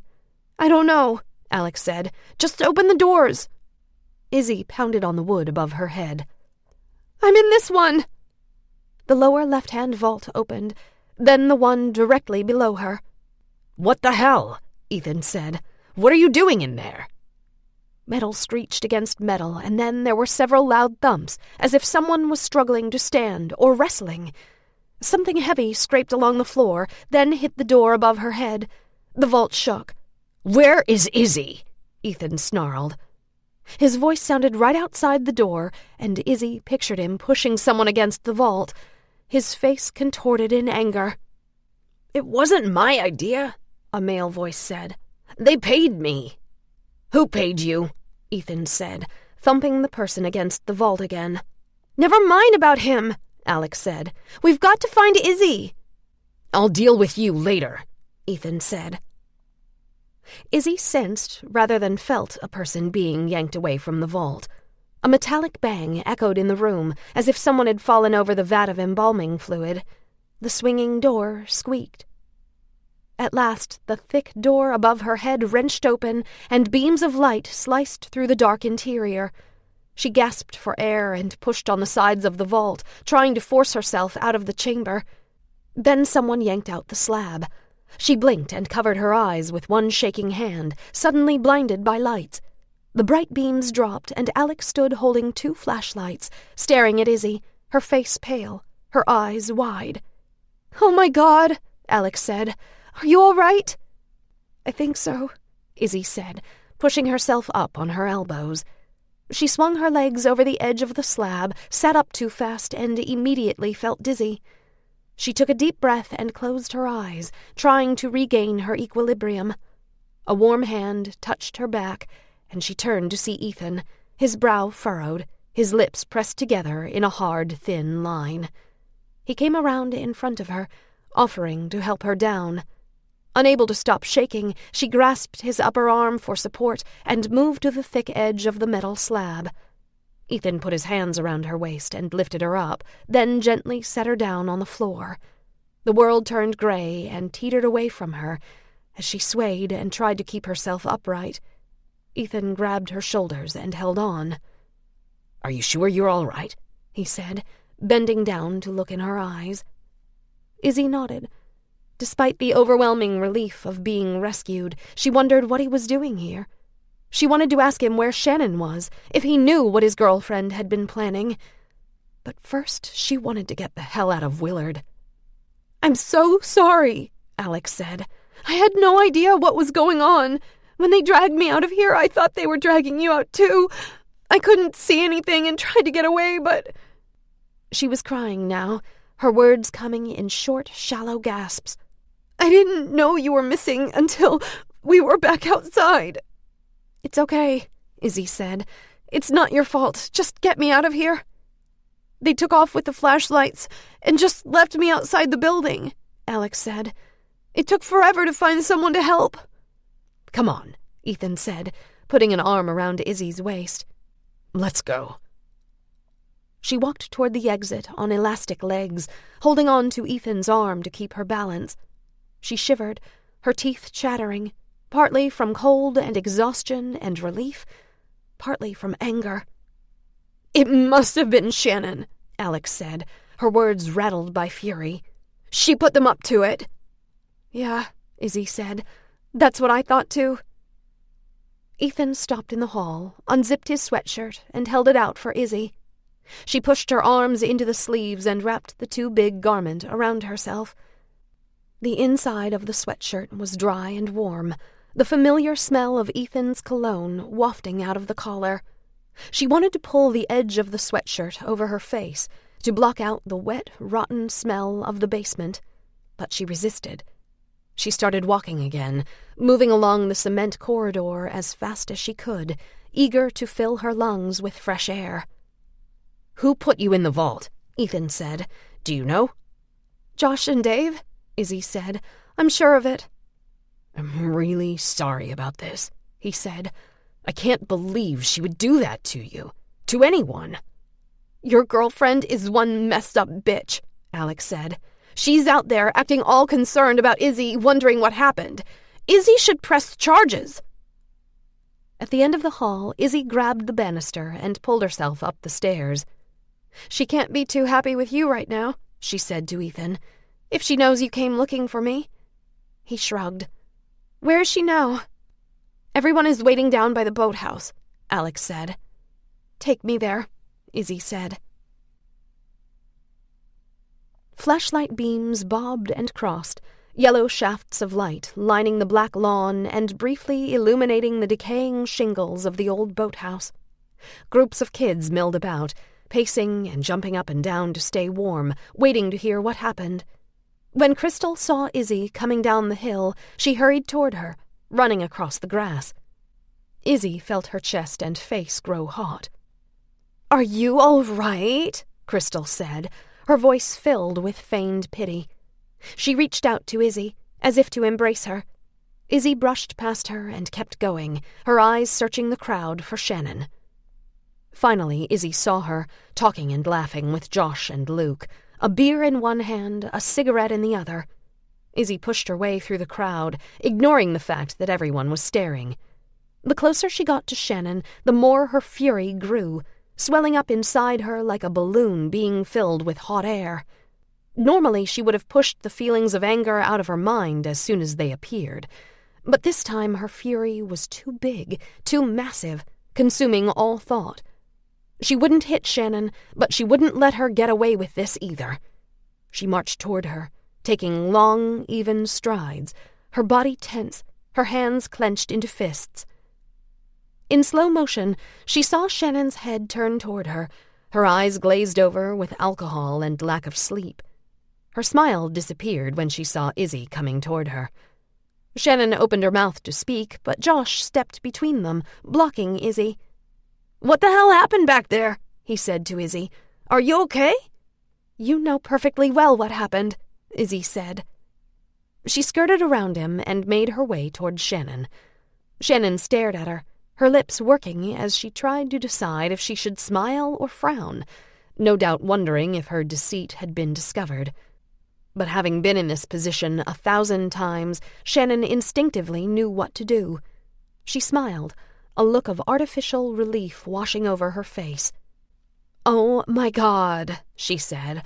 "Are you all right?" For a split second, Izzy almost stopped in her tracks and turned away, knowing Shannon wasn't worth it. But then something dark gave way in her brain, and she rushed forward, grabbing Shannon by the collar with both hands. She shoved her face into hers. "If you mess with me again," she snarled, "you'll be sorry." Spittle flew from her lips, landing on Shannon's perfectly tanned cheek. Shannon blanched and pulled backward. She tore at Izzy's fingers, trying to break free. "Get your hands off me!" she yelled. "Say you're sorry!" Izzy said, her words rattled by fury. "I didn't do anything!" Shannon cried. "Say you're sorry or I'll pound you to a pulp!" Izzy shouted. Before Izzy knew what was happening, Josh pulled her away, one hand gripping her hoodie, the other around Shannon's upper arm, forcing them apart. "Leave her alone," he said, holding Izzy back. "I don't know what happened back there, but she didn't have anything to do with it." Izzy yanked herself from Josh's grasp. "Bullshit," she said. She shoved a finger in his face. "You know exactly what happened. You put me in a vault and left me there, and she put you up to it." "Me?" Josh said, raising his eyebrows. I don't know what you've been smoking, but I didn't touch you. Alex started screaming and we all ran out. I thought you were right behind us. You're lying, Izzy said. You weren't with us, Alex said to Josh. You didn't come outside until a couple minutes later, after Luke and Crystal let me go. Shannon stood next to Josh, arms crossed over her chest. I can't believe this, she said. I apologize for everything and ask for another chance, and this is the thanks I get. I don't know if you're trying to get revenge or what, but saying I put Josh up to locking you in a vault is a pretty serious accusation. I would never do anything so terrible. Izzy started toward Shannon again. Josh stepped between them and pushed her away. Then Ethan appeared, his back to Izzy. He cocked his fist and punched Josh in the face, grunting with the effort. When Ethan straightened, Josh staggered backward and fell to the ground, his hand up, his nose bloody. Stay the hell away from Izzy, Ethan snarled. Dave appeared, eyes blinking as he looked at Josh, then Ethan. What the hell are you doing, Ethan? He said.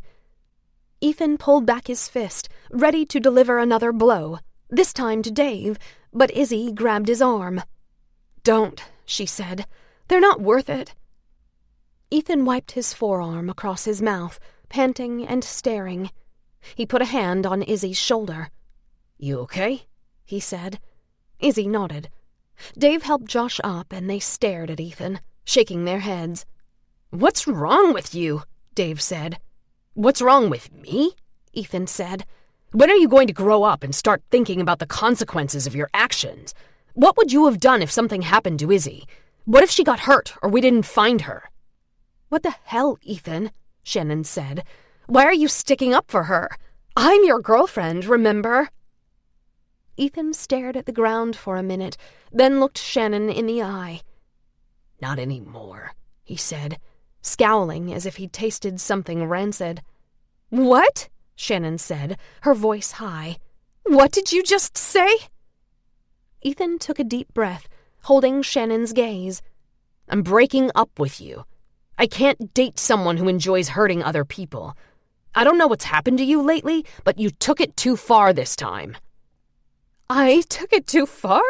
Shannon said, her voice breaking. You're just going to take her word for it? I found your buddy Brian in the vault, Ethan said. He said you paid him. That's not true, Josh said, his words wet and muffled. He held his nose, his plank-thick hand covered with dark blood. She didn't have anything to do with it. You can stop trying to impress her now, Josh, Ethan said. She's all yours. Ethan took Izzy by the arm and turned, making his way toward the shoreline. Alex followed. Do you want to go to the ER? Ethan asked Izzy. No, she said. I'll be okay. Come on, Ethan said to Alex. Let's take her home. Chapter 16. Clara, March 1931. A week after her release from the rookie pest house, Clara was allowed back in the general population. She was sent to a different ward and given a job at the laundry, sorting, starching, and ironing.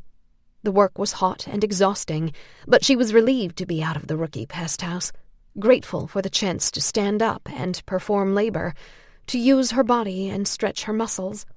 More than anything, she was grateful not to be chained to a bed 24 hours a day. The women in the laundry kept to themselves, except for Matilda, an older woman who talked to everyone. Matilda spoke with a thick European accent and wore her gray hair in long braids. Head and shoulders taller than most of the other women, she had thick, muscular arms and incredibly wide fingers. Matilda delivered the freshly washed sheets and pillowcases to the starch baths by lifting the tubs full of wet laundry up on one shoulder and carrying them in slow motion across the room. When she wasn't lifting impossibly heavy tubs of wet laundry in the air, Matilda pushed wagons of torn and ripped clothing into the sewing room across the hall. At every stop she hugged every woman and recited the same words. I don't hear voices. I don't see visions. I'm not crazy. I am nervous. Normally, the patients weren't allowed to touch each other, but no one tried to stop Matilda from doling out her daily hugs. Clara found herself looking forward to seeing Matilda every day, feeling her strong, warm arms around her. It felt like forever since she'd been hugged, so she held on a little longer every time. When Clara thanked her, Matilda grinned and said she was sweet. It became a bright spot in Clara's day, a tiny demonstration of kindness in a cold, heartless place. After 2 weeks, Clara was allowed to go to the recreation room for an hour every afternoon. The room was long and narrow, with striped wallpaper, brocade curtains, and Victorian chandeliers. Patients sat on cushioned sofas or cane-bottomed chairs, talking, staring, or playing cards and board games at oak tables. In one corner, a patient cranked the handle on a Victrola, playing a scratchy rendition of America the Beautiful over and over. Decorated to look and feel homey in an attempt to make the patients relax, the room had the opposite effect on Clara. To her, it felt like a mockery, an attempt to placate patients into thinking their needs were being met, while years and months slipped by. Their lives were disappearing, and no one was making an attempt to help get them back. Behind the fancy curtains and comfortable furnishings, the windows were still covered with bars, the doors were still locked, the orderlies still watched with vigilant eyes. Clara threaded her way through the chairs and tables, trying to find a quiet spot where she would be left alone. Then her heart leapt in her chest. Esther and Madeline were sitting together in front of a bookshelf, Madeline leaning forward and reading to Esther, who was sitting in an overstuffed chair with her head back and her eyes closed. Clara hadn't seen Madeline since the day in the kitchen, when Clara hit her head and went into labor. And the last time she saw Esther was on their daily walk, when they went past the rookie pest house. Clara rushed over and knelt next to Esther's chair. "I'm so happy to see you two," she whispered. Madeline dropped the book in her lap, her eyes wide and staring. "Clara," she said, "where have you been?" Clara glanced at Esther to see her reaction, but she was asleep. Up close, Esther's face looked paler than Clara remembered, dark circles lining the wrinkled skin under her eyes. She looked like she'd aged 10 years, her movie star features stolen by grief and stress, all because she kissed another man. Clara swallowed, trying to find her voice. "I went into labor that day in the kitchen," she said. "They kept me and the baby in the infirmary for a few months. But then—" Her voice caught, trying to speak around the burning lump in her throat. "Where's your baby?" Madeline said in a small voice. Her eyes grew glassy, and she gripped the edge of the book, her knuckles turning white. "They took her," Clara managed. "A woman came and took her away from me." It was the first time she'd said the words out loud. All of a sudden, she felt dizzy and nauseous.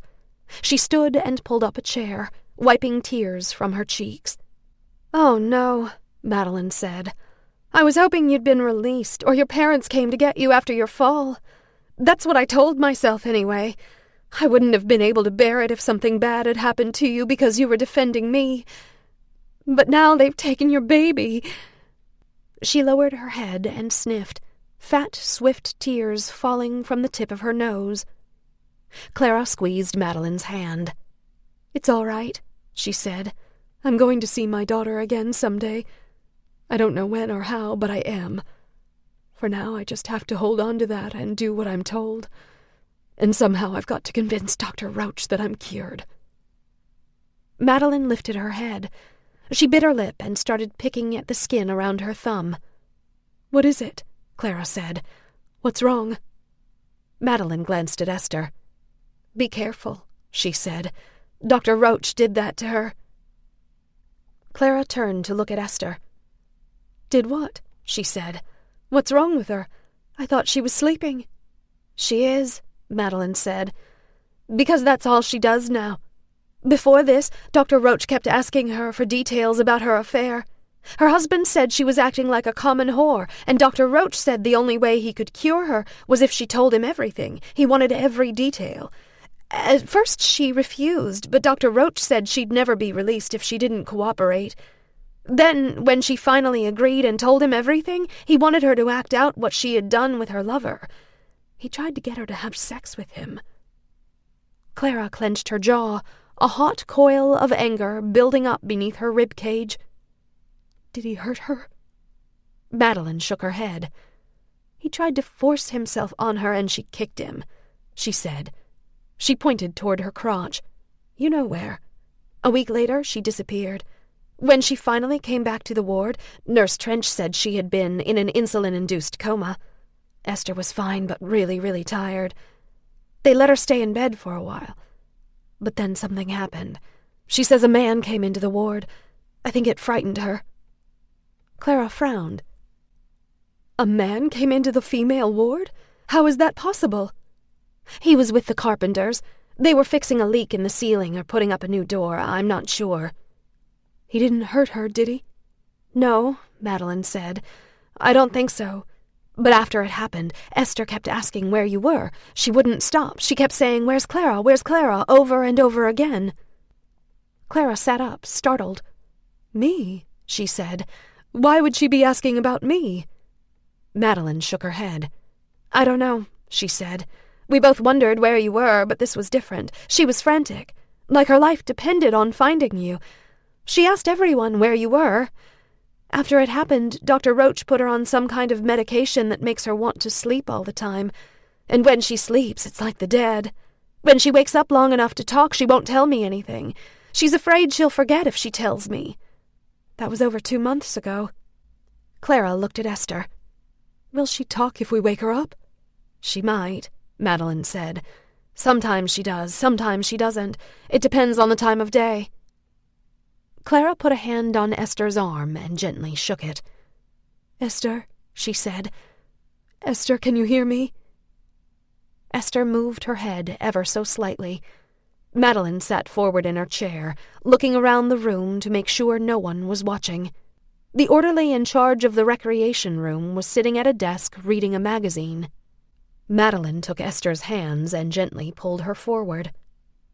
Esther, she said, wake up. Clara is here and she wants to talk to you. Esther's upper body started bending forward, but her head lolled backward and her eyes remained closed. Madeline stopped pulling and let Esther sink back into the cushion. Did you hear me, Esther? Clara is here. She's right beside you. Esther, Clara said, fighting the urge to shout. She moved closer and leaned over the arm of the overstuffed chair, getting close to Esther's ear. It's me, Clara.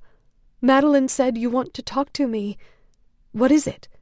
What do you want to tell me? Esther's eyelids fluttered, and she lifted her head from the cushion.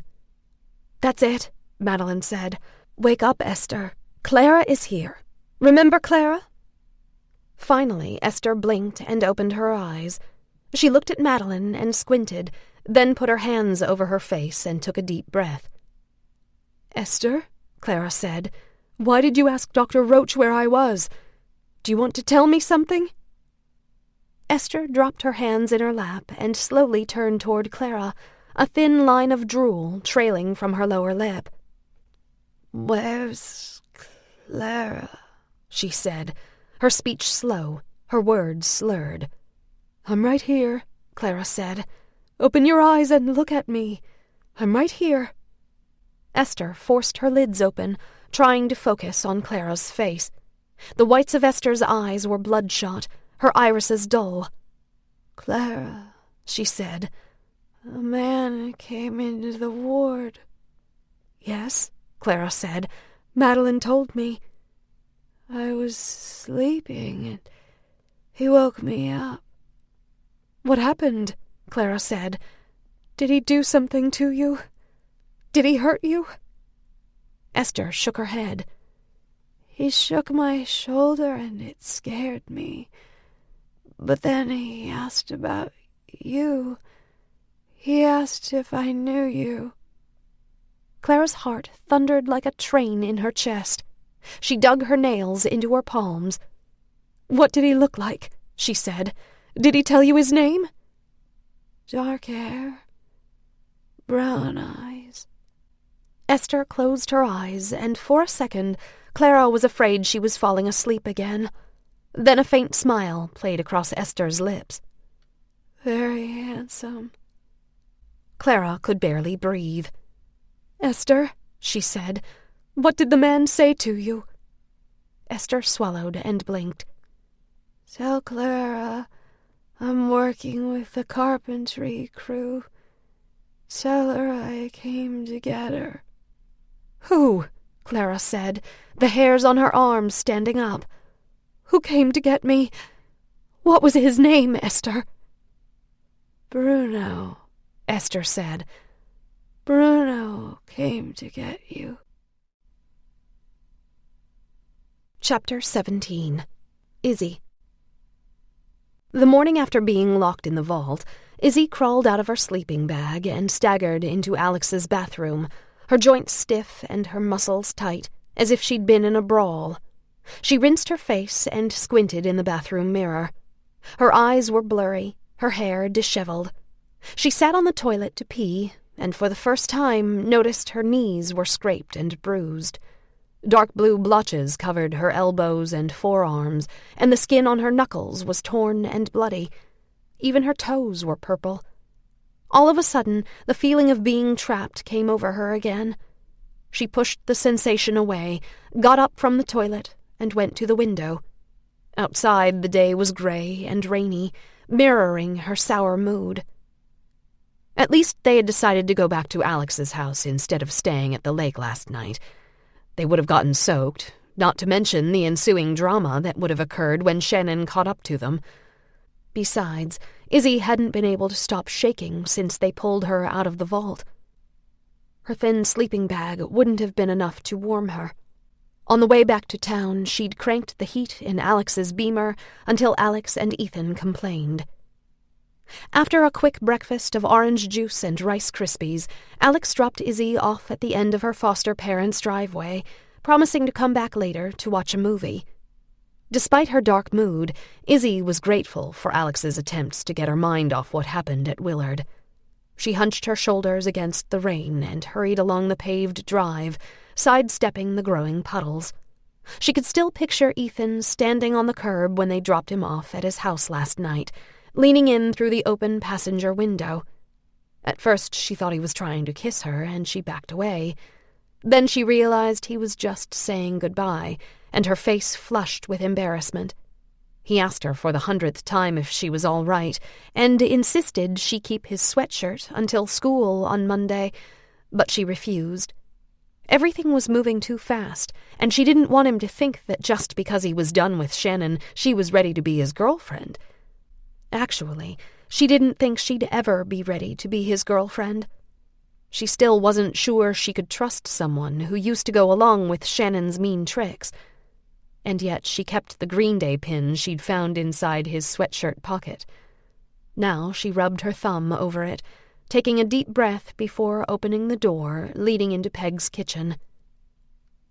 Normally, on Sunday mornings, Harry made pancakes and the three of them sat around in their pajamas, reading the comics and doing the crossword puzzles until noon. It was Izzy's favorite day of the week. Those few hours when they laughed and talked, and Peg and Harry helped with her homework, made her feel like she was part of a real family. Now her stomach growled, thinking about the crisp bacon and fluffy buttermilk pancakes covered with sticky maple syrup.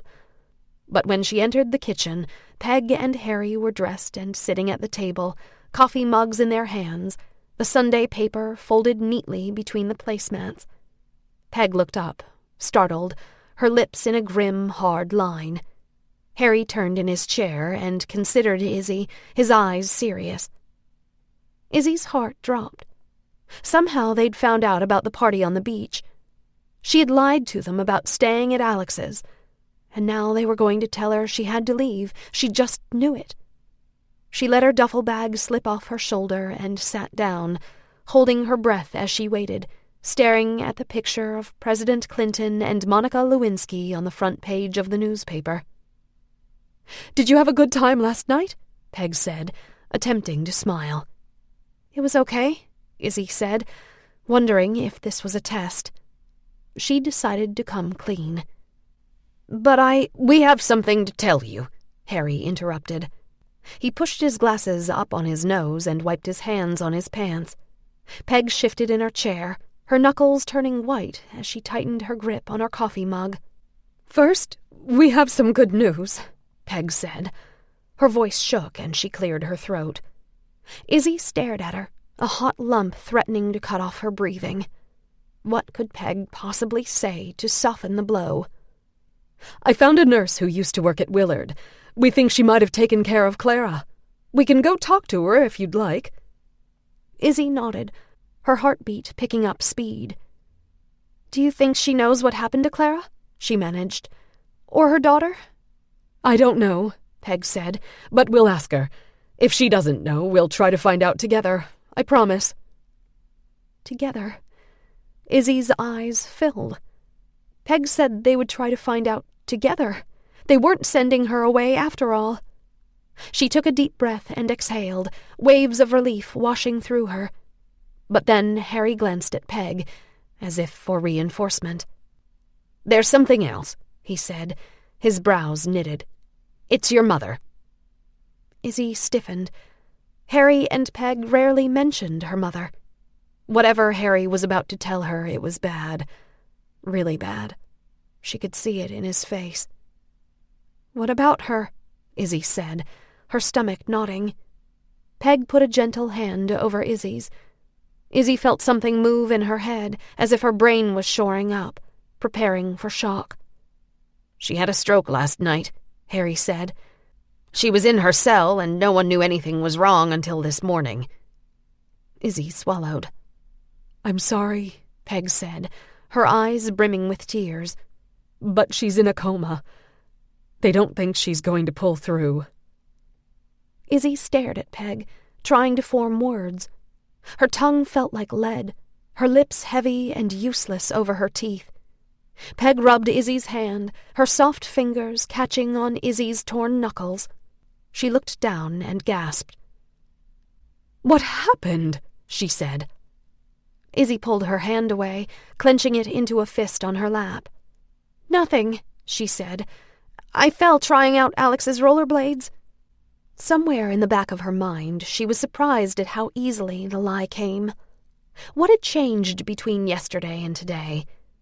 She reached for her duffel bag and stood, pushing her chair under the table. "Are you okay?" Harry said. "Do you want to know what the doctors are saying?" Izzy shook her head, her body numb. Not right now," she said. "We can take you to see her after school tomorrow," Peg said, "if you want." Izzy dug her nails into the back of her chair. What good will that do? She thought. "I'm really tired," she said. "If it's okay with you, I'm going to take a shower and a nap." "Can I get you something to eat first?" Peg said. "I'll make pancakes if you're hungry," Harry said. Izzy shook her head and left the room, her legs like elastic beneath her. Halfway up the staircase, she slowed and grabbed the banister, her heart booming as she pulled herself upward. At the top step, the hallway teetered in front of her. She gripped the newel post, waiting to regain her sense of balance. After a long minute, she went to her room, dropped her duffel bag on the floor, and hurried into the bathroom. She opened the toilet and threw up the Rice Krispies she'd eaten at Alex's, dry-heaving until it felt like her esophagus would come spilling out, slithering into a bloody coil in the bottom of the toilet bowl. Eventually, she was able to take a breath without gagging.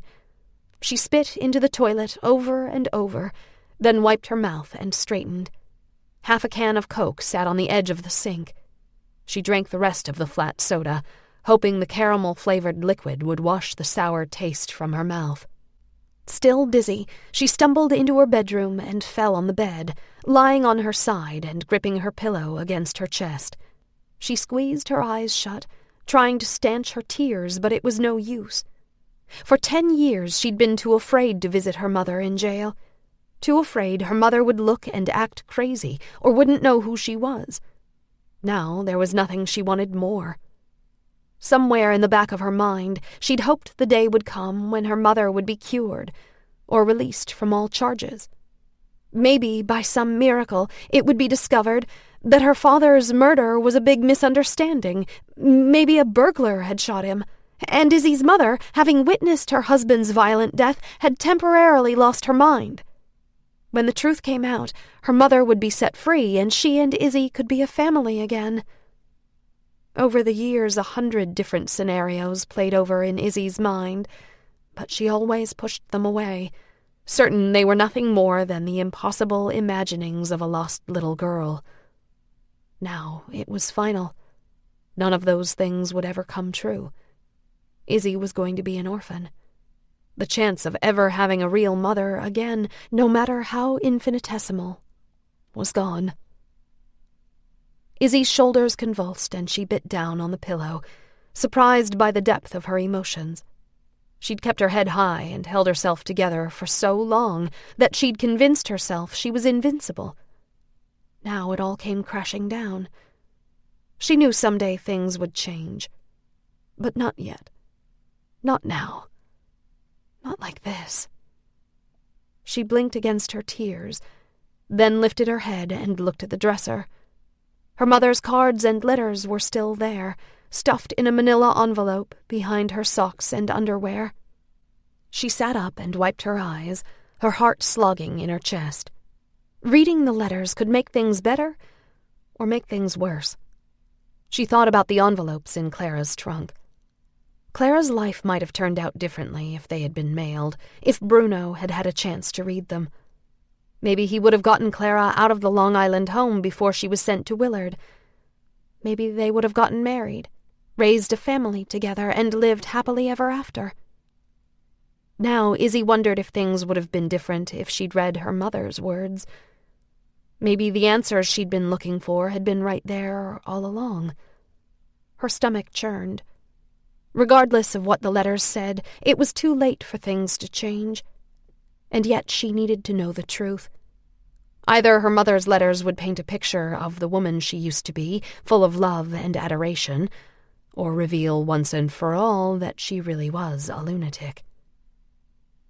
Izzy stood and retrieved the letters from the back of the top drawer, then sat cross-legged on her bed, the bulging envelope on the comforter in front of her. She undid the metal clip, opened the flap, and let the cards and letters spill out. The tilting pile of differently sized and colored envelopes reminded her of Valentine's Day in elementary school, when everyone got cards from their classmates. She always wondered if she'd get as many Valentines as the rest of the kids, eager to see how they were signed on the back. Would there be just a name, or would it include the initials BFF, Best Friends Forever, or even BF, Best Friends? One by one, she turned her mother's envelopes right side up, checking the postmark and putting them in chronological order. She would read them year by year, starting with the first months after her mother's incarceration. At first, there had been a letter a month. Then, as time went on, the frequency dwindled to 3 or 4 times a year. Izzy guessed that along with the regular letters, there were birthday and Christmas cards.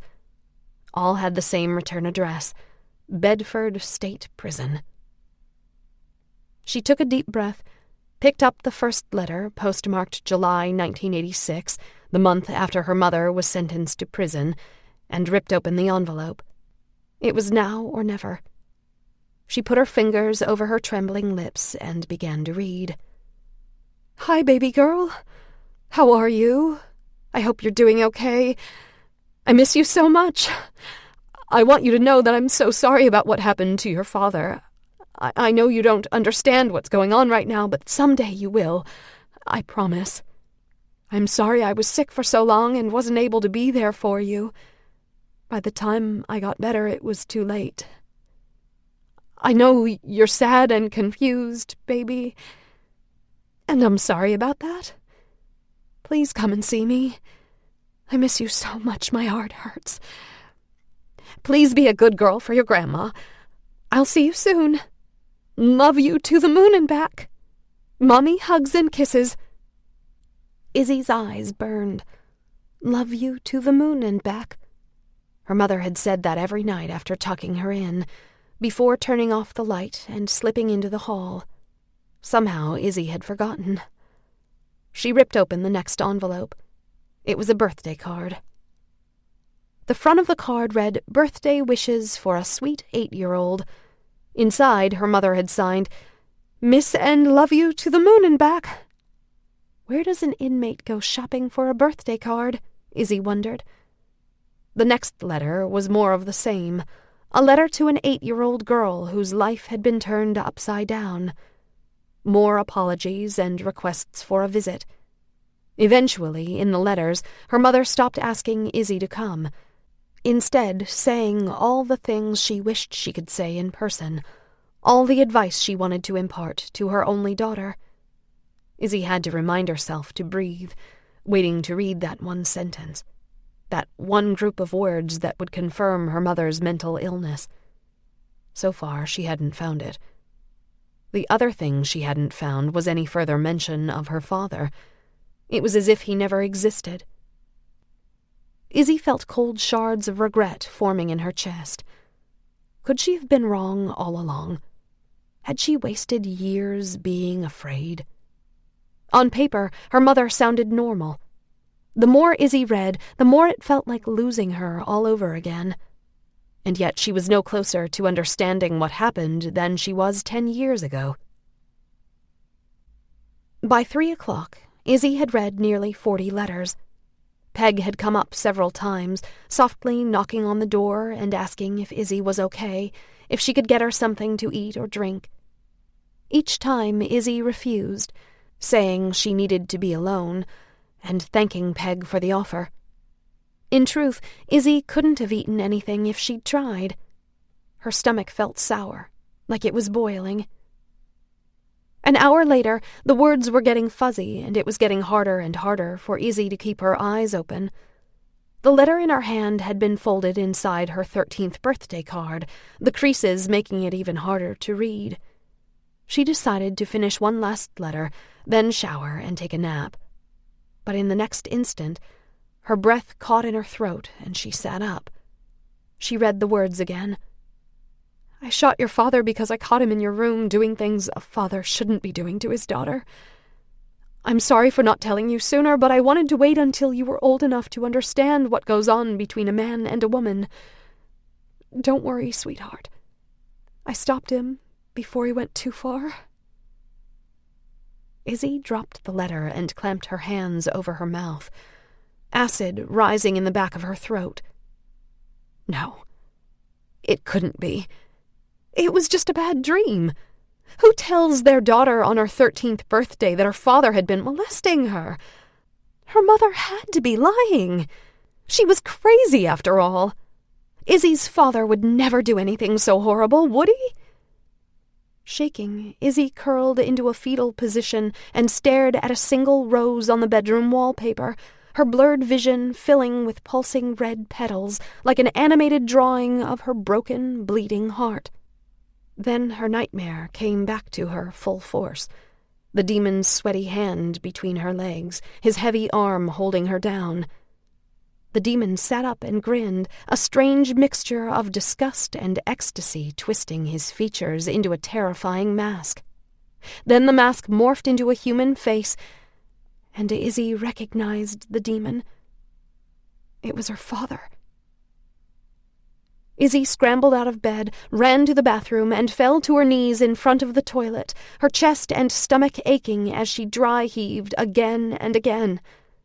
Finally, she caught her breath and leaned against the tub, pushing the heels of her hands into her eyes.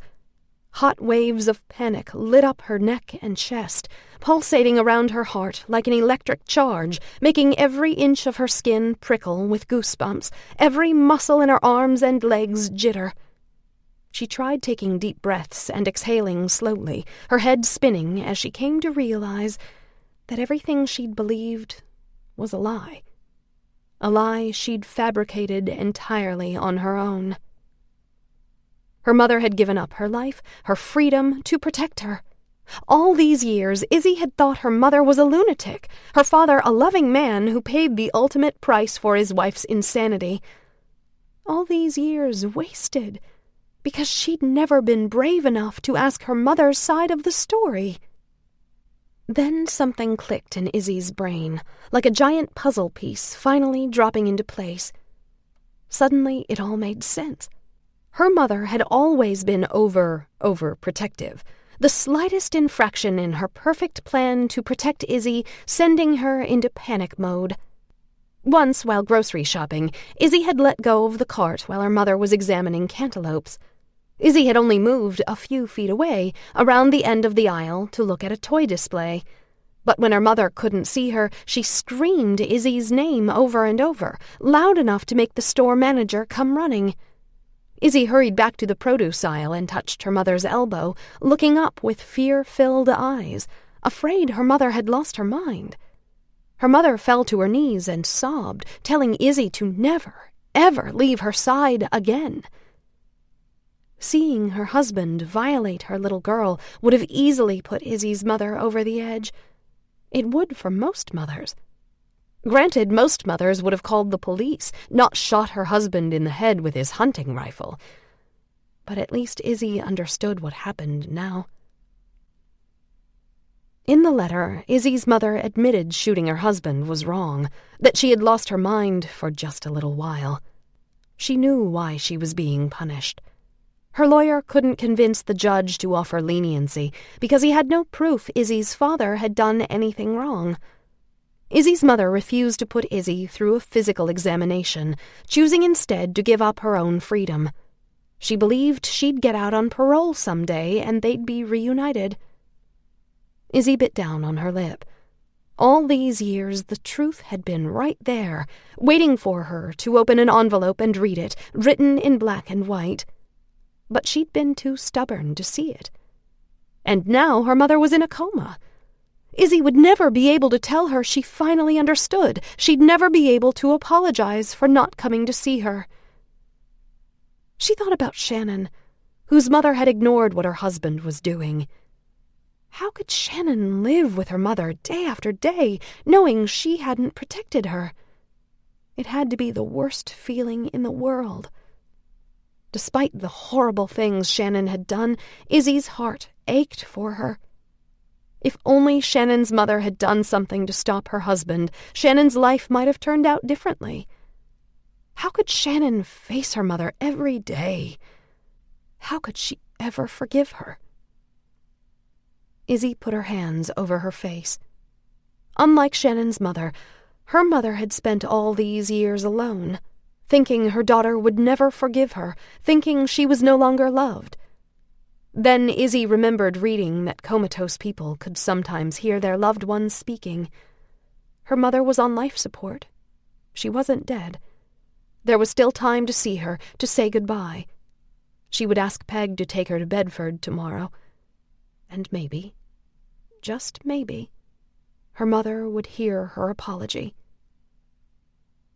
When Izzy thought she could trust her vibrating legs to hold her upright, she stood and peeled off her clothes.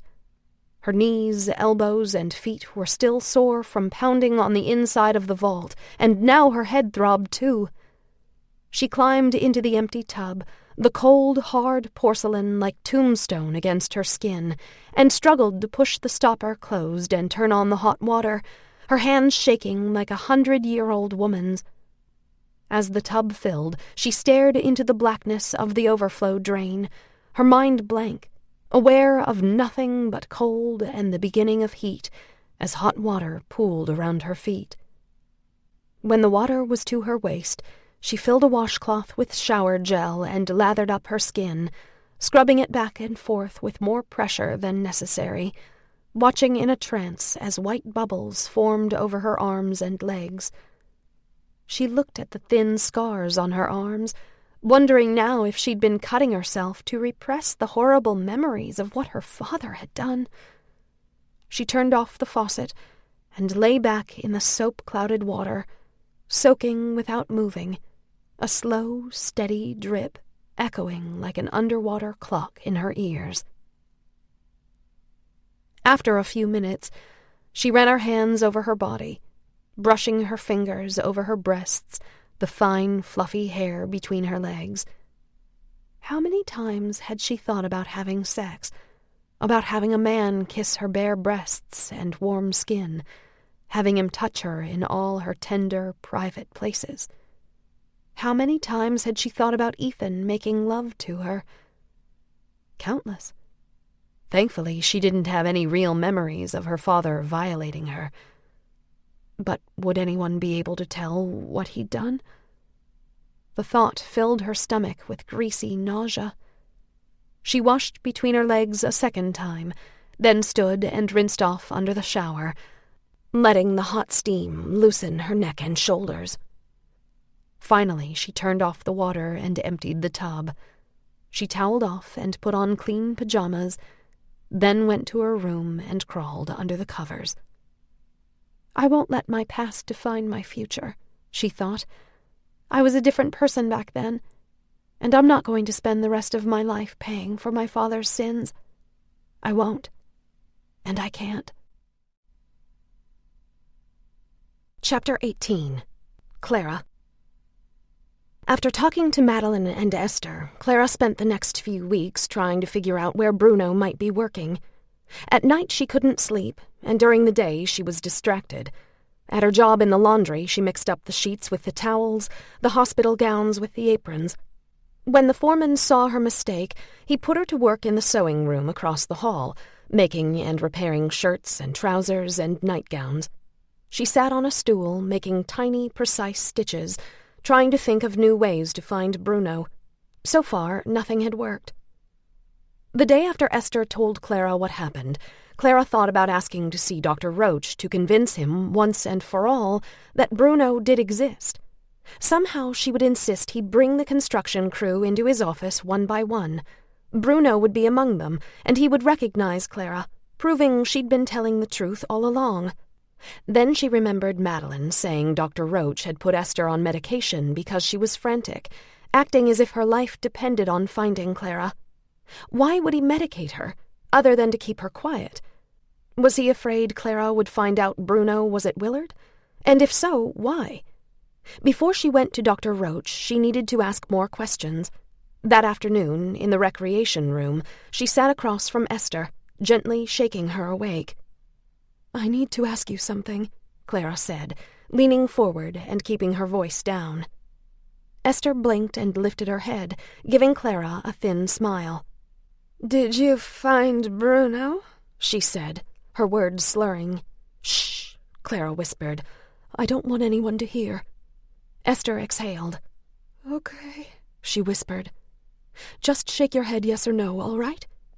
Esther nodded, her wet lips parting, her eyelids half closed. Did you tell Dr. Roach the name of the man who came into the ward? Clara whispered. Esther nodded. Did you tell him Bruno was looking for me? Esther nodded again. Clara's heart started racing. What did Dr. Roach say? Esther's mouth contorted in disgust.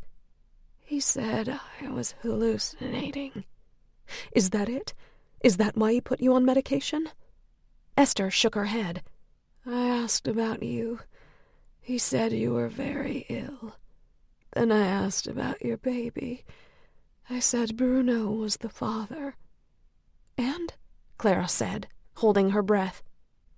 He was surprised I knew about the baby. Did he tell you they took her? No, Esther said, her chin quivering. He said I should mind my own business. Clara's face and chest felt on fire. She couldn't imagine why Dr. Roach refused to believe Esther's story. Esther had nothing to gain by saying Bruno was real. And why wouldn't Dr. Roach look into it, to find out if Clara had been telling the truth all along? Had he gone too far, keeping Clara locked up, taking her baby away, to admit he'd made a mistake? Or was her father behind it all, pulling Dr. Roach's strings? Suddenly Esther's face twisted in anguish. I'm sorry, she said, dissolving into tears. It's all my fault. What? Clara said, her stomach tightening. I shouldn't have told Dr. Roach about Bruno, she said, her voice catching. It's all right, Clara said. You were just trying to help. But what if Dr. Roach got rid of him? Esther said. Clara felt the blood drain from her face. The room started to spin. She hadn't thought of that. Dr. Roach could easily have Bruno fired and banned from the property. What then? A few days later, she stole a pair of pants and a boiled shirt from the sewing room, wet her hair down and slicked it back from her face, then went into the laundry to try to sneak out with the male patients picking up the clean linens. The foreman caught her and pulled her aside, earning her a week in isolation before she was allowed to come back to work. She asked the other patients if they'd seen the construction crew, and if so, where. They all said no, shaking their heads with worried eyes, just wanting to be left alone. She thought about sharing Esther's story with Nurse Trench, hoping she would feel sorry for her, but decided it was too big a risk. At times, finding Bruno seemed impossible, but she had to try. There was no other choice. The wee hours after midnight were the worst. That was when she worried Bruno had been fired and wouldn't find another way to rescue her.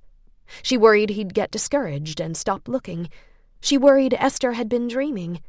After all, Clara had told Esther and Madeline everything, that she and Bruno were in love, that her parents had disapproved, that her father had sent her away, that she was expecting a baby. Maybe being locked up in Willard and being put into a coma had sent poor Esther around the bend. Maybe she had imagined the entire thing. The thought pressed against Clara's chest like a slab of cold granite. For nights on end, doubts and questions kept Clara awake. Every time she was finally on the edge of sleep due to pure exhaustion, the horrible idea that Bruno wasn't at Willard made her sit up in bed, breathless and sweaty, her legs tangled in the grimy sheets. Afterward, she'd curl up and cry herself to sleep, wondering if she would ever be free. Then, one day in the sewing room, while sitting on a hard stool with her back to the window and a basket of freshly starched shirts at her feet, Clara watched the forewoman climb a ladder to change a light bulb. The forewoman was a petite older woman who limped around the sewing room, her long, full skirt rustling along the plank floors. She called the female patients dearie, and made sure they kept their heads down, their eyes on their work. Sometimes she used a cane to get around, complaining about the weather making her bones ache, frequently stopping to massage her gimpy leg. Lately, due to the damp spring, she used the cane every day. Watching the forewoman on the high ladder, Clara cringed when she teetered and nearly fell. Clara had no idea what was wrong with the forewoman's leg, but she wondered why she'd risk climbing a ladder to change a light bulb. There were 3 blown bulbs in the sewing room, including the one above where Clara was sitting, but the ceilings were 12 feet high, the light fixtures nearly 10 feet from the floor. Surely Willard had men to do jobs like that. Then, like a jolt, an idea came to her. If she couldn't go to Bruno, maybe she would find a way to get Bruno to come to her. Esther said he was working with the carpentry crew. Madeline said they were fixing a leak in the ceiling or putting up a new door. Clara looked around the sewing room, trying to figure out what she could break. After a minute, her heart sank. The doors were too thick, the moldings too wide. The walls were lined with open cupboards used for storing folded cloth and linens, and there were dozens of wooden stools, sorting tables, and high-back chairs, but nearly all the furniture was made out of solid oak or maple. The room's support beams were bigger around than Clara's head. Then she realized that unlike the windows on the wards, which were covered by protective mesh, the insides of the sewing room windows were exposed. The panes were separated by thin wooden grids and could be easily broken. With her heart in her throat, Clara got up from her stool and went over to the ladder, where the forewoman was climbing down. On the last rung, the forewoman lost her balance and nearly fell. Clara grabbed her arm. "Can I help you?" she said. The forewoman exhaled in relief, then straightened her skirts, her face red, her gnarled hands shaking. "Thank you, dearie," she said. "I hate climbing ladders." Clara and the forewoman moved the ladder across the floor, positioning it beneath the next light fixture. Clara climbed up and changed the bulb without incident. Then they dragged the ladder beneath the next bulb, near the windows where Clara had been sitting. Clara took a deep breath and climbed the ladder, trying to keep her knees from shaking. There was no other choice. She had to get out of Willard. She had to find Bruno and Beatrice. And she had to do something drastic right now, before she lost her nerve. Clara reached for the light bulb and purposefully leaned too far, tilting the ladder toward the windows. She pretended to lose her balance and pulled the ladder over, crashing the top step into the window panes, sending glass shards and splintered wood across the room. At the last second, she let go, falling to the wooden floor with a bone-jarring thud. Then the ladder fell sideways, tipping over a cupboard, stacks of white shirts and brown trousers sliding from the shelves in what seemed like slow motion. The top shelf cracked in half, and the ladder fell to the ground with a loud clatter. "Oh, Lord in heaven!" the forewoman cried. "Are you all right, dearie?" 2 orderlies rushed into the sewing room, hurrying over to help Clara up. Several patients stared with frightened eyes, while others shrugged and whispered. Most sat watching, their pasty faces blank. Clara stood on shaky legs, brushing off her dress. "I'm fine," she said, rubbing her elbow. Her hip screamed in agony, and her shoulder felt like it had been wrenched from its socket, but she wasn't about to complain and get sent to the infirmary. Flustered and red-faced, the forewoman ordered everyone back to work. The women found their stools and resumed their sewing, some crying, some mumbling, others whispering behind trembling hands. The forewoman got the broom and held it out to Clara, panting and leaning on her cane as if she was the one who had just fallen off a ladder. "I'm sorry," Clara said, taking the broom. "I was just trying to help." "Don't you never mind about that, dearie," the forewoman said. "Just sweep up this mess, then find another stool and get back to work." She gripped her cane with both hands and looked around the room, clucking her tongue.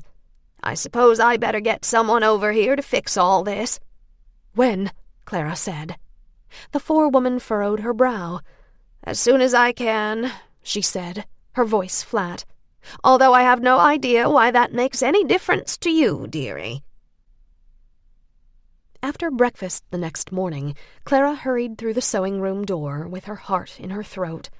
Her eyes flew toward the broken window and cracked cupboard, hoping to see men working there. But the window was boarded up and the broken cupboard was gone. Her shoulders dropped. If the carpenters had been here, she'd missed them. She went across the room and found a stool among the other women, baskets of sheets and nightgowns at their feet. She could barely push the end of her thread through a needle, the world a blur through her tears. How stupid and foolish of me, she thought, biting down hard on her lip. Even if the carpenters had come while I was here, there was no guarantee Bruno would be among them. Like Esther said, Dr. Roach could have gotten rid of him, or maybe there's more than one carpentry crew.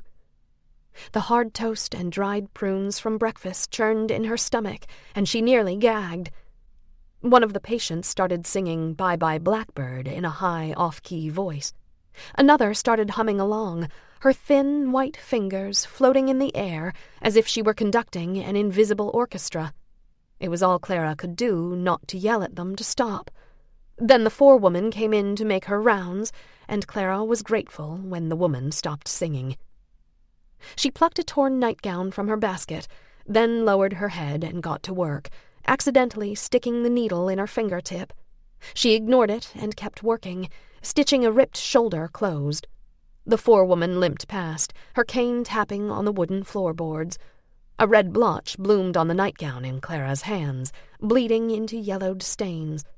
Clara put her finger in her mouth, got off her stool, and shoved the nightgown to the bottom of the basket, swearing under her breath. The woman next to her watched, her mouth pinched in disapproval. Just then, Clara heard a male voice in the hallway. Her head snapped toward the sound, her heart racing in her chest. A man was moving backward through the sewing room door, his shoulders hunched as if he were lifting something heavy. The ceiling lights reflected off his bald head, and his torso was short and thick, as if his body was that of a dwarf despite his limbs being long and lean. Sawdust coated his overalls like a fine layer of yellow fuzz. The bald man shuffled backward into the room, one end of a window frame in his hands, trying not to scrape the wide sash along the door frame. Clara held her breath as she watched the window inch through the entrance. thinking she might pass out before she saw who was holding the other end. Then her shoulders sagged. The man carrying the other end of the repaired window was pale and lanky, with short blonde hair. Clara sat down hard on her stool, blinking against her tears. The men carried the window past her and set it up against the wall, next to the boarded-up window. "When are you fixing the cupboard?" the forewoman asked the bald man. "Here it is now," the bald man said, turning toward the door. Clara swallowed, following the bald man's gaze. Another worker backed into the doorway, one end of a wooden cupboard in his hands. He was square-shouldered and sturdy-looking, his black hair slicked close to his head. Clara gasped. She dropped the nightgown and got to her feet. It seemed to take forever for the rest of the cupboard to come through the door. Clara glanced at the man on the other end. He had gray hair and glasses. Her eyes snapped back to the dark-haired man. Finally, the cupboard was all the way in the room. The men set it down, and in what looked like slow motion, the dark-haired man turned. He took off his gloves and glanced around the room, as if looking for someone. His hair was longer than Clara remembered, and there was a fresh scar above his eye. But Clara knew that face. It was Bruno. A cry of joy burst from her throat. "Bruno!" she cried, her voice breaking. She started toward him. Bruno's eyes went wide, and his mouth fell open. He dropped his gloves and started toward her. "Stop right there!" the forewoman shouted. "Orderlies!" "Do as they say," Bruno said. The orderlies rushed into the room, and Clara stopped in her tracks, fighting the urge to run into Bruno's arms. But he was right. Getting into trouble wouldn't help their situation. Bruno moved backward, his hands up in surrender. The forewoman glared at Clara. "What do you think you're doing?" she said, scowling. She limped across the room and grabbed Clara's chin with hard fingers. "You've been doing something you're not supposed to be doing. You just wait till Dr. Roach hears about this. There's a special ward for women like you, dearie." "She's my wife," Bruno said, his voice strong. The forewoman glared at him. She let go of Clara's chin and looked him up and down, her lips pressed into a rigid line. Then she lifted her cane, pointing the end of it at the bald man. "You have any idea what's going on here?" she said. He shook his head. The forewoman jerked her head toward the door. "Take them to see Dr. Roach," she said to the orderlies. Clara and Bruno sat on opposite ends of Dr. Roach's office, an orderly on both sides of their chairs. Dr. Roach sat at his desk while Nurse Trench stood behind his shoulder, worried eyes darting back and forth between Clara and Bruno. She held a patient chart against her ample chest, a straitjacket draped over her arm like a serving towel. Nurse May entered from the hallway, handed Dr. Roach a folder, then obediently stood at one end of his desk. Dr. Roach opened the folder, laid it on the blotter, and scanned the papers, clenching and unclenching his jaw. Clara could barely breathe, waiting for him to say something. Finally, he looked up. "I'm not sure I understand what's going on here," he said. "Would you care to enlighten me, Clara?" "This is Bruno," Clara said. "The man you said doesn't exist. I told you I wasn't insane. He's—" She swallowed the sudden lump in her throat and stared at Bruno, tears flooding her eyes. There was no other way to tell him. "He's the father of my baby, the little girl you took away from me." Bruno stiffened, his face turning crimson. He closed his eyes and hung his head, his fingers digging into the arms of the chair, his temples working in and out. "Maybe he'd care to explain why his employee chart says Joseph Russo," Dr. Roach said, "not Bruno Moretti." Bruno looked up and cleared his throat, his eyes glassy. "Joseph is my father's first name," he said, his words hard and forced, as if he could barely control his anger. "Russo is my mother's maiden name." "Why didn't you use your real name when you applied for the carpentry job?" Dr. Roach said. "Because Clara warned me in a letter that the doctors at the Long Island home knew about me," Bruno said. Her father had ordered them to keep me away from her, going as far as intercepting her earlier letters so I wouldn't find out where she was. I used a different name because I figured you'd been given the same instructions." "So you took a job at Willard to find your girlfriend?" Dr. Roach said. "Yes," Bruno said. "I knew you wouldn't listen if I came to the front door and demanded you release her. Henry Cartwright is a powerful man. I know she's being held here under his orders. And just to be clear, she's not my girlfriend, she's my wife." "Henry Cartwright cares about his daughter's well-being," Dr. Roach said. "He sent her to Willard because she's not well." "Bullshit," Bruno said, the veins in his forehead standing out. "He sent her here to keep her away from me. There's nothing wrong with her." "I'm afraid you're not qualified to judge her mental state," Dr. Roach said, "whereas I, on the other hand, am." He directed his gaze at Clara.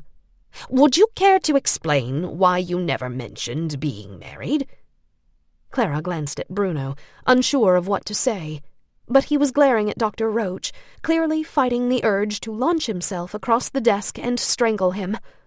Then, sensing Clara's hesitation, he looked at her, his forehead furrowed, as if trying to convey she should play along.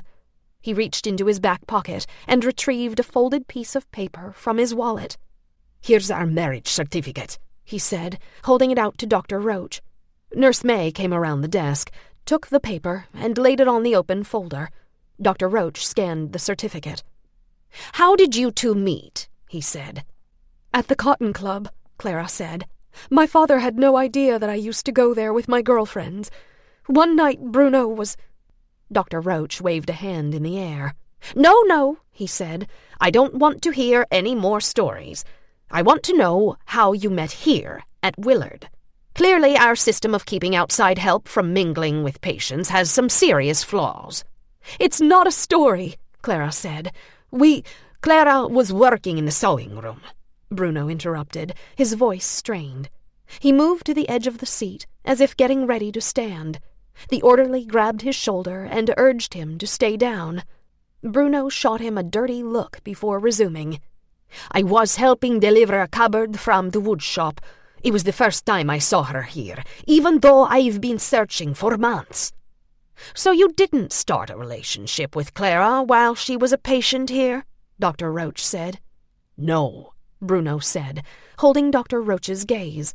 "We met 2 years ago at the Cotton Club, just like she said." "Why won't you believe anything we're telling you?" Clara said. "All along I've said my father sent me here to keep me away from the man I love. Now he's right here in front of you, and you're still not listening." "You've been delusional since you arrived," Dr. Roach said. "This man is trying to take advantage of your illness by telling you he's someone he's not." "That's not true," Clara said, pounding a fist on her leg. "How do you explain the names on the marriage certificate?" Dr. Roach lit his pipe, took a long drag, then looked at the certificate again, smoke rolling from his lips.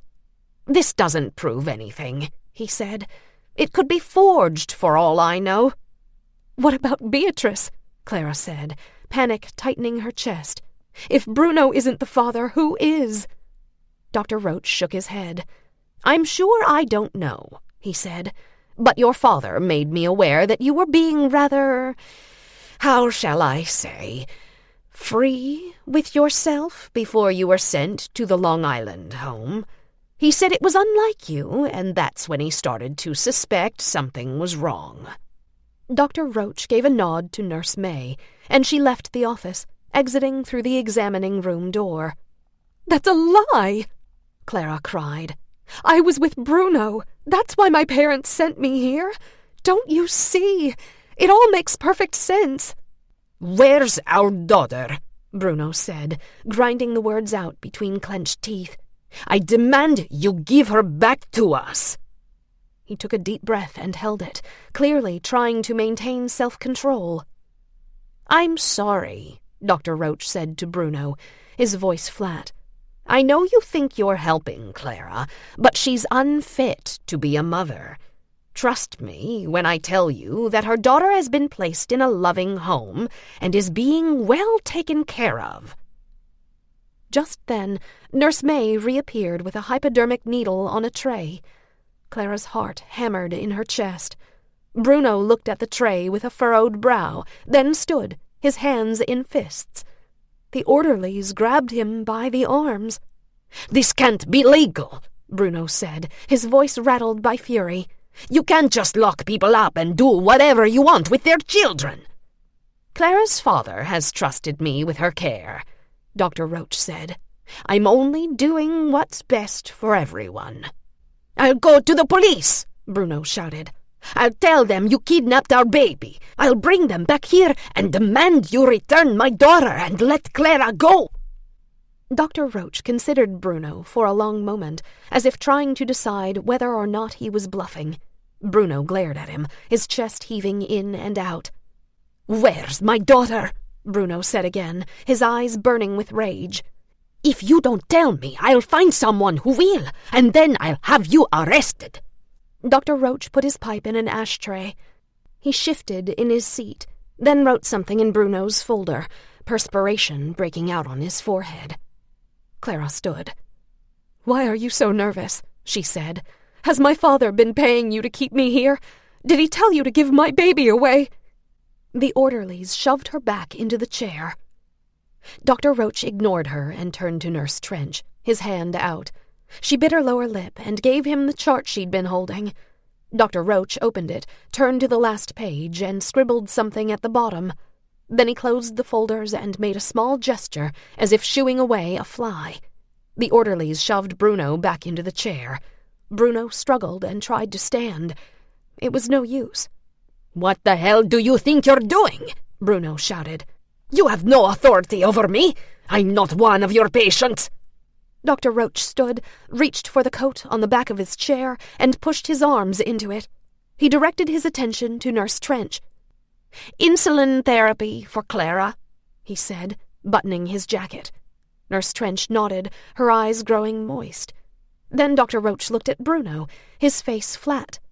"I'm recommending you be admitted for evaluation, Joseph or Bruno or whoever you are." Bruno struggled to stand, his hands in fists, his mouth twisting in contempt. "That's it?" he bellowed. "You're just going to decide we're lying or insane or whatever you want to call it? You're just going to lock us up?" "I'm doing my job," Dr. Roach said. "I'm trying to help Clara. Now I'll try to help you." "The hell you are!"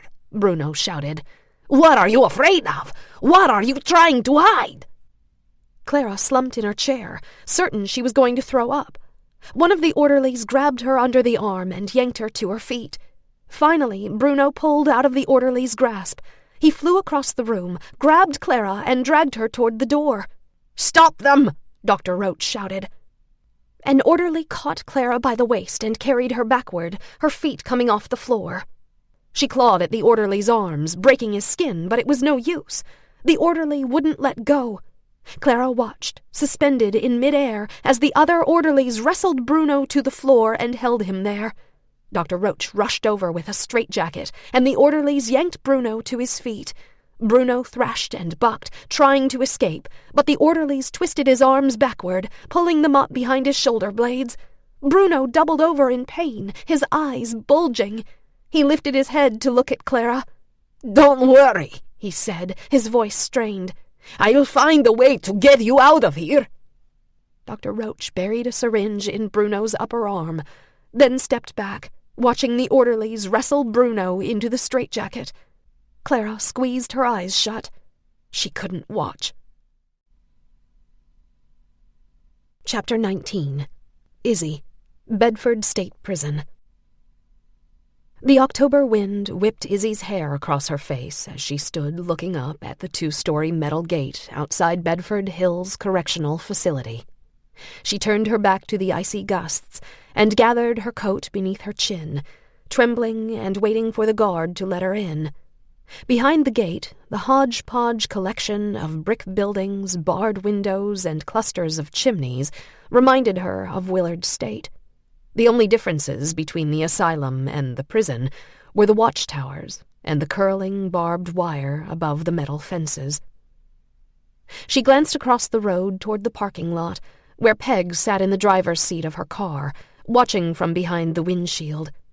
Peg had called ahead to arrange the visit and offered to go in, but Izzy insisted on saying goodbye to her mother alone. Now her stomach started doing flip-flops, and she wondered if it was too late to change her mind.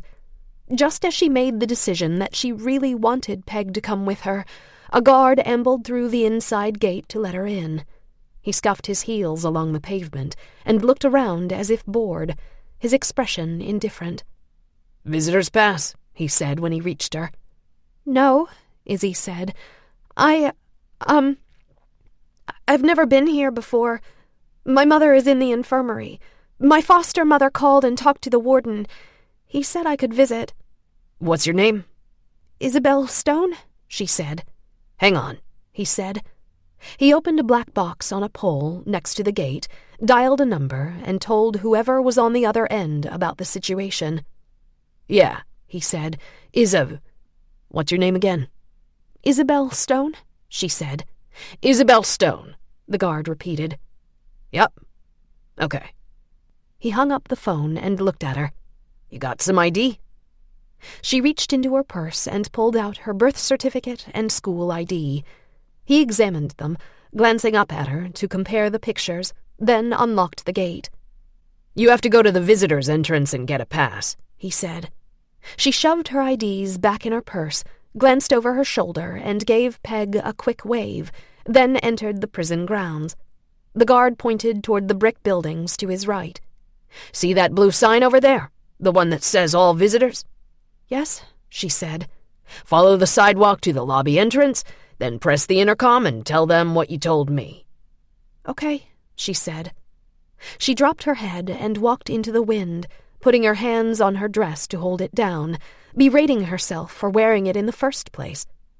When she was little, her mother had insisted on making her wear homemade dresses, curling her hair and tying it back with pink ribbons. At 6 years old, Izzy started rebelling against the frilly clothes, begging her mother to let her wear T-shirts and jeans like her friends, as if that was the most important thing in the world.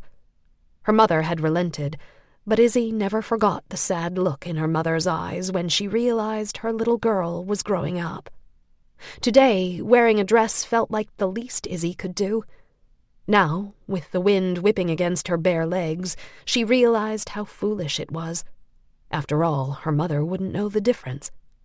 With her heart in her throat, Izzy pushed the buzzer on the outer door of the visitors' lobby and was let inside. Sitting behind a sliding window and keeping her eyes on her work, a receptionist handed Izzy 3 forms, instructing her to fill them out.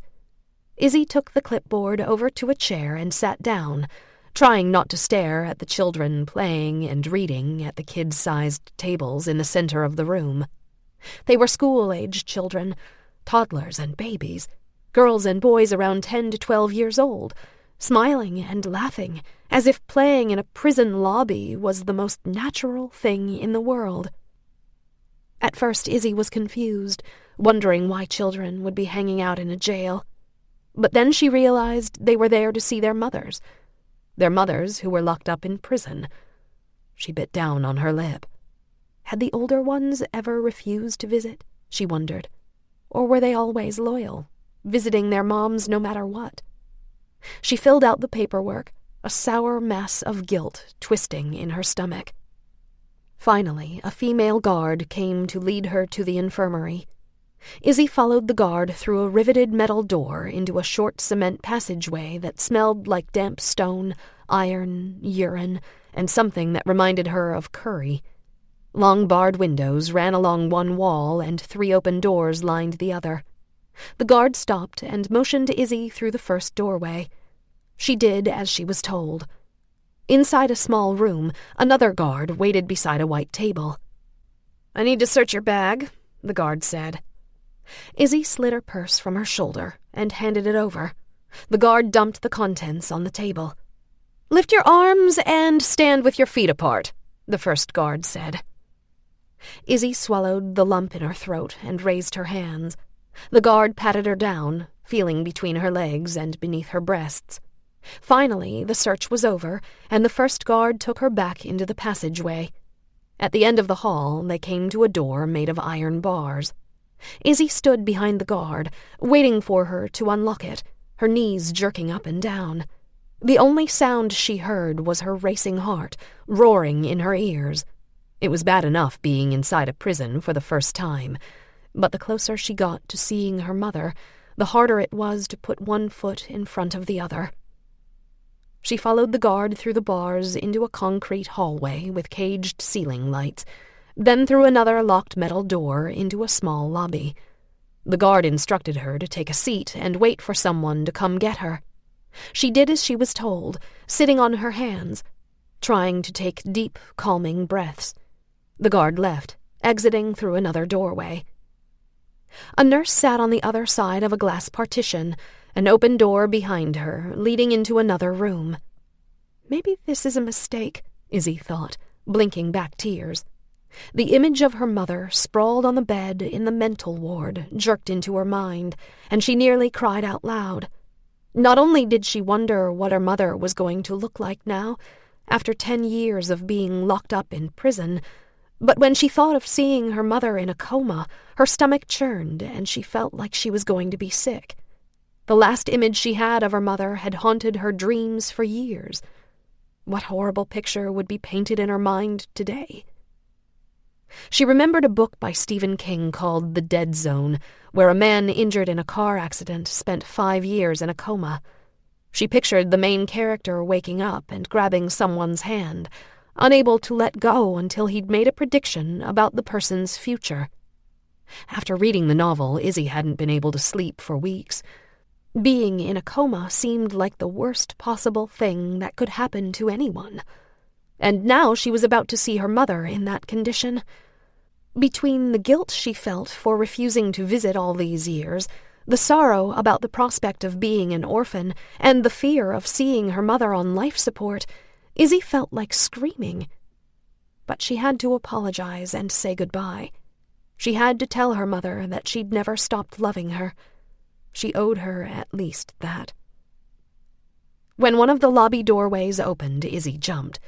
A female guard called her name and held the door open. Izzy went through it and stood in the hall, her fingernails buried in her palms. A dark-haired nurse in scrubs appeared and led her down a long green hallway, her shoes squeaking on the tiled floor. The nurse stopped outside a set of double doors, and to Izzy's surprise, smiled at her. "You okay?" she said. Izzy nodded. It felt more like a spasm. "Just so you know," the nurse said, "we rarely allow family members in the infirmary. Normally someone in your mother's condition would be sent to the public hospital. I hate to be blunt, but we don't think she'd survive the trip. Your foster mother begged us to keep her here until you could come see her. You're only going to have a few minutes." Izzy nodded and tried to thank her, but her mouth had gone dry. "Don't worry," the nurse said, putting a hand on Izzy's shoulder. "She just looks like she's sleeping." The nurse opened the door and led Izzy inside. A dozen metal beds lined the white walls of the vast room, a female prisoner lying on each one, some sleeping, some talking to the prisoner next to them, some reading. A guard sat at a desk beside the door. The prisoners stopped what they were doing and looked up, eyes widening in surprise, brows wrinkling in confusion. The nurse led Izzy to the first patient, pulled a curtain between the beds, brought over a metal chair, and then stood with her hand on the bed railing. Beside the bed, monitors beeped, ventilation machines squeaked and wheezed. "Your daughter is here to see you, Joyce," the nurse said to the woman lying in the bed. Izzy steeled herself, her stomach clenching. Her lungs felt like they were wavering inside her chest, as if at any second her organs were going to spasm once and shut down forever, leaving her dead on the floor. She edged over to the railing, her fingers over her trembling lips, and looked down at the woman on the bed. When she saw her mother's familiar features, her high cheeks and straight nose, the little scar above her right eyebrow from the time she fell on ice in the driveway, Izzy's breath caught in her chest. Wrinkles lined the skin around her mother's eyes, and streaks of silver lined her black hair, but other than the ventilation tube taped over her mouth, she looked unchanged. When Izzy was little, she thought her mother was the most beautiful woman in the world. Over the years, she'd come to wonder if every little girl thought her mother was beautiful, if the picture she had in her head had been enhanced by time. Now she realized she was right. Her mother was stunning. She dropped her purse in the chair and moved closer. "Is there any chance at all she might wake up?" she asked the nurse. The nurse shook her head. "No, honey," she said. "By the time they found her, the damage was done." She came around the bed and put a hand on Izzy's arm. "I'm so sorry. Is there anything I can do for you?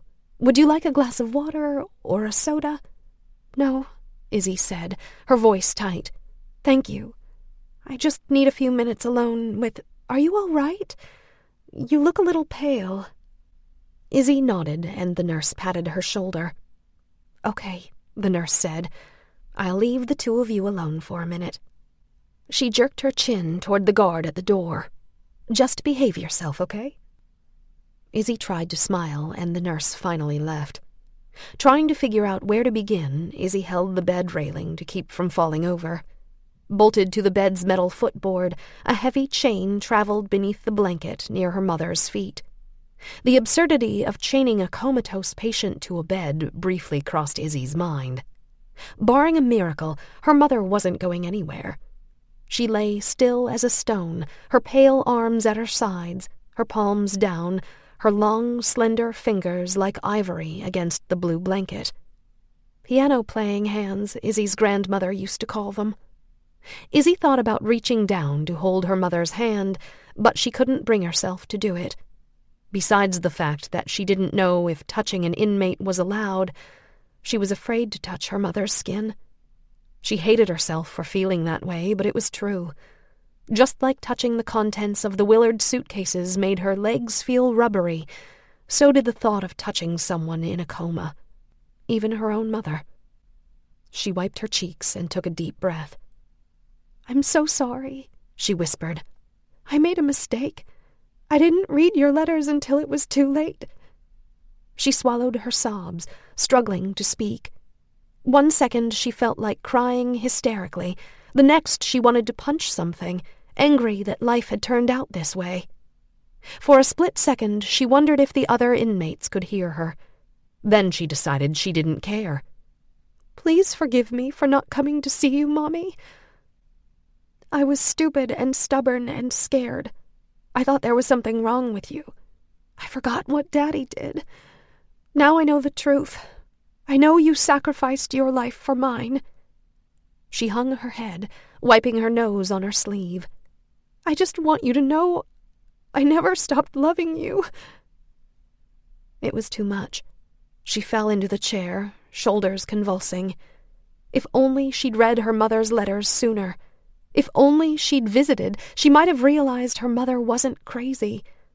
All these years she would have had someone to talk to, someone who loved her, even if that someone was behind bars. The one time Izzy tried asking her grandmother what happened, her grandmother started crying, and 7-year-old Izzy, not wanting to upset the only person she had left, never brought it up again. 3 short years later, her grandmother was gone. Then Izzy remembered Clara's daughter. If she survived, she'd probably gone through life thinking the same thing. Her mother was locked away because she was crazy. Izzy stood. If Clara's daughter was alive, she deserved to know the truth. She had to read Clara's journal. Now, more than ever, Izzy was determined to find out what happened to her, and if possible, let her know her mother wasn't crazy. Now all Izzy had to do was say goodbye to her own mother. More than anything, she wanted to feel her mother's arms around her, hugging her tight, letting her know she was loved no matter what. But that wasn't going to happen. Izzy glanced at the guard to see if she was watching. The guard was leaning back in her chair, reading a magazine. Izzy took a deep breath, kissed her fingers, then gently pressed them to her mother's cheek. "I want you to know that I'm going to be okay," she said. "I'm strong, and I have people who care about me. I love you, Mommy. I always did and always will. I'm sorry I didn't tell you sooner." She tried to think of something else to say, but her organs felt like they were swelling, looking for an escape, like an overheated boiler ready to burst. Just then the nurse entered the room, wiggling her finger to let Izzy know her time was up. There was only one other thing to say. "Goodbye, Mommy." Chapter 20. Clara. Willard, Valentine's Day, 1932. Spiraling white streamers and red paper hearts hung from the ceiling in Hadley Hall, stirring slightly as patients shuffled and swayed beneath them.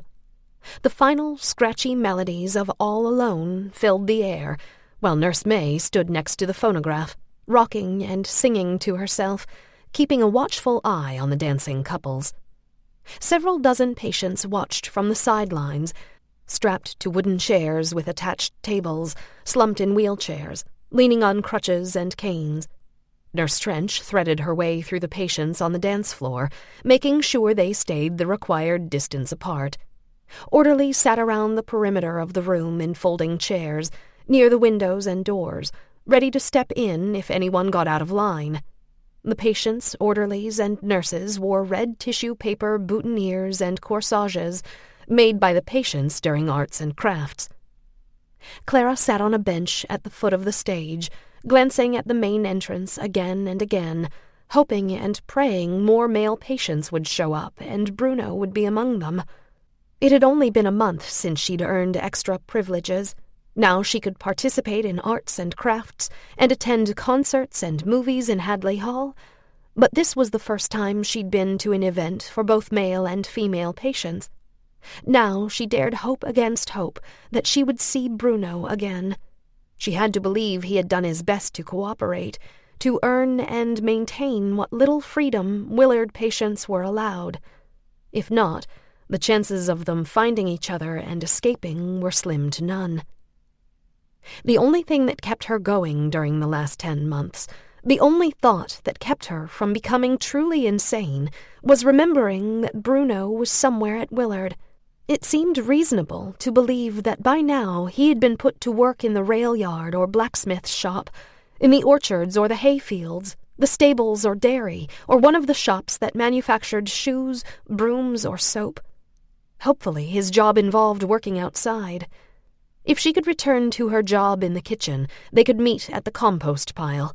He could open the gate and they could run into the woods. During every walk, on every trip to the bathroom, the cafeteria, the sewing room, at every chance to look out a window, she searched for him. When she saw a group of male patients walking along the lakeshore, working by the dock or hauling supplies from the trains, she scanned every figure, hoping she would recognize the way one of them walked, or a familiar head of dark hair.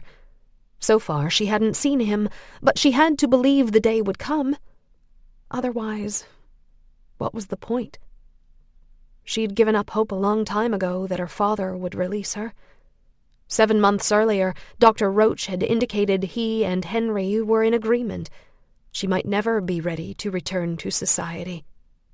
After that, her sessions with Dr. Roach stopped completely. Nevertheless, she refused to believe she'd spend the rest of her life locked up inside Willard. Day after day spent among the insane, nothing more than a number among the throngs of thrown-away wives, mothers, sisters, and daughters. Bruno had promised they would find a way out, and she had to believe it. She had to. There was no alternative. And yet there were times when she wanted to give up and give in. She wanted to stop thinking rationally, to let herself fall into a deep pit of despair, so she wouldn't have to feel anymore. But she couldn't do that. She owed it to Beatrice and Bruno to keep her wits about her. She shuddered to think what might have happened if Bruno hadn't gotten her letter, if he hadn't tried to rescue her. Surely she would have lost her mind by now. On one hand, she was beyond grateful. On the other, the guilt that he was locked up in an institution because of her was almost too much to bear. Every time the thought crossed her mind that something horrible might have happened to him, maybe he had died from tuberculosis or been chained to a bed inside the rookie pest house, her chest felt hollow and cold, as if her lungs and heart were gone and she would drop dead at any second. She had no idea what happened to him after that horrible day in Dr. Roach's office, but she prayed it was no worse than what had happened to her. She had been taken to a special ward, where every day for 2 months she was given repeated insulin injections until she fell into a coma. She remembered sweating profusely, twitching and moaning, drooling until she lost consciousness. Eventually, the nurses brought her out of the coma with intravenous glucose, then occupied her with board games and map reading in an attempt to prevent hypoglycemic shock. At the end of 2 months, she was sent to the infirmary to recover. 3 weeks later, she returned to her job in the sewing room. At times, her vision was still fuzzy, her thoughts confused. She had trouble concentrating. Taking the nurse's advice to get rid of the after effects of insulin by using her brain as much as possible, she sang childhood songs in her head until her mind cleared. Now she watched Esther waltzing with a heavy-set man wearing high pants and suspenders, both of them looking down at their feet. Esther was wearing her flowered house dress, and it looked like she was leading. 8 months earlier, Dr. Roach had determined Esther was free of her tendency toward hostility and had given her extra privileges. Because Esther had told Clara the men were always seated on opposite sides of Hadley Hall during concerts and movies, Clara was shocked when she realized males and females were allowed to dance together on special occasions. On the other side of the room, Madeline stood near the refreshment table, putting her hands in the punch bowl. A nurse slapped Madeline's wrist, telling her to stop. According to Esther, Madeline's great-uncle had offered to take Madeline in, and she had been released from Willard while Clara was receiving insulin treatment. A few weeks later, Madeline was back at Willard, unable to remember her name or where she was from. She had stopped talking, apart from crying for her lost babies. As Clara watched, a limping male patient pulled Madeline onto the dance floor. Madeline wrapped her arms around his shoulders and pulled him close, burying her face in his neck. Nurse Trench hurried over to separate them. Clara gripped the edge of the bench, digging her nails into the wood while Jean Austen sang My Blue Heaven. This isn't heaven, Clara thought. This is hell. Granted, after being locked in a ward, she was relieved to have privileges. But this was the first holiday party she had attended, and it was almost more than she could bear. Seeing the patients of Willard dancing and celebrating as if they were living normal lives, as if they had a real chance at finding true love or happiness, made her want to run out the door screaming. For every smiling patient on the dance floor, 2 more looked on with blank faces. Some hobbled and jerked, unable to sway in time to the music. The number of patients in wheelchairs outnumbered those on their feet by 3 to 1. Most gazed around the room with open, drooling mouths, their wrists bent toward their chests, their hands hanging limp and useless. Somehow this was what their lives had become. What her life had become. It was enough to drive her mad. She was just about to get up and go over to the refreshment table when someone tapped her on the shoulder. She stiffened. It would be the 3rd request to dance, 2 by the same man. She smiled and turned, steeling herself to say no again. But then her breath caught in her chest. The man had a thick mustache and dark beard, a few gray strands lining the hair above his ears. His nose was slightly crooked, as if it had been broken several times. He looked like a mountain man, wild and disheveled. Clara's heart fluttered in fear. He reached out to take her hand, and she stood and started walking away. Then he spoke. "Hello, Bella Clara," he said, his accented voice deep. She spun around, biting her lip to stifle a cry, then rushed toward Bruno, hands outstretched. "Don't," he said. "They'll wonder what's going on and come over." She dropped her arms and tried to breathe normally, glancing around to see if anyone had noticed. Nurse Trench was separating two women trying to dance together, her red face contorted. Nurse May was looking through the gramophone records, trying to decide what to play next. She slid a black disc from its paper casing, placed it on the phonograph, and set the needle on the edge. Ethel Waters's voice filled the room, singing Am I Blue? Clara's heart beat so fast she could barely speak. "What if they recognize you?" she managed. "They won't," he said. "I've been sitting across the room the entire time." "Are you sure?" she said. "Yes," he said, taking her hand. "I waited a while to approach you so they wouldn't get suspicious. Like all patients, I'm invisible unless I start trouble."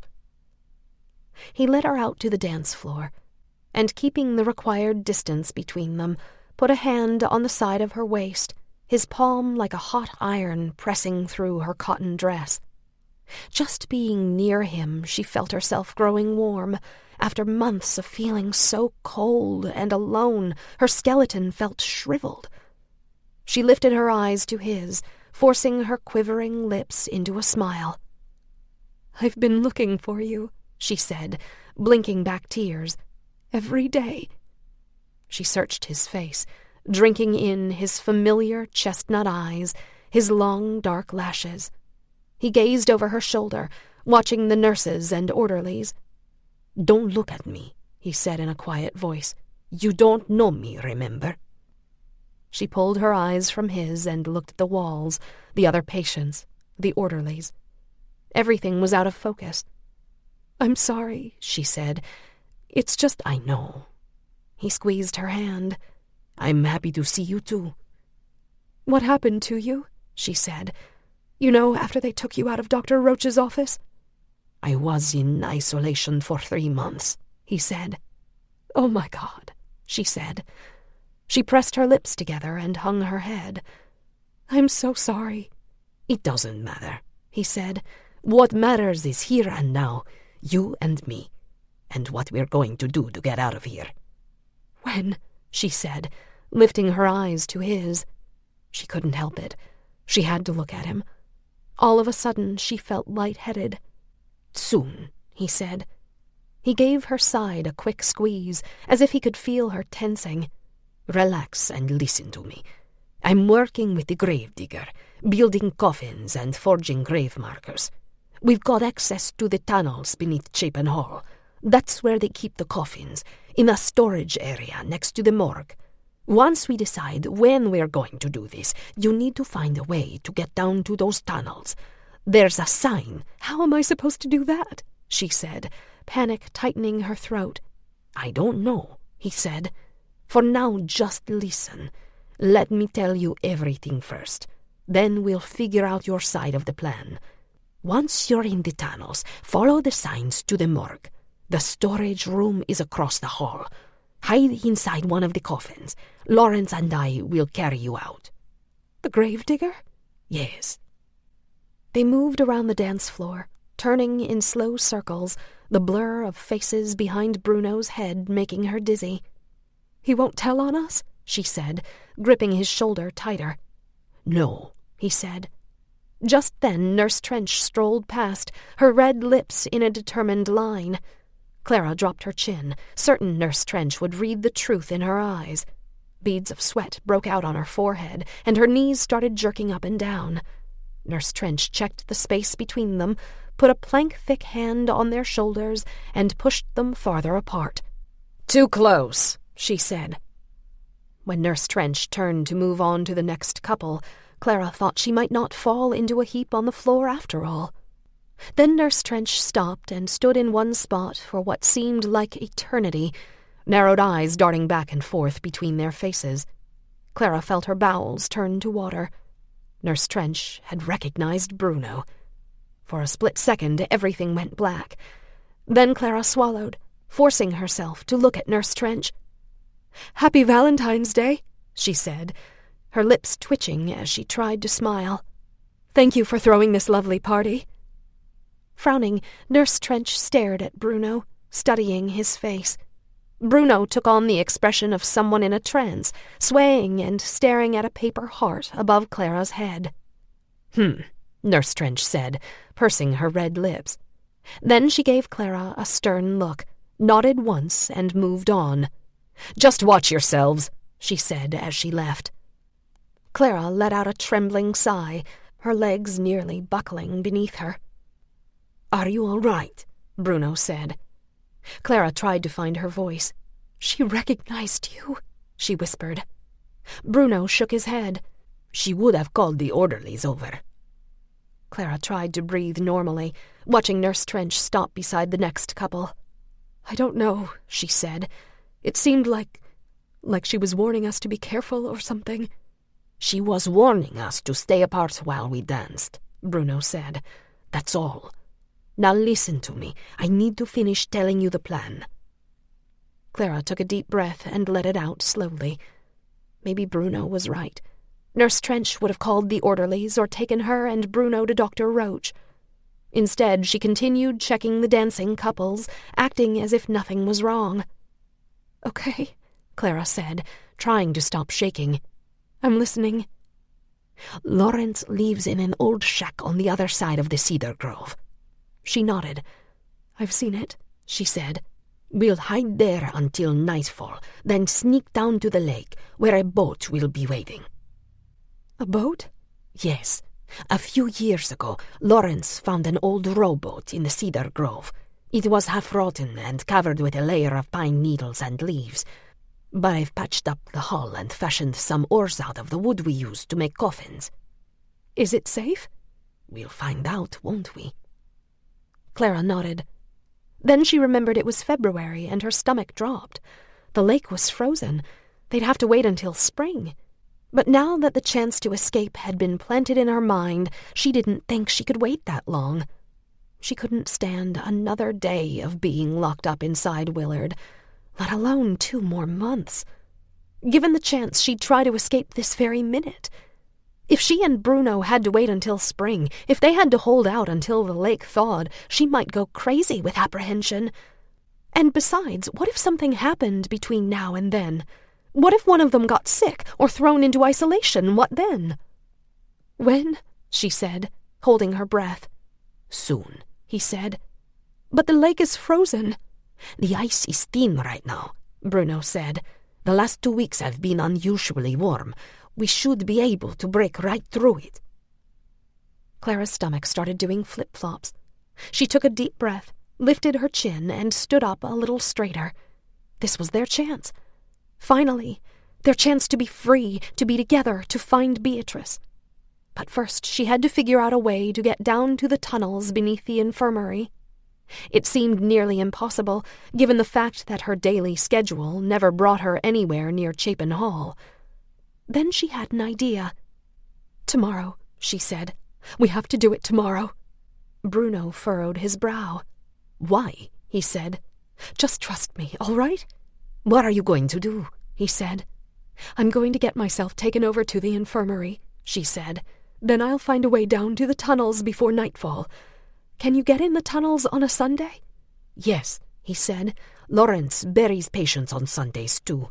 We've got one to bury tomorrow, as a matter of fact." "All right," she said. "Tomorrow it is."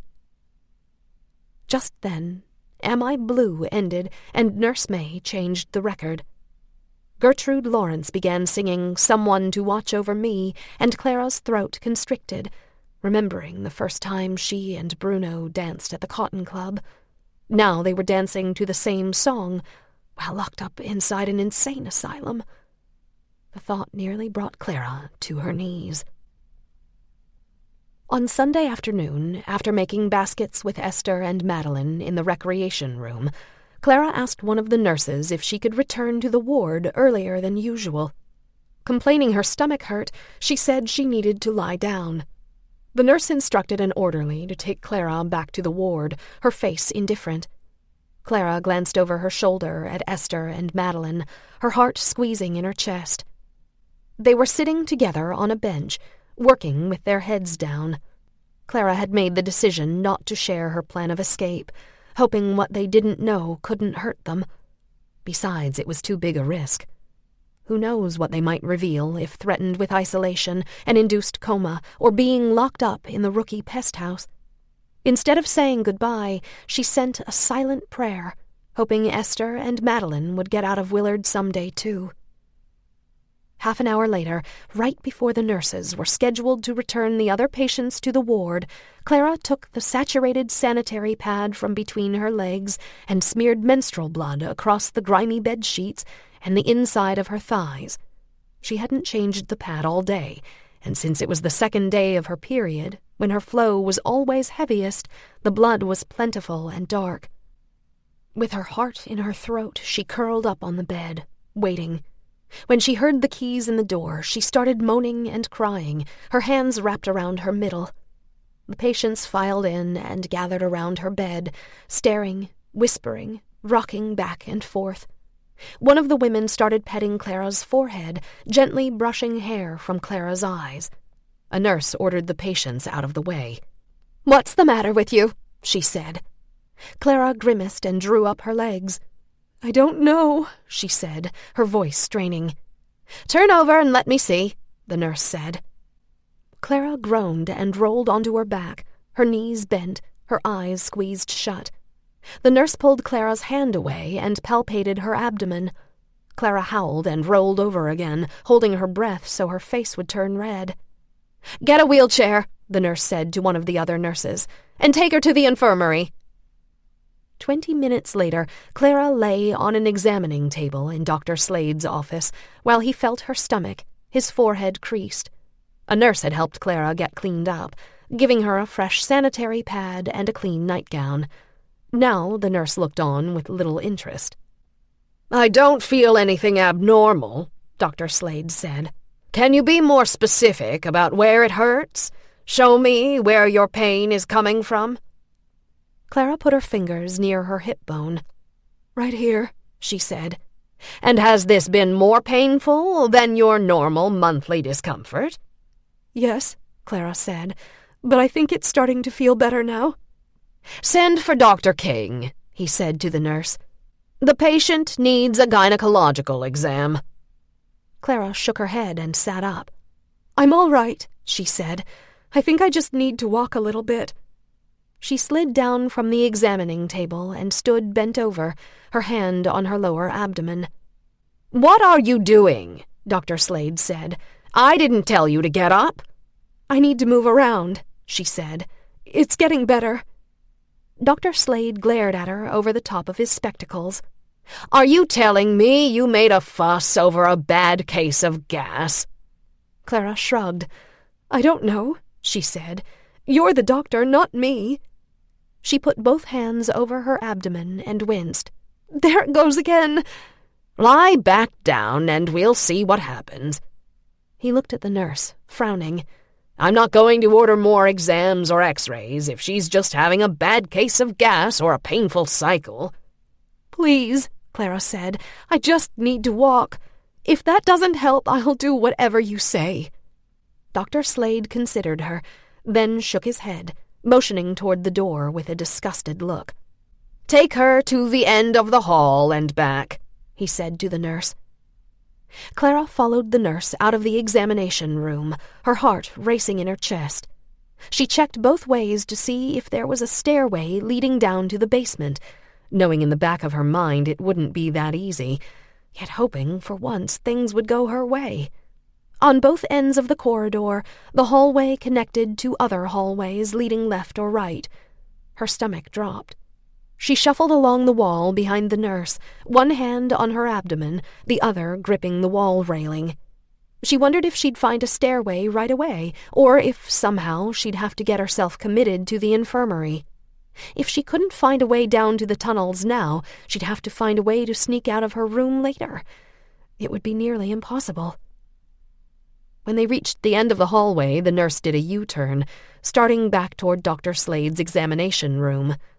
Clara stopped, gripped the railing tighter, and looked down the hall to her left. The wide passageway was lined with patients strapped to chairs, leather belts tightened around their waists, some crying and moaning, others staring off into space. The hallway to her right was practically clear, apart from an empty wheelchair and a metal cart full of glass medicine bottles. The patient room doors on both sides of the hallway were closed. At the end of the corridor, a service elevator stood open next to a set of double doors below a green sign that read basement. Beads of sweat broke out on Clara's forehead. She turned right, toward the stairs. "Where are you going?" the nurse said. "Turn around!" Clara kept moving, fighting the urge to run. "I just need to walk a little bit longer," she said. "I think it's helping." "You should do as I say," the nurse shouted. "Dr. Slade is waiting." Clara ignored her and kept going. The nurse sighed, her shoes squeaking as she hurried after her. Clara glanced over her shoulder. "Just to the end of this hall," she said. "Then I'll go back." The nurse marched past, her lips pursed, her arms pumping. Clara slowed, letting the nurse get ahead, trying not to hyperventilate. This had to work. It just had to. When they turned around in front of the set of double doors, Clara collapsed on the floor, her limbs jerking in stiff, violent movements. She rolled her eyes back and stuck out her tongue, twisting and thrashing on the cold tiles. The nurse spun around and gasped, eyes wide. She knelt and put her hands on Clara's shoulders. Clara kept thrashing, pretending to gag. The nurse stood and ran for help. As soon as the nurse was gone, Clara scrambled to her feet, ran through the double doors, and scurried down the stairway toward the cellar beneath Chapin Hall. She stopped at the bottom of the stairs, trying to determine which way to run. Long cement tunnels led off in all directions, left, right, and straight ahead. The air was filled with the cave-like odor of mold and wet stone. Dripping pipes of various sizes traveled the length of the ceilings, and caged lights emitted a weak, jittery glow, their yellowed bulbs encrusted with dirt and dried cobwebs. Every 10 feet, a bulky archway lined each passageway like cloisters below a medieval fortress. On the archway to the left, a sign read Morgue. Behind Clara, shouting voices traveled down the stairway, and the elevator motor roared to life, grinding gears echoing in the rusty shaft. Clara hurried left toward the morgue, thankful that the cellar was one enormous maze. Whoever came looking for her would have no idea which way she went, and she prayed that because it was Sunday no one else would be down there. Her footsteps echoed in the empty tunnel, her hard-soled shoes banging on the stone floor. She stopped and took them off, then froze, certain she had heard talking up ahead. A male voice drifted down the passageway, followed by what sounded like moaning and crying. She edged forward, keeping close to the wall, ready to turn and run. But the more she listened, the more it sounded like the voice was repeating the same phrase over and over. Metal struck metal, and chains dragged across stone. Up ahead, on the opposite wall, was a door made of thick iron mesh, the handle chained and padlocked. She crossed the tunnel and moved closer, her shoes clutched to her chest. The closer she got to the door, the stronger the rank smell of urine and feces grew. She clamped a hand over her mouth and peeked through the edge of the iron mesh door, her heart booming in her chest. The stone room was lined with iron cages filled with patients, some naked, some in filthy hospital gowns, most chained to the wall, sitting on cots or lying on the floor. Clara stifled a gasp, her eyes burning. Why were these patients being kept in the cellar in cages? It was bad enough being locked up in Willard, but this was barbaric. How did the doctors get away with it? She vowed then and there, after she got out of Willard and went to the authorities to tell them about Beatrice, she'd inform the police about the mistreatment here. Wiping her cheeks and saying a silent prayer, she hurried down the tunnel, determined to find someone who would put a stop to this. Finally, she saw a sign that said Morgue above 2 swinging metal doors. Farther down the hallway, a set of wooden doors marked the end of the tunnel, weak sunlight coming in through the grimy windows in the upper half of each panel. For a split second, she thought about running to the end of the tunnel and trying the door handles. Maybe she could get outside. Then she remembered the orderlies and nurses were already looking for her. Even if the doors were unlocked, she'd have no idea which direction to go. And what if they were already searching for her outside? It was best to stick to Bruno's plan. She pushed on the storage room door across from the morgue, the hinges screeching like a wailing cat. She stopped the door to silence it, then moved through the narrow opening, slipping sideways into the dark room. The smell of tree sap and sawdust filled the air, and long rectangular shapes lined the walls. She put on her shoes and moved forward inch by inch, feeling her way in the dark. When she banged a shin on something hard, she reached down, her fingers brushing raw wood and what felt like the thick, sanded edge of a coffin. She pushed the lid to the side, stepped into the coffin, then lay down and pulled the cover closed, her heartbeat thumping like a train in her ears. Once inside, she pushed the cover up with her fingers, then let it down and felt along the edges, making sure there were no openings. Satisfied that no one would see her if they came in and turned on the light, she closed her eyes, her breath coming hard and fast, her head pulsing against the bottom of the wooden coffin. After only a few seconds, it was nearly impossible to resist pushing off the lid and standing up, running out of the room and down the tunnel towards sunlight. It was all she could do not to bend her knees and elbows, to move and stretch and sit up. Every so often, distant shouts and banging doors echoed through the cellar halls. Who would find her first? Bruno? Or one of the orderlies? The sound of close movement in the tunnel made her freeze. A heavy door opened and closed, then muffled scrapes and a thump outside the storage room. Keys turned in a lock. Then the door to the storage room screeched open. Clara held her breath. What would be the punishment for trying to escape? Isolation? Insulin coma? The rookie pest house? The door thumped closed. A switch clicked. Slivers of light filtered in through the edges of the coffin lid. Heavy footsteps plodded across the room. She squeezed her eyes shut. "Are we waiting here till she shows up?" a male voice said. "That's the plan, remember?" another man said. The hair stood up on Clara's arms. It sounded like Bruno, but she had to be sure. She waited, trying not to breathe, certain she would pass out before he spoke again. And then, after what seemed like an eternity, the same voice said, "Did you lock the morgue?" "Uh-huh," the first voice said. "I locked the morgue, I did." It sounded like an older male. His voice was deep and raspy, his words careful and slow.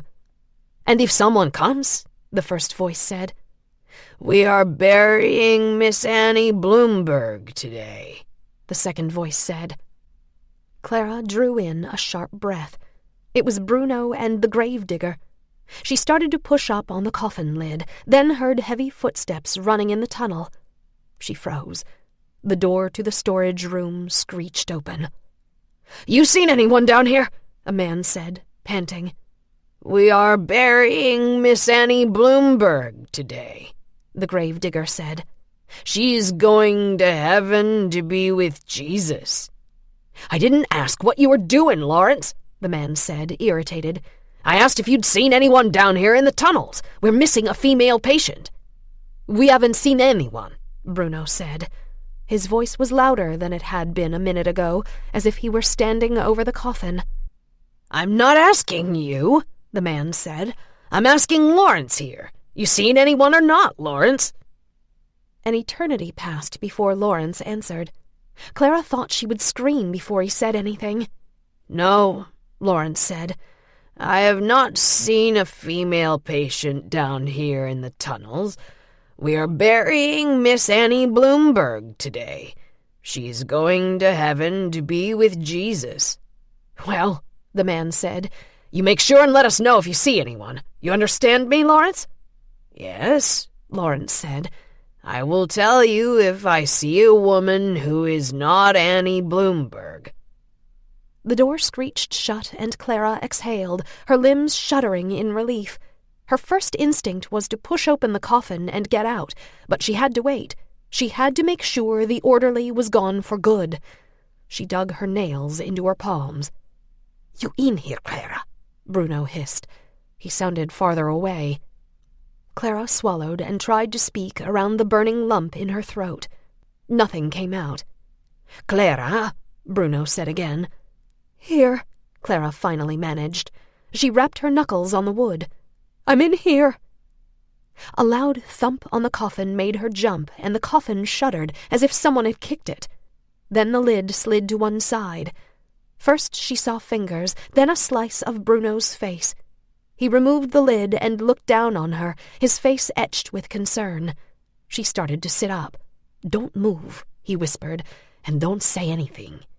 She lay back down. "You all right?" She nodded, forcing herself to smile.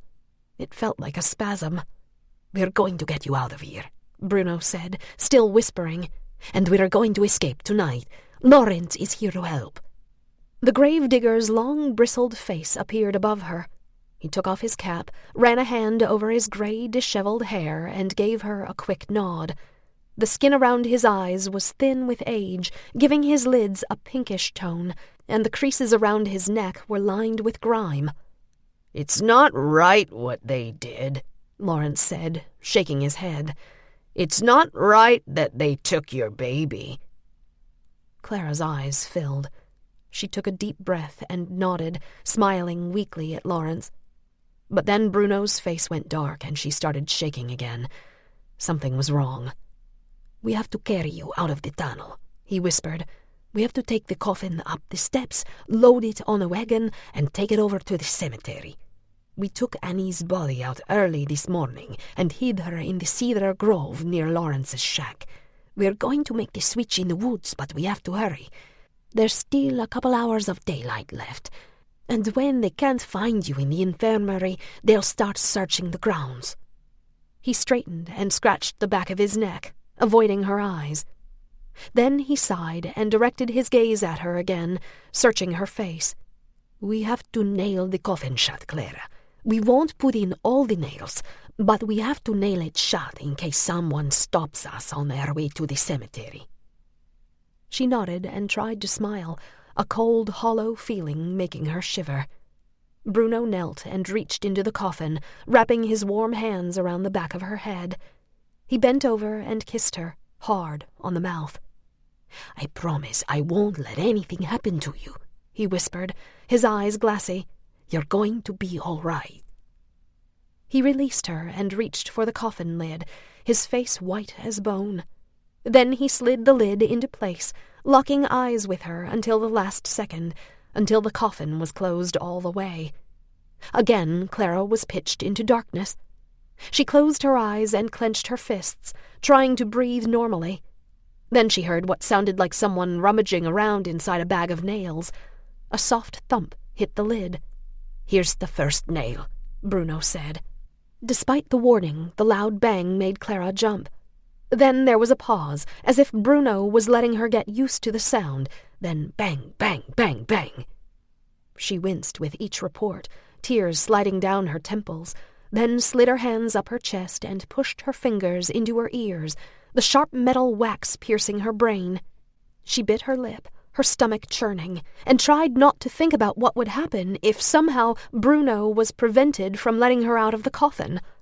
Finally, Bruno spoke again. "That was the last nail," he said, his voice tight. "We're going to take you outside now. Try not to move." The coffin rocked slightly, then was lifted in the air in one swift upward movement. For a second, Clara couldn't feel her body weight. Her head started spinning, and she pressed her hands against the wooden sides, tiny splinters digging into her skin. Bruno and Lawrence carried her into the tunnel, up the steps, and onto a waiting wagon, her body shifting inside the coffin like a rolled rug, no matter how hard she tried to stay still. It was all she could do, not to scream.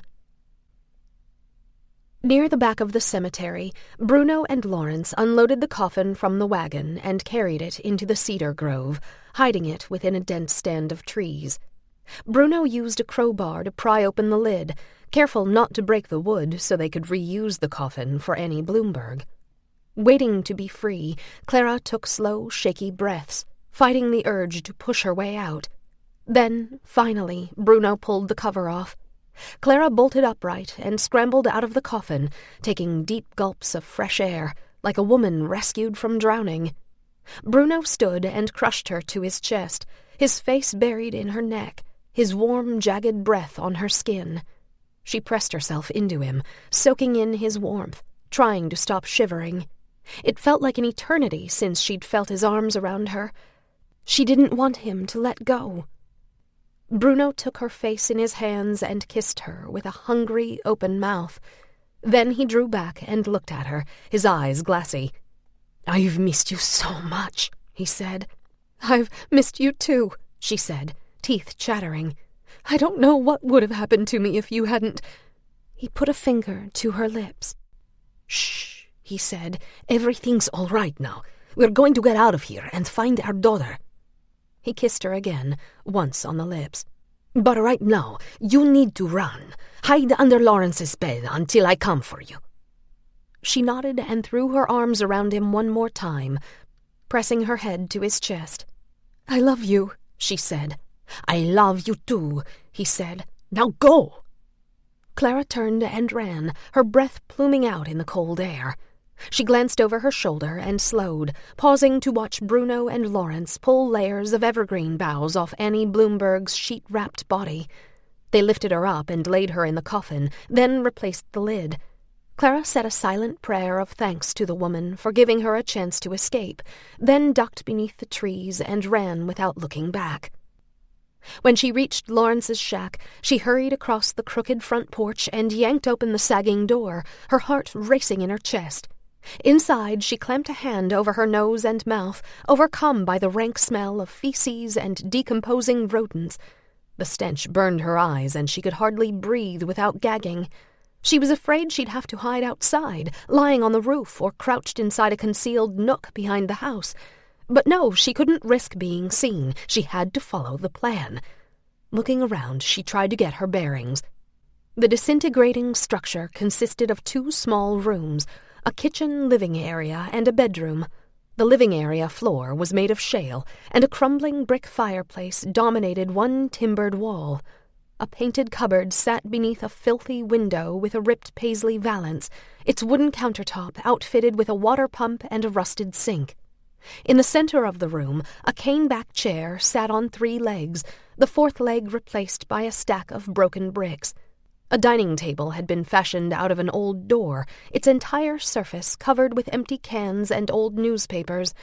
A pot-bellied stove crouched in one corner, licks of orange fire crackling behind its iron grate. Fighting the urge to sit by the wood stove and get warm, Clara hurried across the living room into the dirt-floored bedroom, where a wooden bed with a horsehair mattress was pushed up against one wall, and a lopsided chest of drawers squatted like a deformed dwarf beneath a partially boarded-up window. The upper window panes allowed the waning daylight to filter across a threadbare rug in front of the dresser. It was a Persian throw rug, the geometric design reminding Clara of the carpet outside her father's study. Pushing the image of her father from her mind, Clara scrambled beneath the bed, her knees and elbows scraping the earth floor. She pushed herself under as far as she could, until her back was against the timbered wall, then peered out from beneath the low bed rails, trying to take shallow breaths. The stench of feces was nearly unbearable. A metal bucket sat in the corner near the dresser, grainy splashes and brown trails caked to its sides. She pulled one corner of a wool blanket down from the bed, blocking her view of Lawrence's makeshift toilet. Dusty cobwebs clung to her wrist. She brushed them away and waited, trying to ignore the cold radiating from the dirt floor. Wondering how long it would be before Bruno came to get her, she tried remembering how much time it took Lawrence to bury someone when she watched from the rookie pest house. But she had been consumed by grief and laudanum then, and couldn't remember. Hopefully he and Bruno would hurry, and between the 2 of them, the job would take only half as long. It was already getting dark outside, the light in the shack growing gray and thin. After what seemed like an eternity, the front door opened. Clara started out from beneath the bed, hardly able to see in the darkening room. Then she shrank back, suddenly realizing it might not be Bruno and Lawrence. Even if it was, they might not be alone. She froze and listened, trying not to breathe. Out in the living area, someone struck a match. Something hissed and ignited. A pair of mud-covered boots came through the doorway, a yellowish glow lighting up the bedroom. The rubber boots scuffed across the dirt and stopped near the opposite wall. A rusty oil lantern was set on the floor. The owner of the boots slipped them off, exposing filthy, bare feet. A jacket fell in a heap on the dirt. It looked like Lawrence's. Why would Lawrence be here without Bruno? She wondered. Did he turn Bruno in? Was he waiting for the orderlies to come get her? What if Bruno was sent back to the ward because a patient was missing? Had Lawrence forgotten she was hiding under his bed? Then again, maybe the man in the shack wasn't Lawrence. The filthy feet padded over to the bucket. Suspenders stretched and snapped, and trousers fell around the man's ankles. A stream of urine hit the walls of the bucket. The man groaned and waited a moment before pulling up his pants, then turned and headed in her direction. At the edge of the bed, he got down on his hands and knees, gnarled white fingers digging into the dirt. Clara held her breath and pushed her back against the wall, her heart about to burst. Then Lawrence's wrinkled face appeared, pink-lidded eyes squinting. She exhaled. "They are searching for you," Lawrence said. "I know," she said, trying to rein in her galloping heart. "Where's Bruno?" "He is burying Miss Annie Bloomberg," he said. "He said to say I am sick when they come to my house." Clara swallowed. "When is he coming to get me?" "When it is safe," he said. "When it is safe, you and Bruno will be able to go find your little baby. But I must hide you in a better place." Clara felt blood drain from her cheeks. "Where?" she said. Lawrence grinned, his crooked teeth like kernels of corn between his chapped lips. He motioned for her to come out, then scrambled to his feet. She dragged herself across the earth floor, clambered out from beneath the bed, and stood, brushing dirt and cobwebs from her elbows and knees. Lawrence hurried toward the dresser, bent over, and drew aside the throw rug, revealing a small trap-door. He grabbed the iron ring and pulled the door open. A set of rickety steps disappeared into what looked like a bottomless pit. Lawrence gestured for her to climb down. "Do you have a candle or another lantern?" Clara said, trying to breathe normally. "So it won't be dark down there. If I hear someone coming, I'll put it out." Lawrence twisted his mouth and looked down at his feet, scratching behind his ear. Then he hurried into the kitchen. She followed and stood in the doorway, keeping an eye on the front window in case someone came across the porch. Outside, the sky was nearly dark, the shadowy silhouettes of trees growing murky. Lawrence went over to the makeshift table and picked up tin can after tin can, looking into each one before dropping it to the rock floor with a clatter. Bugs and maggots moved in the bottoms of the tipped-over cans, squirming in a blackish-gray mass. Clara clamped a hand over her mouth. Finally, Lawrence found what he was looking for. He headed to the woodpile next to the cast-iron stove, broke up several pieces of kindling, shoved the snapped sticks inside the tin, then retrieved a box of matches from the windowsill above the sink. Back in the bedroom, Lawrence held Clara's hand as she climbed into the old root cellar, then handed the tin can and matches down to her. She knelt, set the can on the earth floor, and lit the kindling. The flame caught and burned, flickering along the rock walls, illuminating layers of dried dragonflies and praying mantises tied to strings, and hanging from nails stuck between crevices like a giant bug collection. At first, Clara recoiled. Then she realized what she thought were bugs were actually tiny crosses made of wood and twine. There were thousands of them, covering every square inch of the cellar walls. She looked up at Lawrence. "What is all this?" she said. "It is wrong," Lawrence said. Clara shook her head, confused. "What's wrong?" Lawrence grimaced, struggling to keep his emotions in check. "The people," he said. "It is wrong to mark their graves with only a number." Clara held the light closer to the stone walls, peering at the tiny crosses. 3 initials and a number had been carved into every one, the writing so small she could barely read it. Her eyes misted over. How did someone as kind and thoughtful as Lawrence get locked away in Willard for the rest of his life. It wasn't fair. She put a hand over her heart and gazed up at him. "You are a good man, Lawrence," she said. Lawrence smiled, his eyes glassy, and gave her a quick nod, blood rising in his wrinkled cheeks. "I should close the door now," he said. "Yes," Clara said. "Thank you, Lawrence." Trying to ignore the returning grip of claustrophobia, Clara sat on the cold dirt floor, her legs folded beneath the skirt of her dress.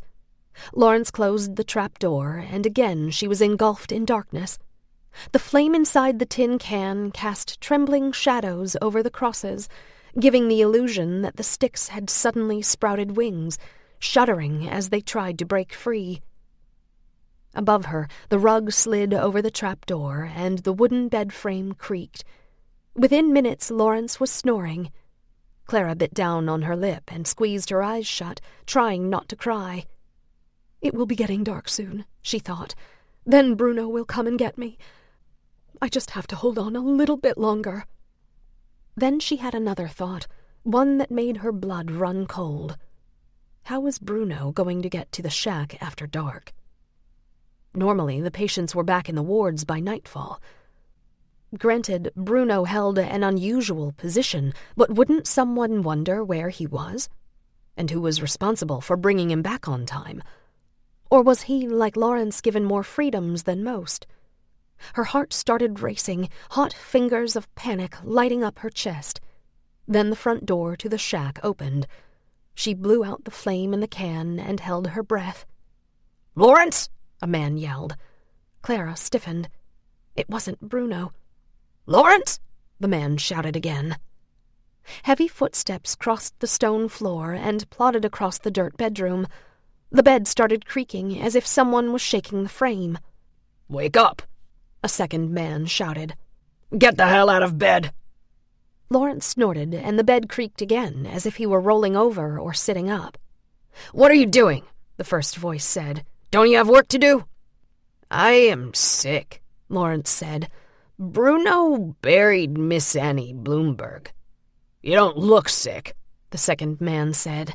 "You look lazy." "I am sick. Bruno buried Miss Annie Bloomberg." Clara cringed, worried the men would suspect something if Lawrence kept repeating himself. "How long have you been sleeping?" the second man said. "I don't know," Lawrence said. "Come on," the first man said. "We're wasting our time here. We're not going to get anywhere with this retard." "Have you seen anyone roaming around, Lawrence?" the second man said. "Did a female patient come here? Has anyone knocked on your door or looked in your windows?" "I am sick," Lawrence said. "I have been sleeping while Bruno buried Miss Annie Bloomberg." "Let's go," the second man said. "Wait," the first man said. "What's that?" "What the hell?" the second man said. "There's smoke coming from beneath that rug." Clara's stomach dropped. She clamped a hand over the can, biting down on her lip as the hot tin burned her palm. It was too late. Above her, the rug swished across the trap door. She crawled into a corner, her heart pounding so fast she could barely breathe. Someone fumbled with the iron ring and started lifting the trap door. A slice of light pierced the dark cellar. Then the door fell shut. Something heavy slammed into it. It sounded like a body. A man shouted, and the bedroom filled with the sounds of fighting, heavy breathing, fists meeting muscle and bone, grunting, wood splintering and cracking, furniture crashing to the floor. Then muffled voices, and what sounded like something heavy being pulled off the trap door. Someone grabbed the iron ring, and the door flew open. Clara gasped. It was Bruno. She wilted in relief, one hand over her roaring heart. "Are you okay?" he said. She nodded, scrambled to her feet, and bolted up the stairs on shaky legs. Lawrence was sitting on the bed, a trembling hand held to his bleeding lip. 2 orderlies lay on the floor, one on his stomach, the other on his back, their eyes closed. "Are they dead?" Clara said, her breath rasping in her chest. "No," Bruno said. "Come on, we have to get out of here." She went over to Lawrence. "Are you all right?" she said. He nodded and stood, then retrieved his jacket and held it out for Clara. "It will be very cold on the lake," he said. At first she hesitated, but then she slid her arms into it, turned and gave Lawrence a hug. "Thank you for helping us," she said. Lawrence grinned, still holding his lip. "I hope you will find your baby soon," he said, his eyes brimming. "Come on," Bruno said again, his voice tight. "We've got to go."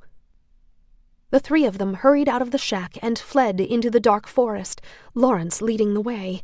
The rising moon gave the night a bluish glow, providing just enough light so they could see where they were going. Clara held Bruno's hand as she ran, dodging beneath branches, hurrying around trees and bushes. In the distance, lanterns bobbed around the dark monolith of Chapin Hall, and oil lamps flickered along the patient wards, casting long, human-shaped shadows over the brick walls and barred windows. Flashlight beams swung across the lawn, while shadowy figures crept near the boathouse and dock. It had started to snow, thick, slow flakes drifting down from the sky. For some strange reason, the scene made Clara think of caroling with her family, and she nearly laughed out loud with the madness of it. Distracted, she tripped over a stick in her path. "Careful," Bruno whispered, catching her. She stopped to catch her breath. "How are we going to get down to the water without being seen?" she said. "The rowboat is hidden on shore," Bruno said. "On the other side of a road at the end of these woods. No one will see us, but we've got to hurry." She nodded, and they started running again. When they reached the end of the woods, they stopped to check the road. The road was empty. Lawrence scurried to the other side, climbed a rocky embankment, and disappeared. Then his head popped up, and he motioned for Bruno and Clara to follow. They looked both ways, darted across the road, then scrambled up the embankment and down to the rocky shoreline below. Lawrence and Bruno pulled the rowboat out from under a cluster of honeysuckle bushes and dragged it across the shore, the wooden keel scraping across the rocks. Once the boat was in the clear, the men pushed the bow into the water, backs bent over the stern. Clara looked out at the lake, the silver moonlight reflecting off the softly rolling waves, the snow falling silently through the cold night air. The ice had broken up days ago, and now small pieces floated here and there, jostling against each other in the water, thin layers cracking and clinking like distant glass chimes. She took a lungful of air and held it, certain she could taste the cool, clean breath of freedom. "Come on," Bruno said, looking over his shoulder at her. "Get in." Waves lapped against the hull, rocking the boat up and down like a cradle. Lawrence held on to the stern while Bruno helped Clara step off a rock and climb in. She took a seat near the bow and waited, her breath shallow and fast. The men walked into the water up to their thighs, their shoulders hunching at the cold. Bruno lifted himself over the back of the boat and started to climb in. Just then, Clara saw lights at the top of the embankment. Dr. Roach and 2 orderlies appeared, their lanterns held high. One of the orderlies blew a whistle, and they both scrambled down to the shoreline. Bruno let himself back in the water and tried to help Lawrence get in the boat, while still hanging on to the stern. Lawrence shook his head, resisting. "You've got to come with us," Bruno said. "They'll lock you up." "No," Lawrence said, vigorously shaking his head. "I don't go in boats." "Please," Clara said. "Get in! We have to go!" "No," Lawrence said, turning and trying to lift Bruno into the boat. "I am staying here." "Stop right there!" Dr. Roach shouted. He stumbled down the rocky embankment, slipping and nearly falling before he reached the bottom. The orderlies charged across the rocks and rushed into the water, slogging through the waves as fast as possible, their arms swinging in the air. One grabbed Lawrence by the head and pushed him down, holding him underwater. Bruno let go of the boat and punched the orderly in the face, trying to get him to release Lawrence. The second orderly wrapped his arms around Bruno's shoulders, pulling him away from the first. The boat started drifting away. Clara stood, scrambled over the middle seat, and put the oars in the water. She pulled the oar handles toward her, moving the boat farther from shore. Trying not to panic, she dipped the oars in the water again and pushed. This time the rowboat moved toward the men. A third orderly appeared and scrambled down the embankment into the water. He hit Bruno over the head with a truncheon, his face contorting with the effort. The second orderly let go, and Bruno disappeared beneath the surface. The orderly reached down, his shoulders nearly submerged, and pulled Bruno up. Bruno's eyes were closed, his face red with blood, his hair plastered to his forehead like wet seaweed. The orderly dragged him to the shoreline and left him on the rocks, Bruno's lower half still in the water, then hurried back into the lake. One of the orderlies grabbed the boat and tried lifting himself over the transom. Clara stood, pulled an oar from its rowlock, and hit the orderly over the head. He fell back in the water, his head lolling. Then he recovered and reached blindly for the boat again, rivers of blood running into his eyes. She lifted the oar a second time, ready to bring it down with all her strength. A gunshot rang through the air. She froze and looked up, the oar wavering above her head. Dr. Roach stood at the edge of the shoreline with a smoking pistol in his hand, his arms stretched toward the sky. "I said stop right there!" he shouted. Clara dropped the oar, the wood clattering on the rowboat seats. 3 more orderlies appeared at the top of the embankment, straitjackets and chains in their hands. The orderly holding Lawrence under water pulled him up. Lawrence's eyes were closed, his mouth hanging open. The orderly dragged him back to the shoreline and dropped him beside Bruno. Clara jumped out of the boat and slogged through the icy water toward shore, her legs like stone, the cold air like knives in her lungs. She fell to her knees on the rocks between Lawrence and Bruno, fear filling her throat like oil. She shook their shoulders, trying to get them to wake up. It was no use. Lawrence lay on his back with his head to one side, his skin colorless, his lips purple. He wasn't breathing.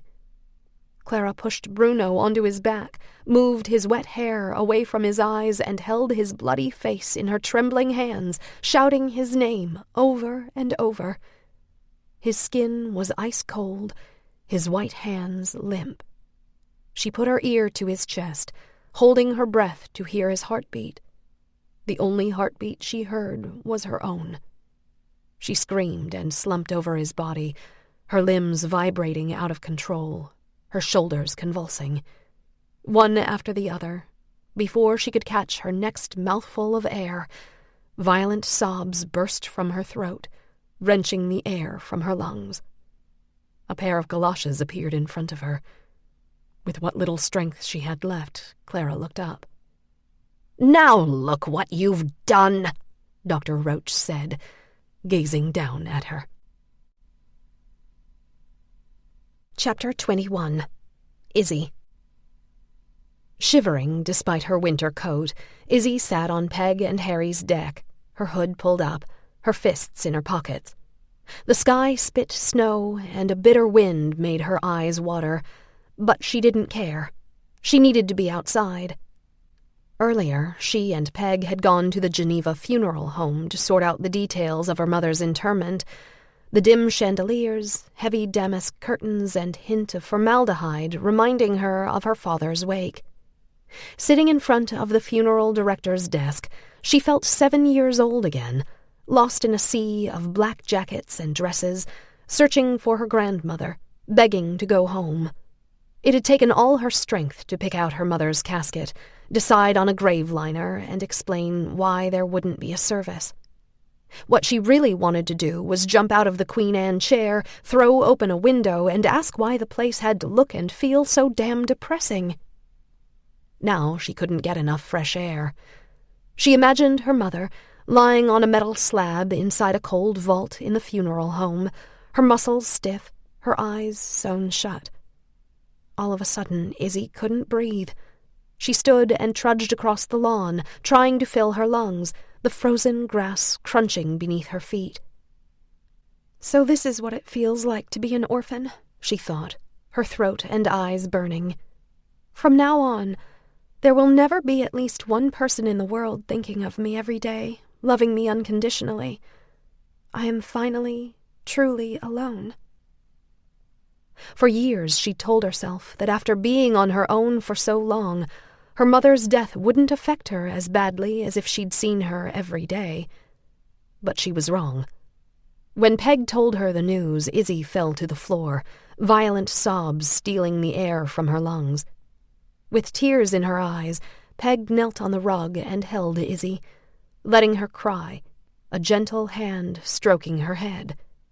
Nearly an hour went by before Izzy trusted her legs enough to stand. Now, between her mother's passing, worrying about turning 18, and the incident at Willard, the urge to cut herself grew by the hour. So far, she hadn't given in, but she couldn't stop imagining breaking the compact in her purse and using the shattered mirror to slice through the thin skin on her arms. Over and over, she reminded herself that the relief would only last a minute, and physical pain wouldn't bring her mother back.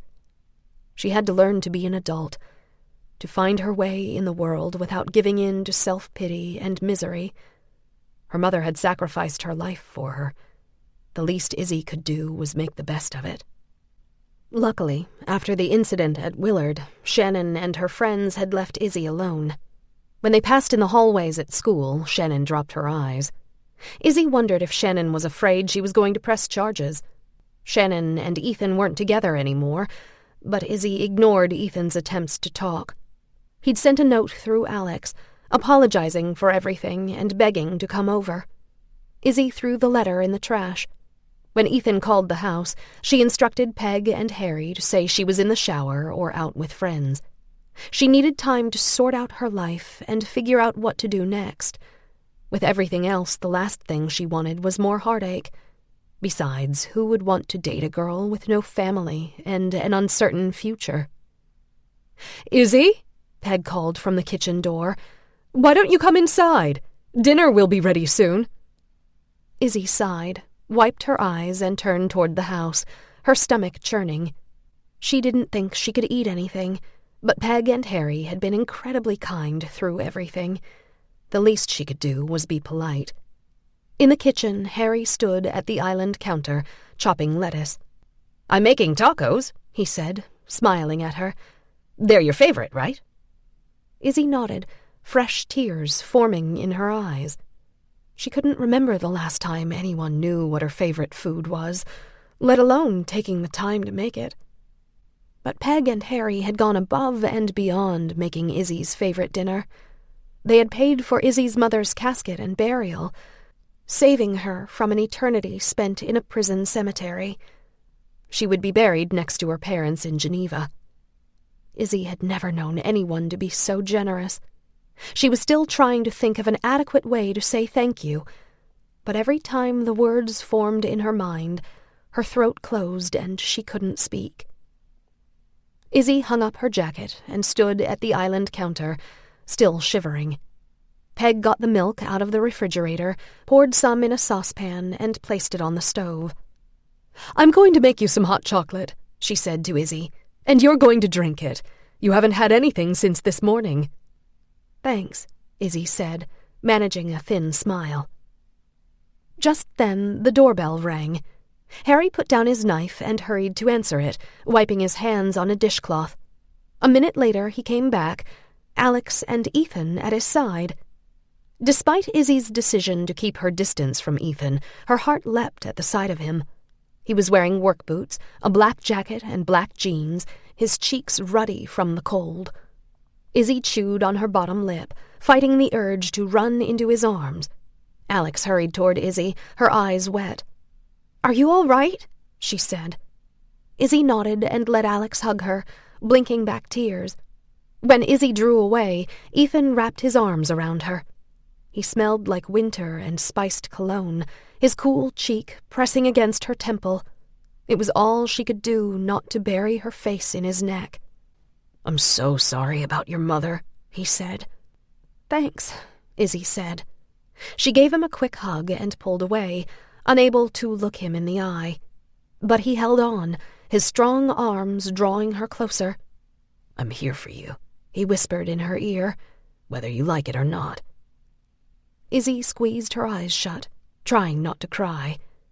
It was no use. Hot tears spilled down her cheeks. "Why don't you guys stay for dinner?" Peg said. "Harry is making tacos. He always cooks enough for an army, so there's plenty." Ethan leaned back and wiped Izzy's cheek with his thumb. "I love tacos," he said, grinning. "Me too," Alex said, rubbing Izzy's shoulder. Izzy smiled, her heart swelling. Maybe she wasn't alone after all.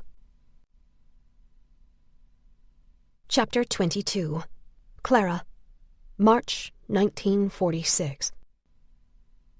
Due to a continuous downpour over the last 7 days, muddy water flowed in the drainage ditches along the tunnel walls below Chapin Hall, making the stone floors wet with condensation. Clara stood in line behind Esther at the bottom of the basement stairs, wondering if anyone would notice if she slipped out of line and hurried down the tunnel toward the morgue, toward the double doors that led outside, toward the green lawn. If she broke the window and squeezed through the pane, then ran as fast as she could toward the lake, she could make it into the water before anyone caught her. She could put an end to this. She could put an end to sleeping on a hard bed in a cold, filthy ward, listening to women mumble and weep. She could put an end to eternal mornings when it took all her strength to pull herself out of bed and face another day of watching women staring out windows, banging their heads against walls, wailing that they just want to go home. She could put an end to a life spent sewing and playing checkers and eating tasteless food. She could put an end to watching people being mistreated and drugged. She could put an end to the black ache in her chest, every beat of her broken heart like a knife between her ribs. She looked down at her hands, at the tiny cracks in her fingertips, worn into the skin from years of pulling thread, and the indent on the top of her middle finger left by hundreds of thimbles. Her nails were chewed to the quick, her skin dry and calloused, the hands of an old woman. She thought of her mother's hands, soft and manicured, her nails polished and red, her skin smelling of lavender. She tried to picture her mother now, with gray hair and a wrinkled face, sipping tea from imported china while sitting on a velvet settee. She wondered if her father was still alive, if the two of them were happily living out their years safe and warm in their mansion. Did they ever think of her? Did they ever wonder if she was all right? If she was still alive? Did they ever think about coming to Willard and begging her forgiveness, or telling the doctors to allow her to go free? Or were they so heartless that they never gave her a second thought? Did they ever doubt their decision to dispose of their daughter like a piece of rubbish? Now, in the tunnel, the cold iron smell of wet cement reminded Clara of the night she and Bruno tried to escape. After all these years, she could still picture Bruno looking down at her above the coffin, his eyes sad as he slid the cover closed to nail it shut. If she'd known back then what she knew now, she might have asked Bruno and Lawrence to go ahead and bury her, instead of Miss Annie Bloomberg. Her eyes began to burn, and as she'd done countless times over the years, she pushed the painful memories from her mind and tried to think of something else. She lifted her chin, remembering it was movie night in Hadley Hall and the annual 4th of July picnic was coming soon.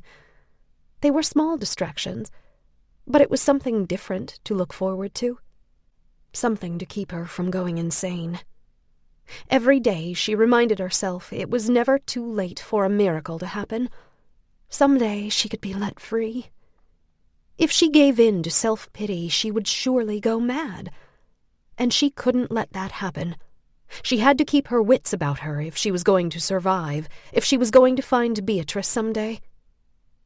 The line moved forward, and finally she could see down the tunnel in front of her. "What do they call this new treatment again?" she asked Esther. "Electroshock therapy," Esther said, "but I overheard the orderlies calling it the Blitz." "What does it mean?" Clara said. Esther shrugged. Clara leaned sideways, trying to see around the line of women. Just then, 2 orderlies carried an unconscious woman on a stretcher out of the treatment room, a sheet draped across her body. The sheet slipped off and fell to the cement floor, revealing that the woman was naked. The orderlies took her into a room across the hall. A nurse picked up the sheet and followed them, her mouth pinched. The orderlies returned to the treatment room. A minute later, they brought another woman out, holding her upright as she stumbled toward one of the chairs along the tunnel wall. The woman behind Clara started whimpering. Clara wanted her to stop. The line moved forward again.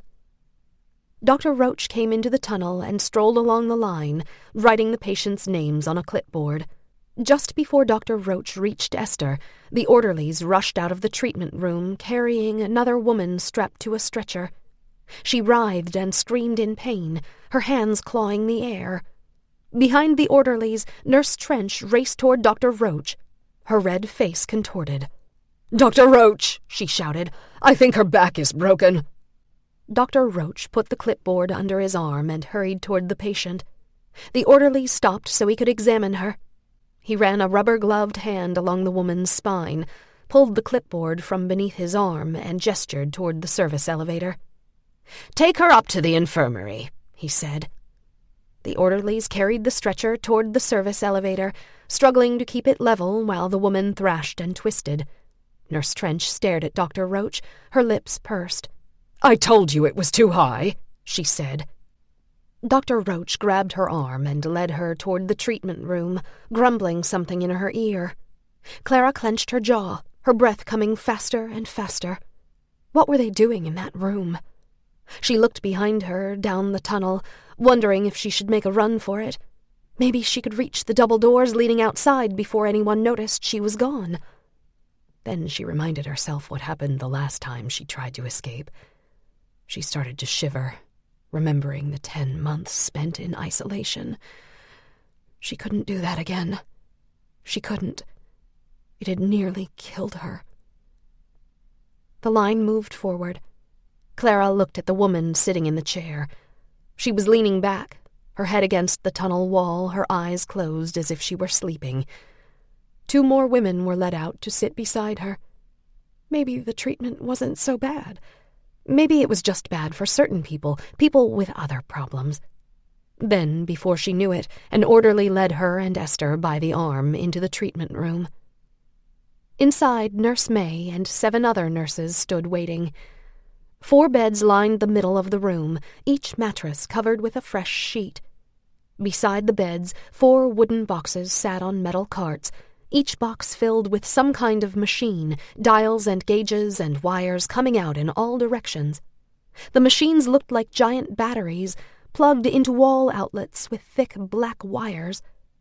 2 more wires connected each machine to handheld paddles. The orderlies led Esther and Clara to the beds, where the nurses instructed them to lie down.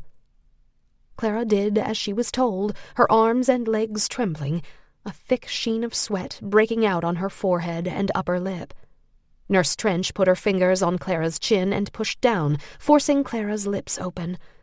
She put a round piece of wood in Clara's mouth. The thick, wet wood smelled like tooth decay and vomit. Nurse May appeared at the head of the bed and held the mouthpiece in place, telling Clara to bite down. Clara breathed through her nose, trying not to gag, her heart racing in her chest. Nurse Trench strapped Clara's wrists and ankles to the bed. Dr. Roach held up the paddles connected to the machine. "You're about to receive electroshock therapy," he said. "I'm going to put these paddles on the sides of your head, and then you'll feel a little shock. There's nothing to be afraid of. My colleagues assure me they've had positive results with patients suffering from schizophrenia and delusions. This is going to help you, Clara." 2 nurses held Clara's shoulders down. All at once, Clara was overcome with the absolute certainty that she had to get out of the bed. She couldn't let them do this to her, couldn't let them shock her brain with electricity. She thrashed and twisted, trying to break free, struggling to push the wood out of her mouth with her tongue. Nurse May pushed down on the wood, making Clara gag. Just then, there was a commotion in the hall. Something rumbled like distant thunder, and there was another sound, like splashing water. Women bolted into the room, screaming and knocking each other over in their haste, trampling those who had fallen. Some tried shutting the door, piling against the entrance, while others tried pushing their way inside. Someone yelled, "Flood!" and the door flew open, slamming against the wall and tossing the women to the floor. A knee-high wall of brown water blasted into the room, knocking patients and nurses and orderlies off their feet. Clara gaped at Dr. Roach and Nurse May, silently begging to be untied. Nurse May stared at the door, frozen, still holding the mouthpiece in place. Clara thrashed her head back and forth. Nurse May finally let go. Clara spit the wooden plug out of her mouth and sat up. "Untie me!" she screamed. Nurse May disappeared, swept off her feet by the incoming flood. Dr. Roach watched her fall, his face contorted in fear. But instead of helping her, he went in the other direction, slogging through the water toward the back of the room, pushing aside nurses and orderlies. He climbed on top of a cabinet, took off his shoe, and reached up toward a high cellar window. The water filled the room, getting higher and higher. Nurse May's head reappeared at the end of Clara's bed, her wet hair clinging to her face, her nurse's cap crumpled and wet, hanging on by a single black bobby pin. She lifted herself and clamped one arm over the mattress, reaching out to Dr. Roach with the other. "Victor!" she said, coughing. "Help me! My foot is caught!" Dr. Roach glanced at her briefly, then turned and broke the window with his shoe. Without looking back, he hoisted himself up and crawled out. Clara held her breath, and Nurse May went under, her pale hands clawing at the mattress, trying to hold on. But the water was rushing into the room too fast, creating a powerful current. It came over the edges of the stretcher and climbed up Clara's legs, icy fingers turning her skin numb. She pulled on the wrist straps with all her strength, the veins in her forehead bulging. It was no use. The leather was too thick. The water climbed to her waist. Nurse Trench surfaced to Clara's right, rising out of the depths like a breaching whale. She gasped for air, spitting and pushing her wet hair from her eyes, and tried to keep her footing. She looked around the room, then leaned forward and slogged toward Clara, swinging her arms back and forth, grunting with the effort. Finally, she reached the bed, the water up to her chest, and undid the straps around Clara's ankles and wrists, feeling her way underwater. Clara held her breath, the water at her chin, her mouth, her upper lip, waiting for the last strap to be unbuckled. Then Nurse Trench disappeared, forced sideways by the strong current. The lights flickered and went out, and Clara was lifted, the last strap coming loose just in time. Her head touched the ceiling. Then the water was up to her neck, her nose, her eyes, filling her nostrils and ears. She held her breath and swam underwater toward the broken window, feeling her way through bodies and sheets and pillows, her pulse booming in her ears.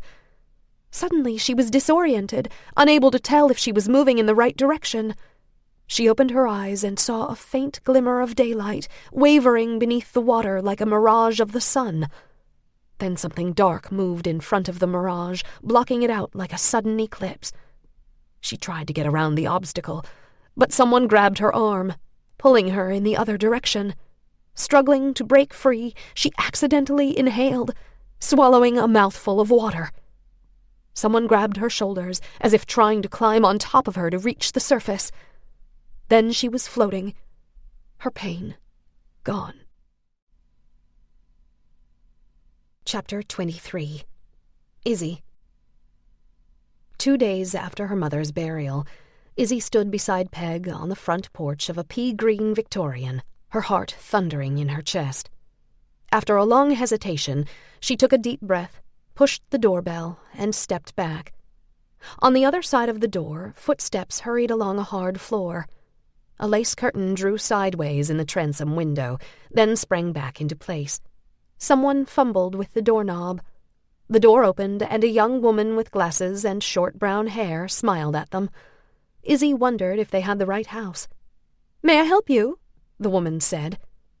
"Is this the home of Miss Rita Trench?" Peg said, smiling. "Yes," the woman said. "And you are?" "This is my foster daughter, Isabel," Peg said. "I'm Peg Barrows, curator at the State Museum.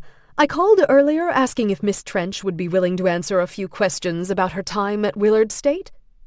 "Oh, yes," the woman said. She smiled and extended a hand. "I'm Renee, Rita's nurse. Please come in." Renee let them in, closed the door, and offered to take their coats.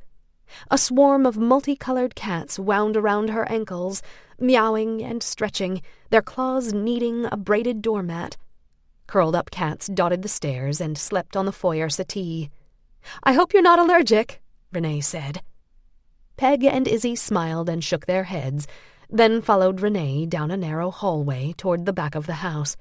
On either side of the hall, open doors led into a dining room and living room, both filled with antique furniture. Every shelf and flat surface was filled with ceramic vases, glass figurines, curio clocks, porcelain teacups, and more books than Izzy had ever seen in one house. Every wall was covered by oil paintings, black and white portraits, and gilded mirrors. Everything was covered, everything held something. Even the lamps were draped with ribbons and scarves. "Does Miss Trench live alone?" Peg said. Renee stopped and turned to face them. "Yes," she said, her voice hushed. "She's always lived alone. She doesn't have any family. It's very sad. But don't let her age fool you. At 95, she's sharp as a tack." "Does she remember her time at Willard?" Izzy said. "Oh, yes," Renee said. She continued down the hall. "A lot of people come here asking about their relatives who spent time at Willard. She nearly always remembers who they're talking about." Peg smiled at Izzy. Izzy's heart beat faster. They entered a wide room at the rear of the house, with a kitchen on one side and living area on the other. Sunlight came in through 3 patio doors, reflecting off the white walls, filling the room with a bright, airy light.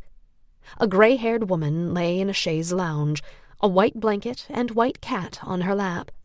Her slippered feet hung over the end of the chaise, and her shoulders took up the width of the backrest. Her heavily jowled face looked like it belonged to an old football player or heavyweight wrestler. Izzy had never seen such a large old woman. Apparently, shrinking with age didn't apply to Miss Trench. Miss Trench smiled and sat up, offering them a seat. "Welcome," she said. "Would you like some coffee or tea?" Peg and Izzy sat on a cream-colored couch opposite the chaise lounge. "No, thank you," Peg said. "We're fine." "Oh, come now," Miss Trench said. "I don't get many visitors. Humor an old woman and have a cup of tea. Renee, do we have any more of that chocolate cake?" "I'm afraid not," Renee said, grinning. "You ate the last piece for breakfast this morning." "Oh, damn it," Miss Trench said. She laughed and swung her feet over the side of the lounge, setting the cat beside her. "Well, we can still have tea, can't we? Now what can I do for you, young ladies?" "We're hoping you remember a patient from Willard," Peg said. "I might," Miss Trench said. "What's the name?" Peg nudged Izzy with her elbow. Izzy swallowed and sat forward. "Clara Elizabeth Cartwright," Izzy said. Miss Trench leaned back, her brow knitted. "You related to her?" she said, directing her milky gaze at Izzy. Izzy shook her head. "No," she said, feeling blood rise in her cheeks. What if Miss Trench wouldn't help? What then? "But we have Clara's steamer trunk, the one she had with her when she checked into Willard." "It's part of a museum project," Peg said. "We're trying to recreate the lives of several Willard patients. The state only allowed limited access to the patients' records because they're sealed, even to family members. Clara is one of the patients we'd like to investigate further, but there are a few things missing from her file. For instance, we couldn't find her death certificate." Miss Trench snorted and closed her eyes, nodding. "I'm sure there are a lot of things missing from her file," she said. She pulled the cat onto her lap again, stroking its fur with a large, gnarled hand. Her head dipped, and her hand moved slower and slower, until stopping on the cat's neck. For a second, Izzy feared the old woman had fallen asleep. But then Miss Trench looked up, her eyes glassy. "I remember Clara," she said. "Pretty young thing." Izzy took a deep breath and held it. Renee appeared with the tea, setting a silver tray on the coffee table. She poured the tea, handed everyone a porcelain cup, then sat in a wing-back chair beside Miss Trench. "Help yourself to lemon and sugar," she said. Peg dropped 2 sugar cubes into her tea, then did the same for Izzy.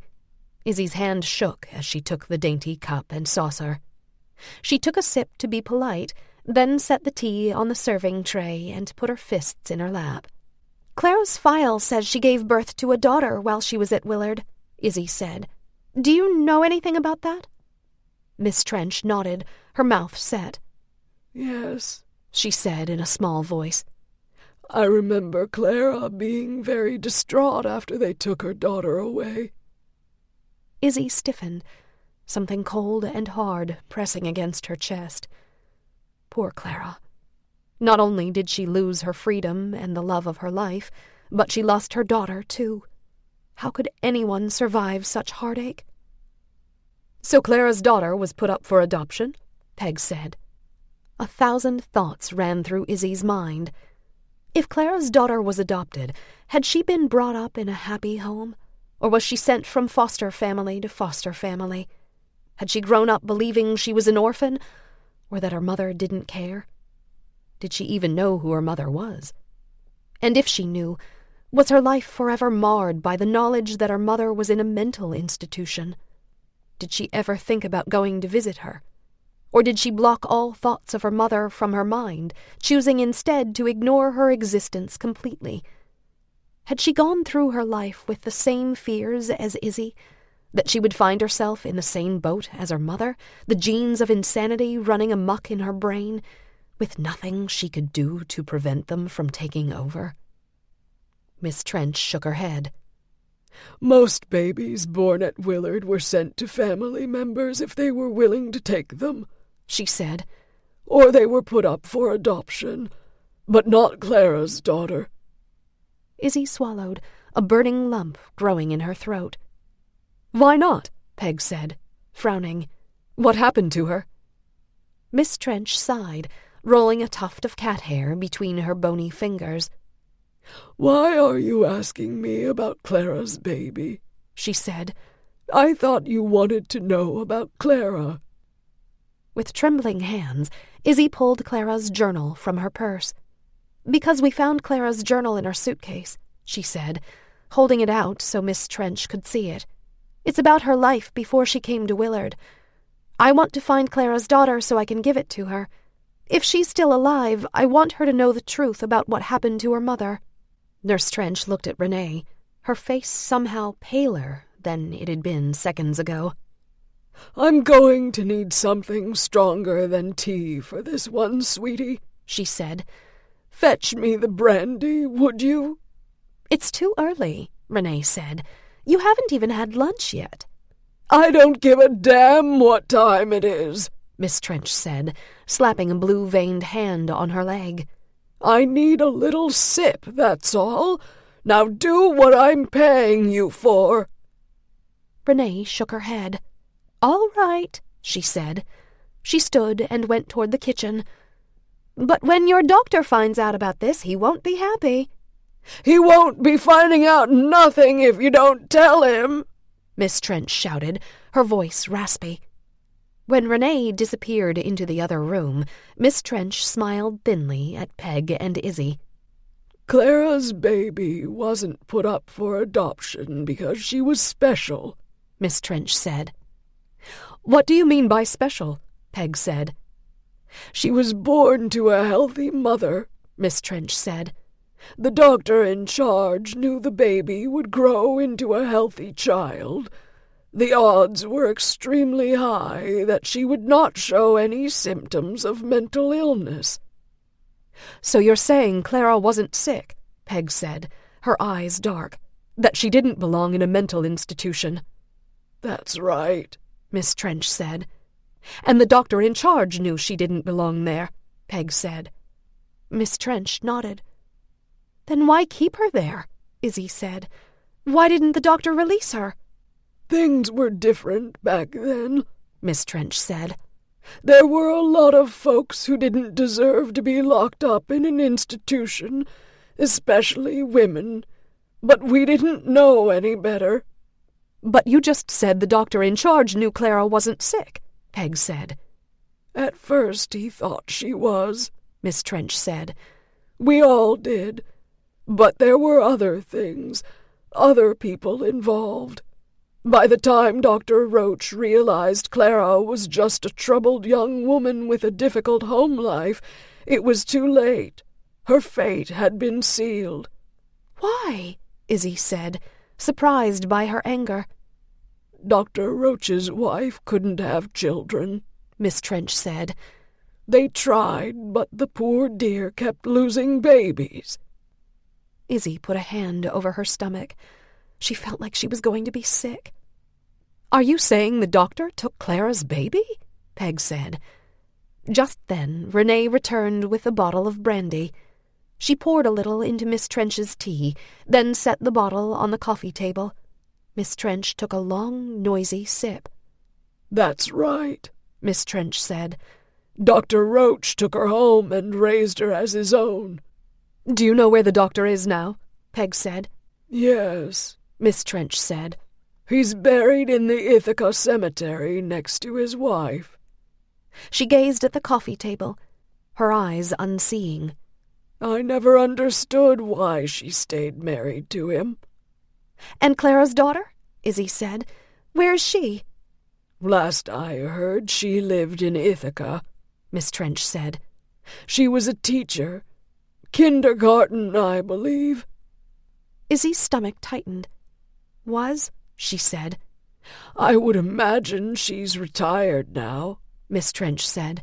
She's in her 60s, after all. Izzy sighed in relief. Do you know her name? She said. Miss Trench nodded.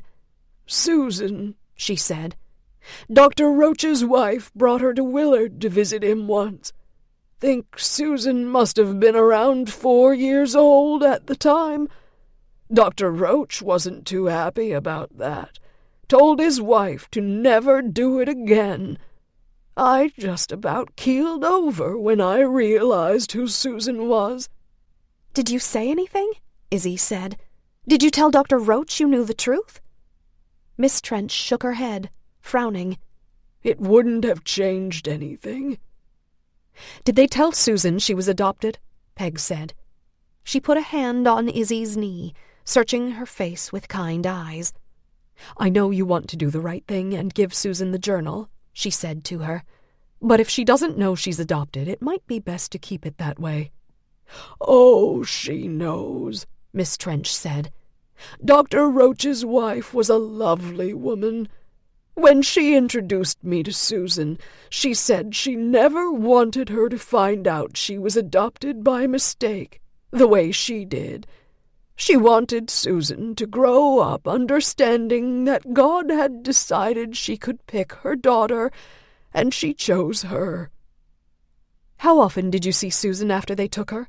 Peg said. Just that one time, Miss Trench said. She was a beautiful little girl, just like her mother, but with dark hair and brown eyes.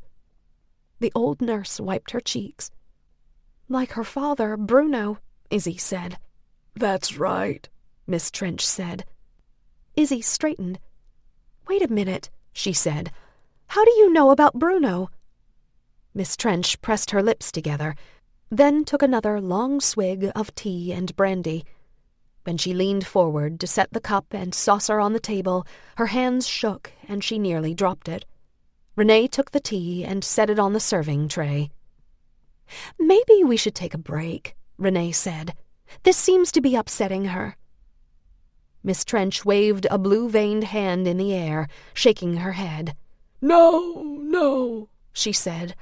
I've kept quiet for far too long. I need to get this off my chest before I die. She took a deep breath and let it out slowly. Bruno came to Willard to rescue Clara. Izzy gasped, her face growing hot. "Did he get her out?" she said. "No," Miss Trench said, her eyes welling up again. "Dr. Roach locked Bruno up, too." A chill slithered up Izzy's spine, tracing her neck with an icy finger. She swallowed the burning lump in her throat, unable to believe what she was hearing. "Are you sure?" Peg said, her eyes wide. "Course I am," Miss Trench said. "I was there the day he was admitted." "Was that before or after Susan was born?" Peg asked. "After," Miss Trench said. "So Dr. Roach had already taken the baby," Izzy said, something hard and cold writhing in her stomach. Miss Trench nodded, her lips pressed together. "I didn't know where the baby was at the time. I thought she'd been sent to the Children's Aid Society to be put up for adoption." "Did Clara and Bruno see each other after he was admitted?" Izzy said. Miss Trench nodded. "It was nearly a year later. I'll never forget the two of them dancing on Valentine's Day. I could tell they belonged together. They didn't think anyone knew they'd found each other, but I knew." "Why didn't you say something?" Izzy said. "Why didn't you try to help them?" "It wouldn't have done any good," Miss Trench said. "I didn't have any authority at Willard. Besides, neither Clara nor Bruno had family who cared. Who was I supposed to tell? If Dr. Roach found out, he would have made it impossible for them to see each other again. I knew they'd be together on holidays and special patient events, when male and female patients were allowed to mingle. I figured I'd give them a chance to carve out a life at Willard, sad as it was." "Did anyone tell Susan about her parents?" Izzy said. "Does she know they were both at Willard?" Miss Trench dropped her eyes. "She knows her mother was at Willard," she said. "But Dr. Roach told his wife that Clara died during childbirth. I'm sure Susan was told the same story." "So Susan thought her mother was dead," Izzy said, her voice flat. "And crazy." Miss Trench shrugged. "I guess so," she said. "Don't you think she had a right to know that her mother didn't need to be locked up?" Izzy said, unable to hide her anger. Miss Trench shook her head. She pulled a wrinkled tissue out of her sleeve, her thin fingers shaking. "I told you I only saw Susan that one time. I kept tabs on her, but I didn't think it was my place to get involved." "Do you know what her last name is now?" Izzy said. "Did she ever marry?" "I don't know," Miss Trench said, shaking her head. "I'm sorry." "Do you know her middle name?" Izzy said. Miss Trench nodded. "It's Clara," she said. "Dr. Roach's wife insisted she have something from her mother." "So what happened after Bruno and Clara found each other on Valentine's Day?" Izzy said. "Did they spend the rest of their lives at Willard? Did they find ways to be together, like you said?"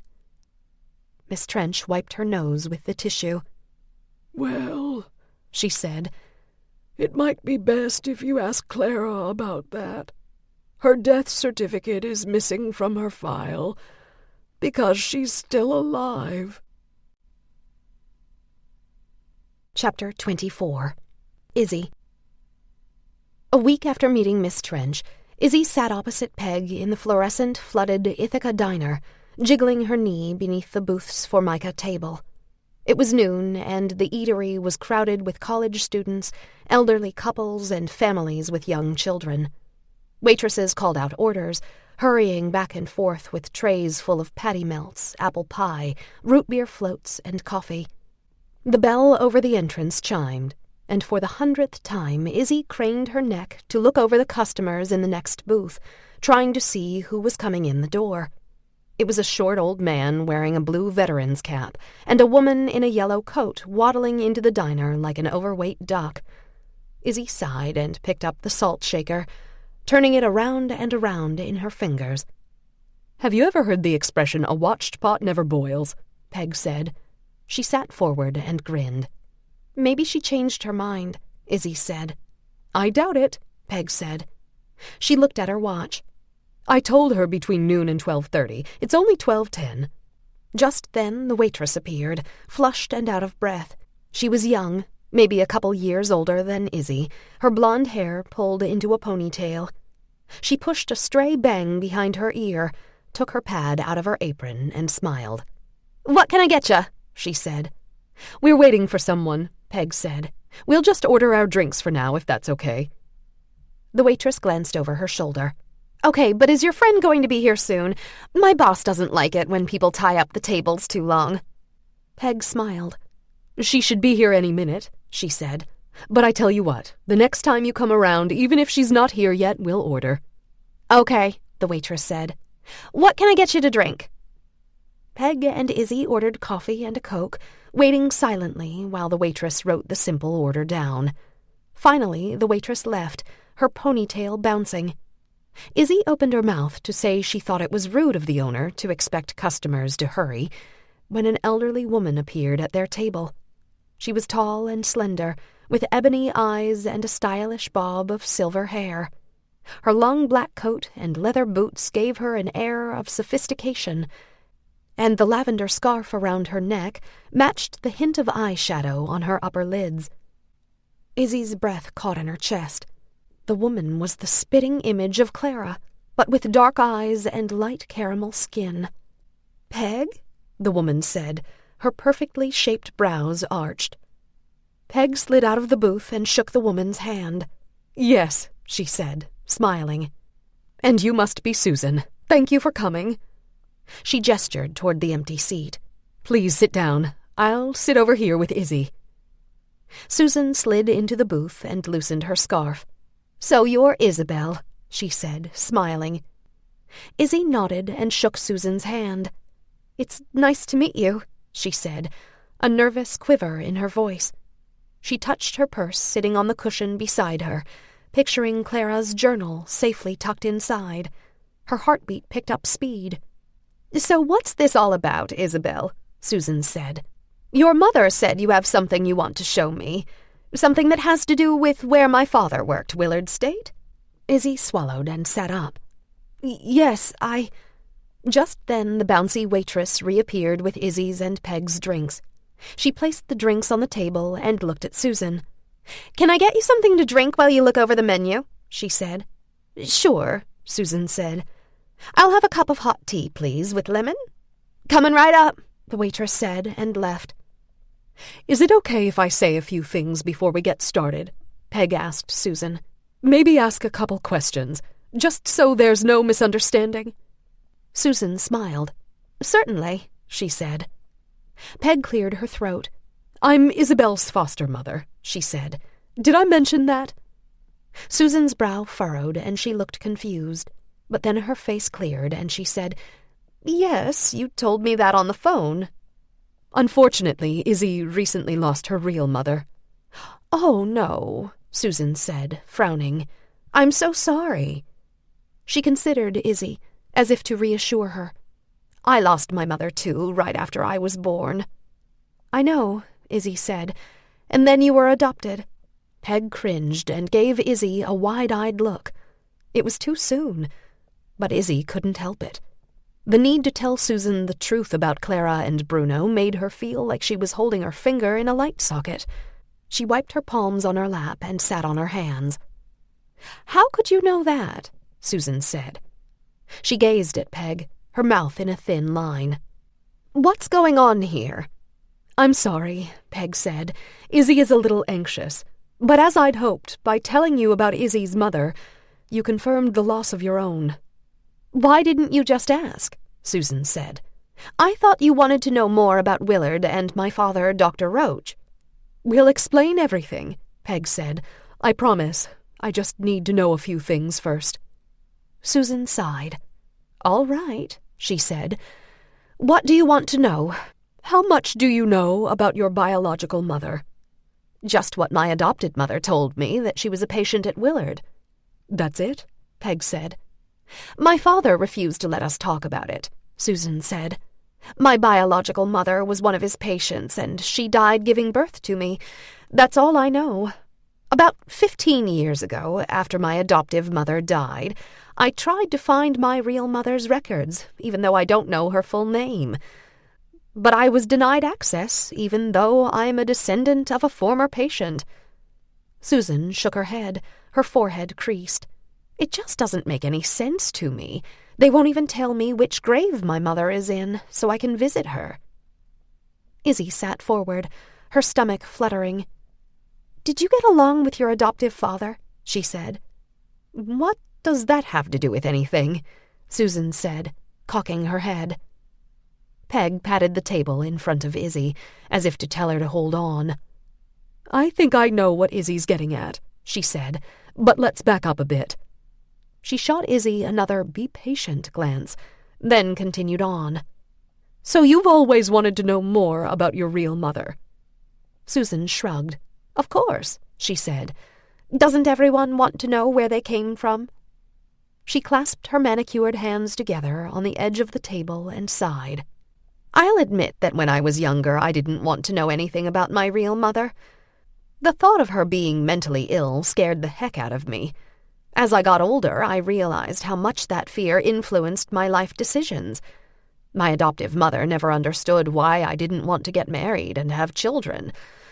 But I didn't know how to explain to her that it was because I was worried you'd pass along your mother's genes, Izzy said. That's exactly right, Susan said, her voice incredulous. I have no idea what kind of DNA is in my bloodline, and I was afraid to ask my father. For the most part, he was very caring, but he had a short fuse sometimes. When I was old enough to ask questions, he flew into a rage, warning me not to ask about my real mother again. And I couldn't ask my adoptive mother because she always obeyed him. Besides, I didn't want to upset her or hurt her feelings. She was always very fragile, physically and emotionally. Do you still want to know about your real mother? Peg said. Even if it doesn't exactly match what your father told you? Susan's face went pale, her eyes locked on Peg's. Just then the waitress appeared with Susan's tea, setting a white mug, a miniature silver teapot, and a dish full of lemon slices on the table, then digging around inside her apron for her pad and pen. Izzy groaned inside. Can we just get a few more minutes, please? Peg said. The waitress rolled her eyes and walked away. I don't understand, Susan said. How could you know anything about my mother? Peg went on to explain her position at the museum, describing the Willard project and Izzy's job, cataloging the contents of the suitcases and steamer trunks. When Peg said they were given access to the patient's records, Susan's eyes went wide. She sat forward, hanging on to every word. Izzy knows a lot about your mother, Peg said. Even more than I do. She felt compelled to meet with you, to tell you the truth about what happened to your parents. Susan's face dropped and she leaned back.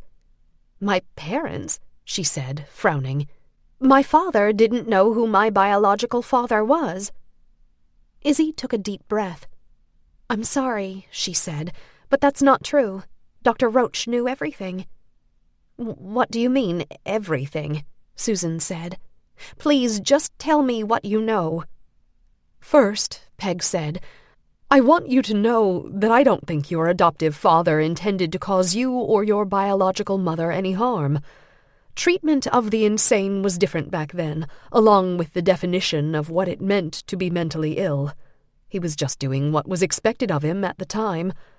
As far as his reasons for admitting your real father to the asylum, we can't be sure. Are you telling me my real father was in Willard too? Susan said, her chin quivering. She pressed her lips together, blinking back tears. Thank God I listened to my instincts and never had children. No, Izzy said, shaking her head. It's not like that.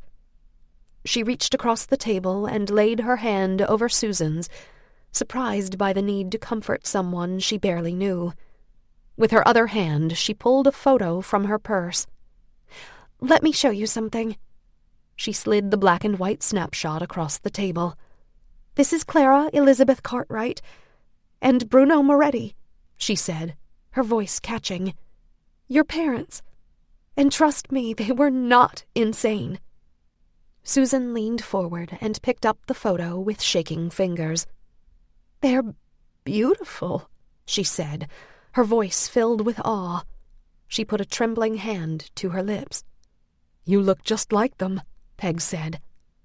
"Bruno tried to get Clara out of Willard," Izzy said. "That's when they locked him up." "Why would they do that?" Susan said. Peg glanced at Izzy. They had decided to hold off telling Susan their theory, that Dr. Roach admitted Bruno to prevent him from finding out he had taken Susan. It was too much too soon. Besides, it was just a theory. "We're not sure," Peg said. "Was he ever released?" "We're not sure what happened because we didn't realize he was a patient," Izzy said. "Otherwise, when we had access to the records, we would have looked for his too." "We might be allowed more time with the files," Peg said, "but I highly doubt it." "Cartwright," Susan said, tapping her chin. "I remember hearing that name. Henry Cartwright and his wife were killed in the Holland Tunnel fire. I was 20 at the time, but it was all over the news because he was a famous banker." "They were your grandparents," Izzy said. Susan's brows shot up. "How could you know that?" she said. Izzy took a deep breath, pulled the journal from her purse, and slid it across the table. "Because it's all in here," she said. "This is your mother's diary." Susan gasped and touched the green leather with gentle fingers. She opened the journal to the first page, scanning the opening lines. "We'd like you to have it," Peg said. After a long moment, Susan picked up the journal and held it to her chest. "Thank you so much," she said, smiling through her tears. "I don't know how I'll ever repay you." She picked up the picture again, her lips trembling. Izzy cleared her throat. "There's one more thing," she said, her heart ready to burst. "Your mother didn't die giving birth to you. When Willard closed last year, she was transferred to a nursing home right here in Ithaca." Susan dropped the picture and clamped a hand over her mouth, her eyes like saucers. "And after you read her journal," Izzy said, "we were wondering if you'd like to go see her." Chapter 25. Izzy and Clara. Orange turkeys and black-hatted pilgrims decorated the windows and walls of the Ithaca nursing home, even though Thanksgiving was over 3 weeks away. Izzy followed Peg and Susan through the oven-warm halls, parading behind a young nurse in pink scrubs. Beads of sweat broke out on Izzy's forehead. She took off her coat and threw it over one arm, wishing she'd worn a thinner shirt. The air was thick with the stale aroma of chicken soup, boiled potatoes, disinfectant, and urine. An old man shuffled toward them, his gnarled hands gripping 2 four-legged canes, his age-spotted head shaking above his thin-skinned neck. Izzy kept her eyes straight ahead, trying to ignore the hospital beds and metal walkers inside the rooms, the white-haired women sitting in wheelchairs, their eyes locked on blaring TVs. She cursed under her breath, frustrated that the nursing home reminded her of her mother lying in the prison hospital. She licked her lips, discovering they were salty from perspiration. The world was full of broken people, and all the hospitals and institutions and jails could never mend their fractured hearts, wounded minds, and trampled spirits. Izzy took a deep breath and pushed the thought from her head, deciding instead to concentrate on Clara and Susan. At the very least, she could be happy and proud of herself for trying to right this wrong, for trying to heal one broken heart. If the woman they were about to see was really Clara Elizabeth Cartwright. Until earlier, in the nursing home parking lot, when Susan confided she wasn't entirely convinced the woman was her mother, Izzy had been certain Miss Trench knew what she was talking about. Now she was starting to have doubts. Like Susan said, over the years mistakes could have been made. Like other large institutions, Willard's files could have gotten mixed up, names could have been misspelled. Just because a former nurse said this woman was Clara Elizabeth Cartwright didn't make it true. Thousands of women had passed through Willard during the last 60 years, and there was always the chance that one of them had the same last name. There were too many possibilities of mistaken identity to just assume they'd found Susan's mother. Susan said she was struggling, trying not to get her hopes up, and she wanted to be sure before they told anyone, even the nursing home staff. Finally, the young nurse stopped outside a doorway and turned to face them, her pink scrubs like neon beneath the fluorescent lights. Pulling at the collar of her shirt, Izzy felt on the verge of suffocation. "Clara is a sweet soul," the nurse said, "and I'm sure she'll be happy and surprised to have company, but I have to warn you, sometimes her memory goes in and out and she can get moody when she gets confused. The doctors believe she's in the beginning stages of Alzheimer's. I know you're here to ask her about her time at Willard, but if it gets to be too much for her, I'll ask you to leave. If she tells you she has a daughter, just agree with her.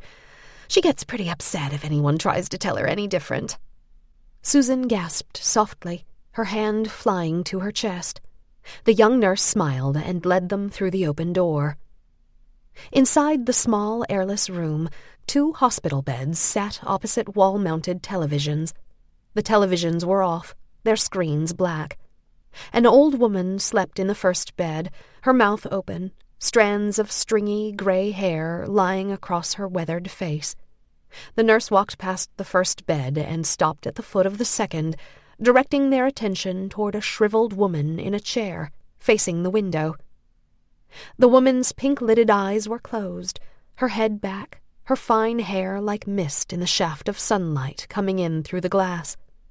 Her crooked fingers curled around the ends of the armrests, the fan of thin bones in her age-spotted hands sticking out like ribs.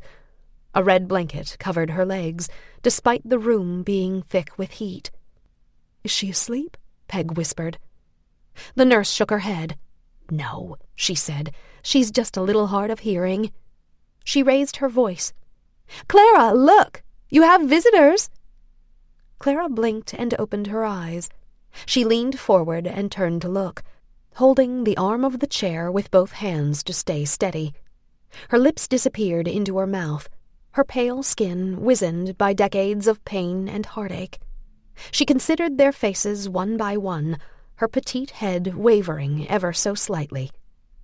The nurse hurried toward her. "Let's turn your chair around so you can talk with these nice ladies," she said in a loud voice. She picked up a set of false teeth and handed them to Clara, who pushed them into her mouth, making her lips reappear. "They want to ask you about Willard. Isn't that nice? You remember Willard, don't you?" Clara gathered the blanket in her spindly arms and pushed herself into a standing position.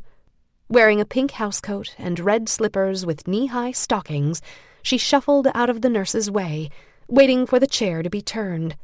When she sat down again, she rearranged the blanket over her legs, then gazed at Izzy, Susan, and Peg, her milky eyes lingering on Susan's face just a heartbeat longer. Susan dropped her eyes and fumbled with her scarf, struggling to remove it, her cheeks flushed. The nurse closed the curtains between the beds. "I'll leave you alone for now," she said in a cheerful voice, "but I'll check back shortly. Is there anything else I can do for you?" "No," Peg said. "We're fine, thank you." When the nurse was gone, Susan sank into a chair, pushed in the corner. Izzy set her backpack on the floor and touched Susan's shoulder. "Are you okay?" she whispered. Susan rubbed her forehead, her temples working in and out. "I'm all right," she said, her voice weak. "Are you sure you want to go through with this?" Peg whispered. "Maybe it's too soon." Susan nodded. "I'm okay, really." Peg went over and knelt in front of Clara, who was watching with curious eyes. "Hello, Clara," she said in a loud voice. "How are you?" Clara smiled thinly. "I'm as well as can be expected, I guess," she said. To Izzy's surprise, Clara's voice was low and raspy. For some reason, she'd expected it to be high, like a young girl's. Peg stood. "I'm Peg," she said. "This is my foster daughter Isabel and our friend Susan. We'd like to talk to you about your time at Willard, if that's all right." Clara nodded. "That's all right," she said. "We went to Willard for a museum project and found some old suitcases while we were there," Peg said.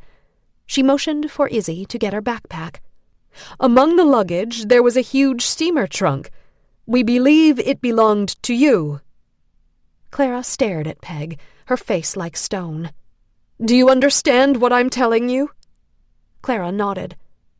"We'd like to show you a few of the items we found inside the trunk to see if you recognize anything," Peg said. "Would that be all right?" Clara nodded again and clasped her hands in her lap, one gnarled thumb rubbing the knuckle of the other. Izzy reached into her backpack, pulled out a yellowed page of sheet music, and held it out to Clara. Hand-drawn hearts surrounded the title, "Someone to Watch Over Me." Their red ink faded. Clara lifted her chin to look at it, then gasped. She reached for the paper with shaky hands and put it in her lap, hunched over and studying it with her head down. "This is mine," Clara said, looking up with wet eyes. "Someone very special gave it to me.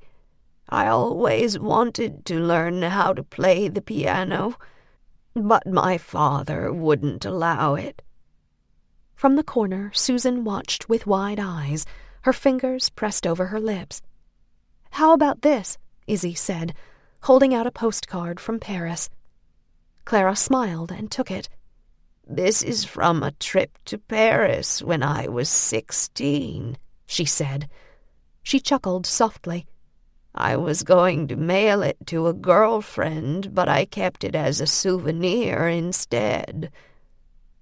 Izzy took a deep breath and held out the picture of Clara and Bruno. Clara stared at it, her pale cheeks turning pink. "Oh, yes," she said. "Weren't we beautiful?"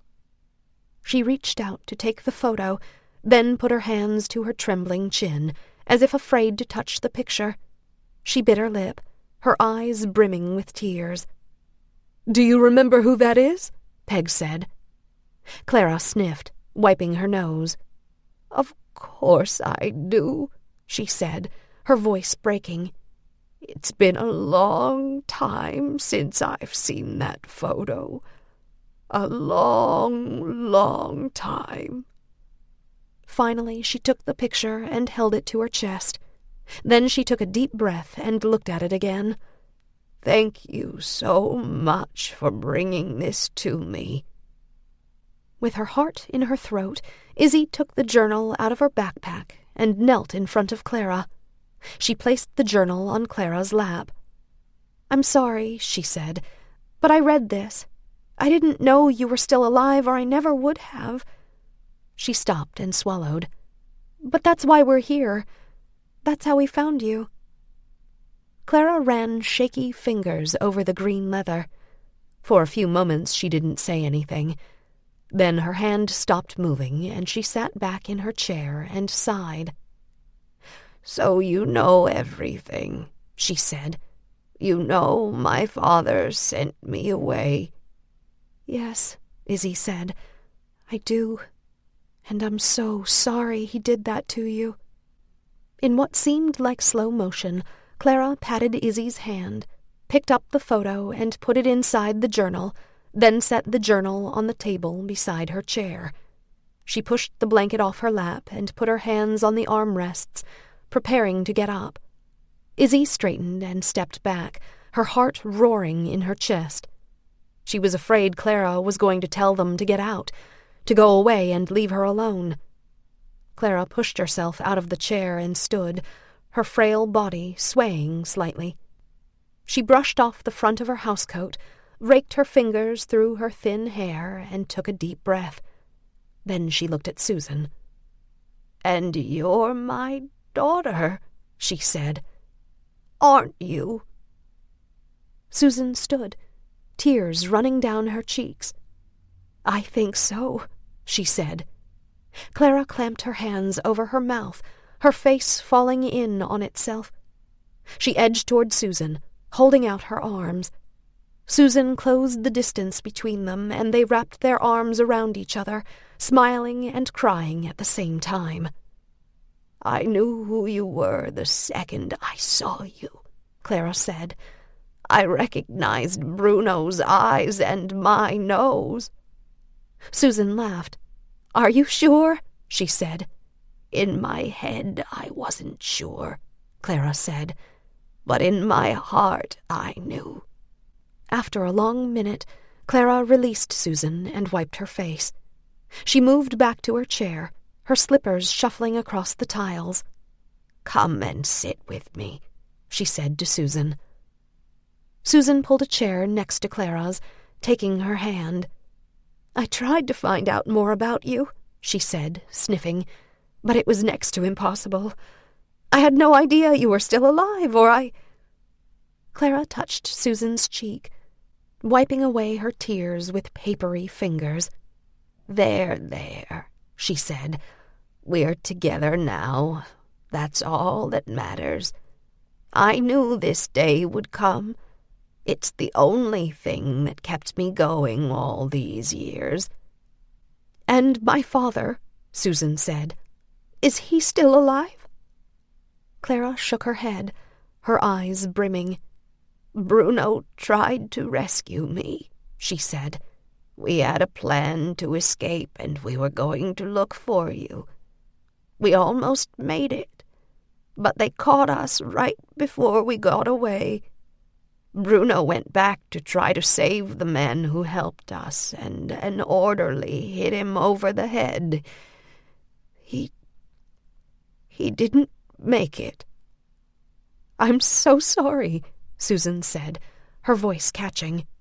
"No," Clara said, swallowing her sobs. "I'm the one who should apologize. If I had just gone along with what my parents wanted, Bruno wouldn't have been killed, and you and I could have been together all these years." Susan squeezed Clara's hand. "It's all right," she said. "You couldn't have known how things would turn out."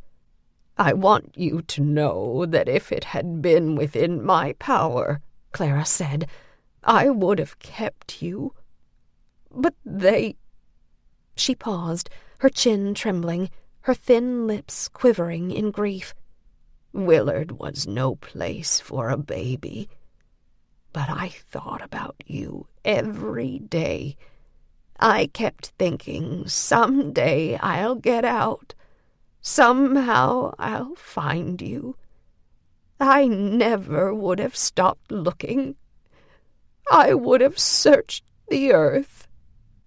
She hung her head, tears dripping from her nose.